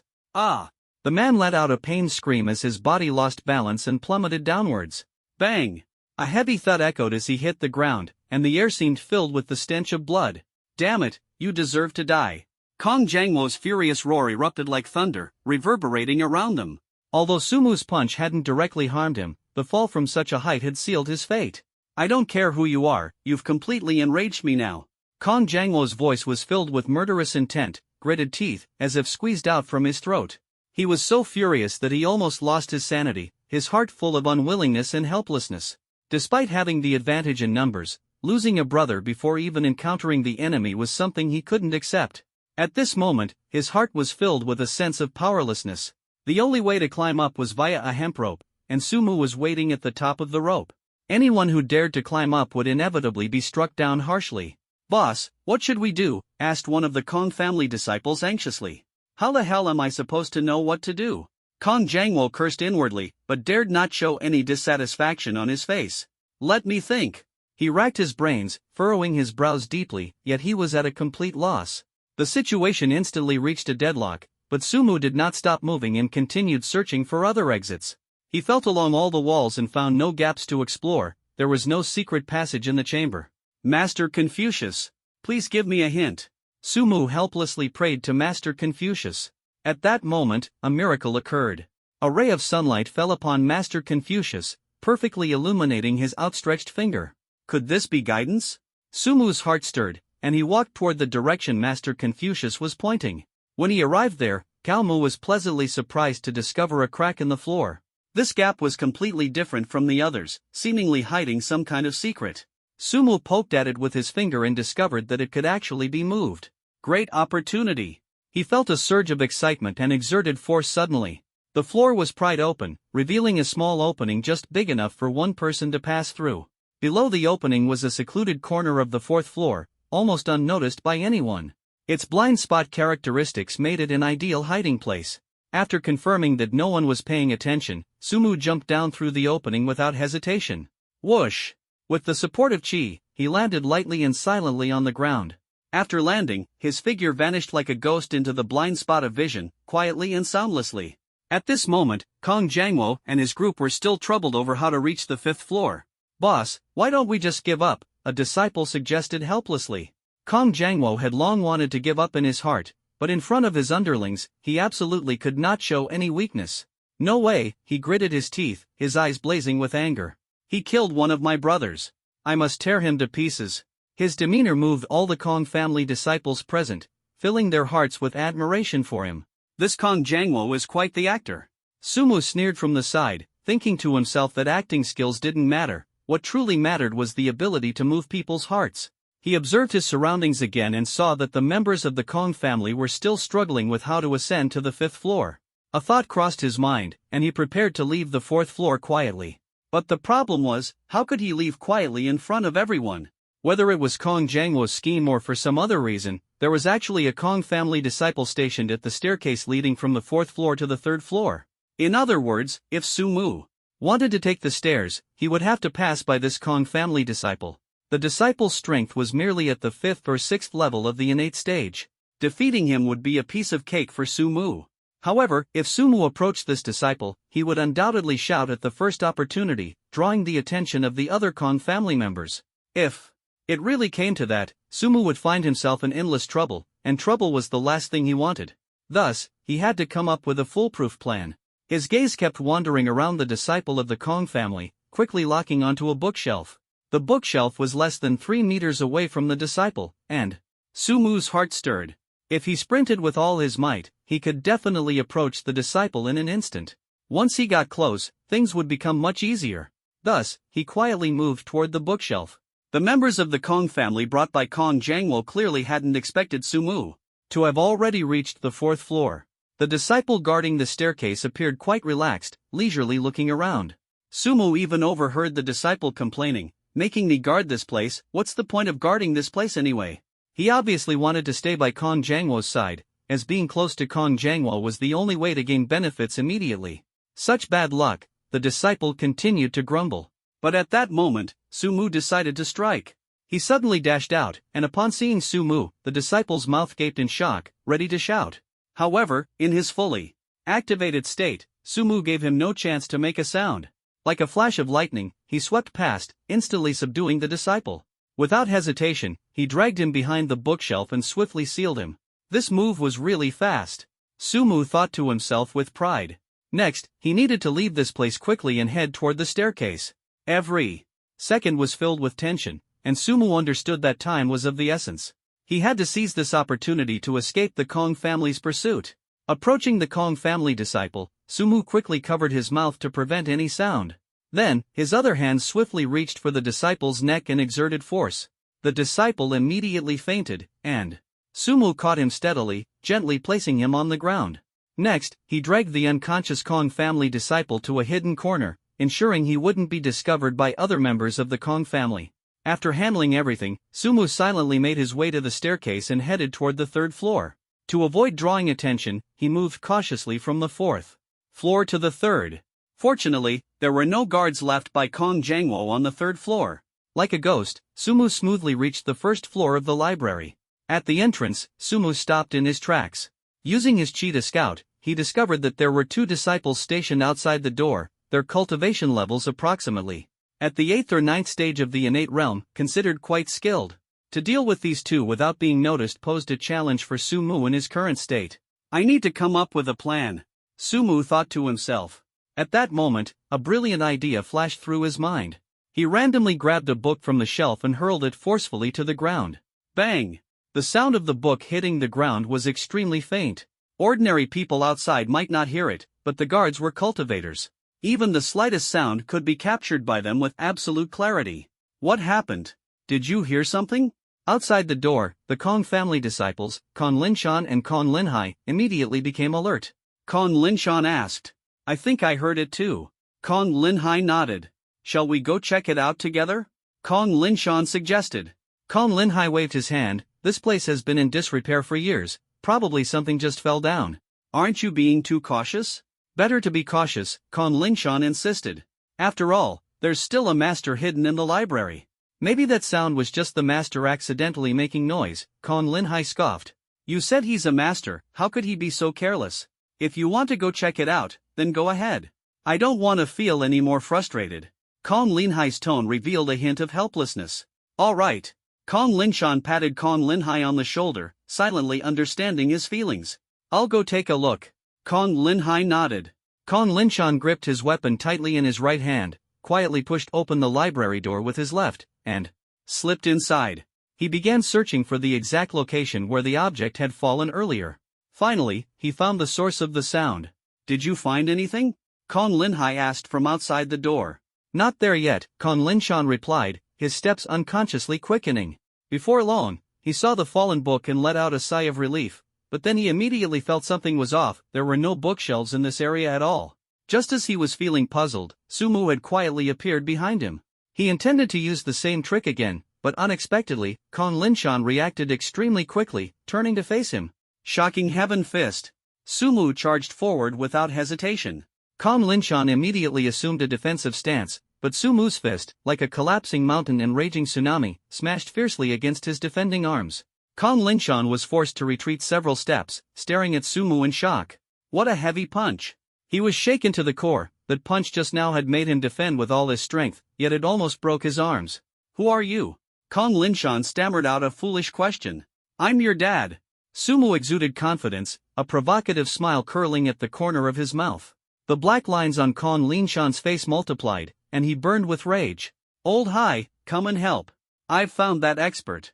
Kong Linshan knew that against an opponent like Sumu, he was no match at all. At this moment, he could only turn to Kong Linhai for help. Kong Linhai heard the call, swiftly drew his weapon, and charged in without hesitation. Both of their swords, each 3 feet of cold gleam, radiated sharpness and were undoubtedly extraordinary. As soon as Kong Linhai entered the arena, he joined Kong Linshan in launching a fierce attack on Sumu. Gentleman's sword technique. Gentleman's sword technique. The two struck almost simultaneously, their sword movements swift as a rainbow. The gentleman's sword technique lives up to its name, with sword intent as noble as its title. Though its sharpness is concealed, the attacks are incredibly piercing.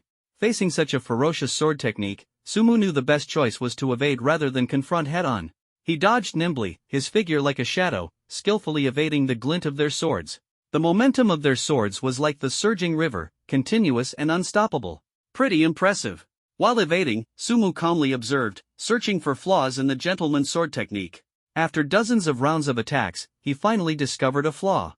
A gentleman is upright and unyielding, and the gentleman's swordsmanship reflects the same. Although the swordsmanship is fierce, it is bold and straightforward, lacking the element of surprise. Heaven-shaking divine fist. Sumu seized the opportunity, his fist charging toward Kong Linhai like thunder. At this moment, Kong Linhai had just finished his move and had no time to defend.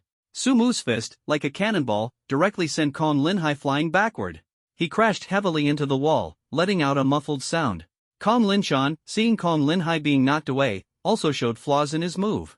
Sumu seized the opportunity and launched a relentless attack on Kong Linshan. Heaven-shaking divine fist. His fist tore through the air, sending Kong Linshan flying and slamming hard into the wall behind him. End of the fight. Seeing that both were unconscious, Sumu revealed a satisfied smile, walked toward the door of the library, and felt secretly pleased with himself. Leaving the library, Sumu headed straight to the place of opportunity mentioned in the travel notes. From the place of opportunity in the library, Sumu walked for a full 20 minutes. It was an ancient building hidden in the deepest part of the little sage village. The ancient building was old, making it impossible to discern which era it belonged to. The building stands over 100 meters tall, and looking up, it gives the impression of towering into the clouds. The travel notes record that this ancient building has a total of 9 floors. On each floor, there is a powerful mythical beast guarding it. As long as you defeat the beast, you have the chance to obtain techniques, artifacts, secret manuals. Sumu took a deep breath and stepped into the ancient building. The stars shifted and the constellations turned. The moment Sumu entered the ancient building, the scenery before his eyes underwent a dramatic change. At this moment, he found himself standing in a vast grassland. The grassland is vast, stretching beyond the horizon. A gentle breeze passes by, carrying faint traces of the scent of grass and fresh flowers. Welcome to the Pagoda Tower. The Pagoda Tower has a total of 9 levels. Each level you pass will reward you with techniques, artifacts, and secret manuals. The higher the level you pass, the better the rewards you get. Sumu had just adapted to the environment here when a voice sounded in his ear. Please choose whether to start the challenge. At this moment, the voice rang out again. Begin the challenge. Sumu didn't hesitate at all. First stage, Grassland Rhino. Level, E-grade growth stage. E-level growing phase exotic beasts are equivalent to humans at the 3rd to 6th postnatal levels. As the sound fell, a rhinoceros really appeared in front of Sumu. However, this rhinoceros was a little bit different from the rhinoceros in Sumu's understanding. The rhinoceros in this place was a strange exotic beast that looked like a yellow cow in appearance but had rhinoceros horns. Its height is around 5 meters, and apart from its yellow skin, it also has an outer layer resembling bone armor. As soon as the grassland rhino appeared, it charged straight toward Sumu. Its speed was extremely fast, and within a few seconds, it had already reached Sumu's vicinity. Sumu calmly put on the Woyo knuckle duster and delivered a punch to the grassland rhino. Bang! Sumu's fist directly struck the head of the grassland rhino. The grassland rhino instantly died. Ding! Killed the grassland rhino, reward obtained, 120 points, water ban. Water ban. One of the 72 techniques of the Earth Fiends, mastering it allows one to walk on water and move freely underwater. As soon as the system notification ended, the notification from the Pagoda Tower echoed in Sumu's ears. I didn't expect that by killing the exotic beast of this Pagoda Tower, I could also receive rewards. Sumu widened his eyes, his face full of surprise and delight. Congratulations on passing the first stage, reward obtained, Swift Wind Step. Swift Wind Step. Grade, High Grade Shin Level. Description, infuse chi into both feet to significantly enhance movement speed. After reading the introduction to Swift Step, Sumu smiled. This skill was definitely a great asset for Sumu at the moment. Although he possessed extremely powerful offensive methods, he had always been lacking in mobility. This, wind walk, happens to make up for the part he was lacking. May I ask, would you like to proceed to the second level? The voice of the pagoda tower echoed once again. Proceed. What's going on? Upon reaching the second level, Sumu was stunned by the scene before him. The place he was now standing on was a very tiny deserted island. How small was this deserted island? It's probably just a few square meters. Second stage, Coastal Frenzy Shark. Level, E-level mature stage. The challenge will begin in 1 minute. Are you ready? The ground beneath your feet will disappear once the challenge begins. If you do not wish to continue the challenge, be sure to cancel it before the challenge starts. Once the challenge is cancelled, you will be teleported out of the pagoda tower and will never be able to enter again for the rest of your life. Moreover, if you fail the challenge within the pagoda tower, you will face complete death. The sound of the pagoda tower entered Sumu's ears, word by word. Sumu hadn't expected the challenge of the pagoda tower to be so brutal. Once you die here, it's complete and irreversible death? Sumu began to hesitate. 9 levels, 9 exotic beasts. In this world, perhaps only this place would have so many exotic beasts. Counting the rewards from the pagoda tower, I can obtain a total of 18 rewards from these 9 levels. For me right now, this is definitely an opportunity one cannot miss. The pagoda tower has a total of 9 levels, with 9 rewards. Including the 9 rewards provided by the system, Sumu can obtain a total of 18 rewards. No matter what these 18 rewards are, they must be extraordinary. Fortune favors the bold, let's do this. Sumu gritted his teeth, igniting his fighting spirit, resolute in not choosing to end the challenge. Time ticked by second, and the countdown was nearing its end. At the very last second, the deserted island beneath Sumu's feet indeed dissolved into nothingness. However, he remained completely unflustered, standing steadily on the water as if on solid ground. This was the powerful effect of his newly acquired supernatural ability, water banishment. Standing on the water, Sumu was filled with determination. He channeled his energy to the fullest, beginning his search for the nearshore frenzy. Shark! Splash! At that moment, the water behind him suddenly broke open, and a massive shark leaped out of the water, lunging straight at him. Swift Wind Step. Sumu activated Swift Wind Step without hesitation, his figure moving like lightning to easily evade the attack of the coastal wild shark. But before he could catch his breath, the coastal wild shark leapt out of the water again, revealing its ferocious face. At this moment, Sumu couldn't help but feel a jolt of surprise. This coastal wild shark was extremely similar to an ordinary shark, except for its mouth, which resembled that of a crocodile. As it slightly opened, rows of sharp white teeth were revealed. If it bites me, I'll definitely lose half my life. Faced with such a terrifying beast, Sumu remained vigilant, gripping the Woyo knuckle duster tightly in his fist. The coastal wild shark seized the opportunity to launch an attack, its massive body lunging toward Sumu. Sumu's gaze sharpened as he silently chanted in his heart, heaven-shaking divine fist. He unleashed a powerful punch, smashing it directly onto the head of the coastal wild shark. Crack! The sound of bones shattering echoed, sending chills down one's spine. The seemingly ferocious coastal wild shark fell instantly under Sumu's punch. Though the beast appeared intimidating, its level was ultimately not high. Sumu easily killed it without breaking a sweat. Ding! Killed the coastal frenzy shark, reward obtained, 180 points, 1 tail of Tsanghai pollen. The system's voice rang in his ears, and Sumu's heart was filled with joy. The effect of Tsanghai pollen is incredibly miraculous. When scattered in the air, the spiritual energy within a 10-meter radius doubles, lasting for up to 5 minutes. This is undoubtedly an excellent aid for him to continue his challenges. At this moment, Sumu's eyes sparkled with determination, ready to face the upcoming trials. Such a great reward? Sumu saw the description of Tsanghai pollen, his eyes widened, and his heart was filled with excitement.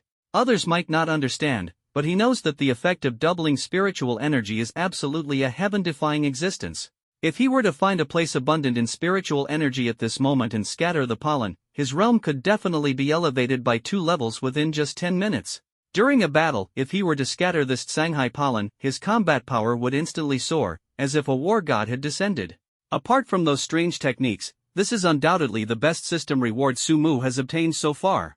After seeing the system rewards, Sumu eagerly awaited the rewards from the Pagoda of Buddha. Congratulations on passing the second level. Reward, low-quality strength fruit. Low-quality strength fruit. After consumption, you will gain 3 points of strength. Sumu looked at the low-quality power fruit, lost in thought.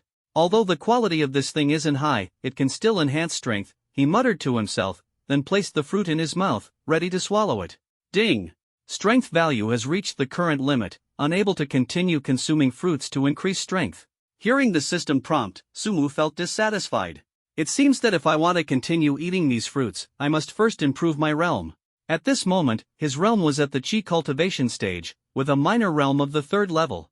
In other words, to advance to the next major realm, he must first break through to the 7th level of the minor realm. What a hassle! Sumu scratched his head helplessly. I'll just put them away for now and eat them later. After saying this, he began the 3rd level challenge. The 3rd level is set in a dense forest, where Sumu has to face a D-level juvenile giant python. The dense forest is the giant python's home turf, and Sumu appears particularly cautious at this moment, clenching his fists and carefully searching for the python's whereabouts. After walking through the forest for about 5 minutes, Sumu suddenly stopped in his tracks, as a strange sound seemed to reach his ears. Let's check it out. He cautiously moved toward the source of the sound. What is that?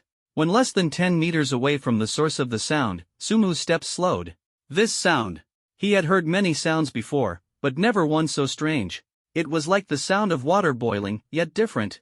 1 step, 2 steps, 3 steps. The last 10 meters took him a full minute to walk. When he finished the last 10 meters, his view suddenly opened up. In front of him was an open area, with a pool at its center. The pool was circular, and the water in the middle naturally divided, one side milky white, the other deep black. Taiji diagram? Sumu immediately recognized the pattern in the pool. Steam rose from both sides of the pool, and Sumu felt the completely different auras on each side, prompting him to slowly approach. Hot. The milky white water was hot, with a temperature exceeding 100 degrees Celsius, while the deep black water was icy cold. Why is this pool here? Sumu was filled with doubt. What surprised him even more was that this pool contained an extremely abundant amount of spiritual energy, even surpassing that of Mount Longhu and the Kong family estate. What a great place, he exclaimed, feeling that this was practically a holy land for cultivation. Should I go in and cultivate for a while? Sumu stood by the pool, hesitating. Let's give it a try. If it doesn't work, I'll come back out. He mustered his courage and stepped directly onto the surface of the pool, but he didn't feel any trace of spiritual energy. Go in. Sumu gritted his teeth and plunged into the water, choosing the milky white side. As soon as he entered the water, the scorching currents instantly enveloped him, and the heat made him feel extremely uncomfortable. Golden light spell. He tried to use the golden light spell to resist the scorching water, but it also hindered the spiritual energy in the pool. In other words, to cultivate in this pool, one must allow the body to come into direct contact with the water. Helplessly, Sumu had no choice but to remove the golden light spell. As soon as the golden light spell disappeared, his body once again came into close contact with the hot water, and the heat instantly surged into every inch of his skin. This heat actually contains such powerful spiritual energy. Sumu's heart trembled, and his fighting spirit was instantly ignited.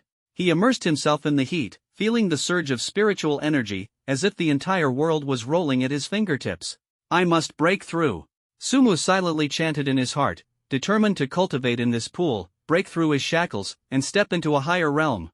In less than a minute, Sumu's skin began to turn red, but he paid no attention. In this water, he felt the power of forbidden water, sitting quietly. In meditation, the rhythm of cultivation surged like a tide, and spiritual energy frantically poured into his body, as if trying to tear him apart. His realm was rapidly advancing, Qi nourishing stage level 3, level 4, level 5. It was like an unparalleled carnival, only slowing slightly when he reached Qi nourishing stage level 5. Flower pollen. Sumu's heart stirred, and he directly threw the newly obtained Sanghai flower pollen into the pool. Instantly, the water surface rippled, and spiritual energy surged once again like a tide. 5-fold, 6-fold, 7-fold, 8-fold, 9-fold, within just 10 minutes, Sumu's cultivation level soared once again, leaping from the 5th stage of Qi nourishing to the 9th stage. It felt as though he had reached the pinnacle, and he couldn't help but exclaim with joy in his heart, amazing. This opportunity was an unparalleled thrill for him. Although his cultivation level had already climbed to the 9th stage of Qi nourishing, Sumu still had no intention of leaving. He wanted to seize the momentum and break through the barrier between Qi nourishing and spirit condensing, reaching an even higher level. Unfortunately, after an hour of meditative training, he realized that this barrier was not easily overcome. Sumu sighed, a trace of helplessness appearing on his face. He emerged from the water and returned to the shore. While the advancement in his cultivation level brought him joy, the final barrier left him feeling as though there was a thorn in his throat, difficult to ignore. After resting briefly by the pool, Sumu stood up, fully aware of his primary task on this third level. Found it! After some searching, he discovered traces of a giant python in the dense forest. The D-class exotic beast was no match for Sumu. After a brief battle, the giant python was slain by him without any suspense. Ding! Killed the forest python, reward obtained, 200 points, crescent grass. The system notification sounded, followed by another new system prompt, ding! Points have reached 1000, the system store is officially open. At this moment, the frustration in Sumu's heart instantly vanished, replaced by overwhelming joy that surged like a tide. The road ahead seemed to become brighter. Sumu did not rush to check the system store but instead focused his attention on the crescent grass, the brand new reward. Crescent herb.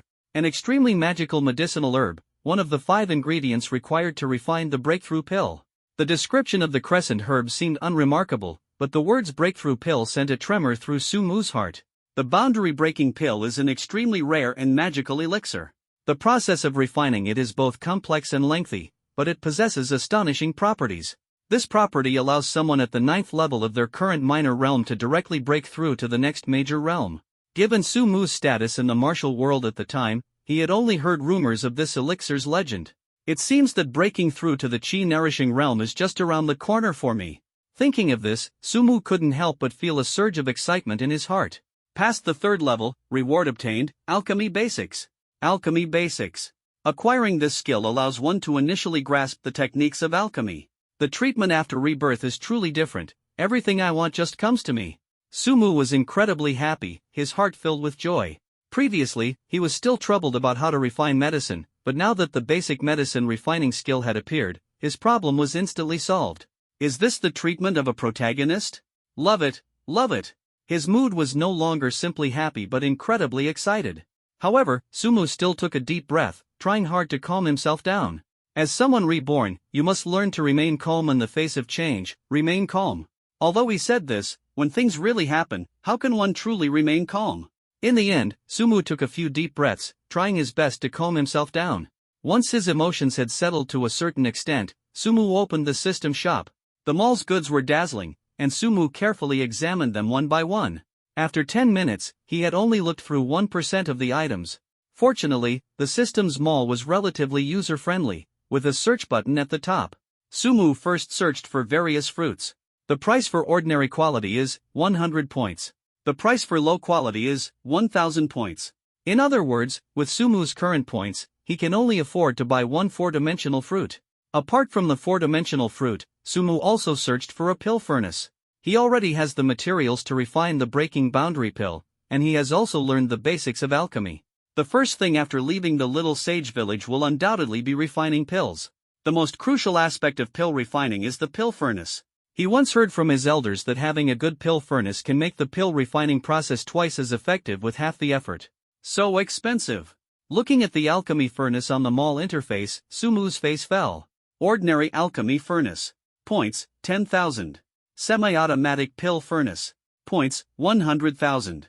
Fully automatic pill furnace. Points, 1 million. Pill furnaces are divided into 3 types, ordinary, semi-automatic, and fully automatic. Sumu was puzzled as to why there were fully automatic pill furnaces, especially why their prices were so high. Let alone the latter 2 types of pill furnaces, Sumu couldn't even afford the most ordinary one. I only have 1000 points now, I'm so far away from 10,000 points. This isn't just far, it's extremely, extremely far. While Sumu was deep in thought, he had already been teleported to the 4th level. On this level, he would face a D-rank mature Snow Mountain Jaguar. As soon as he appeared on the 4th level, the Snow Mountain Jaguar also emerged, not far from him. The moment the Snow Mountain Jaguar appeared, it bared its sharp teeth at Sumu. This Snow Mountain Jaguar stood approximately 5 meters tall, with 4 strong, long legs that exuded explosive power. Its exposed claws glimmered with a chilling light. The slightly exposed teeth sent shivers down one's spine. It saw Sumu and bared its teeth slightly. Faced with such a strange beast, Sumu showed no fear at all. After a simple display of intimidation, the Snow Mountain Jaguar slowly approached Sumu. The reason it didn't attack immediately was that it sensed the danger emanating from Sumu. The danger perception of strange beasts is extremely sharp. When they feel they are no match, they become exceptionally cautious. And this snow mountain jaguar sensed a hint of threat from Sumu, making it particularly cautious. Hurry up, don't waste everyone's time. Sumu waved at the snow mountain jaguar, a provocative expression on his face. When had the snow mountain jaguar ever suffered such humiliation? Its fury was instantly ignited, and in the face of Sumu's provocation, it unhesitatingly assumed a combat stance, hind legs bent, muscles taut, ready to charge at any moment. You wouldn't be scared, would you? Hurry up! Sumu's provocation was like adding fuel to the fire, completely enraging the snow mountain jaguar. Unable to hold back any longer, it suddenly lunged at Sumu, its speed like lightning, as if tearing through the air. Jaguars are renowned for their swiftness, and the evolved snow mountain jaguar was even faster, to the point of being suffocating. Its attack reached its target in an instant, the entire process taking no more than 10 seconds. Swift wind step. Sumu's reaction was equally quick. The moment the snow mountain jaguar moved, he activated swift wind step, instantly, elevating his speed to the extreme. He wasn't merely trying to evade, he aimed to counterattack this ferocious beast more effectively. A few seconds later, Sumu and the snow mountain jaguar finally collided, the air thick with tension. The jaguar's sharp claws glinted coldly under the sunlight, while Sumu's fist, empowered by the heaven-shaking divine fist, radiated a dazzling brilliance. Bang! With the collision of the two, a crisp sound echoed, resembling the sound of bones breaking reverberating through the valley. Indeed, the sound came from the snow mountain jaguar, whose sharp claws snapped under Sumu's fist, its agonized howl piercing the silence. The snow mountain jaguar widened its eyes, a mix of shock and confusion surging in its heart. It couldn't believe that this human before it was so powerful, capable of effortlessly shattering its attack. Keep going. Sumu waved at the snow mountain jaguar, his tone fearless. At this moment, the snow mountain jaguar hesitated, a trace of fear rising in its heart. Not coming anymore? Sumu stared at the snow mountain jaguar, shaking his head slightly, a mocking smile curling at the corner of his mouth. Since you're not coming, then I won't hold back. Before the words had finished, he had already dashed toward the snow mountain jaguar like lightning, determined to utterly crush this arrogant beast with his formidable strength. Swift wind step. Sumu's voice thundered like a storm, instantly activating swift wind step. His body transformed into a streak of light, rapidly closing in on the snow mountain jaguar. Heaven-shaking divine fist. His fist, as powerful as a landslide, mercilessly smashed toward the head of the snow mountain jaguar. Bang! The snow mountain jaguar was struck so hard by the blow that it felt dizzy, its eyes unfocused and dazed. However, Sumu's assault did not cease. His fists rained down like a torrential storm, mercilessly pounding onto the snow mountain jaguar's head. Ah! The snow mountain jaguar let out a painful, wretched scream, but this was merely the beginning. Crack! The snow mountain jaguar was struck so hard by the blow that it felt dizzy, its eyes unfocused and dazed. However, Sumu's assault did not cease. His fists rained down like a torrential storm, mercilessly pounding onto the snow mountain jaguar's head. Ah! The snow mountain jaguar let out a painful, wretched scream, but this was merely the beginning. Crack! Click! Click! Fists kept falling, and under the relentless attacks, the head of the snow mountain jaguar was splattered with blood, a gruesome sight. Finally, it let out a painful howl and collapsed to the ground with a thud. Ding! Killed snow mountain jaguar, received rewards, 270 points, ordinary alchemy furnace.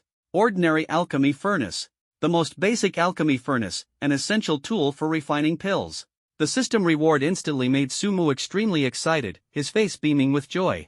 I hope this time the pagoda of Samsara will give me a reward of materials for a boundary-breaking pill. He prayed silently, his heart full of anticipation. Whether it was the power of prayer or something else, he did not know. Congratulations on passing the 4th level, reward obtained, wine moonfruit. Fun Yuav fruit. One of the 5 medicinal ingredients required to refine the breaking boundary pill. This straightforward introduction made Sumu beam with joy. Counting this wind moonfruit, he now possesses 2 materials for the boundary breaking pill, bringing him one step closer to successfully crafting it. There are still 5 levels waiting for him to explore, and Sumu's confidence has greatly increased. However, to be cautious, he still opened the system shop and searched for boundary breaking pill. Boundary breaking pill. Price, 50,000 points. Breakthrough pill formula. Price, 5,000 points. Sumu currently has only 1,270 points. To purchase the recipe for the breakthrough pill, he needs at least 3,000 more points. At this rate, there's still a chance. He clenched his teeth and decisively chose to teleport to the 5th level. The 5th level, a snowfield frozen for miles, with bone-chilling winds that make one shudder. Sumu channeled chi, enveloping his entire body with it, gradually dispelling the bone-chilling cold. After the cold dissipated, he began searching the snowfield for traces of exotic beasts. However, after some searching, Sumu's brows furrowed slightly. There were no signs of any exotic beasts around. Could it be that there are no exotic beasts here? Sumu secretly harbored doubts in his heart but did not give up. After searching for about an hour, his steps suddenly came to a halt. This 5th level is really infuriating. At that moment, he saw from a distance 2 snow-white, ferocious-looking beasts wandering on the snowy plain. Those were 2 extreme origin snow wolves, resembling wolves but with tiger-like features. Could it be a male and a female? Sumu frowned deeply. In any case, this was not good news for him. Extreme origin snow wolf. Grade, sea level, juvenile. Introduction: a wolf born on the polar icefields, always born in pairs. Although this sea-level juvenile polar snow wolf caused some trouble for Sumu at this stage, it is definitely not an unbeatable opponent. Swift wind step. This time, Sumu did not choose to take a passive approach but decided to strike proactively.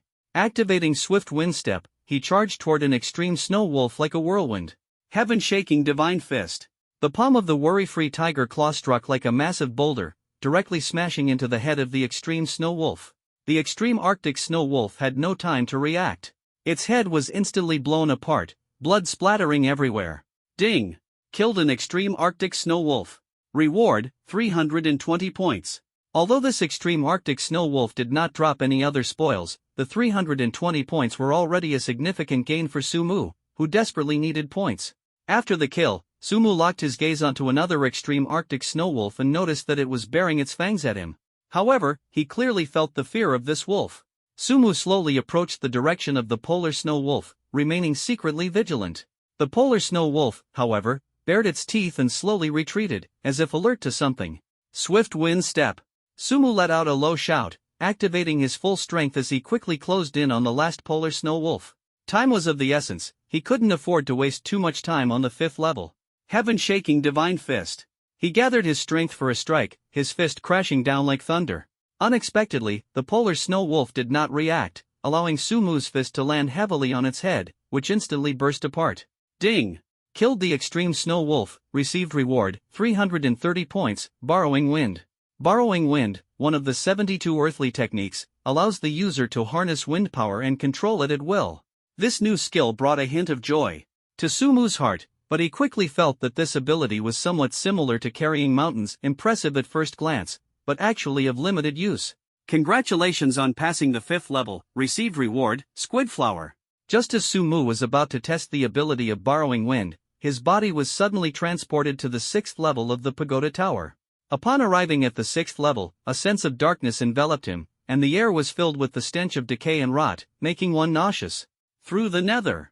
Sumu activated through the nether, carefully observing the surrounding environment. At this moment, he was standing on a narrow stone-paved path, flanked by 2 slippery walls that gave off an unsettling feeling. What is this place? Sumu wondered inwardly as he walked forward slowly. After walking a short distance, the stone walls turned into fences, beyond which lay complete darkness. Even so, Sumu could still make out numerous corpses, sending a chill down his spine. Is this a prison? His heart tightened as he became secretly vigilant. At that moment, a strange sound came to his ears, like the screeching of chains scraping against the ground. Accompanying that sound were heavy footsteps. Something is approaching me. Sumu's heart tightened as he took a deep breath, quickly assuming a combat stance to prepare for the unknown challenge. The heavy footsteps made Sumu's heart clench. He knew it was definitely a colossal creature.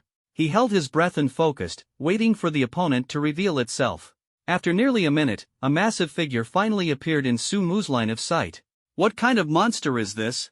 The creature before him was clearly humanoid. It had a human head and body, but its entire form was as pitch black as the night. This blackness was different from the skin tone of black people. It was the profound blackness of charcoal. Its height reaches 3 meters, and its strong body is intimidating. Even more eerie is the fact that its left hand drags a pitch black chain. The strange sound just now was caused by this chain being dragged across the ground. Dungeon Corpse King. Grade, Sea Level, Growth Stage. Introduction: no one knows whether it is human or a beast. Its defense is extremely formidable, but its attack power is equally not to be underestimated. As Sumu carefully observed, the Dungeon Corpse King also noticed his presence. Roar! For some unknown reason, it let out a low growl at Sumu, a sound filled with anger and hunger. Those blood-red eyes stared fixedly at Sumu, as if regarding him as prey. The Dungeon Corpse King, upon seeing Sumu clearly, charged at him without hesitation. Although its speed was not fast, every step it took was as heavy as an earthquake. In the blink of an eye, it lunged at Sumu, the black iron chain in its hand slightly swinging as it lashed straight toward him. Although Sumu knew its level, he couldn't gauge its combat strength, so he chose to evade immediately. Swift Wind Step. With the execution of Swift Wind Step, Sumu deftly dodged the attack of the Dungeon Corpse King. The iron chain suddenly smashed against the wall, producing a loud bang. The wall instantly cracked open with a massive fissure, scattering debris everywhere. What a heavy chain! Sumu was shocked in his heart. Although he possessed the strongest physique across all worlds, if this iron chain truly struck him, it would undoubtedly cause severe internal injuries. I can't take it head-on, I can only dodge. Silently pondering, Sumu activated Gale Step once again. This time, he steadily arrived behind the Dungeon Corpse King, took a deep breath, planted his stance firmly, sank his body, and launched a fierce punch with his right fist. Clang! The punch left Sumu's arm numb. The defense of this thing is truly formidable. Sumu couldn't help but exclaim. He made his move while wearing the ring of carefree, yet still felt the sharp pain in his arm, which was enough to demonstrate the astonishing defensive power of the Dungeon Corpse King. Heaven-shaking Divine Fist. After understanding the defense of the Dungeon Corpse King, Sumu unleashed the heaven-shaking Divine Fist without hesitation. The target was aimed directly at one of the Dungeon Corpse King's legs. Crack! The heaven-shaking Divine Fist struck, and with the support of numerous skills and artifacts, Sumu directly broke one of the Dungeon Corpse King's legs. Ow! The painful cry made the Dungeon Corpse King scream miserably. But Sumu did not choose to stop. Heaven-shaking Divine Fist. In the aura-filled environment, Sumu's heaven-shaking Divine Fist struck again like a raging storm. Bang! This punch landed squarely on the Dungeon Corpse King's other leg. Crack! Accompanied by the sound of bones cracking, the Dungeon Corpse King's other leg was also broken. At this moment, the Dungeon Corpse King had already fallen to its knees, losing its ability to move. Even so, it still tried to launch an attack on Sumu. With both legs injured and its movements restricted, Sumu only needed to stay out of its attack range to deal with it effortlessly. Sumu quietly watched the Dungeon Corpse King struggle angrily and helplessly, as everything around it was destroyed under its attacks. The ground, walls, ceiling, almost every place that could be destroyed was shattered in the Dungeon Corpse King's rampage. Sumu noticed that the Dungeon Corpse King's stamina was gradually depleting. When it's almost out of strength, I'll attack. Anyway, Sumu was not impatient. He simply found a corner to sit down and quietly watched the Dungeon Corpse King's performance. An hour later, the Dungeon Corpse King's stamina was almost exhausted, and the iron chain in its hand could no longer swing with force. Sumu knew his chance had come. Swift Wind Step. He quickly approached the Dungeon Corpse King, preparing to launch the final attack. Heaven-shaking Divine Fist. Sumu's thunderous Divine Fist, like a bolt of lightning, struck directly at the Dungeon Corpse King's chest. Crack! The crisp sound of bones shattering echoed, and the surrounding air seemed to tremble. The Dungeon Corpse King's chest instantly caved in, clearly suffering severe damage. Not dead? Sumu was stunned. He had originally thought that this punch could deliver a fatal blow to the Dungeon Corpse King, but unexpectedly, it only shattered its chest bone, and the Corpse King still stood resiliently. If the chest can't kill it, then aim for the head. Without hesitation, Sumu unleashed the heaven-shaking Divine Fist once more, targeting the Dungeon Corpse King's skull. Bang! This punch was like a boulder hitting the ground. The Dungeon Corpse King's head was directly smashed to pieces, blood splattering everywhere, creating an extremely gruesome scene. Ding! Killed the Dungeon Corpse King, reward obtained, 340 points. Sumu shook his head secretly. The strength of the Dungeon Corpse King was so disappointing that it only dropped a single point for him, which was truly disheartening. Congratulations on passing the 6th level, reward obtained, Green Lotus Core. Green Lotus Core. One of the 5 medicinal ingredients used to refine the breakthrough pill. After reading the introduction of the Green Lotus Core, Sumu was overjoyed and was immediately transported to the 7th level, his heart already filled with anticipation for the upcoming challenges. At the same time, on the first floor of the library, Kong Jangwo's face was grim, his eyes sharp like an eagle, staring at Kong Linshan and Kong Linhai. Are you saying that the person who knocked you out was wearing a Sun Wukong mask? And their strength was extraordinary? Yes. Kong Linshan's expression was solemn as he nodded. In front of him, we didn't even have a chance to fight back. Is it really that strong? Kong Jangwo was shocked and incredulous. Even when facing these two brothers, he couldn't possibly defeat them without giving them a chance to fight back.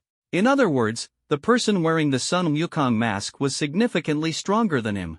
This is trouble. In this place, there was actually someone stronger than him. For Kong Jangwo, this was nothing short of a nightmare. Where did he go now? Kong Jangwo asked Kong Linshan anxiously. He knew that if they didn't find this person quickly, the consequences would be unimaginable. I don't know.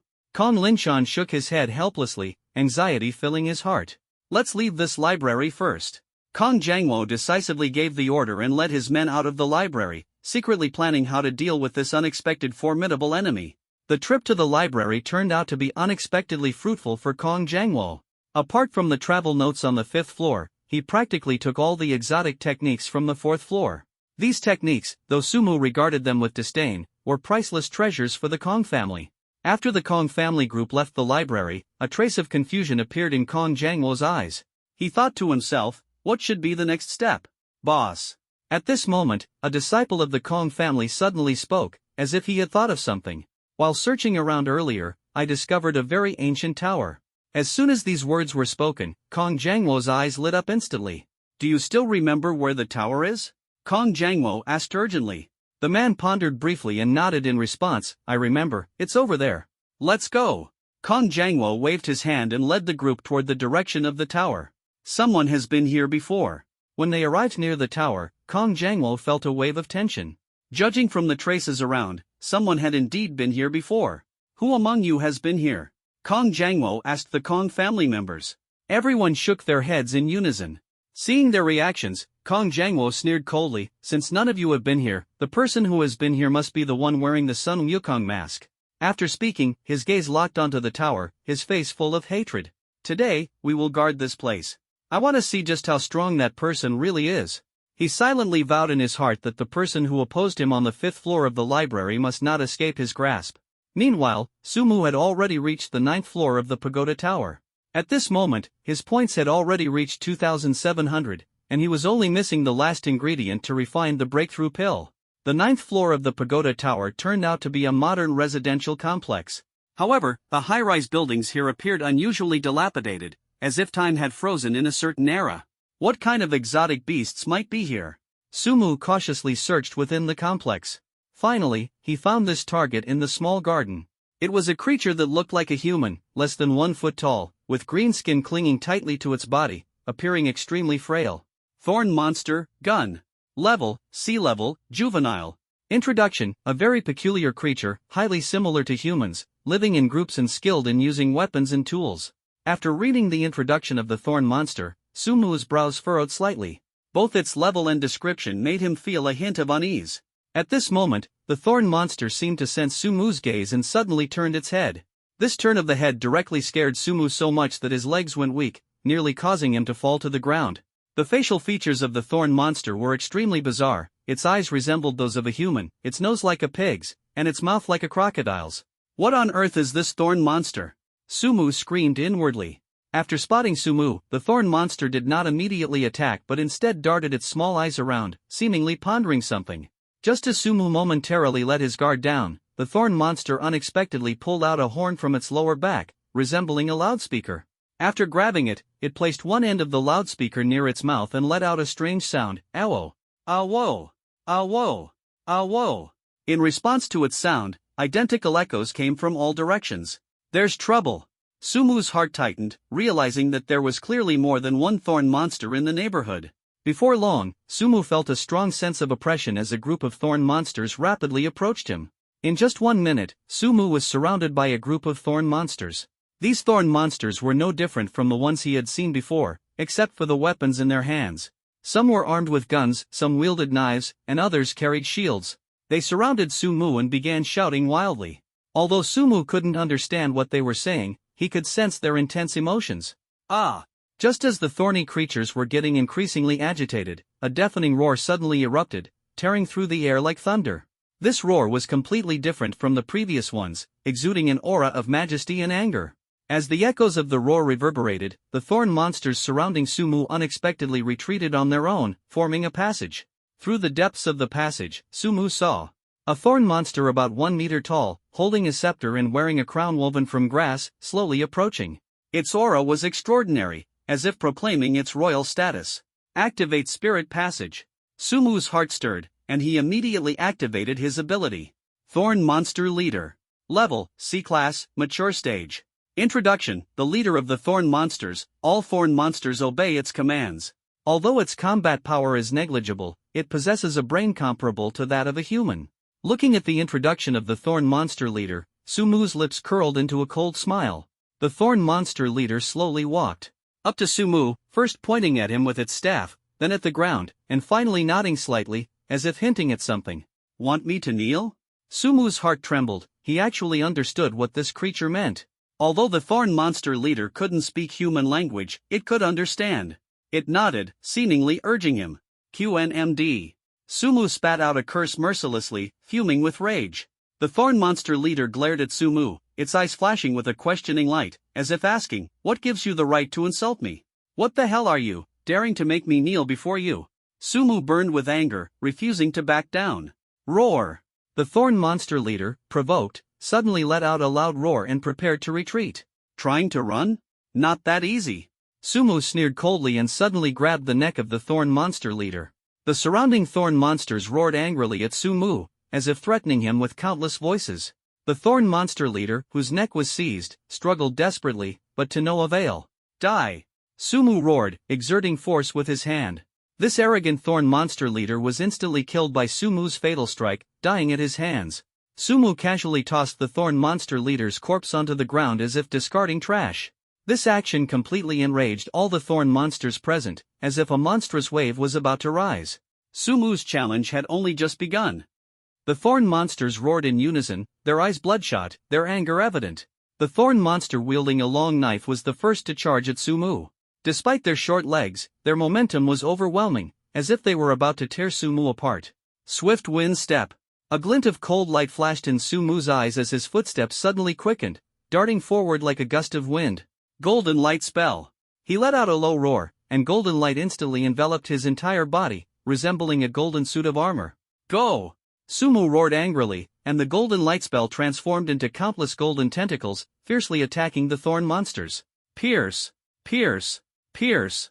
The Thorn Monsters were completely unable to resist, instantly pierced by the golden light, with several of them being killed in succession.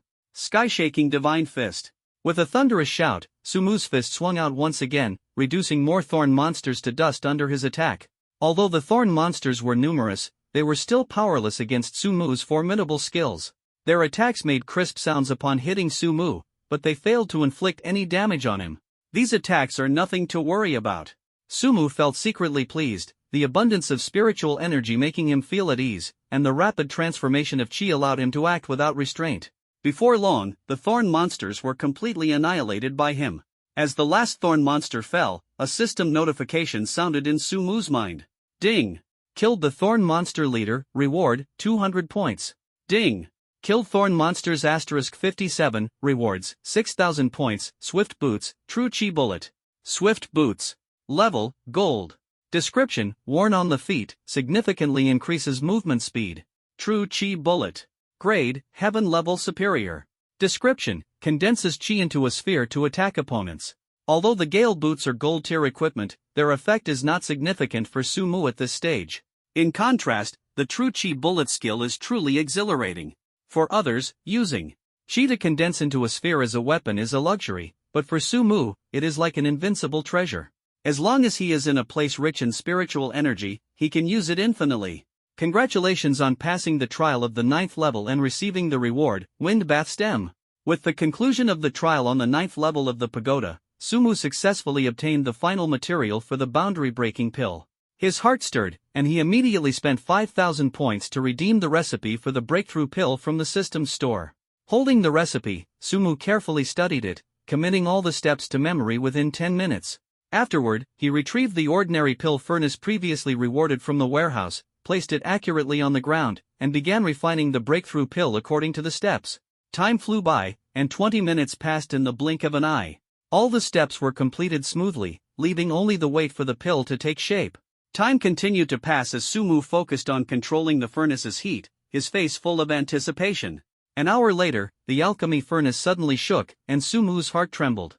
He immediately opened the lid. Instantly, smoke rose into the air, and a refreshing fragrance spread, intoxicating everyone. As the smoke dissipated, Sumu was pleasantly surprised to find a pitch-black pill floating above the furnace, its surface adorned with golden patterns. An exceptional pill? Sumu was ecstatic. Before his rebirth, he never had the chance to taste pills, but he was thoroughly familiar with their classifications. Pills are divided into 3 types: ordinary ones without patterns, premium ones with red patterns, and exceptional ones with golden patterns. Sumu never expected that his first attempt at pill refinement would result in an exceptional pill. The pill quietly floated above the alchemy furnace. Sumu eagerly reached out to grasp it, feeling its warmth and becoming overwhelmed with excitement. Without hesitation, Sumu decisively swallowed the pill, as if it were the key to the pinnacle of power. Immediately afterward, he sat cross-legged, his mind tranquil, and his chi surged like a tide, enveloping the pill and beginning the process of refinement. The efficacy of this breakthrough pill was extremely potent, and even the slightest carelessness could cause severe harm to the body. Therefore, Sumu had to proceed with caution, gradually refining the powerful medicinal energy. Under the influence of chi, the medicinal energy slowly spread throughout Sumu's body, like a silent torrent flowing. At that moment, a crisp crack sounded, and Sumu felt the shackles that had long troubled him finally begin to fracture. Again! Sumu's heart burned with fervor as he continued to intensify the refining process. Crack! As the medicinal power reached 40% refinement, that sound echoed once more. At 70%, he heard an even clearer crack. The fissures on the shackle became increasingly evident, as if it might collapse at any moment. 80%! The cracks had widened to the thickness of a baby's wrist, filling him with exhilaration. 90%! The fissures on the shackle nearly spanned its entire length, as though it could shatter at any moment. Sumu's heartbeat quickened, eagerly anticipating the moment of breakthrough. 100%! The moment the medicinal power was fully refined, a powerful force surged into Sumu's body like a tidal wave, filling him with boundless strength. Crack! Crack! Crack! With a series of crisp explosions, the shackles seemed to be undergoing a violent impact, dense cracks intertwining like glass on the verge of shattering. Come on, the final strike! Sumu mobilized all the energy within his body and charged fiercely at the shackles. Crack! This sound was louder than all the previous ones, as if tearing through space. Hearing this, Sumu couldn't help but smile. He knew he had finally succeeded. At that moment, the layer of shackles shattered into fragments and completely disappeared without a trace. A surge of powerful spiritual energy instantly poured into Sumu's body, and his realm rapidly advanced to the first level of concentration in that moment. However, Sumu did not immediately immerse himself in joy. He sat cross-legged and began to fully consolidate this sudden surge of power. After an hour of focused cultivation, he slowly stood up, feeling secretly pleased. System: Sumu. Realm: Concentration Level 1. Attributes: Constitution, 30, Intelligence, 30, Strength, 30, Agility, 30. Talents: Innate Sacred Body Tao Embryo, Chi Body Source Flow, Infinite Black Card. Skills: Communing with Spirits, Heaven Shaking Divine Fist, Golden Light Incantation, Advanced Version, Exorcism, Basic Fist Techniques, Carrying Mountains, Water Ban, Gale Step, Basic Alchemy, Borrowing Wind, True Chi Projectile. Points: 3,900. Store: Open. At this moment, Sumu's cultivation level finally reached the first stage of concentration realm, and his points had dropped to 3,900 due to previous consumption. His gaze swept across the warehouse and found a strength fruit. Without hesitation, he took it out and put it in his mouth. Ding! Consumed a low-quality strength fruit, strength increased by 3 points. Then, Sumu opened the system mall and quickly exchanged for 1 fruit each of agility, intelligence, and constitution, raising his 4-dimensional attributes to 33 points simultaneously. After completing all this, Sumu was filled with a sense of accomplishment and revealed a satisfied smile. In this era, I can be considered invincible, right? He murmured to himself, imagining the possibilities. Even before the revival of spiritual energy, a condensed spirit realm extraordinary being was already regarded as a super expert. This trip to Qilu has truly been fruitful. Sumu exclaimed, reminiscing about the abundant gains at Shishan, not to mention the serendipitous encounter at the little sage village, which made it a truly rewarding journey. Beyond the gains in items and extraordinary techniques, what Sumu was most satisfied with was the improvement in his realm. Originally, he was merely at the 3rd level of Qi nourishment, but now he had reached the 1st level of the condensed spirit realm, leaping across a total of 7 minor realms. He understood in his heart that the most important thing was not these 7 minor realms, but the existence of the breakthrough pill. Without the breakthrough pill, it would likely take him an immense amount of time to advance from chi nourishing to spirit condensing. Now, he had even obtained the formula for the breakthrough pill. In the future, I can purchase materials at a low price, refine the breakthrough pill, and then sell it at a high price. It's practically a guaranteed profit. Sumu began calculating his future business plans in his mind. After consolidating his realm once more, Sumu stood up and thought to himself, time to head back. At this moment, there was less than an hour until dawn. Sumu had to return to his room in the Kong family estate within this time frame, otherwise, it would certainly arouse suspicion. Leave the pagoda tower. Sumu shouted loudly. Please prepare yourself. You will be teleported out of the pagoda tower in 1 minute. The system's voice sounded. He nodded and prepared for the teleportation. I hope the people from the Kong family aren't outside, but just in case, I still need to be ready, he thought to himself. 1 minute later, light and shadows swirled, and Sumu appeared outside the pagoda tower. It's him, he's the one who attacked us brothers. Kong Linshan's voice immediately rang out. As Sumu had just exited the pagoda tower, he instantly sensed something was wrong. He looked around and found himself surrounded by the Kong family. Who are you? Kong Jangwo stepped forward coldly, his gaze as sharp as a blade, scrutinizing Sumu. This was their first meeting at the little sage village, yet Kong Jangwo felt that this person before him seemed somewhat familiar. Could it be Sumu, he wondered to himself? Who I am doesn't matter. Sumu sneered, his voice sounding deep and powerful due to the transformation of chi, even unfamiliar to himself. Then what do you think matters? Kong Jangwo stared coldly at him and questioned, was it you who opened the secret room on the 5th floor of the library? The room was completely empty inside, may I ask if you took what was inside? Kong Jangwo didn't know exactly what was hidden in the secret room, but he firmly believed it was no ordinary item. It was me who took it. Sumu admitted without hesitation, a cold smile curling at the corner of his mouth. But so what? That belongs to the Kong family. I hope you will hand it over. Kong Jangwo's hand had quietly reached for his weapon, and the surrounding members of the Kong family also assumed defensive stances. Something I've already swallowed, do you think it's possible for me to hand it over? Sumu's voice was filled with mockery, as if ridiculing Kong Jangwo's naivety. So, it seems you have no intention of handing it over? Kong Jangwo asked coldly. That's right. Sumu nodded indifferently, a trace of disdain flashing in his eyes. I just don't want to hand it over. What are you going to do about it? This person is too arrogant. Does he really think he can disregard the Kong family? The members of the Kong family whispered angrily among themselves. Hand it over quickly, or don't blame us for being rude to you. Kong Jangwo's face grew even darker. Give us the item, and we'll let you leave. But if you refuse, don't even think about walking out of here alive today. His voice thundered, shaking hearts. We are a group, and you are just one. Kong Jangwo gritted his teeth and said, I advise you not to be too arrogant. If you are, you might end up dead without a burial place.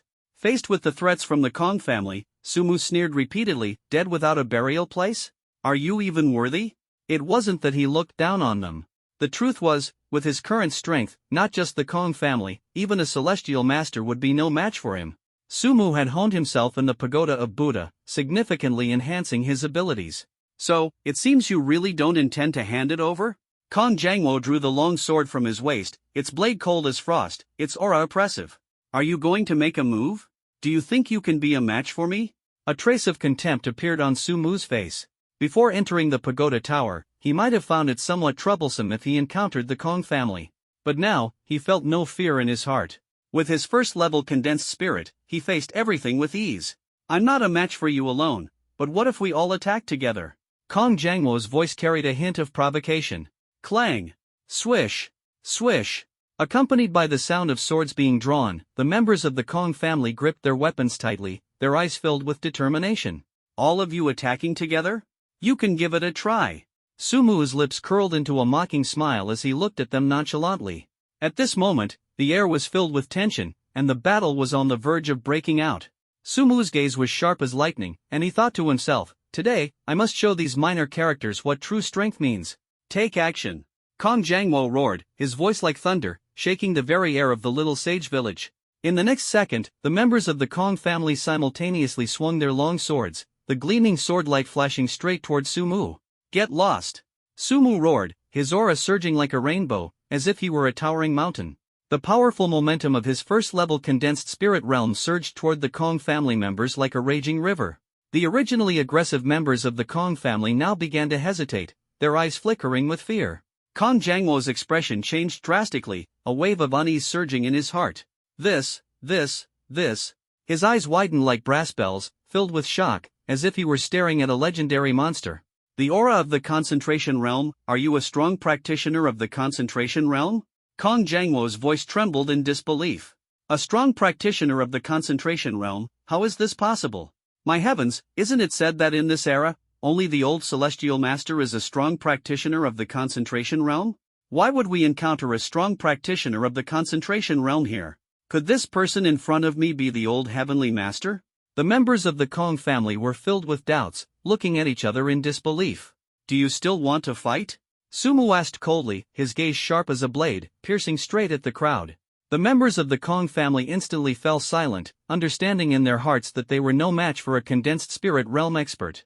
Although there were many people, in the face of absolute strength, their numbers seemed utterly insignificant. Senior. Kong Jangwo, recognizing the situation, quickly sheathed his sword and cupped his hands with a face full of humility. After all, this place is a sacred ground of our Confucian sect. Is it not somewhat inappropriate for you to take things from here? Inappropriate? Sumu sneered, his voice as sharp and merciless as an icy blade. Opportunities like these are always a matter of luck. This may be your sacred ground, but what gives you the right to claim that the things here belong to you? This. Sumu's words were like a heavy hammer striking Kong Jangwo's heart. Though unreasonable, he found himself unable to refute them. Anything else? Sumu smiled faintly, a hint of disdain flickering in his eyes.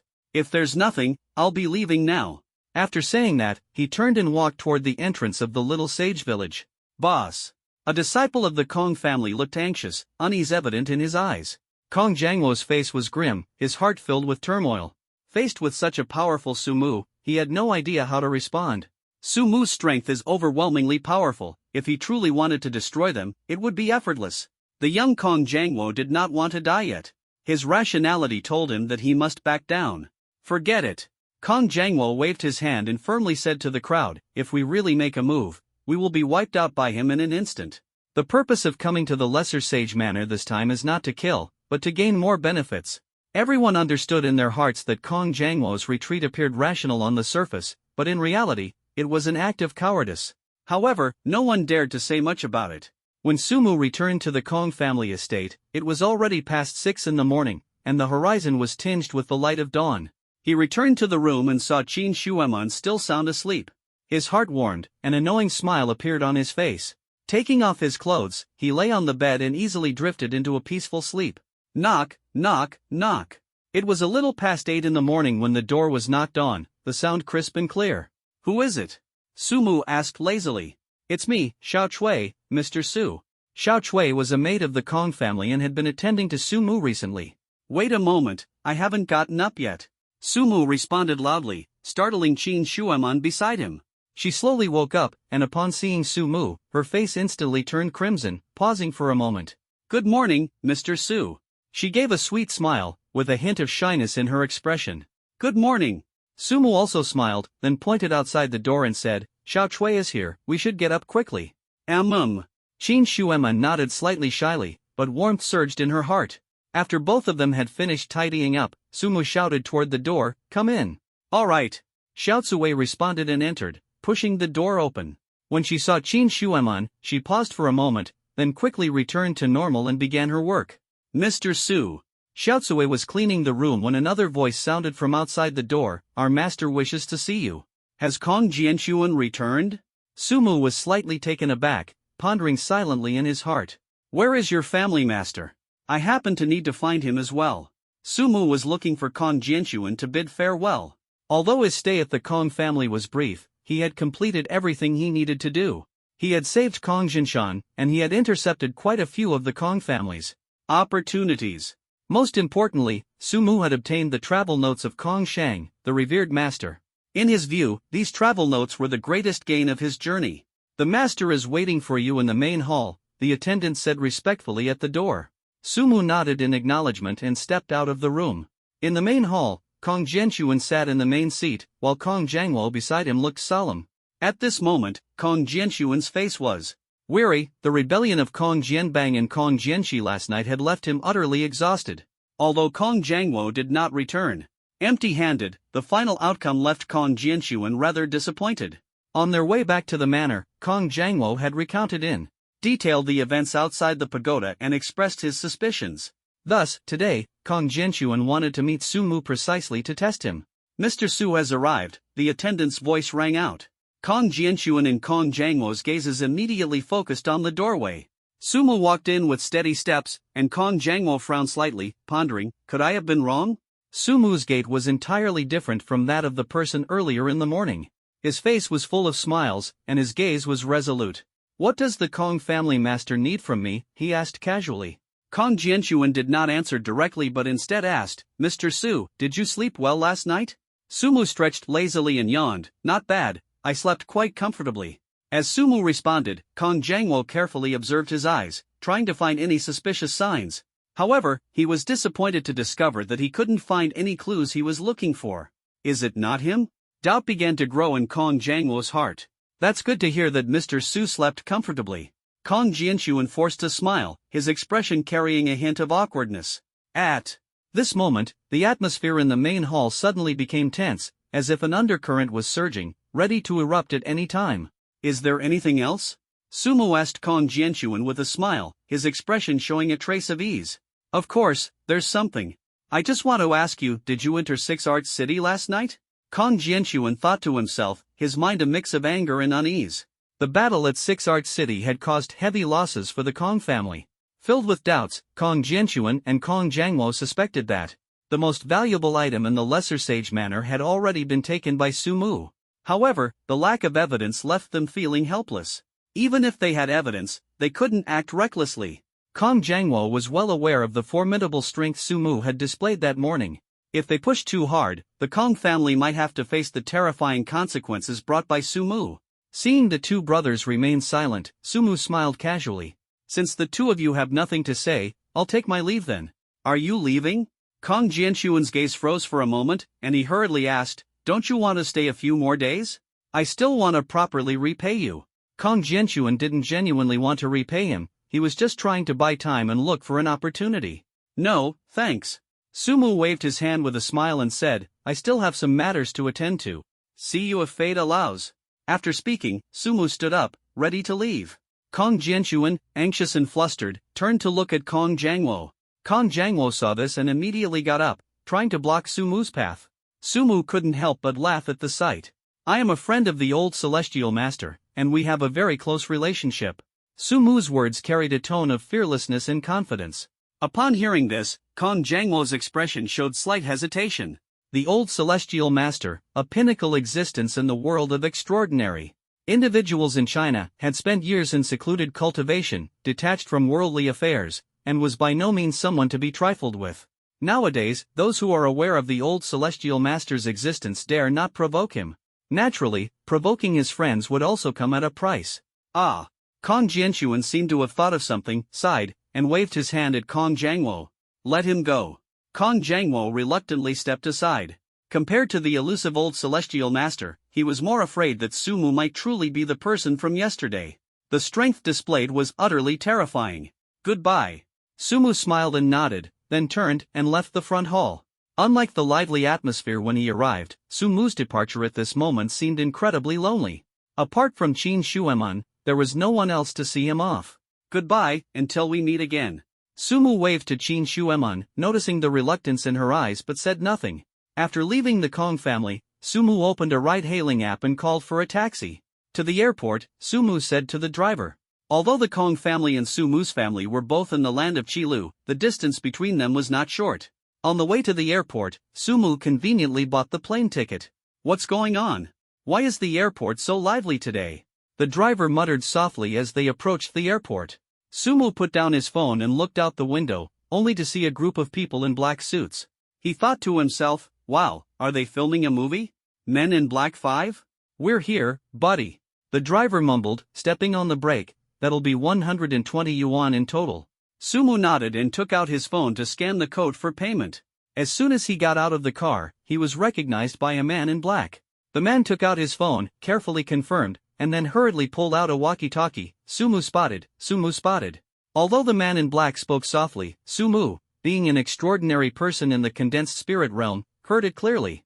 Here to find me? Could it be someone from the Kong family again? Sumu stared coldly at the man in black.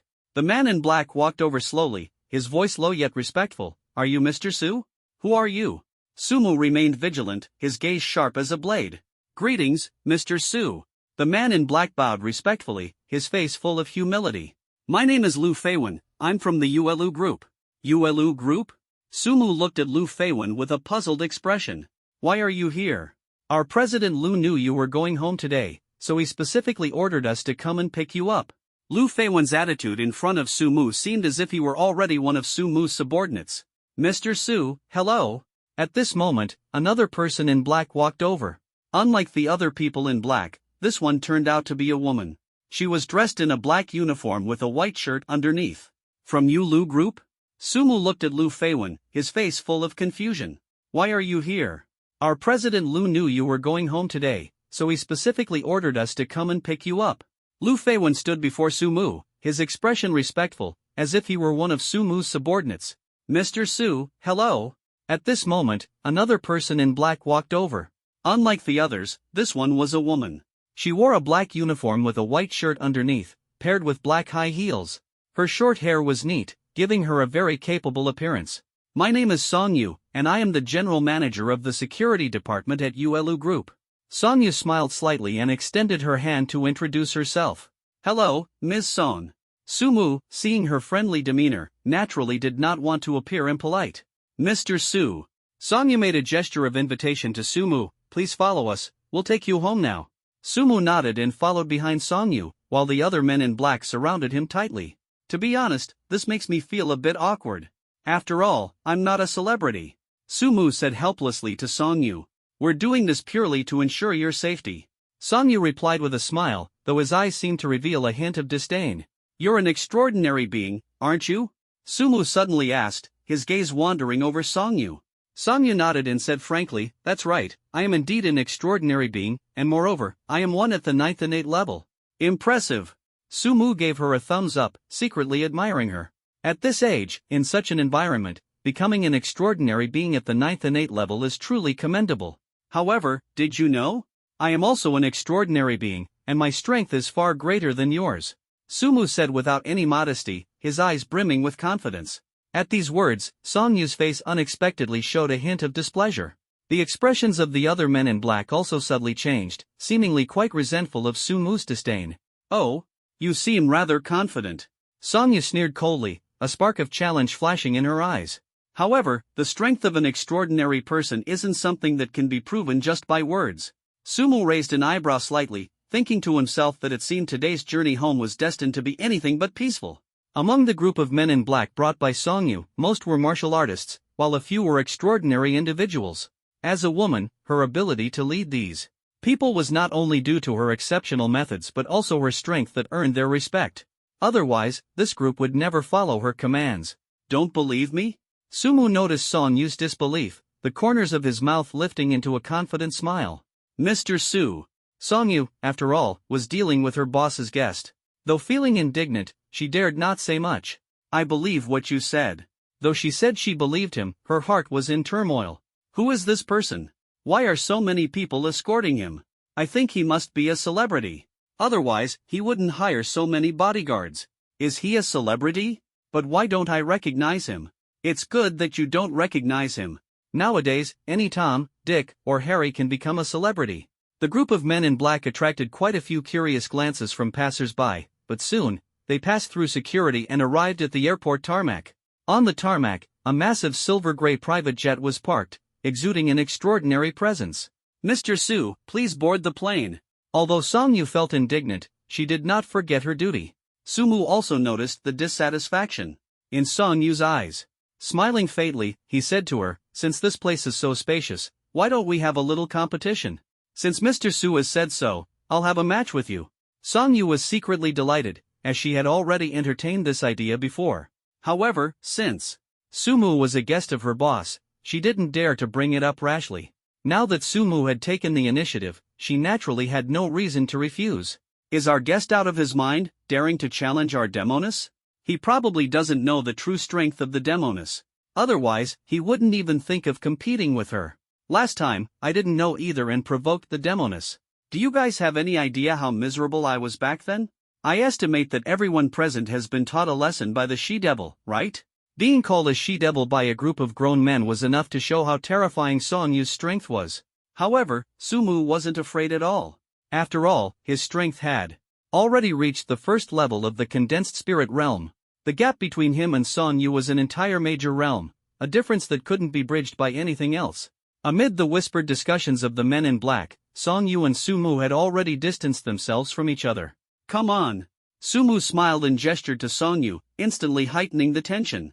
As an extraordinary being, Songyu was never one to be pretentious. She drew a long sword from some unknown place and charged straight at Sumu.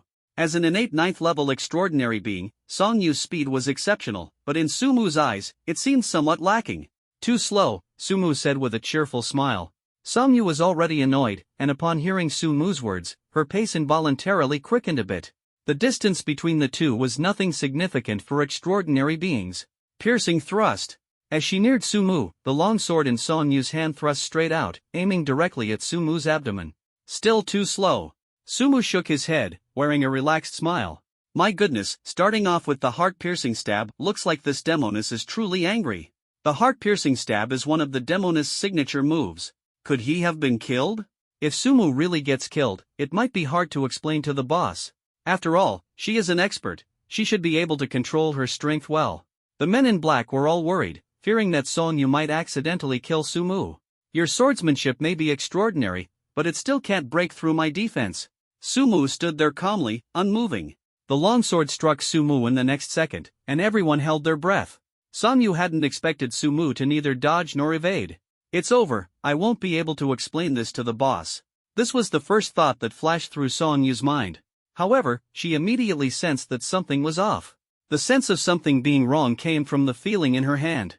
If the long sword had truly pierced into Sumu's body, it definitely wouldn't feel like this. Lowering her head, she noticed that the tip of the long sword had stopped just outside Sumu's body, not even a fraction of an inch penetrating. She applied a bit more force, but no matter how much strength she used, the long sword in her hand refused to move even a hair's breadth forward. How is this possible? Songyu's face was filled with shock, her eyes widened in disbelief. She had thought that this strike would at least deal some damage to Sumu, but to her astonishment, it hadn't even scratched his skin. Got any other moves? Sumu asked with a teasing smile, his eyes gleaming with a provocative light as he looked at Songyu. Songyu withdrew her long sword, then let out a low roar, heaven-seizing thrust. If the heart-piercing thrust was her signature move, then the heaven-seizing thrust was her ultimate technique. This skill had claimed countless lives, its immense power enough to make one's heart pound with fear. Facing the heaven-seizing thrust, Sumu's expression shifted slightly. He sensed that while this move couldn't directly threaten him, it could definitely cause damage. Given that, Sumu naturally wouldn't choose to confront it head-on. Windstep, he muttered in a low voice, vanishing instantly from Songyu's attack range, as if he had turned into the wind. Songyu's ultimate strike ended up hitting nothing but air, leaving behind a scene of devastation. Do you have any other moves? Sumu asked casually, his tone indifferent, yet it ignited a surge of anger in Songyu's heart. Nothing left? Seeing Songyu remain silent, Sumu smiled provocatively. Songyu did not respond. Her ultimate techniques and finishing moves had already been blocked or evaded by Sumu, and her confidence was gradually waning. The remaining mystical arts likely wouldn't be able to deal with the opponent before her. Since you're out of tricks, it's my turn now. Sumu smiled faintly, extended his right hand forward in a tiger claw gesture, and shouted in a low voice, True Chi Blast. A milky white True Chi bullet shot out from Sumu's hand like a meteor, heading straight for Songyu. Seeing this True Chi bullet, everyone on the field froze for a moment, and the air was filled with a tense atmosphere.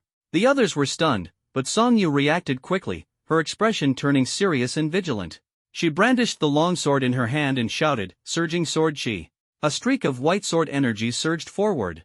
As the sword energy swept through, the True Chi bullet was instantly split in two and vanished into the air.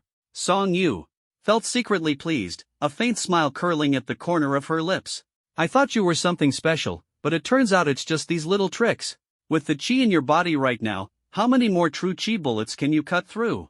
Sumu's eyes sparkled with cunning as he asked with a smile. Although Songyu did not understand Sumu's intention, she remained full of confidence. However many you can release, I can catch them all. Her tone carried fearless determination, as if she were cheering herself on while also challenging Sumu's limits. The reason Songyu dared to say this was because she believed Sumu couldn't release many true energy projectiles. She knew Sumu was an extraordinary individual, but she couldn't discern his level of cultivation.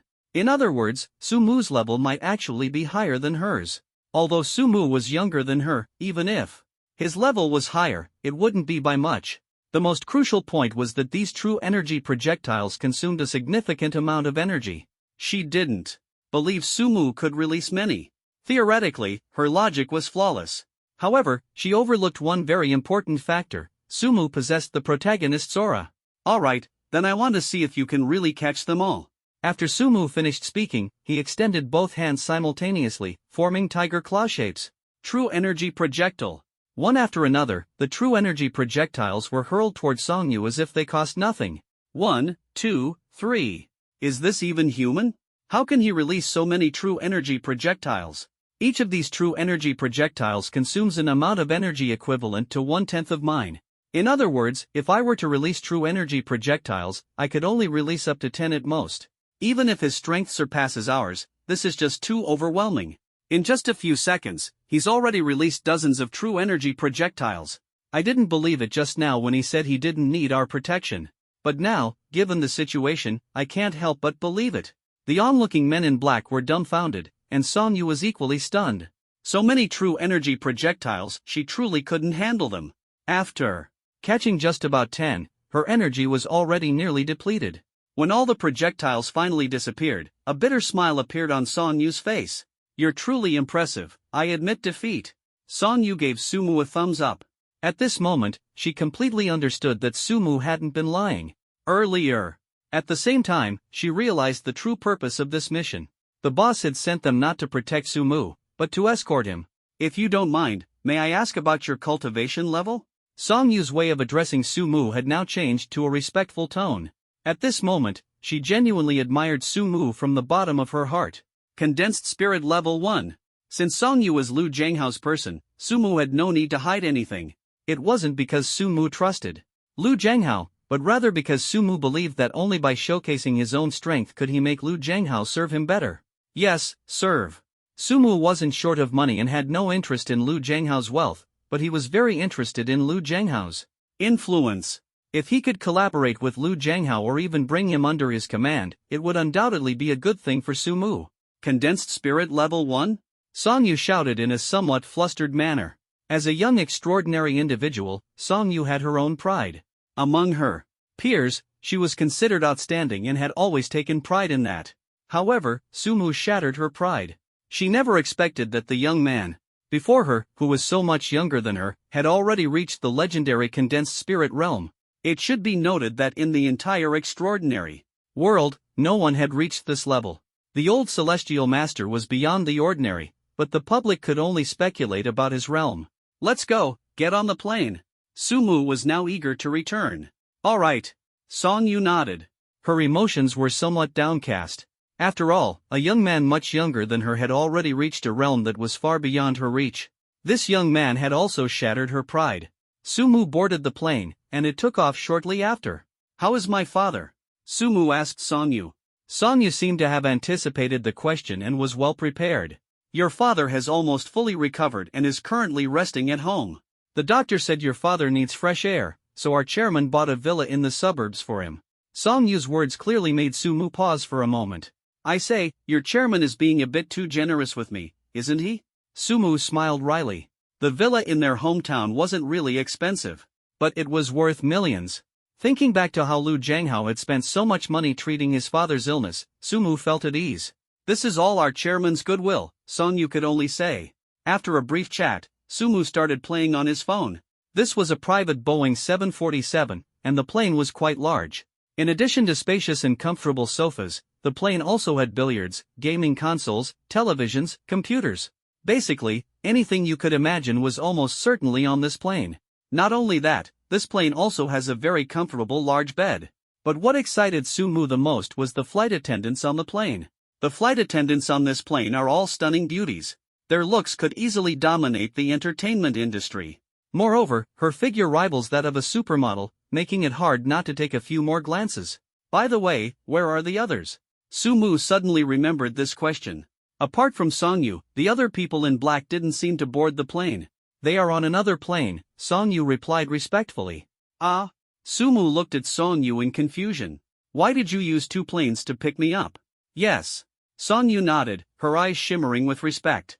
To be honest, Sumu was increasingly admiring Lu Zhenghao's way of handling things. Your chairman is truly wealthy and generous. Sumu sighed inwardly. He doesn't lack money now, but the way he enjoys life is far inferior to Lu Zhenghao. When I return to the imperial capital, I must buy a plane, Sumu thought to himself, imagining the feeling of soaring through the blue sky.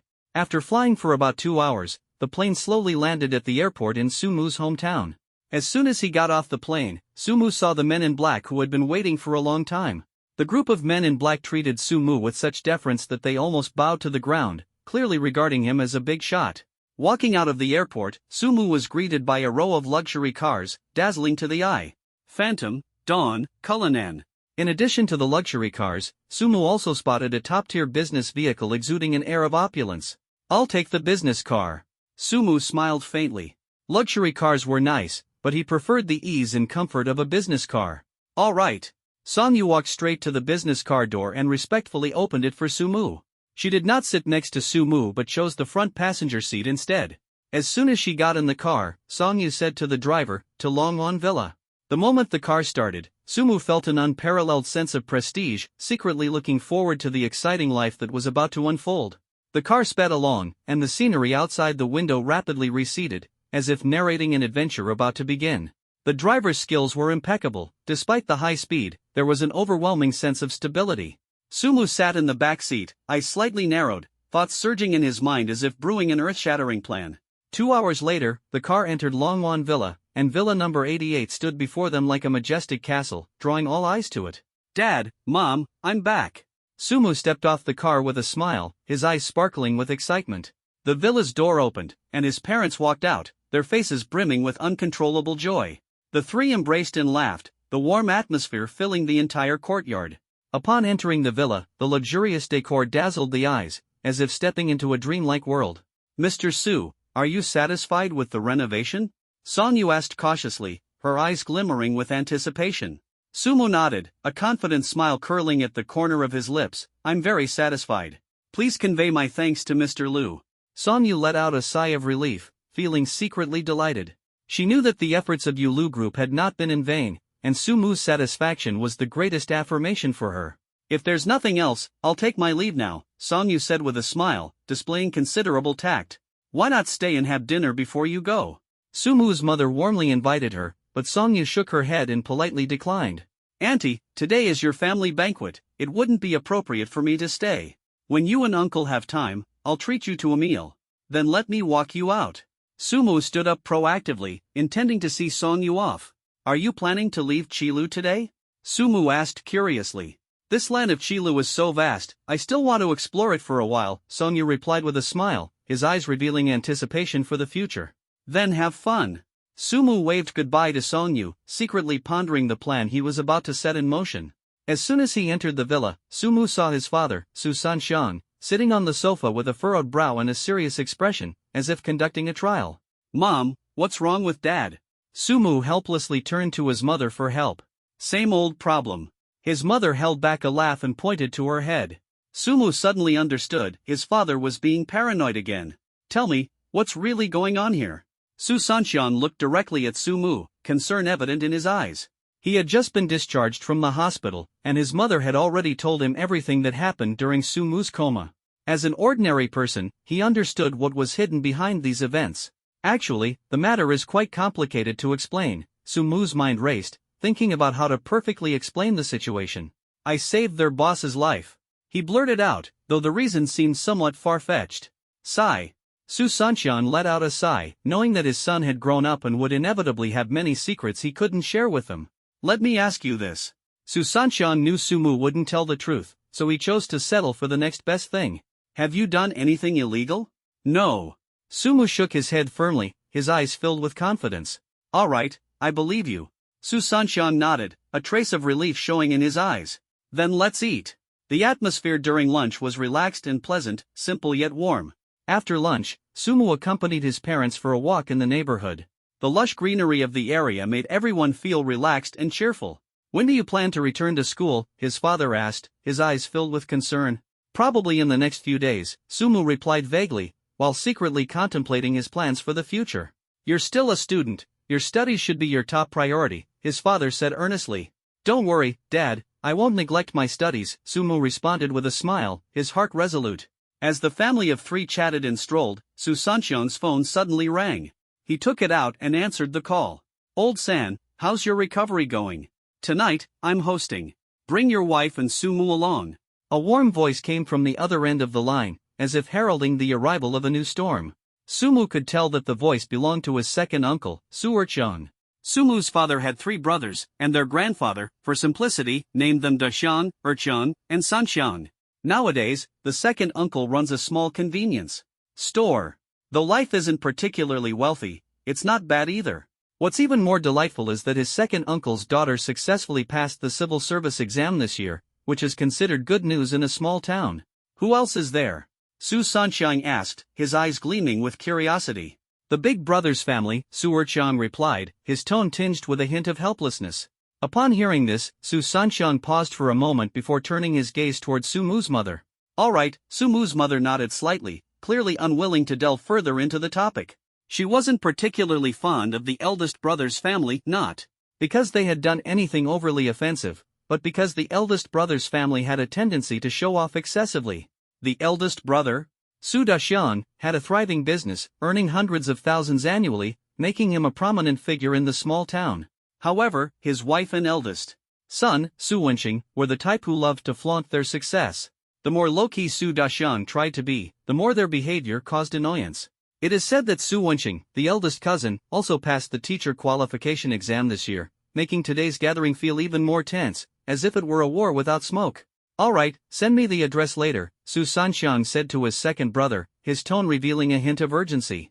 The family of three strolled around again and prepared to return to the villa to rest. At that moment, Sumu suddenly suggested, it's still early, how about I buy you two some clothes? Do you have money? Su Sanxiang asked half-jokingly, a playful look in his eyes.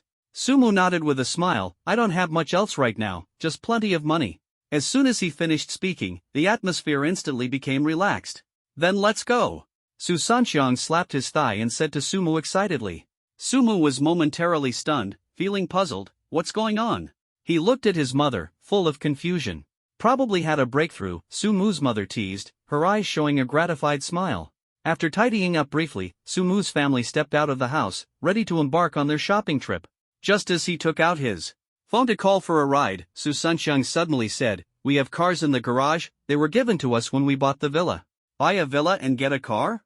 Sumu's face showed a strange expression, and he couldn't help but feel secretly surprised. This was truly an unexpected delight.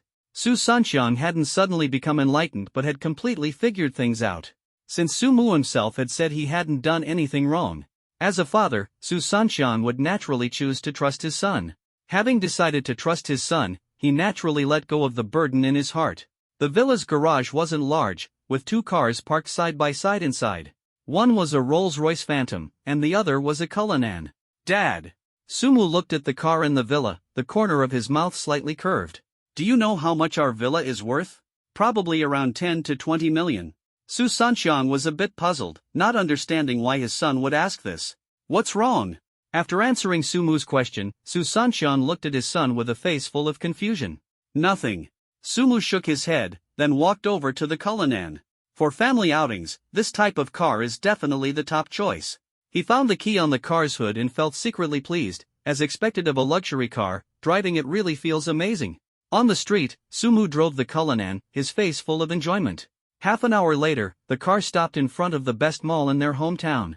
After getting out of the car, the three headed straight to the second floor, which specialized in women's clothing. Sumu planned to first get his mother a new outfit. Almost all the stores here featured world-class luxury brands. Are the clothes here very expensive? Sumu's mother asked cautiously. They usually visited this mall, but most of the time, they only shopped at the supermarket on the basement level. Not expensive. Sumu shook his head and led them into a women's clothing store. This women's clothing store specialized in outfits suited for women of Sumu's mother's age. Although the clothes weren't as glamorous as those worn by younger people, each piece exuded an air of elegance. "Excuse me, are the three of you here to shop for clothes?" As soon as they entered the store, a welcoming young lady approached them enthusiastically. She did not look down on them despite their ordinary attire. "Could you please help my mother put together an outfit?" Sumu said with a smile to the young lady. Upon hearing this, the young lady was thrilled internally but maintained her composure on the surface. "Sir, what is your budget?" she asked. "Son." Sumu's mother looked at the women's clothing store, seemingly reluctant, and said to Sumu, "Don't buy anything too expensive, I can't bear to wear it." "Mom," Sumu said helplessly, "you've reached the age to enjoy life. I have money now. If I don't let my parents enjoy life with the money I earn, then what's the point of earning it?" These words left Sumu's mother momentarily speechless, filled with emotion. "All right." Seeing his mother still hesitating, Sumu quickly said, "Just listen to me." The mother looked at Su Sanxiang as if seeking help. "Listen to your son." This time, Su Sanxiang's attitude was particularly resolute. "All right." The mother nodded helplessly, her heart filled with sweetness. The receptionist secretly gave Sumu a thumbs up at this moment, silently admiring him. "Son, how much money do you have?" Su Sanxiang, having set aside his inner burden, spoke in a much more relaxed tone. "I don't know either." Sumu shook his head at Su Sanxiang. He wasn't being evasive, he truly didn't know, as the name of that black card was Infinite Black Card. While the receptionist led Sumu's mother to pick out clothes, Sumu and his father chatted idly. Their conversation ranged far and wide, covering topics from ancient to modern times, from domestic to international, from the ground to the sky. As they chatted, the topic gradually shifted. "What are your plans after graduation? Are you in a relationship? When do you plan to get married?" Su Sanxiang's fatal triple question directly left Sumu speechless, with cold sweat breaking out on his forehead. "Old Su, what are you doing here?" Just as Sumu was sweating profusely and didn't know how to respond, a voice suddenly rang out, giving him a sense of relief. "Old Feng." Su Sanxiang frowned slightly upon seeing the visitor. This person, Sumu also knew Feng Tianrui, Su Sanxiang's colleague.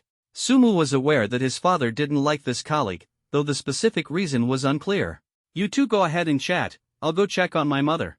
Sumu greeted them and walked toward the cashier's counter. "Hello." Sumu approached the cashier and pointed in the direction of his mother, asking, "Has my mother finished picking out clothes?" The cashier lady shook her head. "Auntie hasn't finished choosing yet." "All right, thank you." Sumu smiled faintly, turned around, casually found a place to sit, and started playing on his phone. Time quietly slipped away. About 10 minutes later, Sumu's mother and the receptionist finally walked toward the cashier counter. "So beautiful." Sumu's eyes lit up instantly. The cheongsam his mother was wearing exuded an elegant charm like an ink painting. The jade necklace around her neck shimmered with a gentle luster, the massive jade bracelet on her wrist seemed to carry endless wealth, and the jade earrings on her ears added a touch of nobility to her demeanor. Graceful and dignified. Sumu thought to himself. If his mother had previously been just an ordinary middle-aged woman, then at this moment, she resembled a noblewoman stepping out of a classical painting. "Mom." Sumu smiled warmly, his gaze gentle as he looked at his mother. "Do you like this outfit?" "I do like it." His mother's voice carried a hint of hesitation. "What's wrong?" Sumu keenly noticed her mood. His mother slightly shook her wrist. "This big bracelet is too heavy, the earrings aren't very comfortable, and mainly, this cheapao makes me feel a bit awkward." Sumu immediately noticed that his mother actually liked the outfit very much, but she was reluctant to admit it out of concern for not wanting him to spend too much money. The receptionist and the cashier also noticed this, but they both silently chose not to say anything. "Hello." Sumu gave his mother an encouraging smile, then turned to the receptionist and said, "Don't let my mother change out of this outfit. Please go ahead and ring it up first. Then, could you kindly help my mother pick out a few more outfits so she has some to change into?" The receptionist nodded enthusiastically, thinking to herself, this sale is definitely going to skyrocket her performance. "Settle the bill first." Sumu confidently took out a black card and handed it to the cashier lady, his eyes shining with a resolute light. The cashier lady looked at the black card and secretly admired, this young master really knows how to handle things. Waiting for the aunt to finish choosing before settling the bill, there's still enough time. Sumu's decision not only demonstrated his care for his mother but also showcased his increasingly mature taste and decisiveness. Sumu's mother was engrossed in picking out clothes, while his father was locked in a heated debate with an old colleague. Seeing his father's face glowing with excitement, Sumu couldn't help but shake his head with a smile, knowing full well that Feng Tianrui, that old fellow, must have riled him up quite a bit. After 10 minutes of picking and choosing, Sumu's mother finally returned to the checkout counter, her arms loaded with a pile of clothes and a face full of pride. The cashier scanned the items one by one and smiled at Sumu, saying, "Sir, the total is 1.28 million. I'll give you a discount, so the final price is 1 million. Hearing this price, Sumu's mother was instantly stunned. She knew very well that in their small city, 1 million could buy a fairly sizable house. She couldn't believe that the money she spent on clothes today was an astronomical figure. "Son, maybe we shouldn't buy them," her voice carried a hint of panic. Sumu waved his hand without hesitation and handed the black card to the cashier. "Go ahead and swipe." The cashier took the black card and swiped it effortlessly on the card machine. "Please enter the password." She handed the card machine to Sumu. As Sumu entered the password, he felt secretly pleased. His business was growing bigger and bigger, and this amount of money was nothing. Ka. The receipt slowly printed out, and Sumu's mother finally realized that her son's wealth was not baseless. "Mom, let's go over there and rest for a while. Packing the clothes will take some time," Sumu suggested with a smile. "All right." His mother gradually accepted the fact that her son was wealthy, but she still felt a bit worried. "So much money, are you sure it's really okay?" "Don't worry," Sumu reassured his mother with a smile.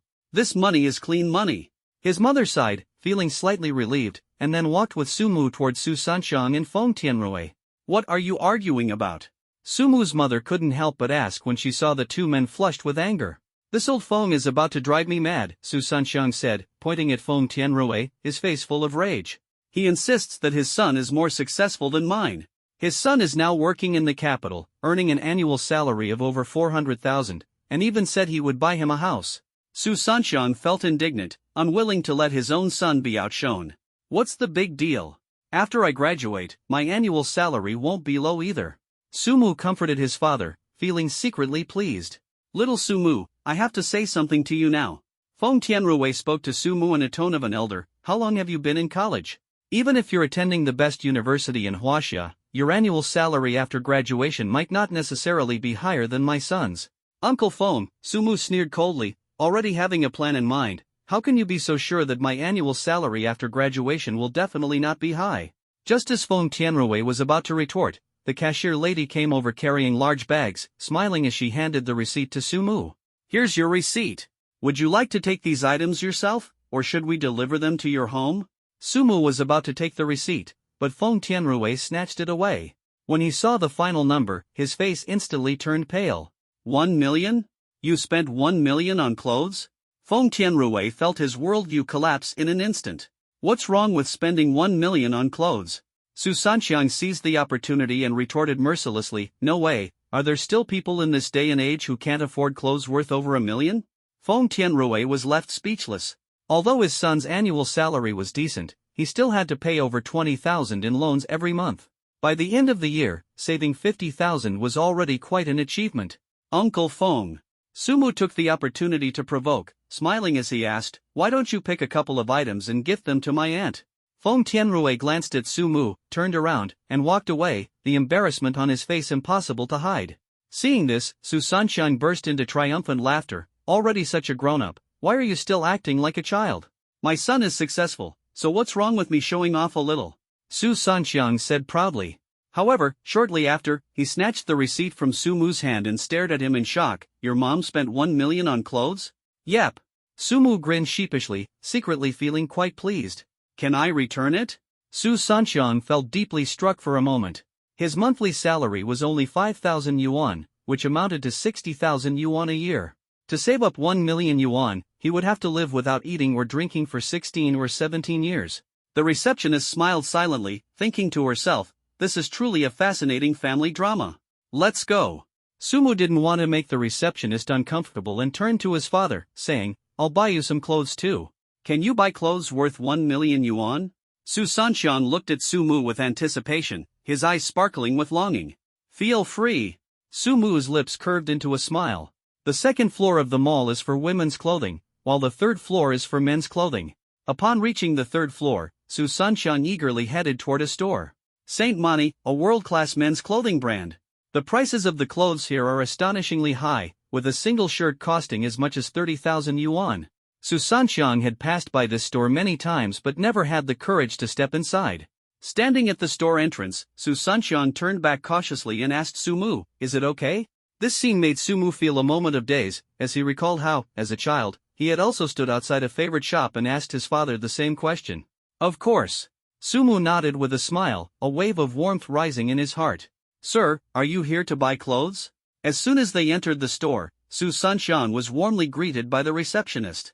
Su Sanxiang didn't speak, he simply turned to look at Su Mu, his eyes filled with anticipation. "Could you please help my father pick out a suitable outfit? The first priority is that it has to look handsome," Su Mu said with a smile to the receptionist, already envisioning his father's new image in his mind. "All right," the receptionist nodded and began recommending options for Su Sanxiang. Before long, Su Sanxiang walked out wearing a dashing suit, exuding an air of confidence. "Wow, this outfit is definitely somewhat handsome," Su Mu's mother exclaimed, her eyes lighting up as a gratified smile appeared on her face. "Indeed, very handsome." Su Mu nodded in agreement, feeling proud of his father in his heart. "Then let's go with this outfit," Su Sanxiang said excitedly to the receptionist, his eyes sparkling with enthusiasm. The receptionist nodded and then turned her gaze to Su Mu. "If possible, please help my father pick out a few more outfits he likes." Su Mu stood up and walked toward the cashier, secretly looking forward to his father's new image. "All right, sir." The receptionist cheerfully nodded and quickly got to work, instantly creating a lively and excited atmosphere. To be fair, Su Mu spent 1 million buying clothes for his father as well. In other words, this shopping trip cost Su Mu a total of 2 million. Su Mu's parents were both distressed and delighted, their faces brimming with smiles. Apart from the clothes they were wearing, have the staff send the rest directly back to the villa. "It's about time, let's go to the restaurant for a meal," Su Mu said to his parents with a smile. "All right." The parents rubbed the clothes they were wearing, their hearts filled with satisfaction and pride. As the family of 3 just stepped out of the mall, they ran into an acquaintance. "Second uncle, what are you doing here?" The person who came was none other than Su Mu's second uncle, Su Erqiang. Seeing Su Mu's family, Su Erqiang also appeared quite surprised. "Weren't we going to have lunch this afternoon?" "I came to buy some wine," Su Erqiang said to Su Mu with a smile. As soon as the words were spoken, Su Erqiang suddenly widened his eyes. "Are you here to buy clothes? The clothes in this mall aren't cheap at all." After Su Erqiang finished speaking, he began to size up his third brother. Third brother. He walked up to Su Mu's father, admiring the clothes he was wearing, and exclaimed, "The outfit you're wearing isn't cheap, is it?" Su Mu's father was wearing a world-class luxury brand, recognizable even to those who don't follow the fashion world. "Not expensive." Su Mu's father held his head high, his face full of pride. Su Mu knew that his old man was about to start showing off again. Just a little over 100,000 yuan. When Su Mu's father said this, he tried to make his tone sound as casual as possible. But Su Mu felt that his tone was full of pretentiousness. "Over 100,000 and it's not expensive?" Su Erqiang widened his eyes, then curiously asked, "Did you win the lottery?" For people from small cities like them, the only chance to strike it rich is through winning the lottery. "My son has made something of himself," Su Mu's father said proudly. "I said not to buy it, but he insisted. Once he bought it, he spent 1 or 2 million. Tell me, at our age, wearing clothes worth tens of thousands, doesn't it seem a bit inappropriate?" Su Mu looked at his mom and couldn't help but complain, "Is my dad overdoing it?" Su Mu's mother rolled her eyes at her husband and said to Su Mu, "He's been timid his whole life, and now he finally has a chance to feel proud. If you don't let him show off a bit, it's not right." Su Mu nodded in deep agreement. "Spending 1 or 2 million on clothes? Old third, I suspect you're just bragging." Su Erqiang still didn't believe his younger brother's words.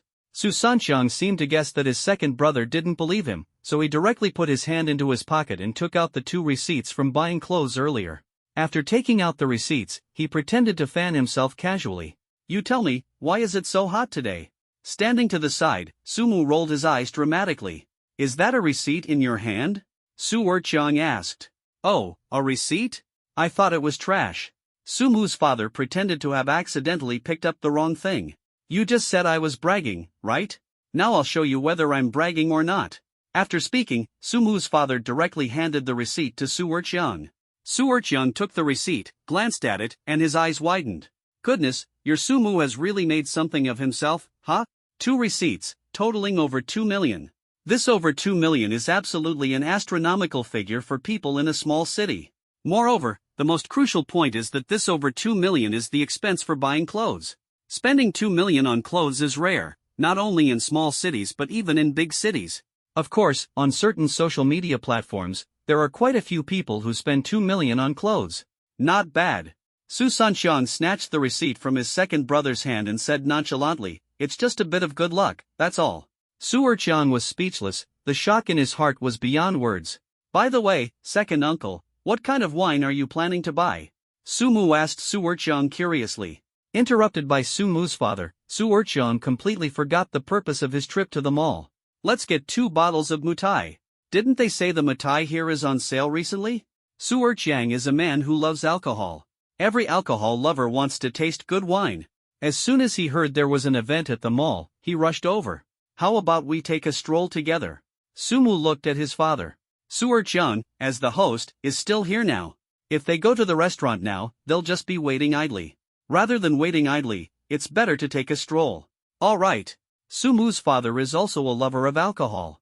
As soon as he heard his second brother mention that there was good wine on sale, he couldn't hold back any longer. "Shopping is fine, but if you want to buy alcohol, that's absolutely out of the question." Su Mu's mother sternly warned Su Sanxiang. "Don't worry, dear." Su Sanxiang responded with a cheerful smile, seemingly full of confidence about everything. The 4 of them walked into the mall together, the atmosphere relaxed and cheerful, yet Su Erqiang harbored hidden turmoil in his heart. The discounted liquor he mentioned was precisely at the mutai counter on the mall's first floor. Su Erqiang confidently made his way to the counter, his gaze resolute, as if he was already prepared to make the purchase.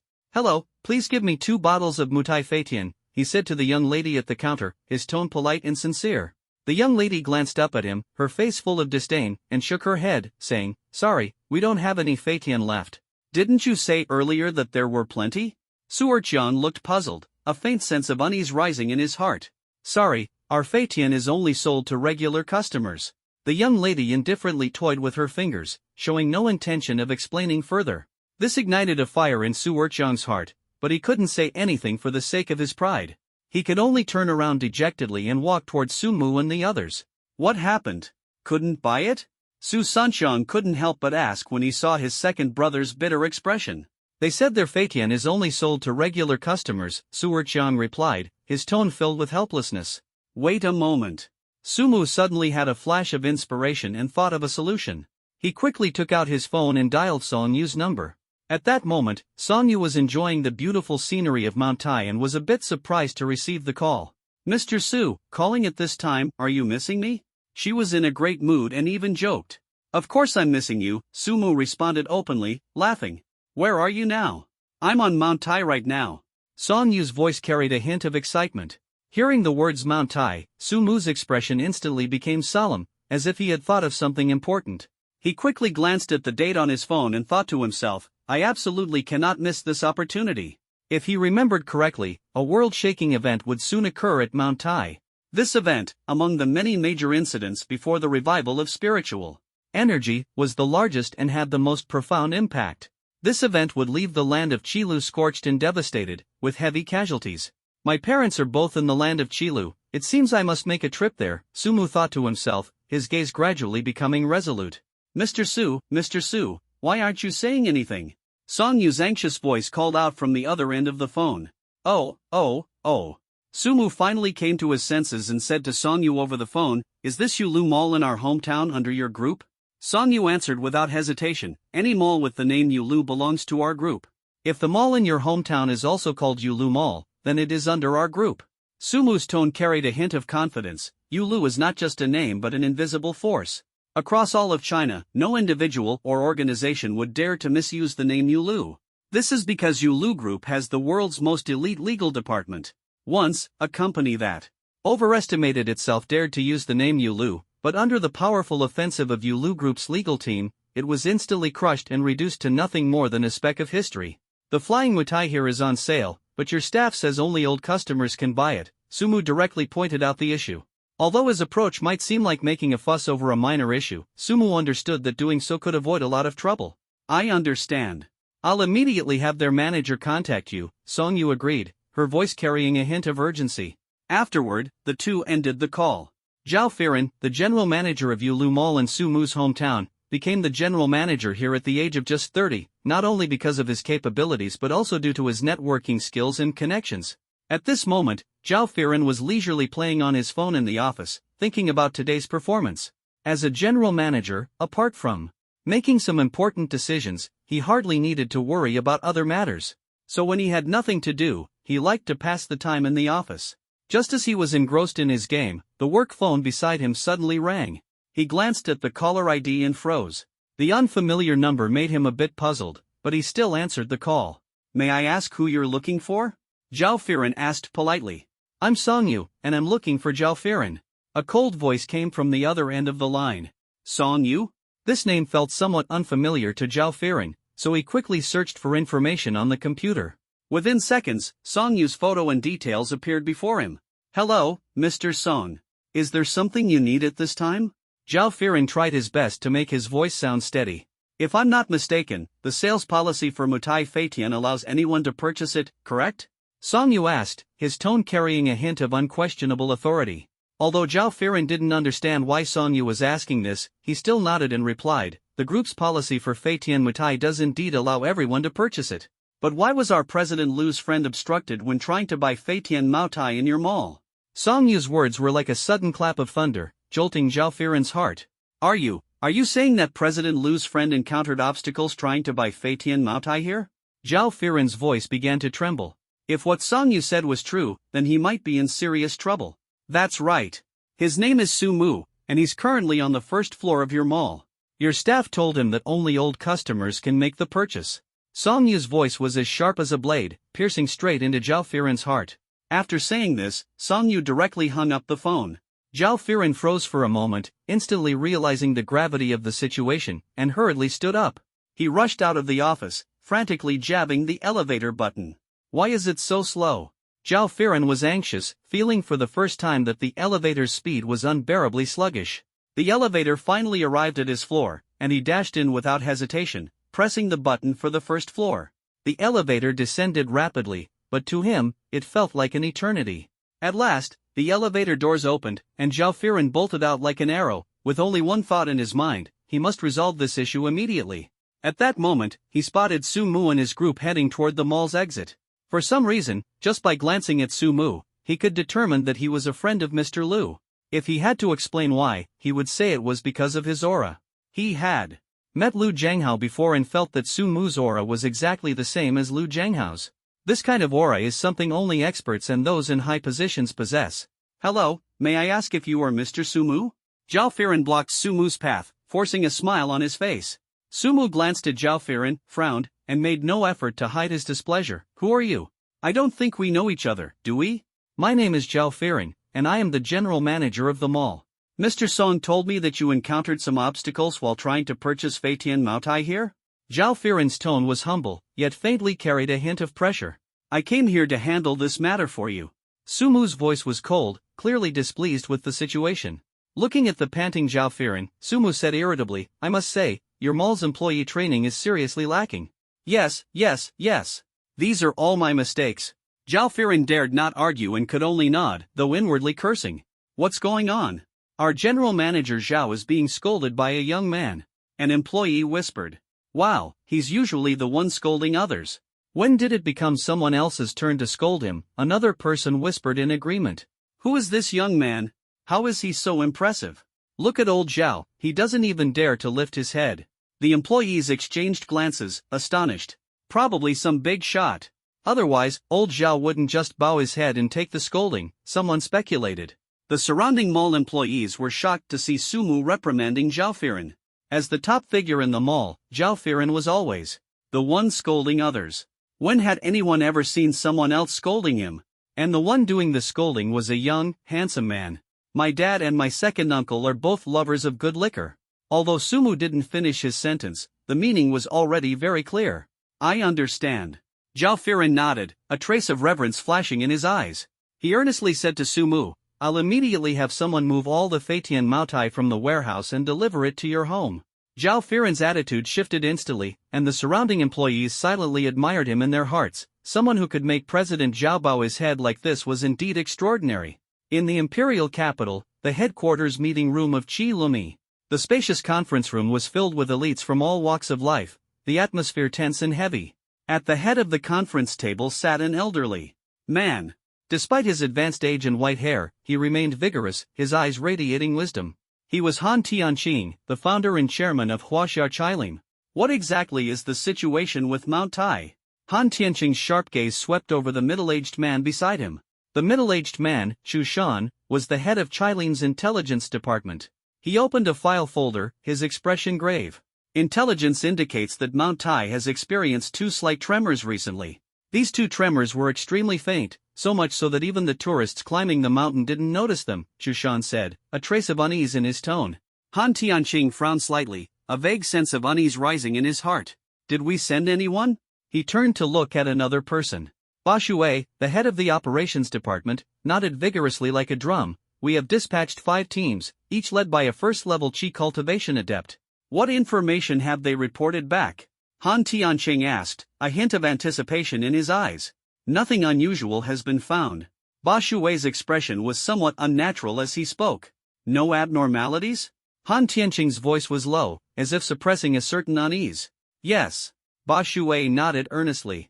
Not only are there no abnormalities, but there's not even the slightest unusual situation. This is troublesome. Han Tianqing muttered to himself, his expression grim. Isn't it a good thing that there's nothing unusual? Chu Shan appeared puzzled. This is a typical case of knowing the what but not the why. Han Tianqing glanced at him helplessly and continued to explain, the tremors of Mount Tai, I suspect, are caused by the emergence or evolution of some kind of exotic beast. But the people we sent out didn't find any anomalies at all. His tone grew heavier, that leaves only 2 possibilities. The first possibility, the good one, is that my intuition is wrong. The few tremors of Mount Tai are merely coincidences.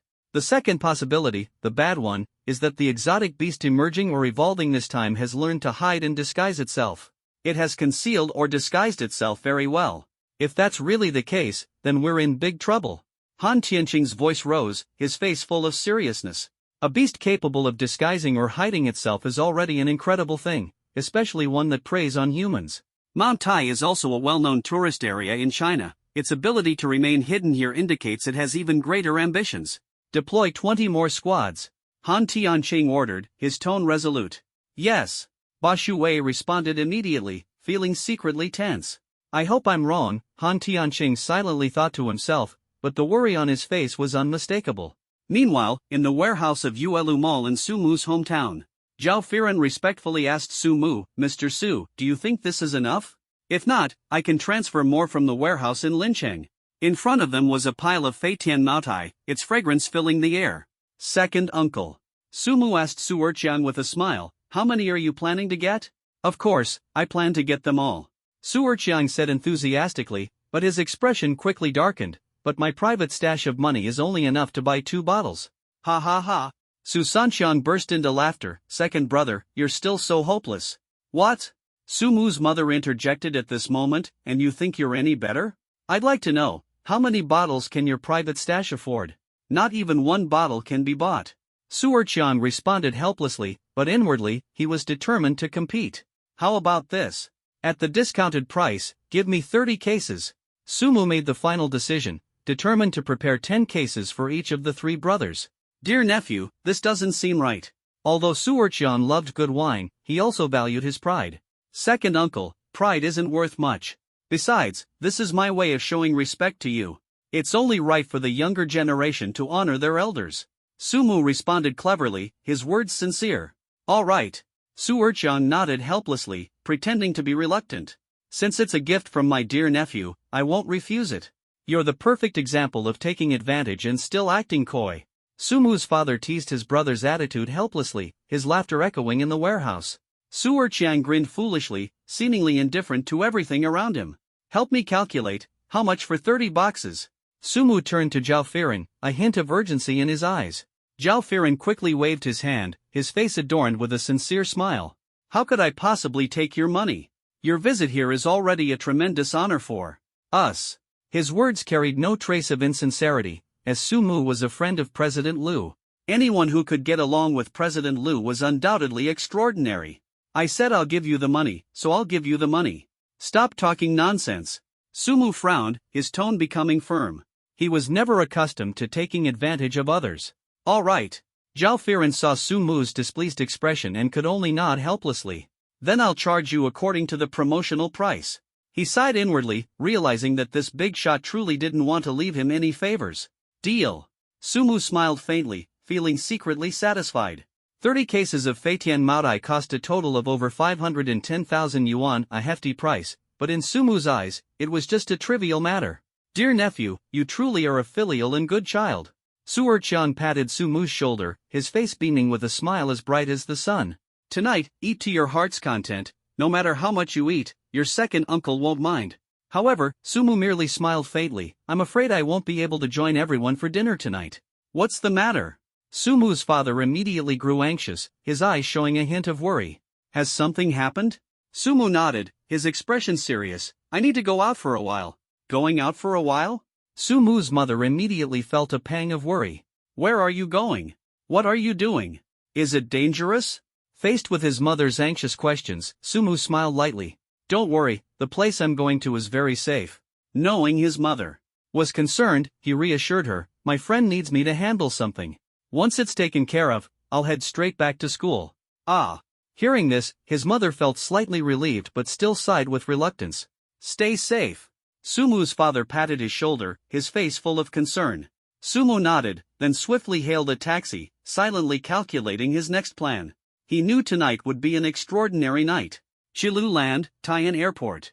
As soon as Sumu stepped out of the airport, he was awestruck by the majestic and magnificent Mount Tai.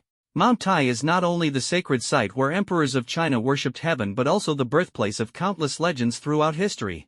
Sumu casually hailed a taxi and headed straight for Mount Tai. Upon arriving at the foot of Mount Tai, he did not rush to climb the mountain but decided to explore the area first. Mount Tai's vast expanse made it impossible for him to pinpoint where the major event might occur. Taking advantage of the tourists' inattention, he decisively slipped into the uninhabited area of Mount Tai. Although the spiritual energy here wasn't abundant, it was sufficient for Sumu to activate the power of Tongyu without restriction. After activating Tongyu, he discovered that this most famous mountain range in Chinese history was indeed extraordinary. In a hidden corner of the uninhabited area, Sumu was surprised to see a stone brick. The ancient design of the stone brick exuded a strong sense of history. Sumu examined it carefully and discovered tiny inscriptions on it, revealing it to be an artifact from the Yanla period of the Ming dynasty. A brick from the Yanla period of the Ming dynasty? How could it end up here? A thought flashed through his mind, but he quickly dismissed it. As he ventured further into the uninhabited area, Sumu unexpectedly came across some human remains. Those skeletons had long since decayed, and their appearance did not seem to belong to modern humans. Walking further ahead, 5 minutes later, Sumu stopped in his tracks. In front of him, he discovered another skeleton. Although its shape resembled a human, there were wing-like bone structures on both sides of its ribs. An angel? A demon? Or a vampire? Having experienced the revival of spiritual energy, Sumu was not surprised by the peculiar appearance of the skeleton. After carefully observing, he continued moving forward. This time, he saw no more corpses. As he ventured deeper into the uninhabited area, the surrounding trees gradually increased, and small animals began to become active. Rabbit? Sumu saw a big, fat rabbit and started drooling from hunger. Just as he was about to catch the rabbit, a voice of inquiry came from nearby. Is the source of the third tremor really around here? We've searched everywhere and found nothing. Hearing the sound, Sumu immediately hid. He had just hidden when a few people walked over. Have you eaten? Seeing the uniforms of the group, Sumu showed a strange expression. Before the revival of spiritual energy, everyone thought Eaten Yet was just a small food delivery company. Who would have expected it to now be an organization of extraordinary individuals? An official organization of extraordinary individuals? What are they doing here? And what was that tremor just now? As a reborn individual, Sumu knew the true identity of Eaten Yet.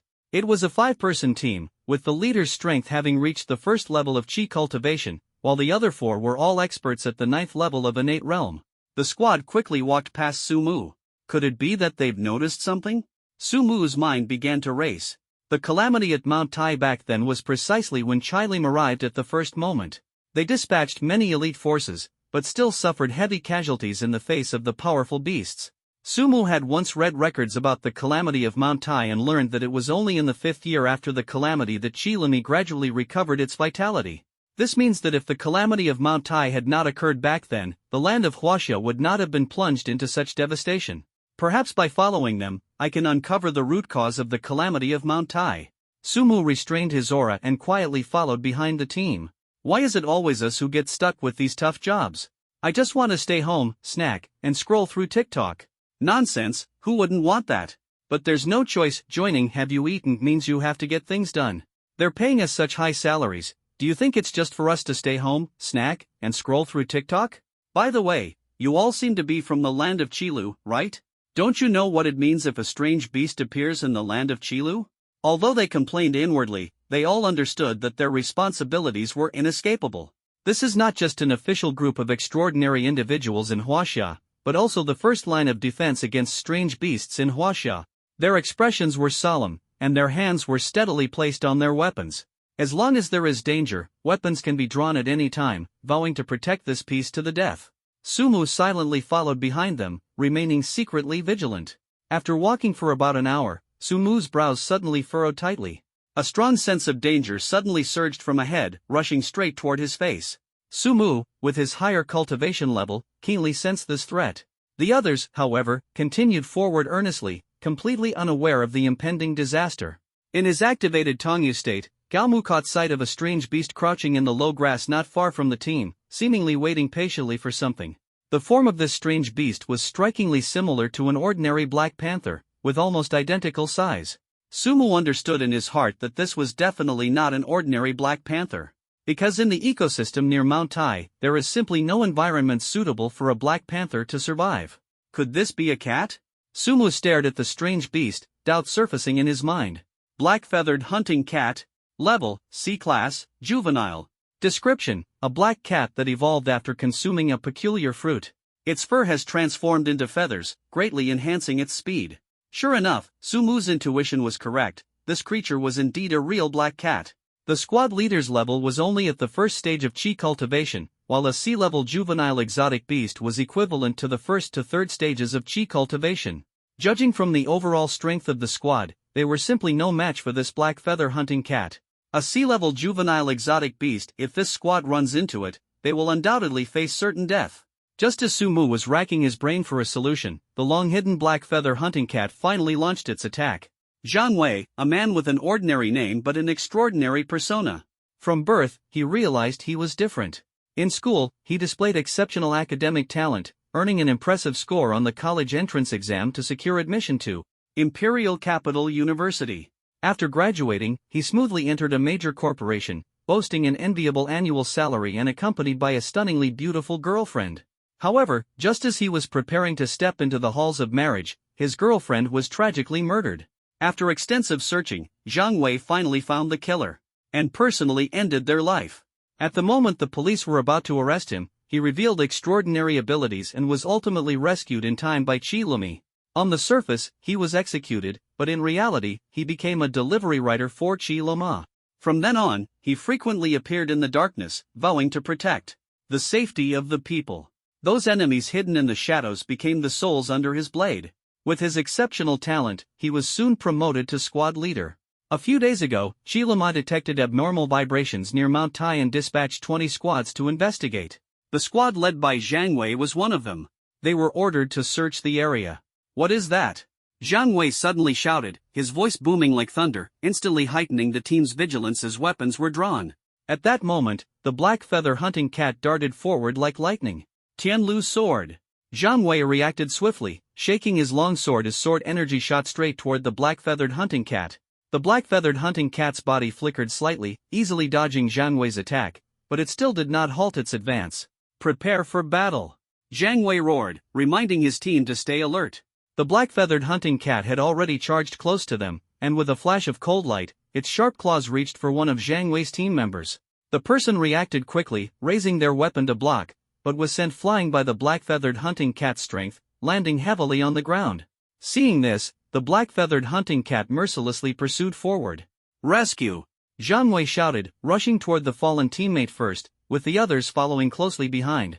However, the black-feathered hunting cat's speed far exceeded theirs, and seeing that the rescue was hopeless, Jiang Wei swung his sword again. Heavenly Profound Sword.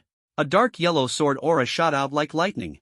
The black-feathered hunting cat sensed the danger and swiftly dodged. However, this sword aura bought precious breathing time for the fallen teammate. With a nimble kip up, he surprisingly stood back on his feet. "Captain, take care of my old mother for me," the man roared, gripping his longsword as he charged at the black-feathered hunting cat once more. Faced with such a desperate situation, Jiang Wei's heart burned with fury as he responded, "Take care of your own mother yourself." He channeled his energy with all his might. The black-feathered hunting cat curled its lips into a mocking smile, as if ridiculing this brave soul. A chill ran down the man's spine, but his steps did not falter as he quickly engaged the black-feathered hunting cat again. Clang! Claws collided with the longsword, sparks flying everywhere. The man was sent flying once more, crashing directly into a large tree. Blue. The black-feather hunting cat immediately pounced on him, moving so fast that Jiang Wei had no time to react. Why bother? Why make it so tragic? At that moment, a calm voice broke the tense atmosphere.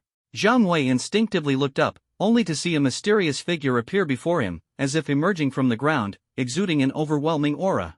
The person was dressed in simple casual clothes, with a well-proportioned physique and an air of mystery surrounding him.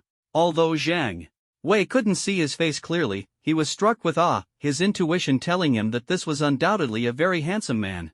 The most surprising thing was that the man was wearing a Monkey King mask on his face. Jiang Wei was momentarily stunned, thinking to himself, if the mask were high quality, that would be understandable, but the problem was, it was clearly a cheap, low-quality one you could get for 50 cents at a street stall. At that moment, the black-feather hunting cat had already darted like lightning to the man's front, ferocious and unstoppable. "Little kitty, if you don't want to die, stay put." Sumu coldly stared at the black-feather hunting cat, his tone carrying a hint of authority. The black-feather hunting cat clearly understood Sumu's words, but its eyes were full of disdain, as if mocking him. Well, even exotic beasts have learned to mock now? Sumu gave a helpless smile, sighing inwardly. However, the black-feather hunting cat had no intention of backing down and even attempted to launch an attack on Sumu. Seeing this, Jiang Wei hurriedly warned, "Be careful. This is a C-class juvenile exotic beast, extremely powerful." He was filled with unease, yet Sumu appeared completely unfazed. "Just a little kitty, watch how I teach it a lesson." Sumu's tone was full of contempt, his gaze resolute, as if he had already foreseen victory. At the moment when Jiang Wei had no time to react, Sumu's right fist shot out like a cannonball, directly striking the head of the black-feathered hunting cat. Bang! With a loud explosion, the black-feathered hunting cat's head was blown apart by Sumu's punch in an instant, blood splattering everywhere, creating an incredibly shocking scene. This scene left Jiang Wei and his team members stunned, staring at each other with faces full of shock. "Who is this guy? His strength is unbelievable," one team member stammered, "a sea-level juvenile beast, taken out with a single punch. What kind of monster is this? I've never heard of any big shot among the awakened who likes to wear a Sun Wukong mask," another team member said curiously. "Probably a reclusive master, otherwise, why would they be so low-key, choosing such a cheap mask you can get for 50 cents on the street," someone analyzed. The discussion among Jiang Wei's team made Sumu feel a burst of pride, but the ensuing sense of embarrassment caused him to sigh inwardly. The choice of the mask seemed to have become an inescapable joke. Ding! Killed a sea-level exotic beast, black-feather hunting cat. Rewards obtained, 225 points, Mist Weaving. Mist Weaving. One of the 72 earthly fiend techniques, it allows the user to create mist at any time and place. However, generating mist requires the consumption of chi. Are all the 72 earthly fiend techniques this useless? While hunting exotic beasts, Sumu had acquired quite a few mystical arts. These arts were closely related to the 72 earthly fiend techniques, but apart from the communing with spirits skill, the others all seemed rather underwhelming. However, I could use the Mist Shroud technique to perform magic tricks during school performances in the future. Thinking of this, Sumu couldn't help but chuckle.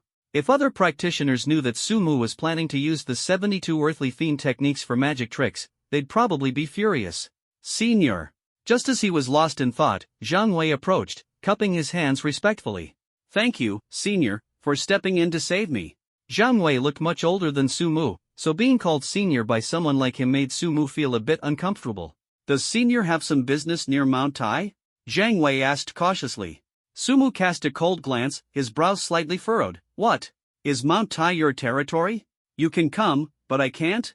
Seeing Sumu displeased, Zhang Wei quickly shook his head, thinking to himself, this is a powerful senior, not someone I can afford to offend. I didn't mean that, Zhang Wei hurriedly explained. Then what do you mean? Sumu glared at him, and Zhang Wei instantly turned pale with fright. I didn't mean anything special. Zhang Wei was on the verge of tears, thinking to himself that this senior was really difficult to get along with. All right. Sumu relaxed inwardly upon seeing this, his expression returning to its stern demeanor. Why have you come near Mount Tai? Recently, we detected unusual fluctuations near Mount Tai. The higher-ups sent us to investigate, Zhang Wei explained truthfully, a trace of fear flickering in his eyes. As soon as we arrived, we encountered a sea-level exotic beast. If it weren't for your timely intervention, our squad might have been completely wiped out. Recalling the perilous situation just moments ago, Zhang Wei couldn't help but feel lingering fear. All right, these are trivial matters.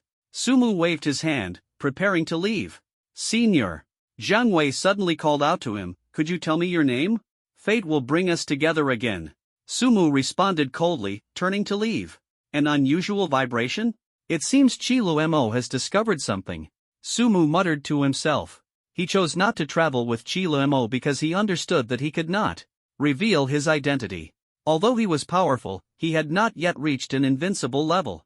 If Qilu Mo discovered his identity, they would undoubtedly try to recruit him. Sumu greatly admired the extraordinary individuals of Qilu Mo, but he did not wish to join them. After parting ways with Zhang Wei, Sumu continued to wander at the foot of Mount Tai. As he walked, he noticed a canyon appearing not far ahead. The canyon was narrow and towering, with the narrowest part only allowing two people to pass, side by side.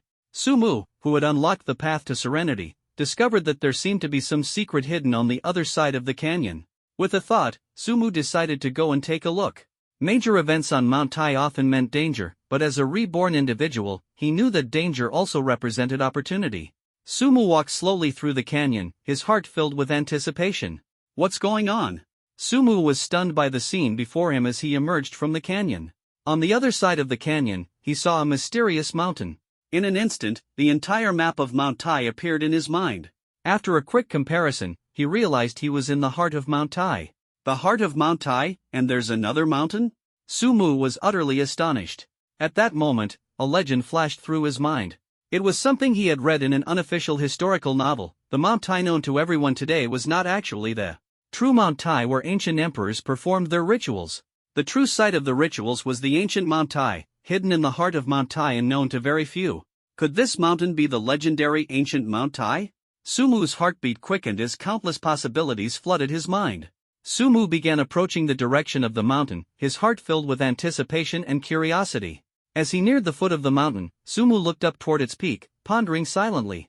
After estimating with his eyes, he was astonished to discover that the altitude of the ancient Mount Tai was exactly the same as that of Mount Tai, without the slightest difference, as if the weight of history had condensed in this moment. Standing at the foot of the mountain, although Sumu could estimate the altitude of the ancient Mount Tai, he could not make out the mysterious sights at the summit. A strong desire for adventure ignited within him, and he decided to climb the mountain to explore it personally. At this moment, the place where he stood offered no suitable path for climbing. Thus, he began searching for possible routes up the mountain, his heart brimming with tense and thrilling anticipation. After some searching, Sumu discovered a majestic man-made archway at the foot of ancient Mount Tai. The archway clearly bore the characters Mount Tai, with golden inscriptions shimmering brilliantly under the sunlight, as if calling out to his soul. He examined it closely and found the lower right corner of the archway engraved with the names of numerous ancient emperors. His heart trembled. This Mount Tai must be the legendary ancient Mount Tai. He couldn't help but recall the ancient folklore he had read, which might not have been mere fiction after all. Sumu's gaze fell below the archway, where there was a man-made staircase. The staircase was constructed from an unknown material, presenting a pure milky white appearance, as if it contained some mysterious power. His heart stirred, and he walked toward the staircase.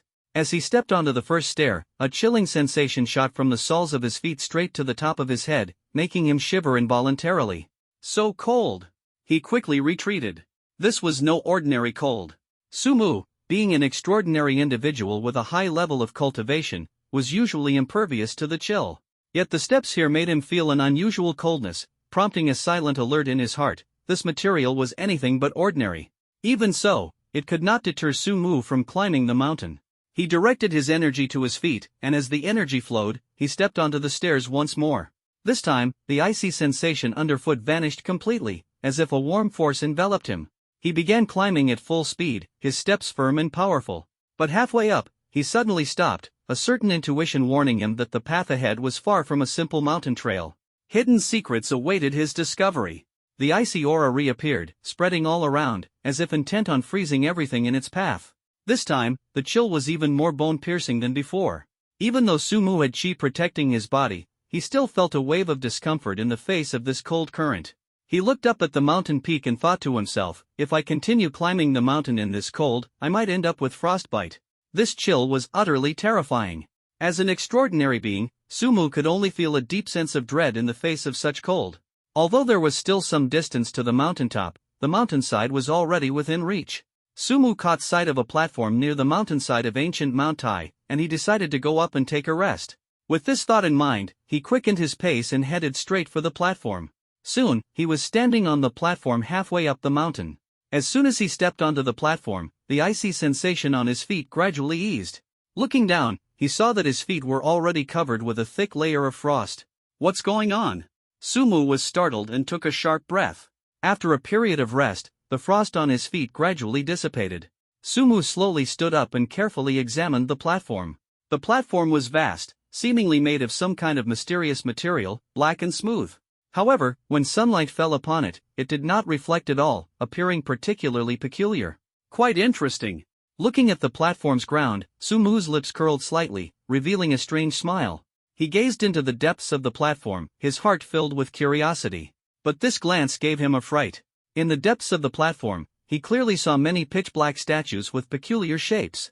From a distance, Sumu was momentarily unable to discern the true appearance of these statues. Should I get closer to take a look?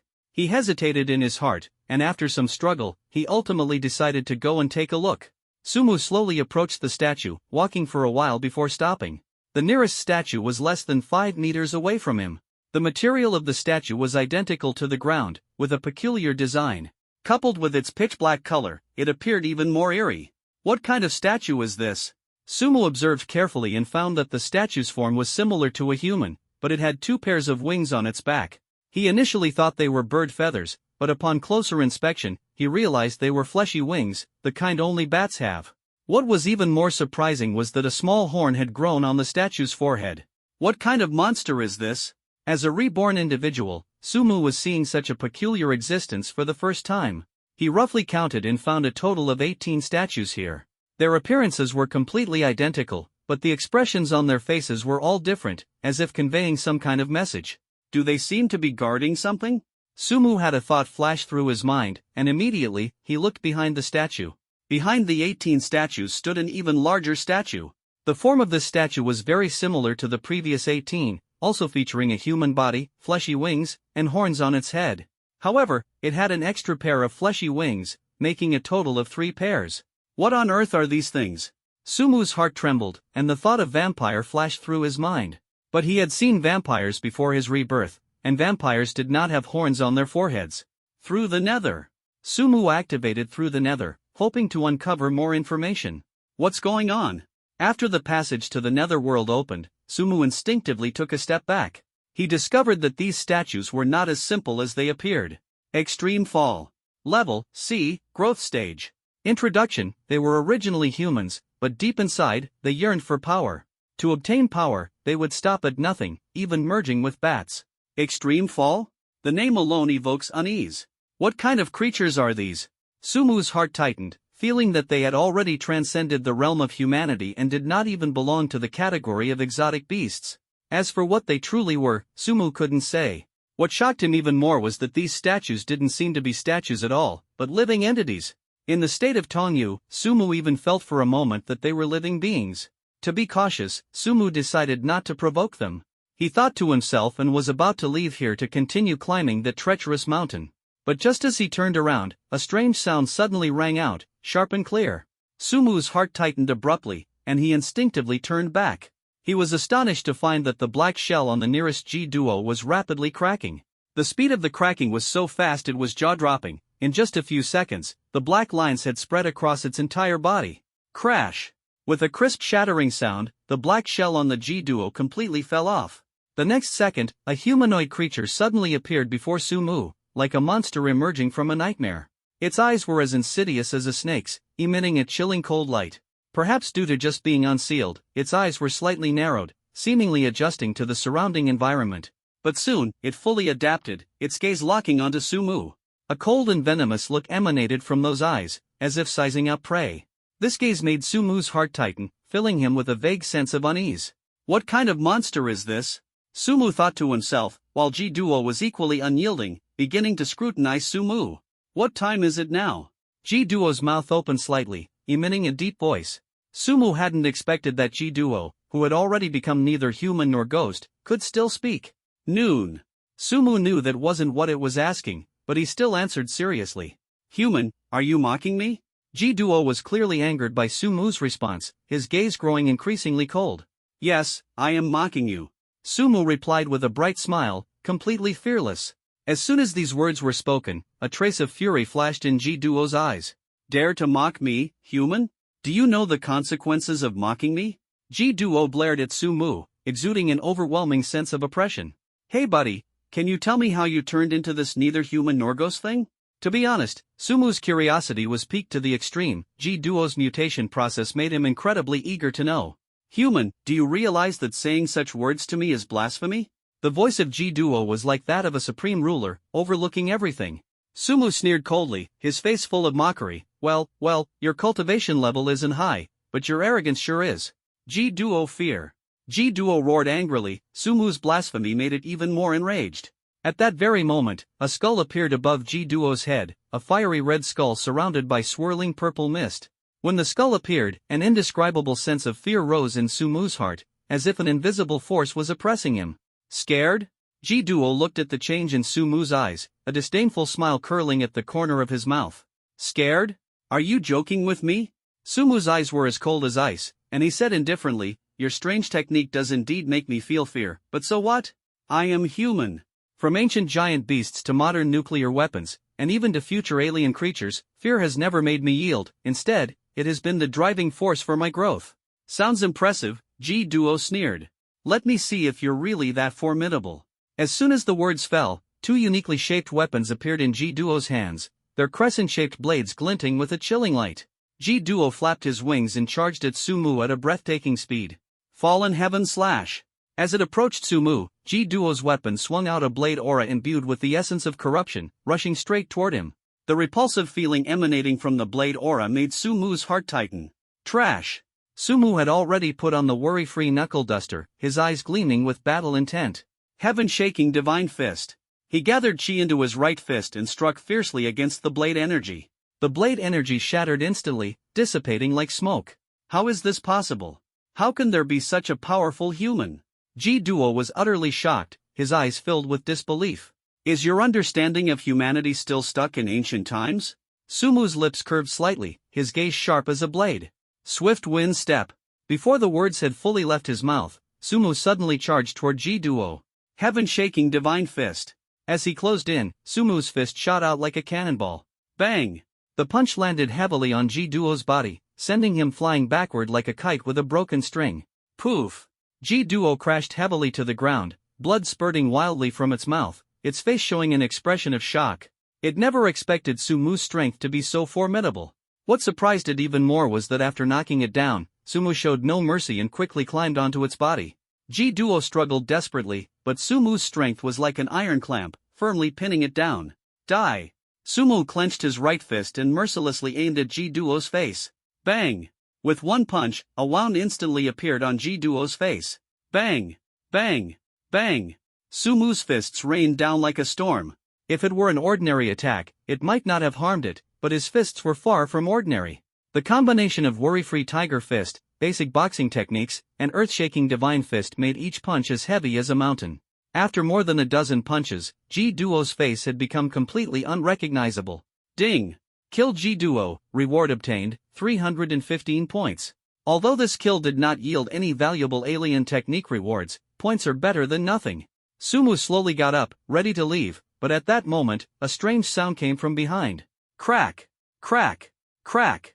The sound sent chills down Sumu's spine. He hurriedly turned around, his eyes wide open. He saw that cracks had appeared on the remaining G-Duo's body, looking extremely ominous. Trouble. Counting the one killed by Sumu, there are a total of 18 here. He had just killed one, leaving 17 remaining. The situation instantly reversed, fraught with danger. Dealing with a single sea-level juvenile G-Duo, Sumu could handle it with ease. But facing 17 at once would truly be unbearable. If I can't deal with all 17 at once, then I'll take them down one by one. A flash of inspiration struck Sumu's mind. He suddenly remembered a skill he had once deemed useless, which now proved to be extremely crucial. Just moments ago, he discovered that the G-Duo shared a striking similarity with humans. They also observed the world through their eyes. If they see through their eyes, then this becomes much simpler. Sumu's lips curled into a confident smile. Mist, he growled softly. Chi circulated, and wisps of mist flowed out from his fingertips. With the abundant spiritual energy of ancient Mount Tai, combined with Sumu's infinite transformation of his chi source, he theoretically possessed limitless chi. Thick mist quickly rose, enveloping the entire platform. Through the nether. With the state of through the nether activated, the mist before Sumu posed no obstacle. At this moment, Sumu's vision was as if a gateway to a new world had been opened. Suddenly, an abyssal wretch broke free from its restraints and appeared in Sumu's line of sight.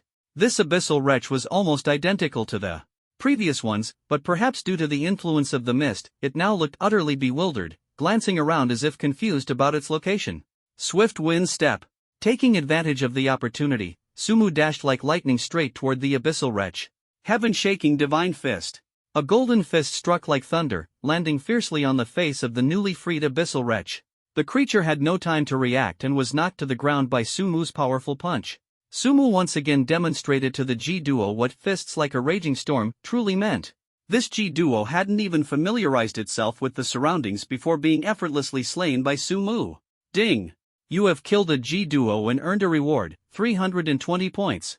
The points awarded by this G-Duo were different from before, which slightly surprised Sumu, but he had no time to ponder it. At this moment, there were still 16 G-Duo around, eyeing him menacingly. Sumu quickly stood up, unhesitatingly searching for the other G-Duo, with fearless determination igniting in his heart. After Sumu killed the second G-Duo, the third one followed closely behind like a shadow. Swift wind step. Sumu once again activated his fastest speed, instantly closing in on the third extreme fallen. The reaction speed of this third extreme fallen was noticeably faster than the second one. At the moment Sumu approached it, it immediately sensed the danger closing in. Human! There's a dangerous human here, the third extreme fallen warned loudly, its voice sharp and urgent. Its cries quickly attracted the attention of other abyssal fallen. This mist must have been caused by that cunning human. Everyone, gather together, and don't get separated. Humans are no pushovers, everyone be careful. We must hurry to gather, only then can we effectively kill this human. The abyssal fallen began shouting frantically, as if issuing a final warning. Hearing their shouts, Sumu couldn't help but smile. Although the abyssal fallen were clamoring one after another, Sumu had no intention of letting it go. Heaven-shaking divine fist. His fist struck the face of the abyssal fallen like thunder. The third abyssal fallen reacted quickly, but its strength was disappointing. In their first clash, it was knocked to the ground by Sumu with a single punch. Another flurry of fierce punches, and the third abyssal fallen perished on the spot. Ding! Killed G-Duo, reward obtained, 320 points. It seemed that either Sumu's luck was bad, or this G-Duo was simply too weak. He had already killed 3 G-Duos in a row, yet only earned a meager amount of points. But Sumu's hunting plan continued unabated. Not long after, he locked onto the fourth abyssal fallen. This time, he did not choose a frontal assault but instead approached the target silently and stealthily. Heaven-shaking divine fist. Sumu's fist struck directly at the back of the abyssal fallen's head. The back of the head is the most vulnerable spot for humanoid creatures, and the abyssal fallen was no exception. With a crisp sound, the G-Duo fell directly to the ground, its back of the head shattered. The fourth G-Duo also only provided a points reward. Sumu's hunting operation continued to escalate. The fifth, the sixth, the seventh, the eighth. Without anyone noticing, he hunted down another 6. Counting the first one that appeared, Sumu has now killed 10 abyssal fallen. Even so, there are still 8 abyssal fallen remaining. Moreover, some of the last 8 are quite troublesome. Because 5 of them have already gathered together. The remaining 3 have formed a small team. Let's start with these three. Sumu began to sneak again.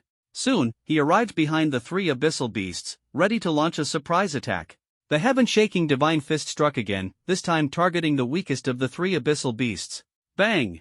The sound of the fist's impact and the cracking of the skull rang out almost simultaneously. The remaining two abyssal beasts immediately turned around, their gaze piercing Sumu like sharp blades. Despicable humans, you truly excel at sneak attacks, one of the abyssal fallen roared. Sumu sneered coldly, don't forget, you were humans once too. Humans? We are no longer humans. We are Abyssal Fallen, the Great Abyssal Fallen, another Abyssal Fallen retorted loudly. Such a bunch of ungrateful trash, Sumu scoffed, a cold smile curling at the corner of his lips. His conversation with these two abyssal creatures was merely to divert their attention. Just as the two abyssal creatures were about to retort, Sumu suddenly struck. Swift wind step. His speed instantly surged to its peak. This time, Sumu went straight for the throat of one of the abyssal creatures. The throat is undoubtedly the most vulnerable part of any creature. With a single punch, the target was hit right on point. The struck G-Duo clutched its throat in agony, writhing in pain. Seeing this, another G-Duo brandished its weapon and charged straight at Sumu. Sumu turned around and threw a punch. Bang! The collision between the Woyo Knuckle Duster and the G-Duo weapon sent sparks flying. G-Duo, holding the weapon, was shaken and forced to retreat repeatedly. Seizing the opportunity, Sumu suddenly advanced. Heaven-shaking divine fist. The fist struck out again, aiming directly at the throat. This punch was as heavy as thunder, so swift that G-Duo didn't even have time to react before its throat was crushed. The other G-Duo was still in a state of confusion, and Sumu immediately decided to deliver a fatal blow. This G-Duo was also killed by Sumu. At this point, only 5 of the 18 abyssal beasts remain. These 5 are truly troublesome. Sumu concealed himself in the shadows, pondering silently. He realized that dealing with these 3 was already his limit. Maybe we can try the Golden Light spell. Sumu possessed many mystical arts, but the only one that could be considered a group attack was the Golden Light spell. Then let's give it a shot. With a thought, he stealthily crept behind the 5 extreme fallen. Golden Light spell. Sumu let out a low roar, his chi flowing like a rainbow. Golden light burst forth from his body like a tide. Under his control, the golden light transformed into strands of golden threads, swiftly entangling the 5 extreme fallen beings without giving them a chance to react. Sever! Sumu roared again, and the golden threads instantly tightened with a crisp crack. The heads of 5 G-Duo fell simultaneously, and blood sprayed wildly. At this point, all 18 G-Duo had been completely slaughtered by Sumu. Ding! Kill G-Duo, reward, 220 points earned. Ding! Kill G-Duo, reward, 215 points earned. Ding! Kill G-Duo, reward, 210 points. Ding! Kill G-Duo, reward, 230 points. As the last G-Duo was killed, Sumu's points skyrocketed. He took a quick glance, then opened the system shop to exchange for the 4-dimensional fruit. His 4-dimensional attributes instantly soared to 36 points, doubling his combat power. The corpse of G-Duo was of no use, and Sumu had no intention of lingering here. However, he couldn't shake an uneasy premonition in his heart, feeling that this platform was extremely strange. Human!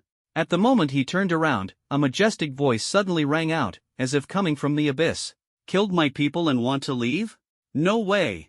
Sumu's heart trembled, and he quickly turned his head. In the depths, a massive creature with 2 pairs of wings, an ultimate fallen being, was slowly awakening. Through the nether. Extreme Fallen Guardian. Level, C-Class, Mature Stage. Introduction, a strong figure among the Extreme Fallen. The introduction of the Abyssal Guardian was concise and clear, yet it made Sumu's heart tighten. Guardian? When Sumu saw the name of the Abyssal Guardian, his expression immediately turned grave, and the atmosphere of battle instantly spread. The Abyssal Guardian stood approximately 3 meters tall, exuding an overwhelming sense of oppression, like a towering mountain on the verge of collapse. Human, how do you wish to die? The Abyssal Guardian stared coldly at Sumu, its snake-like eyes glimmering with a strange light, as if judging a prey awaiting slaughter. A Sirank adult Abyssal Guardian possessed strength equivalent to a human cultivator at the 6th to 9th level of chi nourishment. By all accounts, it should have been invincible, yet at this moment, Sumu's gaze revealed nothing but disdain. Why should I die? Sumu smiled faintly, his eyes resolute. You don't really think you can kill me, do you? Ah, humans, always unable to rid themselves of their arrogant nature. The Abyssal Guardian shook its head helplessly, as if finding Sumu's confidence laughable. Arrogant? No, it's just that you're too weak. Sumu showed no sign of backing down. Before the words even finished, he lunged toward the Abyssal Guardian like a flash of lightning. Swift wind step. Heaven-shaking divine fist. In an instant, Sumu's figure rapidly closed in, the Wuyo knuckle duster in his hand radiating a dazzling blue light, as if brimming with boundless power. Is that all? The Abyssal Guardian shook his head disdainfully, confidently raising his weapon to block Sumu's attack. Clang! A deafening sound echoed through the air as Sumu's fist slammed fiercely into the Abyssal Guardian's weapon, forcing it to stagger back several steps. Its expression instantly turned serious. Interesting.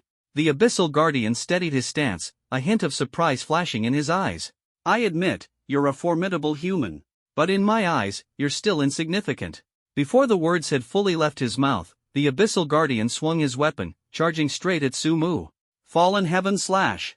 The Abyssal Guardian let out a low roar, and the ferocious blade energy slashed down like a sharp edge. The height of the blade energy reached 1.5 meters, its power far surpassing that of ordinary abyssals. Heaven-shaking divine fist.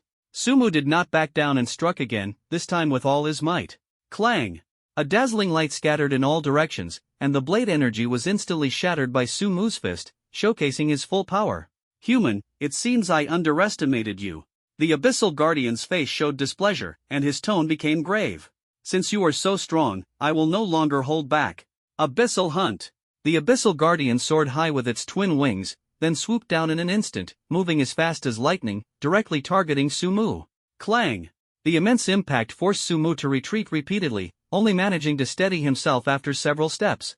He thought to himself, what a terrifying strike. If it weren't for the protection of the innate sacred body Dao embryo, I would have been seriously injured by now.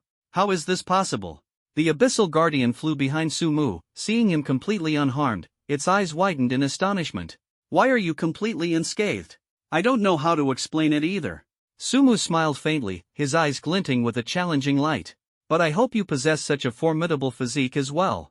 Before the voice faded, Sumu charged at the Abyssal Warden once again. The Abyssal Warden, sensing danger, flapped its fleshy wings and soared high, attempting to distance itself from Sumu. Golden Light Spell. Sumu unleashed the Golden Light Curse beneath the Abyssal Warden, with golden threads shooting out like arrows, heading straight for the Abyssal Warden. Sensing the threat, the Abyssal Warden hurriedly flapped its fleshy wings in an attempt to evade, but the golden threads were too fast and instantly entangled one of its legs. The Abyssal Warden struggled desperately, but the golden threads bound it tightly like iron clamps, leaving it unable to break free. Get down here! Sumu roared, suddenly exerting force to yank the Abyssal Guard down from the air. The Abyssal Guard lost its balance and crashed heavily to the ground. Seeing this, Sumu showed no mercy and delivered a fierce punch. Bang! His fist struck the Abyssal Guard's face like thunder, the immense force driving it to the ground. With a ruthless determination, Sumu directly sat on the Abyssal Guard, his fists raining down on its face like a violent storm. The rapid and ferocious attacks left the Abyssal Guard completely dazed. At this moment, it even lost the will to resist, as if overwhelmed by an unstoppable force. The Abyssal Guard, a formidable sea-level adult entity, was not to be underestimated. However, under Sumu's relentless assault, after nearly a minute of furious bombardment, the Abyssal Guard finally regained its senses. Get lost! The Abyssal Guardian roared, its voice like thunder, shaking the surroundings. But Sumu remained indifferent, his fists continuing to rain down like a storm on the Abyssal Guardian's face. Each punch landed with the force of 1,000 pounds, causing immense pain to his opponent. Abyssal Blood Sacrifice. The Abyssal Guardian suddenly shouted, its voice tinged with despair and madness. Strange spiritual energy surged into its body, as if awakening a long-dormant power. Sumu frowned, his heart alert, sensing the Abyssal Guardian's strength rising at an abnormal speed. Get out! With a furious roar accompanied by an explosion of blood energy, Sumu was forcibly blasted away by the Abyssal Guardian, flipping mid-air before landing steadily on the ground. After landing, Sumu scanned the scene, and his heart sank instantly. The corpses of 18 fallen were continuously dissolving on the ground, and the dissolved substances were flowing toward the fallen Guardian at an eerie speed. Even more shocking was that the fallen Guardian's body was steadily expanding, and its strength was climbing at a slow yet stable pace. No! Sumu's heart tightened as he realized the gravity of the situation. If the fallen Guardian continued like this, its strength would rise to a terrifying level, leaving him with no chance of victory. Swift Wind Step. He quickly activated Swift Wind Step, instantly closing the distance between himself and the fallen guardian. Golden Light Curse. Sumu's mind stirred, and the Golden Light Curse appeared once again. This time, instead of transforming into fine threads, it turned into short daggers shimmering with golden light, incomparably sharp. Go! Sumu pointed at the Abyssal Guardian, exuding an intense aura. The Golden Light spell, both an indestructible shield and a fearless blade, transformed into a golden dagger and charged straight at the Abyssal Guardian. Clang! Clang! Clang! The golden dagger repeatedly struck the Abyssal Guardian, producing deafening metallic clashes. Each sound was like a war drum, fueling Sumu's fighting spirit and driving him to fight more valiantly in this life and death duel. Sumu fixed his gaze on the Abyssal Guardian, his heart filled with caution. The enemy before him was shrouded in a mysterious and eerie purple mist. At this moment, his mind was riddled with doubt. What is this mist all about? The golden dagger formed by the Golden Light spell fiercely stabbed at the Abyssal Guardian, but it was like a stone sinking into the sea, unable to inflict any damage on the purple mist. Instead, Sumu's heart tightened. What's going on? He had to reassess this formidable opponent. Although uneasy, Sumu did not choose to retreat. Since the Golden Light Curse was ineffective, he had to change his strategy. Taking a deep breath, he gathered all his strength, heaven-shaking Divine Fist. With a roar, his fist thundered straight toward the Abyssal Guardian. However, something unexpected happened. The heaven-shaking Divine Fist was once again blocked by the purple smoke, which made Sumu's mood even heavier. This is really troublesome. The Golden Light Curse and heaven-shaking Divine Fist were his only means of attack.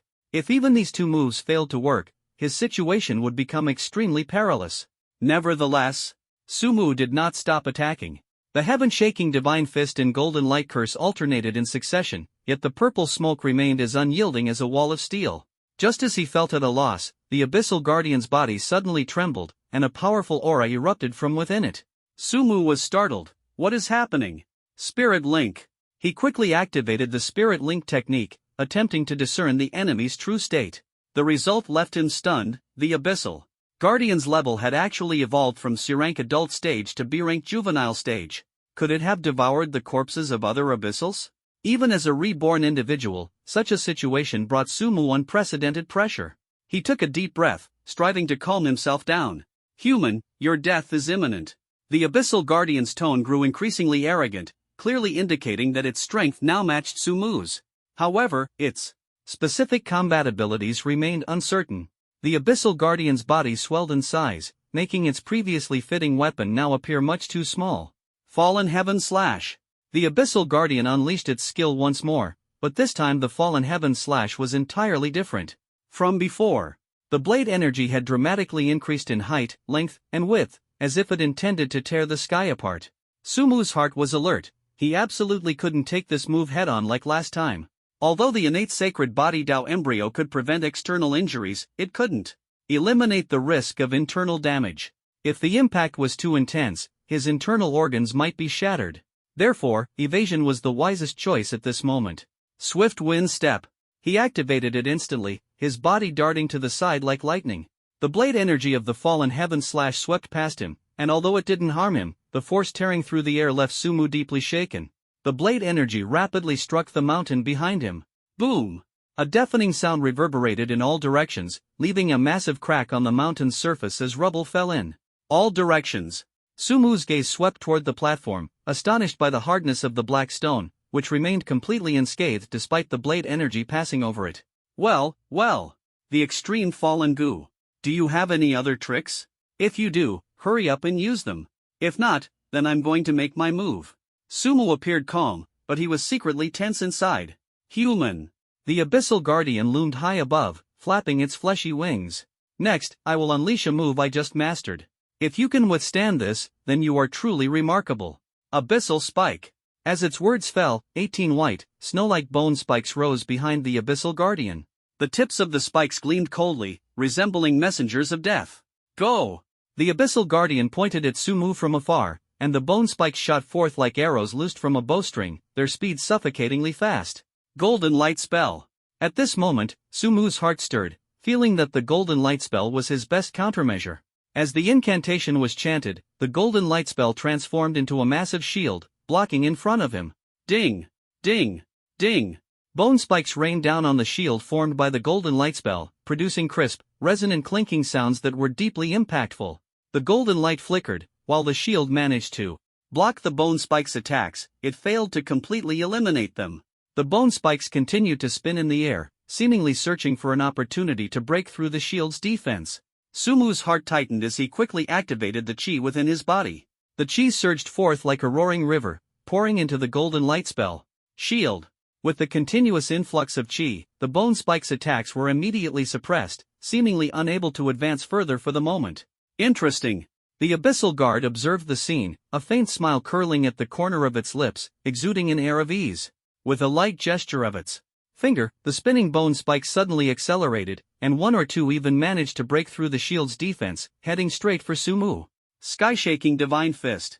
Sumu roared in fury, his fist striking out like lightning, hitting the bone spike that had broken through the shield.